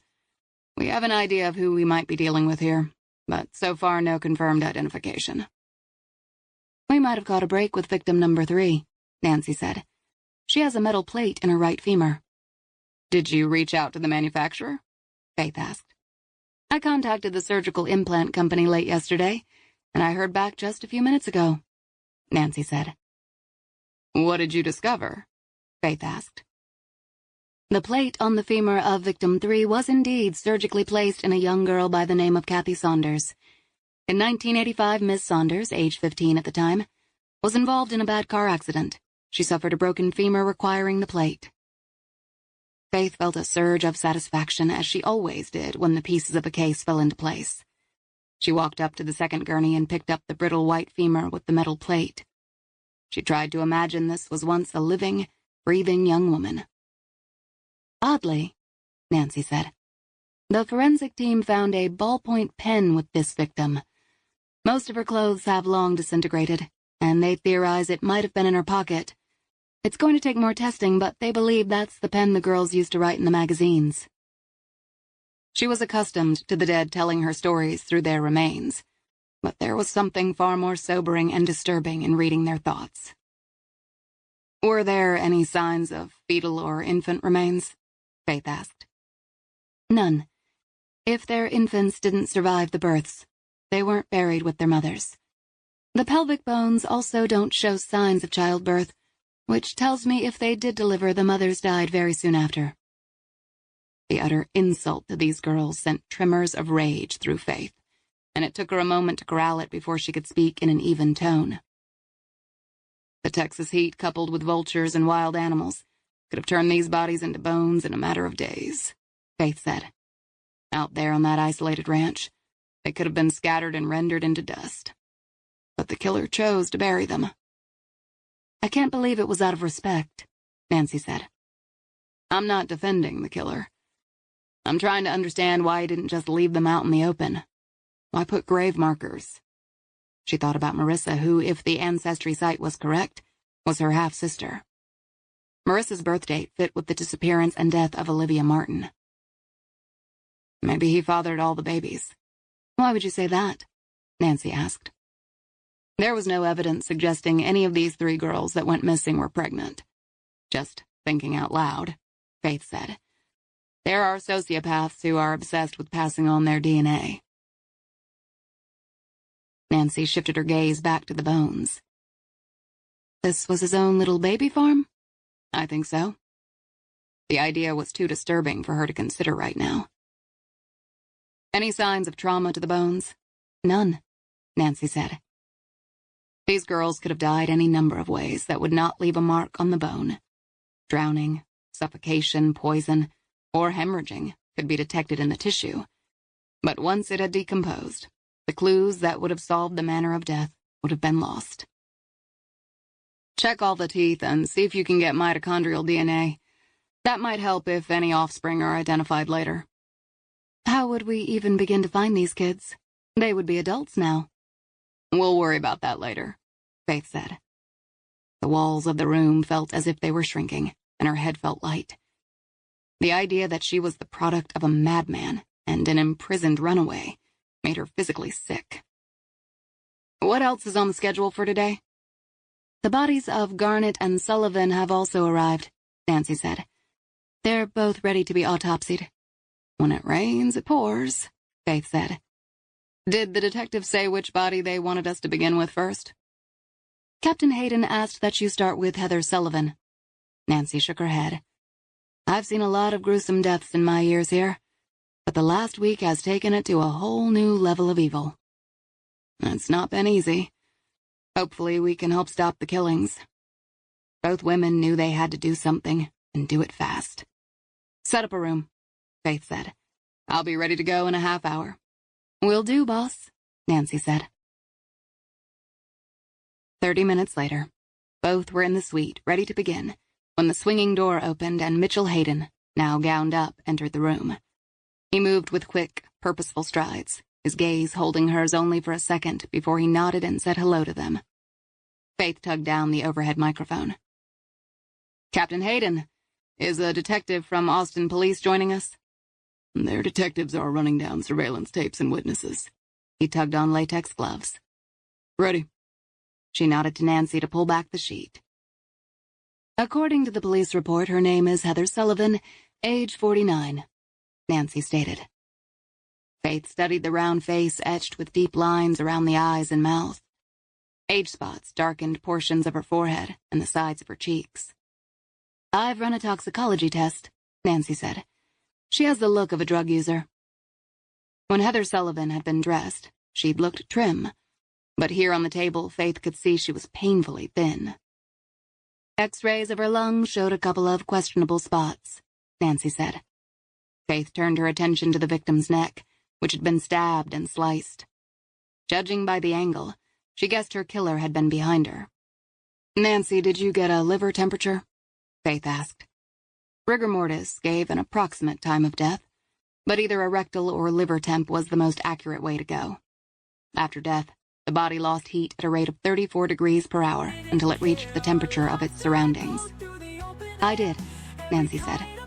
It was taken as soon as she arrived here. The temp was 78 degrees, which almost matches the air temp at the crime scene. Her body was burned, so that might throw off my estimate, but best guess, she's been dead less than 26 to 35 hours, Nancy said. Faith inspected her charred skin. The burns occurred after death. We think the same person killed Sullivan, Garnett, and Crow, Hayden said. In Crow's case, he used a hammer before the man suffered a heart attack and died. With Garnett, the killer used a hammer first and then sliced his throat. He didn't use a hammer on Heather, Faith said. Maybe she was frightened enough and talked before he had to. Faith continued her external exam, cataloging scars and any signs of old injuries. She found nothing else that might hint that there'd been trouble in this woman's life. She reached for the scalpel, made her incisions, and removed the rib cage. She took out and weighed each organ. The uterus showed no sign of pregnancy, but there was significant scarring. I doubt she could have had children. I believe she may have had a botched abortion or miscarriage that wasn't treated properly. She removed, weighed, and cataloged all the organs, and then repacked them back into the abdomen. She opened up the throat and noted the damaged jugular. As she tipped the head back and studied the throat, she saw what looked like a white piece of paper. She adjusted the headlamp hanging above, picked up tweezers, and used them to pull out the card. Both Hayden and Nancy watched as she carefully unfolded it. It was the Queen of Hearts. A card. Just like with the Crows and Garnett, Hayden said. Macy felt the warm embrace of the long fingers that reminded her of her mother's. There was a calming voice hovering over her, and she could make out sporadic words now. Getting better. Sleep is best. Vitals good. I never knew about you. I wish I had. It would have all been different. She couldn't nail down who was speaking, but she felt calm when the person was close. As much as she wanted to tell this person she was alive and only trapped in her body, she couldn't get her eyes to open, regardless of how hard she tried. Macy's frustration grew with this broken body of hers that refused to cooperate. If she could just open her eyes, she would see all the answers that were so close. As Faith returned to her office after visiting Macy, she pulled the rubber band from her hair and rubbed her scalp. She drew in a breath and rolled her shoulders, trying to chase away the tension. With a solid identification in hand, She called Detective Lana Franklin in Austin's homicide unit. Franklin picked up on the second ring. "Franklin." "Dr. McIntyre at the medical examiner's office. We have a positive identification on the third victim. It's Kathy Saunders." Franklin shoved out a sigh. "Good. We at least have a confirmation." "I'd like to talk to the family. What was the contact information for Saunders?" Papers rustled in the background. "After we met, I tried to update the info on family members. As luck would have it, Kathy's sister is still in Austin. Her name is Diane Saunders, and she lives in the Hyde Park neighborhood." Faith jotted down the address. "This is perfect, thank you. I'll let you know when we have more on the other two victims." "After all these years, the girls are finally going home," Faith said. "Thanks, Doc." Faith hung up, changed, and within 15 minutes was driving to a neighborhood that had been originally built in the 1890s. The homes were modest, but the area's proximity to the university made it desirable, and many of the older homes were being purchased at a premium and renovated. Diane Saunders' address was a bungalow tucked back on a wooded lot. She parked and got out of her car, noting the modest red car in the driveway. She hurried to the front door and knocked. Inside, she heard violin music and a small barking dog. The music turned down as a woman shushed the dog. The woman who appeared had gray hair pulled up into a loose bun. She wore glasses, and the deep lines around her mouth and eyes suggested she either laughed or worried a lot. Maybe both. "Diane Saunders?" Faith pulled out her medical examiner's badge. "That's right." "I'm Dr. Faith McIntyre, medical examiner. I'm here about your sister, Kathy Saunders." "Kathy has been gone for almost 30 years. "I know." A car drove behind her, and she hated that she was having this conversation on the porch. "Do you mind if I come inside?" Those lines around her eyes and mouth deepened. "It can't be good if the medical examiner is here." "It's not good news." An old dog wobbled up to Diane, stared up at Faith, and then barked. Diane snatched the dog up. "I'm sorry she's protective." "It's okay." Diane and her dog stepped aside, allowing Faith inside a house that couldn't have been more than 1,000 square feet. There was a main living room with an overstuffed couch, a flat panel screen mounted on the wall, and several bookcases that hugged every spare square inch of wall space. "I teach history at the University of Texas," Diane said. "I'm a bit addicted to books. They're impressive.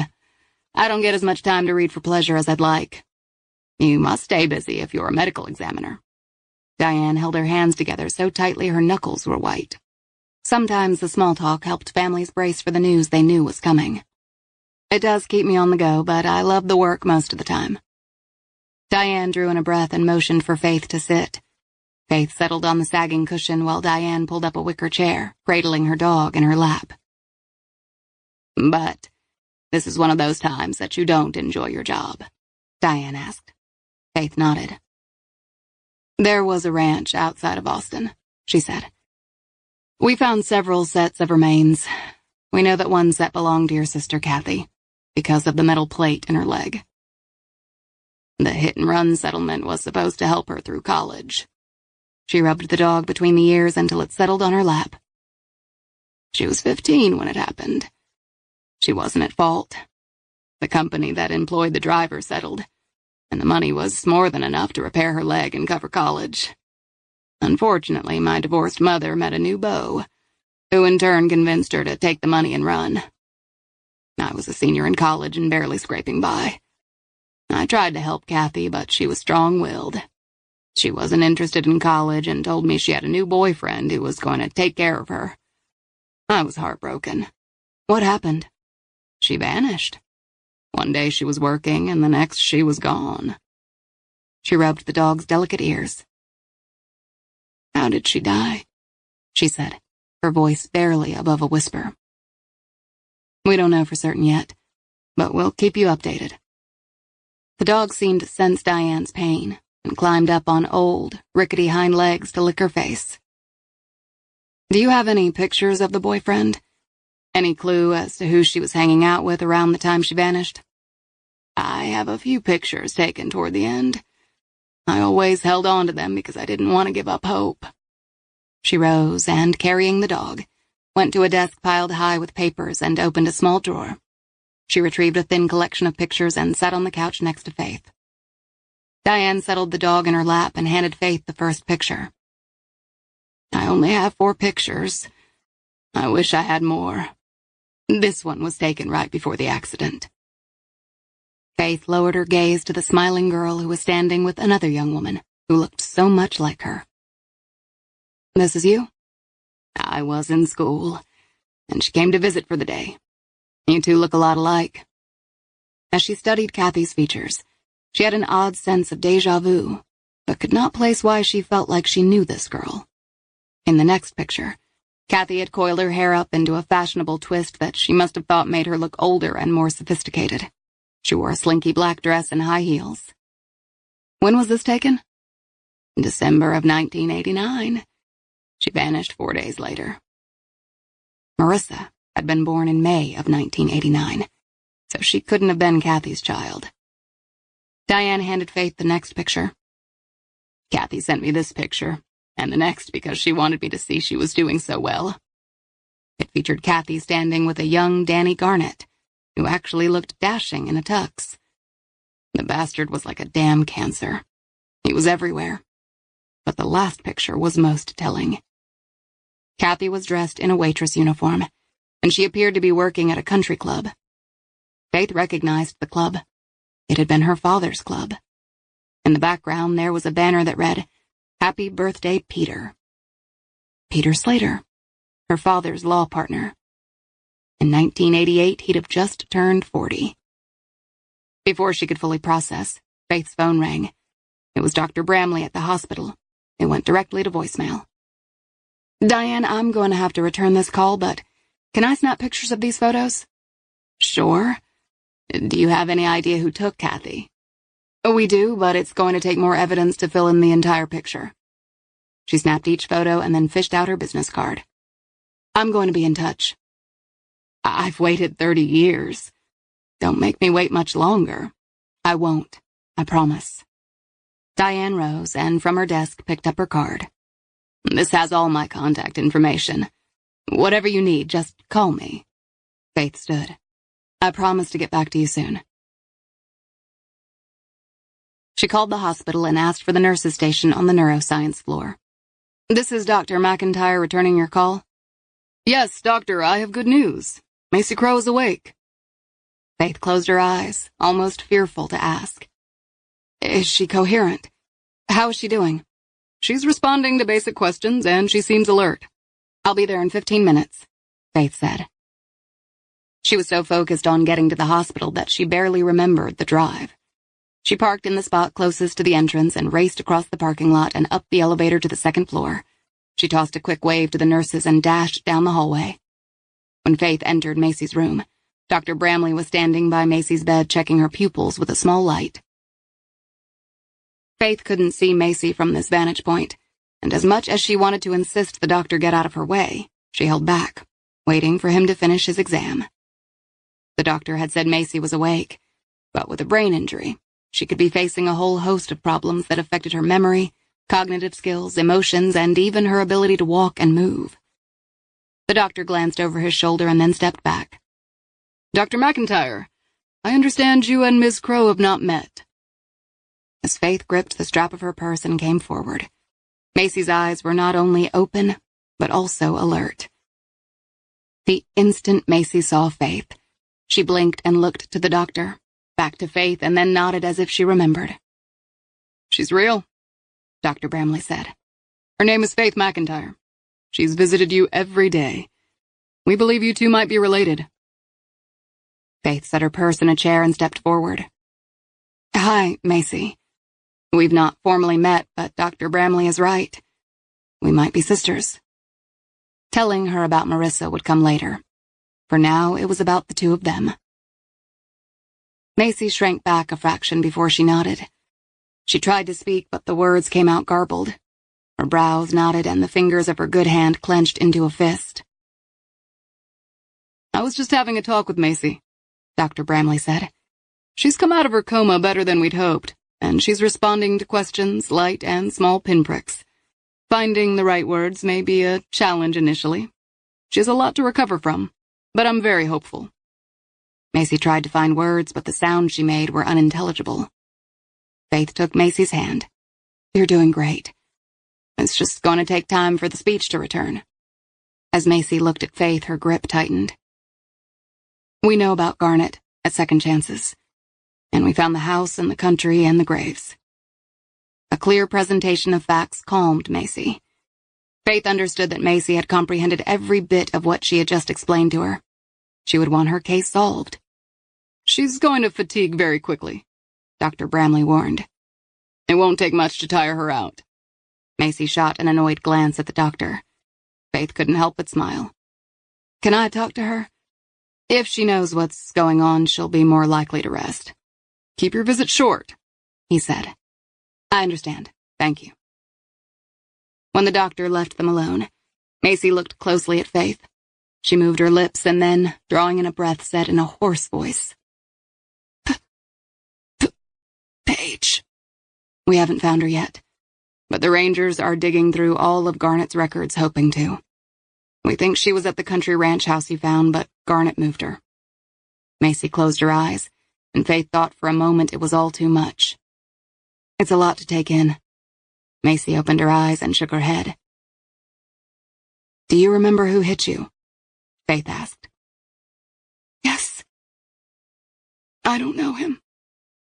"Garnet was murdered," Faith said. "He was tortured like Jack. Someone was looking for something." Macy shook her head. "Jack.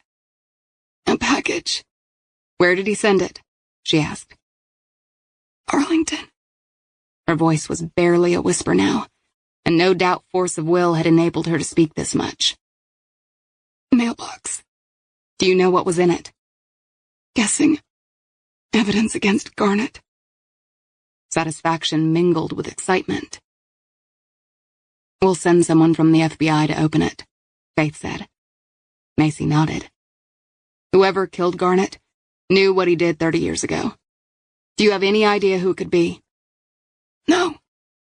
Her voice was barely audible now, and as Dr. Bramley had stated, she had fatigued quickly. Faith patted her on the hand. "It's okay. You've told us how to find this package, and from there we can figure out the rest." Macy's eyes closed. "Just rest. I'll be back very soon, okay?" Macy nodded. Faith sat for a moment, grateful that all the pieces of this nightmare were finally falling into place. As she was leaving the hospital and crossing the parking lot, her phone rang. It was Tina, the shelter director. "Dr. McIntyre, is Kat with you?" "No, she's not. I haven't seen her since I dropped her off at school yesterday." "I know you're generous with that kid, and I also know she has a tendency to press boundaries.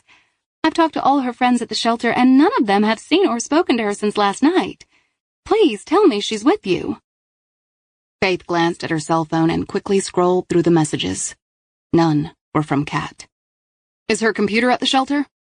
"No, but she's never more than a foot away from it." "If I don't locate her in the next few minutes, I'll call the police."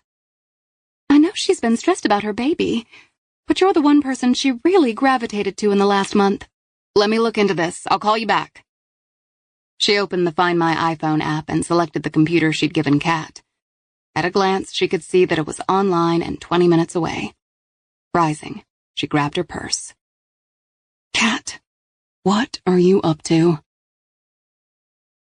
"I held you in my arms today. You have golden blonde hair and the cutest little frown. You gave me a start when I heard you'd been born early. No one expected you to be this soon. But here you are. Not a boy, but a perfect little baby girl. Love, Daddy." Chapter 26. Friday, June 29th, 3:15 p.m. As Faith followed the map on her phone and got closer to the Travis County residential neighborhood, her sense of unease grew. Why would Kat come to an area like this? The girl talked often about how she hated the burbs and that she'd never end up in a one-story ranch. Faith was trying to help the girl make something of her life, but the bones found at the deserted ranch left her with the fear that the girl was going to end up dead if she stayed her course. As she spotted the entrance to the neighborhood, she dialed Hayden's number. The call went to voicemail and she almost hung up, believing she was overreacting.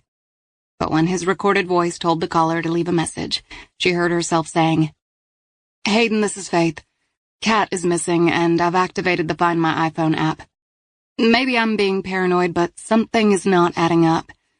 I'm going to continue to the location, but like I said, it doesn't feel right." When Hayden saw Faith's message hit his voicemail, he hit redial, knowing she wasn't the type to call and chat. Faith answered with a breathless and agitated, "Hayden, thank God." The agitation in her voice set his nerves on edge. "Explain to me what happened again." "I received a call from the shelter. Kat is missing.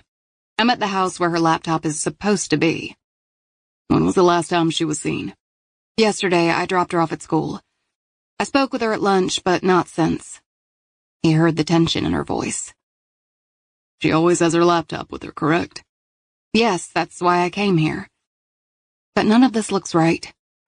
I know Garnet is dead, but after seeing the bones of the 3 girls, I'm afraid Kat is going to make more bad decisions and end up like them."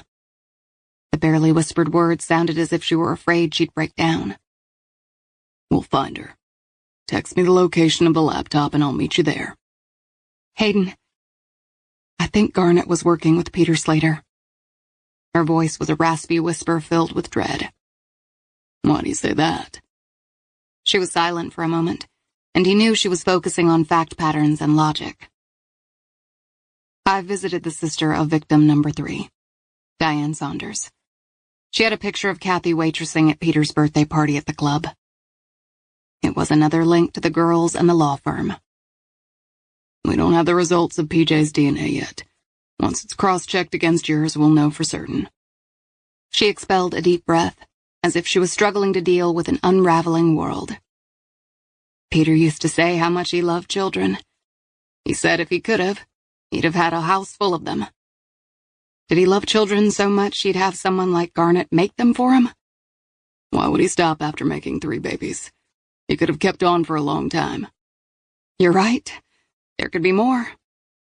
But Margaret said once she was proud she'd given her husband a son. A man needs a son, she used to say. Maybe he was waiting for a son, and once he had his boy, he didn't feel the need to keep going. Pain and sorrow laced around the words. Maybe. Or there are more dead girls and stolen babies to be found. God, she prayed that wasn't true. But she had no guarantees there weren't more. Margaret would have done anything for Peter. She loved him so much. If she couldn't give him a son, she'd have accepted his son from another woman to make him happy. She'd have also been content to let him keep doing whatever he wanted to girls like Josie. Another sigh leaked over the line. If the last girl gave Peter his son, then there'd be no more need to keep taking girls. He had PJ.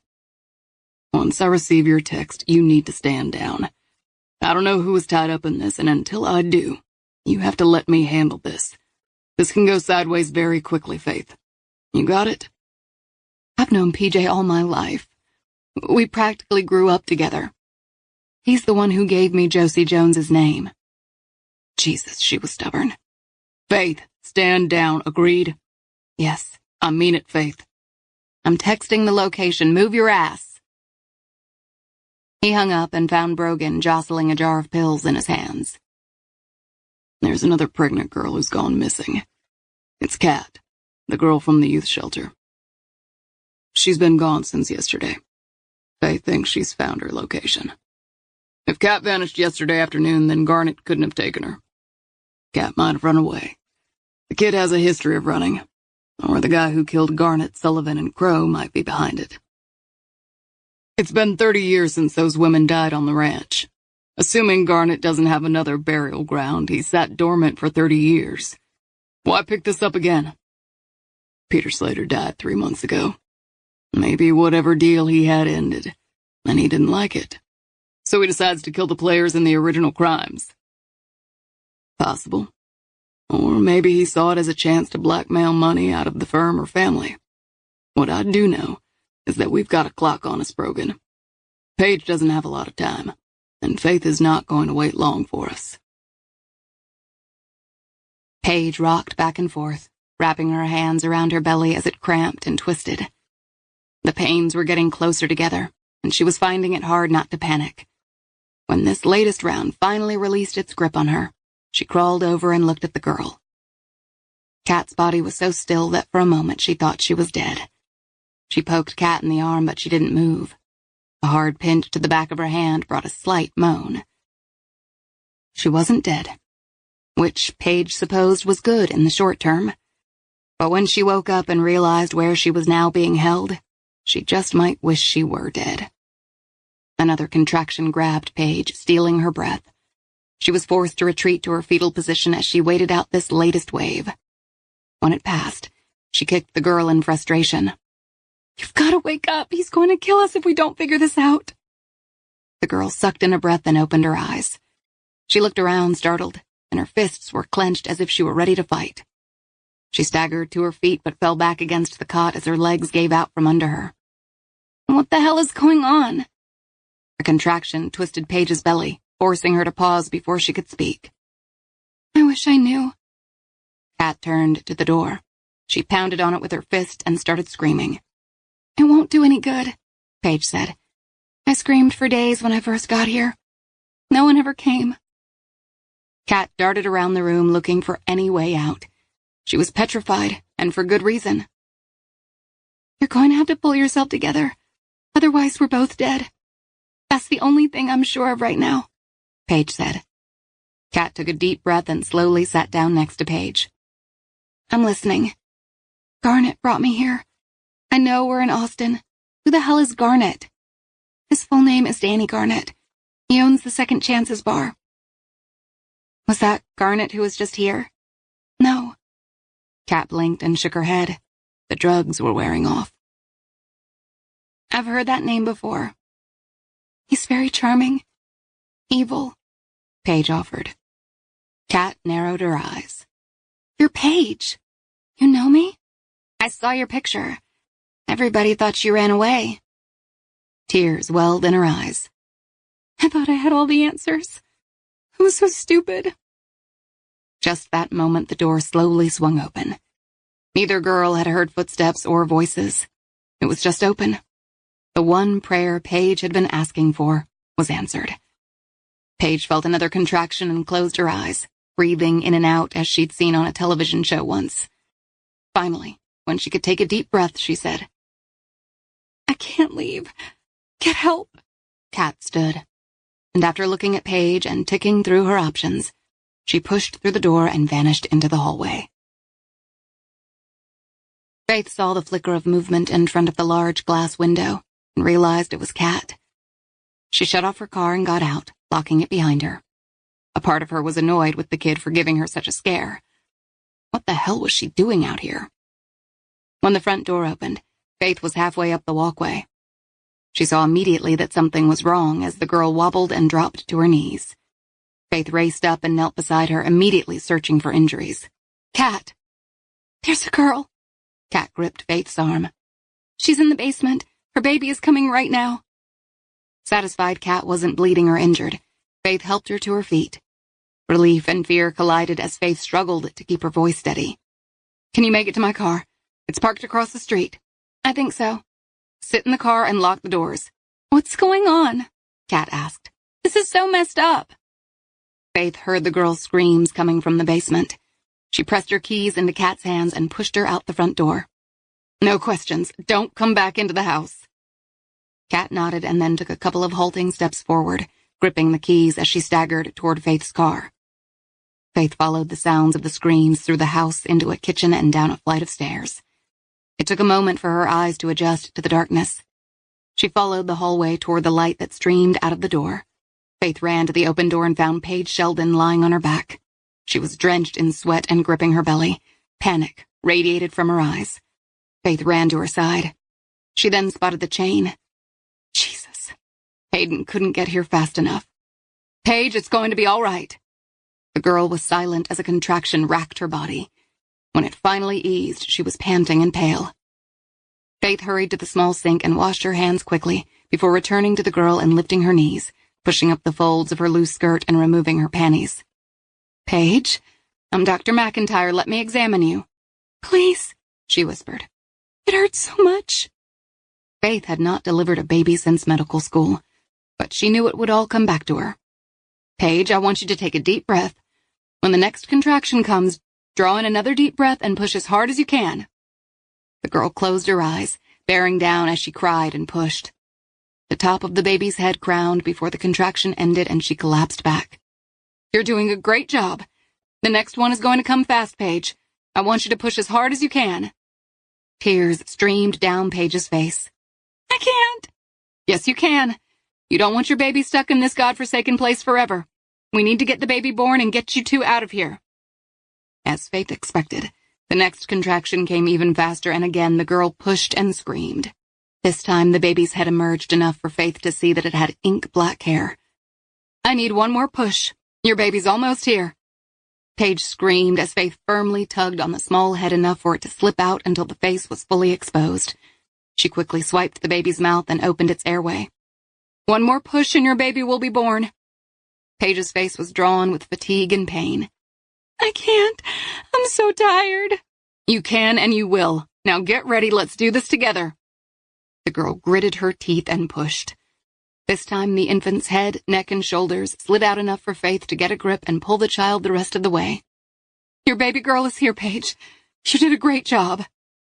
Paige collapsed back against her pillows as Faith focused on the baby girl. She placed her on her side and rubbed her tiny back with her knuckles. The child's mouth opened and let out a cry. Is she all right? Paige asked. She looks good. Faith turned the baby over. Your daughter is beautiful, Paige. Faith laid the baby, still attached to her umbilical cord, on Paige's belly and shifted to delivering the afterbirth, which appeared to come out whole. Later, doctors could confirm this and deal with the minor tearing Paige had suffered. The girl was incredibly lucky, considering the conditions and lack of prenatal care. Paige continued to lie against the pillows, exhausted, making no move to hold the child. Faith didn't have clean scissors to cut the umbilical cord, and accepted she'd have to wrap the afterbirth with the baby and have the separation done by the paramedics. As the baby cried, she found a clean bath towel and wrapped her in it. Paige, I've got to get you out of here, Faith said. Holding the baby, she fished her phone from her back pocket and dialed Hayden. He should have been here by now, she thought. Paige looked up, glancing toward the door. She cried out and she shrank back. Faith felt the presence behind her, and bracing, turned and saw a shadow of a man hovering at the threshold. He had a tight grip on Kat's arm and was pointing a gun at her belly. Let's go, Faith, he said. You and the baby. Now, we need a quiet place to talk. I have a few questions for you. The voice sounded familiar, and when he stepped into the light, she knew she'd met him before. For a moment, her mind scrambled to place him, and then she remembered the fundraiser. Fear snaked up her spine as she pictured his easy smile and hard eyes. She hugged the baby close. I've seen you before. At the hotel. Good memory. Faith thought about the smooth, friendly smile he'd presented to her at the hotel. He'd asked her out for a drink and then called her office. That meeting at the hotel wasn't random, was it? Smart lady. He pointed the gun at Paige. She moved forward, quickly placing herself in front of the gun. You don't have to kill her. Just leave her be. She's suffered enough. And she's seen me. Faith had no doubt he would kill that girl and never lose a moment's sleep. She had to give him some kind of distraction or the girls would die. She raised her chin. Macy Crow is alive. He stood straighter. Is she? She's awake and I talked to her, she said quickly, knowing she had his interest. She knows where the package is. Does she? His eyes sharpened with interest. If you kill them, I won't tell you. He looked amused. I can be persuasive. Apparently not enough. You didn't get Jack Crow to talk. Faith was doing her best to unsettle him. I've learned a few new tricks since then. You and I leave now. I'll tell you where the package is. Fair enough. Bring the baby. Like I said, I've learned some new tricks. They stepped out of the room and Faith, holding the baby tight, followed. He closed the door behind her, locking it, and then motioned for her to climb the stairs. Faith's mind was spinning. Hayden was close. All she had to do was buy a little time. As she reached the kitchen, she started toward the front door. No, back door. She pictured Hayden rolling up in the cul-de-sac, seeing her car and being distracted long enough for this man to get away with her and the baby. And if she died, he would surely double back and kill the girls. The baby began to fuss. Aren't you worried about the neighbors? Keep it quiet or I'll kill it right here. She put her pinky in the baby's mouth and it suckled. Blood from the afterbirth had stained her shirt and was now dripping on the floor. The baby needs to see a doctor. The wail of police sirens echoed in the distance, and he glanced over his shoulder. For the first time, he looked worried. Leave the girls, she said. I'll tell you everything you want to know if you leave them. The sirens grew louder. We don't have much time, she said. His jaw tensed. They can identify me. Doesn't matter. You get the package and you'll get paid, right? Then you can vanish. Hayden's lights were flashing as he and Brogan raced to the location. He saw Faith's car parked in the cul-de-sac and moved in behind her. Damn it. She doesn't wait for anyone. Out of his car, he drew his weapon and hurried toward Faith's car. The front door was ajar, and her purse and keys were on the passenger seat. He'd seen so much violence working for the Rangers, but he'd never thought about it touching Faith. He couldn't entertain the thought of losing her, or he wouldn't be able to function. She's got to be inside. Call in marked units. I want this area surrounded. Consider it done, Brogan said. The Rangers raced to the front door and heard the distant screaming and pounding from the basement. They hurried into the kitchen, and as Brogan moved cautiously down the stairs with his weapon drawn, Hayden glanced toward the back door and saw the small droplets of blood. I'm heading to the backyard, he said. Roger that, Brogan said. Hayden went out the back door and saw the trail of blood running down a narrow sidewalk leading to a back exit in the tall privacy fence that banded around the yard. He heard a car door close and ran, kicking through the privacy fence door. More blood droplets led to the side street that backed up to the house. He had only a split second to assess the situation. Blue four-door, blood, woman in the passenger seat, and a man in the driver's seat. The car wheels started to roll. He leveled his weapon and fired, hitting the back right tire. As the car gained speed, he trained his weapon onto the left rear tire and fired. As much as he wanted to fire at the driver, he couldn't risk hitting Faith. But when the man in the front seat raised a weapon toward the passenger, a clear and calculated rage overtook him. Hayden drew in a breath as he lined up the sights on his weapon with the driver's head. Don't move, Faith, don't move. The car gained more speed even with the blown-out tires deflating quickly. He squeezed the trigger. His bullet flew out the back window and slammed into the jaw of the driver. The car swerved, careening left into a tree. He didn't allow satisfaction as he raced ahead, desperate to see Faith alive and well. When he reached the car, he kept his weapon drawn, his finger beside the trigger ready to shoot again. Adrenaline pumped through his veins as his focus zeroed in on his target. When he saw the man slumped over the wheel, Hayden yanked open the door and hauled the man out of the car. He heard a baby cry, saw a flicker of movement in his side vision, but kept his focus on the man. The events that came next felt like they happened in slow motion. Each critical action and reaction waited with life and death. Hayden threw the man face first onto the grass and drove a knee into the small of his back as he kept his weapon trained on him with one hand and reached for his cuffs with the other. He snapped one cuff around one wrist and then, hauling the second wrist toward the first, clamped the cuff around it. The baby's cry grew louder, echoing its fear and panic, as Hayden rolled the man on his back and pressed his fingertips to his carotid artery. There was no pulse. He recognized the guy. He'd tried to make a play for Faith the night of the fundraiser. He then shifted his focus to the passenger seat. Faith was slumped over in the front seat, her body folded over the baby. Holstering his weapon, he raced to the passenger side and yanked open the door. His heart sank as he thought about Faith dead and lost to him forever. He could not bear it, he could not.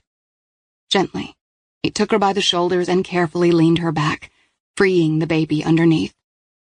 He could see a gash across her forehead and her lip was bloodied, but there seemed to be no other injuries. The baby cried. Faith blinked and moaned. She wasn't unconscious, but badly stunned. Faith! Sirens wailed around them. Slowly, she nodded her head. I'm here. Jesus. A tangle of emotions clogged his throat, and it was all he could do to keep his voice even. Faith, I don't want you to move. The paramedics are here. Kat and Paige are in the house, she said. They're alive. Brogan's inside. He's got it under control. Hayden tried to take the baby from her. Her grip tightened around the small bundle. I have her. You're unsteady. Let me have her. She pushed back the towel and stared at the squalling infant, and then handed the little girl to him. He cradled her like a football. She looked over at the man lying on the ground. His name is Kevin. I've met him before. He didn't want Kat, Paige, or the baby, but used them to lure me to him. He was going to use me to get to Macy and whatever he thought Jack Crow had left her. What would Crow leave Macy? Hayden asked.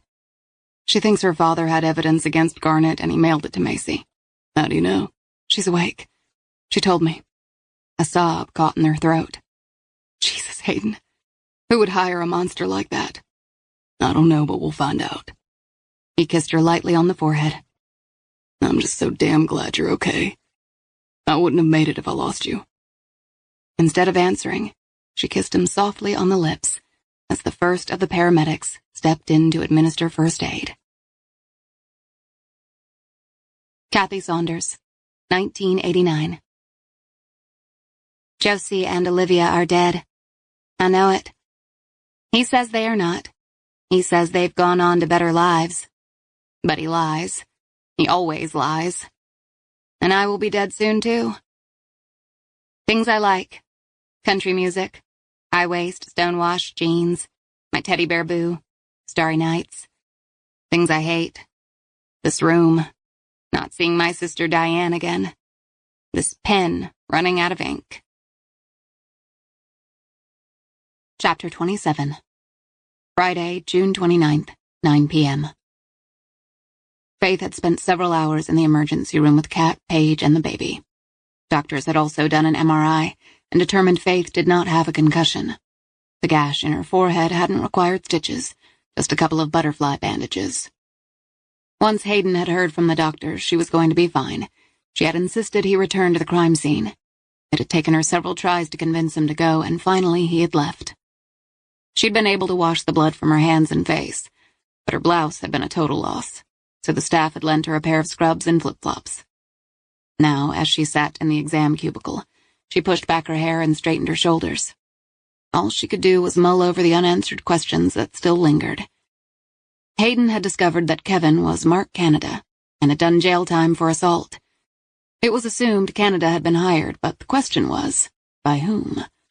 What was in the package that he was so willing to torture and kill for? "Where's Faith McIntyre?" Kat's loud, unsteady voice cut through the buzz of the emergency exam cubicles. Faith pushed off the gurney and drew back the curtain. Kat was standing in the center of the room, dressed in a hospital gown, her pregnant belly protruding and pulling her IV pole with her. "Kat, you should be in your exam room." The girl's face crumpled and tears streamed down her cheeks as she rushed toward Faith, still pulling her IV. "No one would tell me where you were." Faith smoothed back the girl's hair and smiled. "I'm right here.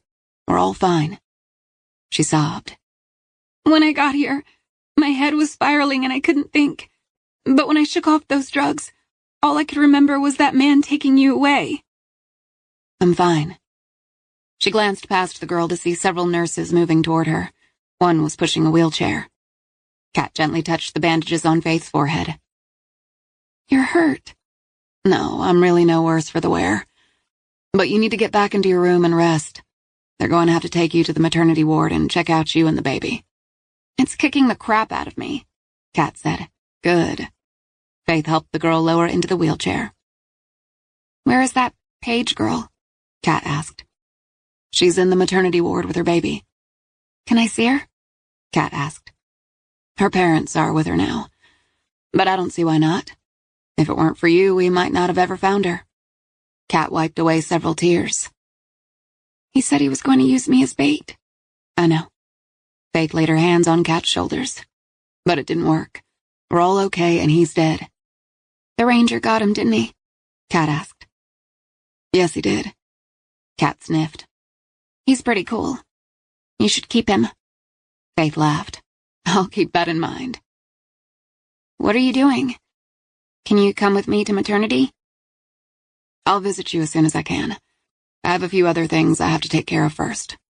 Don't worry. The nurses will take good care of you. Kat gripped her fingers. You promise? I surely do, kid. Faith stood and watched as the nurses wheeled Kat away, and when she turned to figure out how the hell she was going to get out of this place, Hayden stepped into view.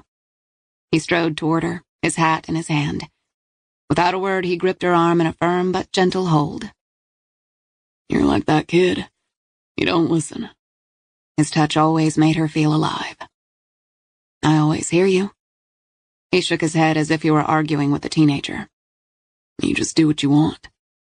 Without hesitating, she said with pride, I do what is right. He settled her on the gurney, pulled off her flip-flops, and covered her feet with a white cotton blanket. He kissed her on the forehead, his fingers gently brushing the butterfly bandage. I thought you were at the crime scene. I was. I received a call from the forensic lab. The DNA results are in. He handed her the printouts and sat silently as she read them. She looked up. Our theory was right. Marissa and PJ share the same father as Macy and I. Yes, you do. Look at the DNA results of Kathy Saunders compared to PJ. She flipped the page and read and then reread the results. It's a match. Yeah. I need to see PJ now. You're hardly in shape to do much. I'm fine. And I need to know who would hurt those girls. I need to know what he might know or what Margaret might know. Faith, you can't. She shook her head.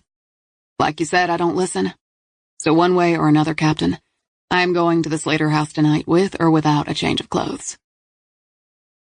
Hayden drove Faith to the gates of the Slater home. He was not happy about this scenario, or the fact that she had insisted on going inside alone. I'm giving you 20 minutes, and if you're not out, I'm coming in. She touched the small wire that ran up her shirt to a tiny microphone. I can handle PJ and Margaret. As far as we know, they both might not know the entire truth. You don't know who you're dealing with. That's why I'm here. He kissed her on the lips, got out of the car and moved to Brogan's SUV, which was parked behind them. She slid to the driver's side, pulled up in front of the tall brick house next to the circular driveway and put the car in park. The light from the dashboard illuminated the sharp angles on Hayden's face. You're sure about this? He said. Very. She straightened her sweater and smoothed her hands over her jeans, clothes Nancy had brought from her locker at the medical examiner's office. She got out of the car, climbed the front steps, and rang the bell. Even though Hayden didn't want her taking this chance, she had to. There was too much at stake now for her to simply sit on the sidelines. She heard heels inside the house clicking against the floor she knew was white marble. The door opened to a petite blonde dressed in Chanel, who smiled the instant she saw Faith. Faith, how are you? Margaret's smile faded when she saw the bandage on her head. Is everything all right? I need to see PJ, Margaret. I have some questions for both of you. Sure, of course. Come inside. PJ is in his study. I just opened a bottle of wine. Would you like a glass? No, thank you. The older woman frowned. You're scaring me, Faith. Faith didn't have the energy to allay her worries as they walked along the tiled foyer, with glistening chandeliers overhead.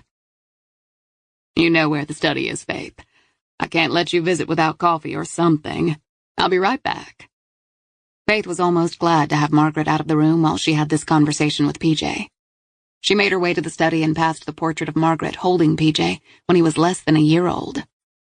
This house had belonged to Margaret and Peter, and PJ had moved out almost a decade ago. But after Peter's death on the 1st of April, PJ had moved back home to be close to his mother, who he knew was having a hard time being alone. Faith had always loved this house. It had been a second home to her growing up, and most especially after her mother died. When Peter had died, she'd also returned to the house for almost a week so that she could help Margaret. She knocked on PJ's office door. He glanced up from a stack of papers and rose immediately. Faith, what brings you here on a Friday evening? Mom and I have had dinner, but we can certainly have the cook warm you up something. She hugged him, savoring the familiar scent of tobacco she remembered on his father. You found your father's cigars. Guilty. I inherited his taste for Cubans. Mother is not thrilled, but she turns a blind eye. Genetics was a powerful thing. She closed his study door. "There's something I need to talk to you about." His grin faded. "Sounds serious." "It is." He offered her a seat on the leather settee, and when she sat, he took the chair adjacent to it. "What is going on?" She shook her head, trying to make sense of it all. "Did you hear about that FBI agent who was killed?" "Was she killed? Mother heard at the hospital that she might have survived." Hayden had said keeping a lid on Macy's status wouldn't last forever. Faith moved closer to the edge of the settee. "She's alive." "That's good to know. What does that have to do with us?" She reached for her cell and found the picture Macy had emailed her. "A picture is worth 1,000 words." He studied the image and then looked back at her. "This is you." "No, it's Macy Crow," Faith said softly. "Faith, this is you." "DNA just confirmed we are identical twins," she said. "There are 2 of you?" PJ pressed his fingers to his temple, rubbing them as his father had done when faced with a dilemma. "I'm as blown away as you are." She watched him closely, searching for any tells that would hint to lies. He was so much like his father, and she knew behind the easy smiles was a cunning, keen mind. "Have you found anything regarding my adoption?" "Nothing more than the entries in your father's date book. What did you say the FBI agent's name was?" "Macy Crow." "Crow." "Do you know the name?" she asked. "Captain Hayden asked me about Jack Crow. I had Human Resources look through the old personnel records, and we did use Crow for a few odd jobs in the mid-'80s. He was referred to us by Danny Garnett." "Do you know what kind of cases Crow was working?" "Divorce cases, mostly. He did surveillance and took pictures that we could use in court. He quit after 6 months. According to his exit interview, he said it wasn't the kind of work he wanted to be doing." "Have you seen Crow in recent years?" Faith asked. "I wouldn't know the man if he walked in the room and shook my hand. And I'm still not sure how all this relates to me." As tempted as she was to tell him about the graves in the country, she hesitated. "Slater and McIntyre, specifically your father, represented 3 women between 1987 and 1990. Their crimes were petty, and soon after they were dismissed, they vanished." "I can't help you. I wasn't born." "But you could pull their client records, couldn't you?" "As I told the Rangers, I can, but I won't. Attorney-client privilege." "For your own sake, you should." She pulled the DNA printouts from her purse and handed him the first. He read the results, and though he was young, he was proving himself to be a very savvy defense attorney who could pick up technical details quickly. She pulled out the second sheet of paper. "Marissa Lewis lives in San Antonio, and is adopted like me. As it turns out, we are half-sisters." PJ frowned, and this time when he read the report he made no comment. She studied the last sheet before extending it to him. "I also have a half-brother." He raised his chin but hesitated before he took the paper. This sheet he didn't read as he had the others. "You are my half-brother," she said. "According to a DNA test, we share the same father." The quick DNA test had proved they were half-siblings, and PJ's DNA was not a match to Josie's. Faith pictured Peter Slater, the portly man with a thick shock of gray hair and a smile that could light up a room. "I never consented to giving a sample of my DNA." She would save this argument for the courts later. Now she just wanted him to hear the truth. "The 3 girls I mentioned were found in graves out in the country. They'd all been held against their will, and the Rangers believe they were forced to give birth to children before they were killed." He set the paper down and shook his head. "No, that's not correct. My father might have had affairs, but he would never do anything so horrific. He wouldn't." "We are already in the process of testing the mtDNA of these women against mine, Marissa's and yours. It's not as quick a process, but mtDNA will prove or disprove if we are their offspring." He stood and shoved his hands in his pockets. The door to the study opened, and Margaret appeared with a tea cart filled with cups, a fresh pot of coffee, and cookies. "What is going on in here? You 2 look so serious," It's nothing, Mother, PJ said. Margaret filled a cup and handed it to Faith, and then filled another and handed it to PJ. Faith, my son is overprotective. He thinks I'm fragile china and can't handle hard news. Margaret, Faith said. Peter had always protected Margaret, and she'd been happy to live in his shadow and to dedicate herself to him and their son. It brings me no pleasure to deliver this news. I know, dear. You would never hurt anyone, she said.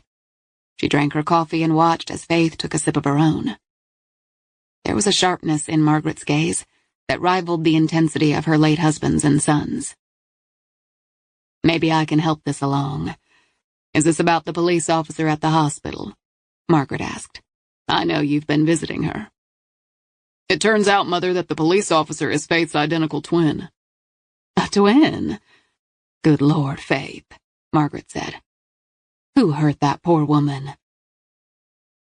Faith shifted in her seat, feeling more uncomfortable about this conversation. The police have a name, but they're still trying to figure out what motivated him to kill. Margaret set her cup down. Kill? That's terrible. Faith felt suddenly dizzy, and wondered if being here now had been too much. The thing is, Margaret, we have DNA tests linking me to 2 other half-siblings. We don't need to get into that tonight, Faith, PJ said. My mother doesn't need to be subjected to your theories. You're the one that told me about the first missing girl, PJ, Josie Jones. His lips flattened into a grim line. She was listed in Russell McIntyre's date book, not my father's. That leads me to believe he might have been behind all this. Behind what? Margaret asked. I can see you are very upset. PJ began to pace. Faith felt her stomach flip-flop and was certain now she was going to be sick. Faith, you look pale, Margaret said. She stood and looked toward the door. Her vision blurred, and she staggered. Margaret stood and hooked her arm in Faith's. PJ, would you go and get some water from the kitchen? Faith does not look well. Maybe even a ginger ale. PJ shook his head. Sure. When he was gone, Margaret guided Faith back to the couch. She carefully brushed a blonde strand from Faith's eyes and smiled. I know about the graves, Margaret said. Faith began to sweat as she stared into the face of a woman she'd known all her life. Margaret's smile had hardened in a way that hurt more than it frightened her. How? She dropped her voice a notch and said, Because I handpicked all those girls. I chose them to give my husband children after I discovered I couldn't. You did this for Peter? Everyone had a darker side, but she realized now that this couple, who'd always made her feel welcome in their home, were monsters. A wife is duty-bound to give her husband a son, and I couldn't. Broke my heart. The first girl gave us you, and as it turns out, Macy. I thought she had died the day she was born along with her mother, but she's tough, isn't she? Faith tried to stand, but just a little pressure from Margaret now was enough to keep her in place. That girl bled to death. You see, Garnet and my husband had a financial arrangement, and when Peter died, Garnet came to me and demanded more money. He thought I'd be shocked, overwhelmed, or terrified, or whatever it is men think women do when faced with a problem. He said he had evidence and would go to the cops if anything happened to him. I told him to leave my house, and I called Mr. Canada that day. Faith's vision blurred. For an instant, she thought it was related to the car crash. But then, as she stared at Margaret, who put her own coffee cup aside, an idea dawned on her. Did you put something in my coffee? A strong sedative. It will be enough to put you to sleep. It'll give me time to talk to PJ. Once I've spoken to him, he'll understand everything we did was out of love. Faith shook her head, hoping now that Hayden was listening closely. Peter always gave the impression he was the master of his castle. That's what everyone believed. But in reality, Peter made no important decision regarding business or this family without me. PJ knows his father and I bent the rules from time to time. He knows when to look away. The front door slammed open, and she heard Hayden's distant voice.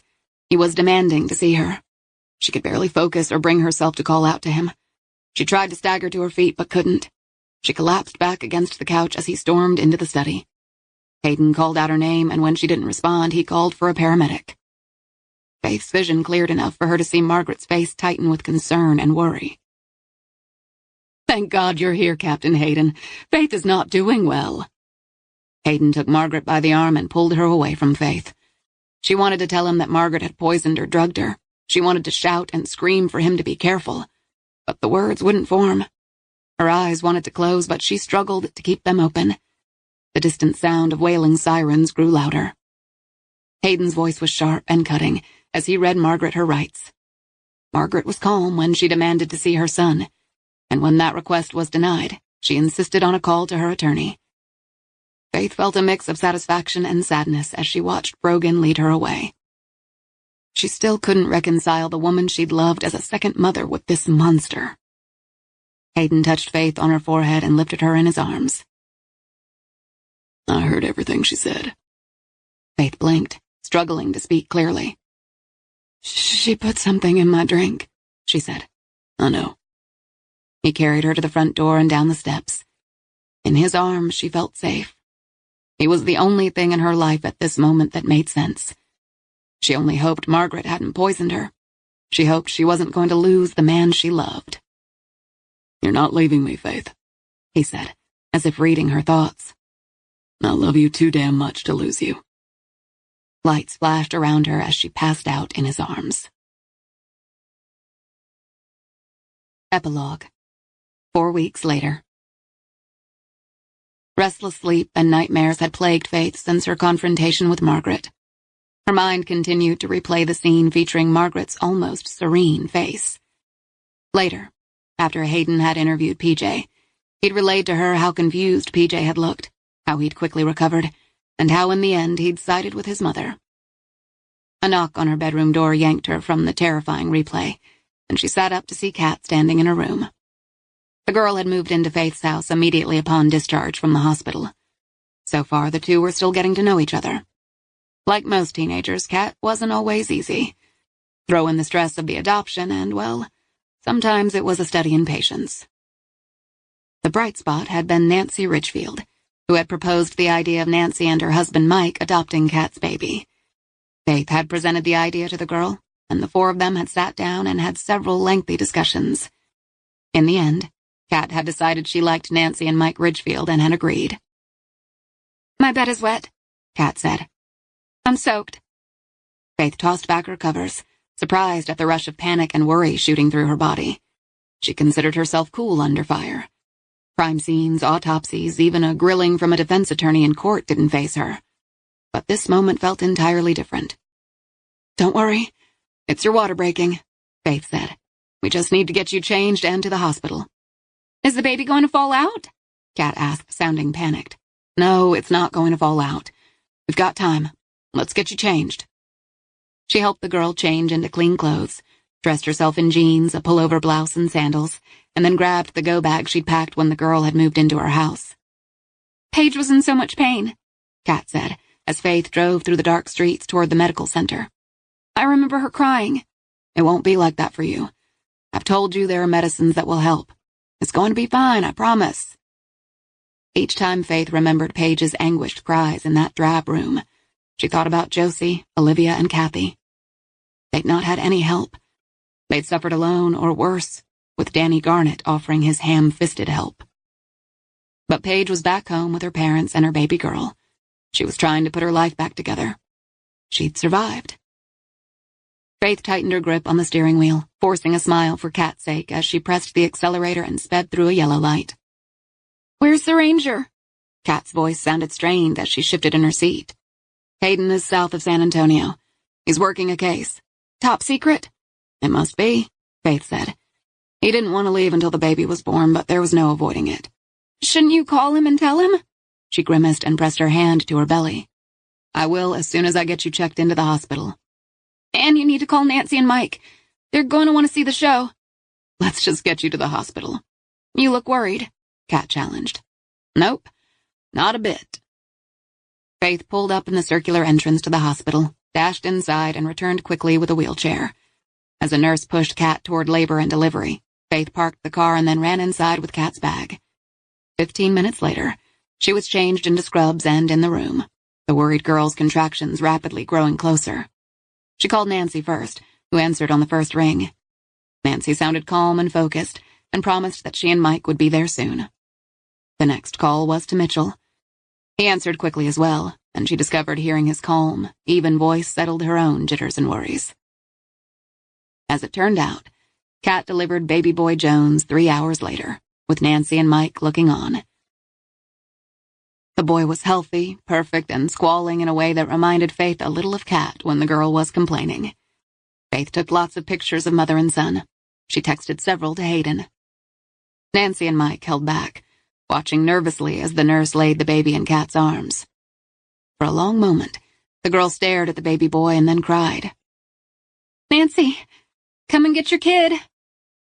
Faith took the baby from Kat and laid him in Nancy's arms. The couple cried, thanked Kat over and over, and then stared at their son with such love. After the Ridgefields moved into their own room with the baby, Faith stayed and held Kat as she cried. Had Faith's adopted parents looked at her with the same devotion? She'd met Marissa's parents, and they'd listened quietly as they'd learned the circumstances of their daughter's birth. An investigation into the Lewis family revealed that the wife, Caroline, had been a member of Margaret Slater's tennis club. It had been Margaret who had come to Caroline and told her about a baby girl who had been born. Caroline and her husband, Kyle, had agreed immediately to the adoption. Slater and McIntyre had handled all the paperwork. When Kat was finally asleep, Faith went to the lobby cafe, bought sandwiches and soda, and took them back upstairs to the physical rehabilitation step-down unit, where Macy had been staying for the last 2 weeks. Faith stood at the door of the floor's rehab gym and watched as Macy wrangled with crutches. Macy's now very short blonde hair caught the sunlight coming through the window. Her sister was getting stronger every day, and her doctors often commented on her drive and determination. But Macy set high standards for herself, and when she didn't meet them, often got frustrated. "This is crap," Macy said to the therapist.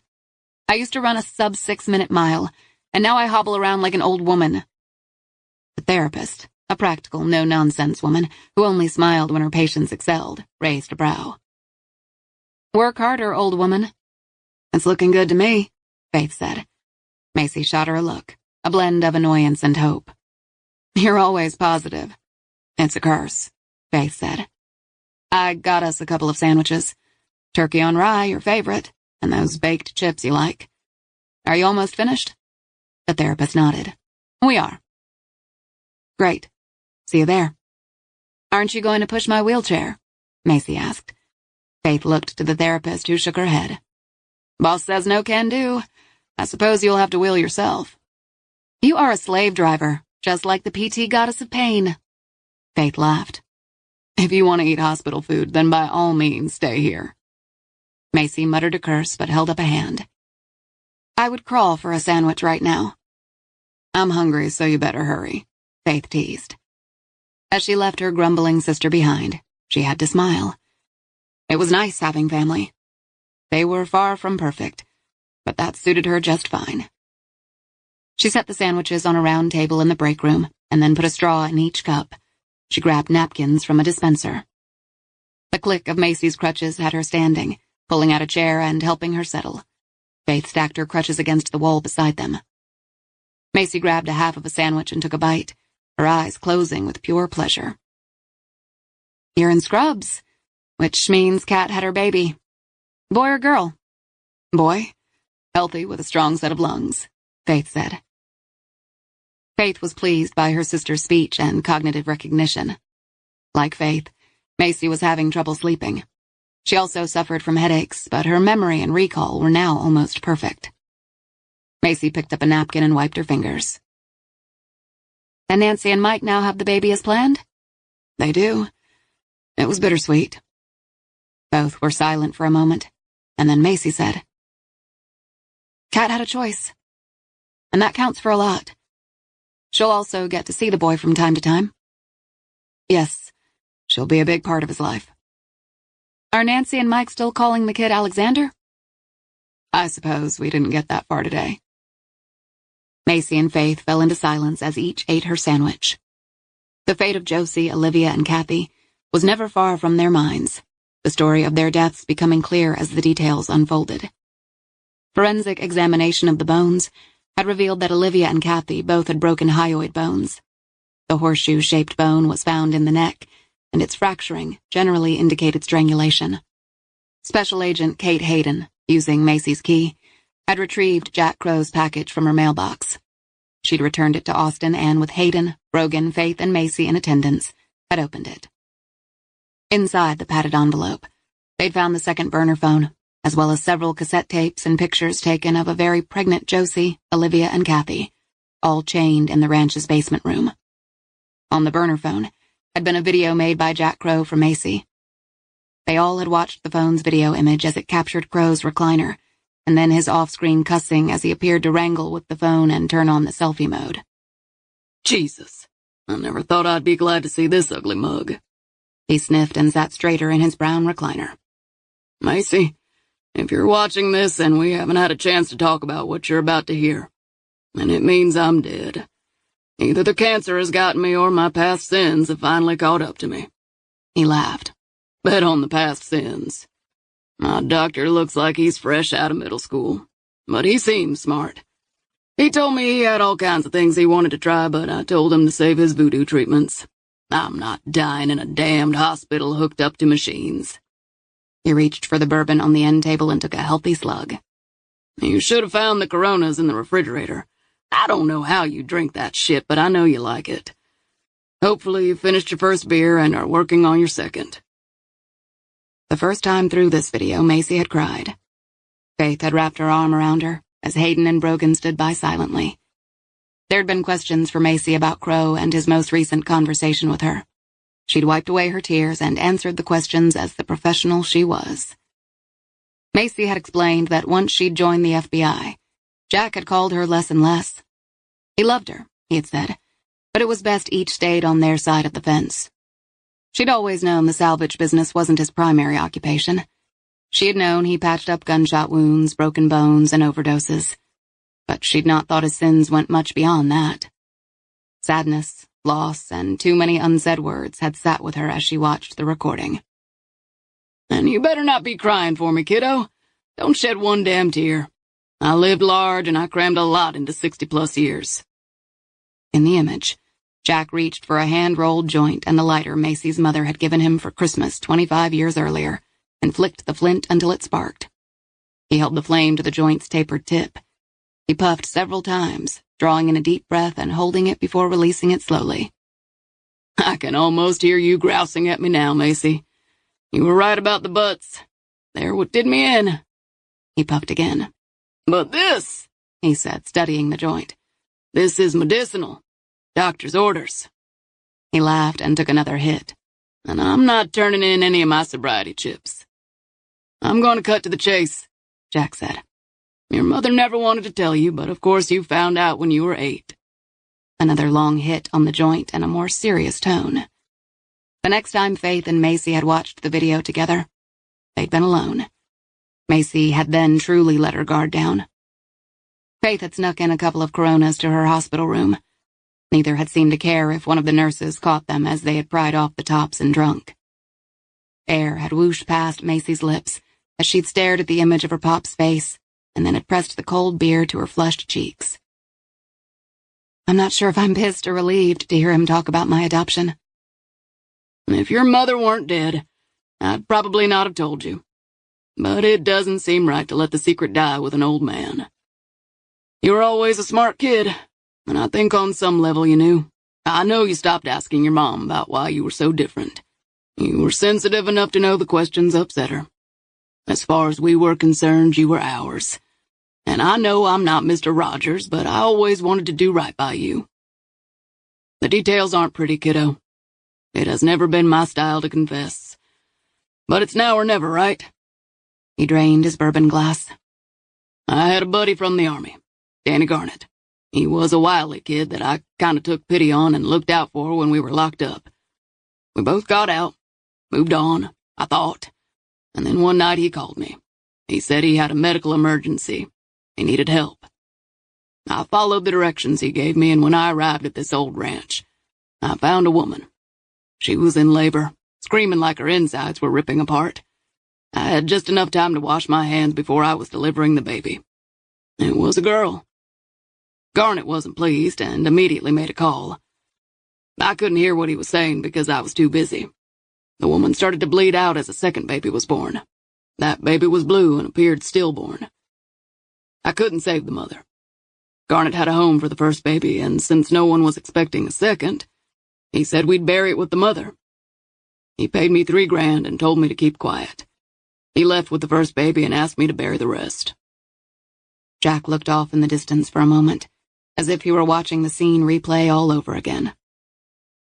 I should have called the cops, but shit. Your mother and I really needed the money. We were about to lose the yard. That's a shitty excuse because I could see this girl had been locked in that room for a while. I hated Garnet for what he'd done. I dug a hole out back and I laid the woman in it. I went back to get the second baby and the little one twitched. Scared the shit out of me. He looked up at the camera, his gaze wistful. Garnet didn't want the second one. I was already carrying enough sin that night without the weight of a dead kid on my shoulders, so I took the baby. That baby was you, kiddo. When Faith had turned off the recording, both had sat in silence for a long moment. They were twins, but both were still getting to know and trust each other.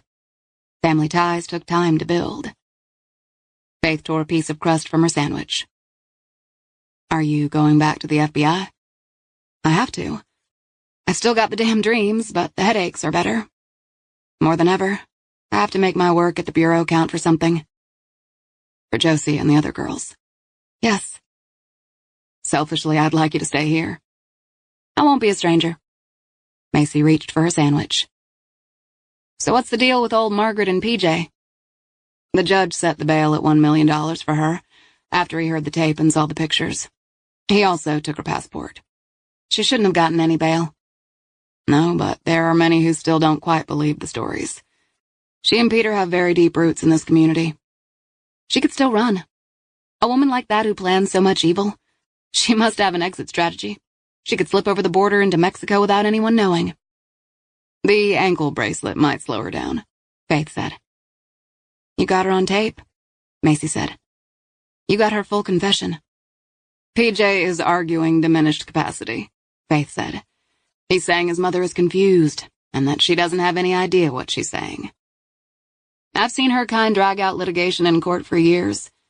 And she's got the money and resources. She'll fight this so long old age will get her before she sees prison time. I know. Has he accepted his DNA as a match to Kathy Saunders? No. And he's arguing the DNA sample was unlawfully obtained. Faith still grappled with the two faces of Margaret Slater. What perplexed her was that Margaret truly had been kind to her over the years. Margaret believed bringing Faith, Macy, Marissa, and PJ into the world had been just and right. If not for Margaret's evil act, Faith and Macy would not be here now. That bitch killed those girls and would have killed you if not for Hayden. Macy's voice faltered. I'd be talking about your funeral as well as Josie's with Maggie Stapleton. Since Faith had visited Maggie, she'd kept her updated on Josie's case. Maggie had visited Macy at the hospital and spent hours talking to them about Josie. Faith and Maggie had attended the funerals of Kathy Saunders and Olivia Martin, and Maggie had delayed Josie's funeral until Macy could attend. Macy lifted her chin. Canada killed my dad and brother to keep her secret. An investigation into Mark Canada had found that he had worked for Slater and McIntyre for 5 years. He had done private investigative work at first, but quickly had become known as a man who made problems go away. He had come from very humble roots and had sold his soul to reach his station at the law firm. He had no prison or arrest record, but interviewing neighbors and an ex-girlfriend had revealed a love of poker and womanizing. Mitchell is working closely with the prosecutor, Faith said. Margaret might have a great legal team and money, but he's like a dog on a bone. He isn't letting go until she's in jail. That prompted a satisfied smile. I'm liking that guy more and more. Speaking of which, does he know about Kat's baby? I texted him updates and pictures, and he texted back, Roger, which she does when he's working. He's in San Antonio. A knock on the door had them turning, and Hayden strode into the room, his white Stetson in hand. "Macy, you're looking sharp." "Kicking ass and taking names," Macy said. "I'll be running a 6-minute mile by end of summer." "I have no doubt." Hayden leaned over and kissed Faith. It had been a week since they'd seen each other, and she could feel a hunger rumbling under the kiss. "How are you?" "I'm well. Been a crazy night." "I checked in on Kat when I arrived, and she's sleeping," he said. "And the boy looks like he's going to give Nancy and Mike a run for their money." "The hard part is yet to come for Kat, but I'll help her figure it out," Faith said. "And me too," Macy said. "The docs say I get sprung in 2 days and can move in with you, Faith, if the offer still stands." She reached for the bag of chips, set them in her lap, and released the brake on her wheelchair. "Which means if you two want some alone time at Faith's place, you better get cracking. It's going to be a full house pretty damn soon." "We can stay longer," Faith said. "Get out," Macy said, smiling. "Are you sure?" Hayden asked. "Yes," Macy said. "See you two lovebirds another day." Faith rose and kissed her sister on the head. "You don't have to tell me twice." They followed Macy out into the hallway. When she vanished into her room, Faith said, "I'm ready to be done with this place. It would be nice to get to know my sister in a normal setting. How about I drive you home?" he asked. She kissed him. "I'm parked out front." "I'll bring you back in a few hours." He took her hand and they walked to the elevators. They stepped into the car, and when the doors closed behind him, she wrapped her arms around his neck and kissed him, not caring about any security cameras that were watching. "Have I told you that I love you?" she asked. Her policy of non-commitment felt worn and outdated. All the pieces of her life had fallen into place, and he was the cornerstone. His expression softened in a way that telegraphed his feelings for her more than words. He traced his thumb over her moist lips. "You have not." He had told her he loved her, but she hadn't said the words back to him. "Well, I do. I love you." He kissed her on the lips with an intensity that took her breath away. "I never thought I'd feel love again, Faith. I'd accepted that. And then you proved to me how very wrong I was. You saved me." She smiled. "I will save you any time."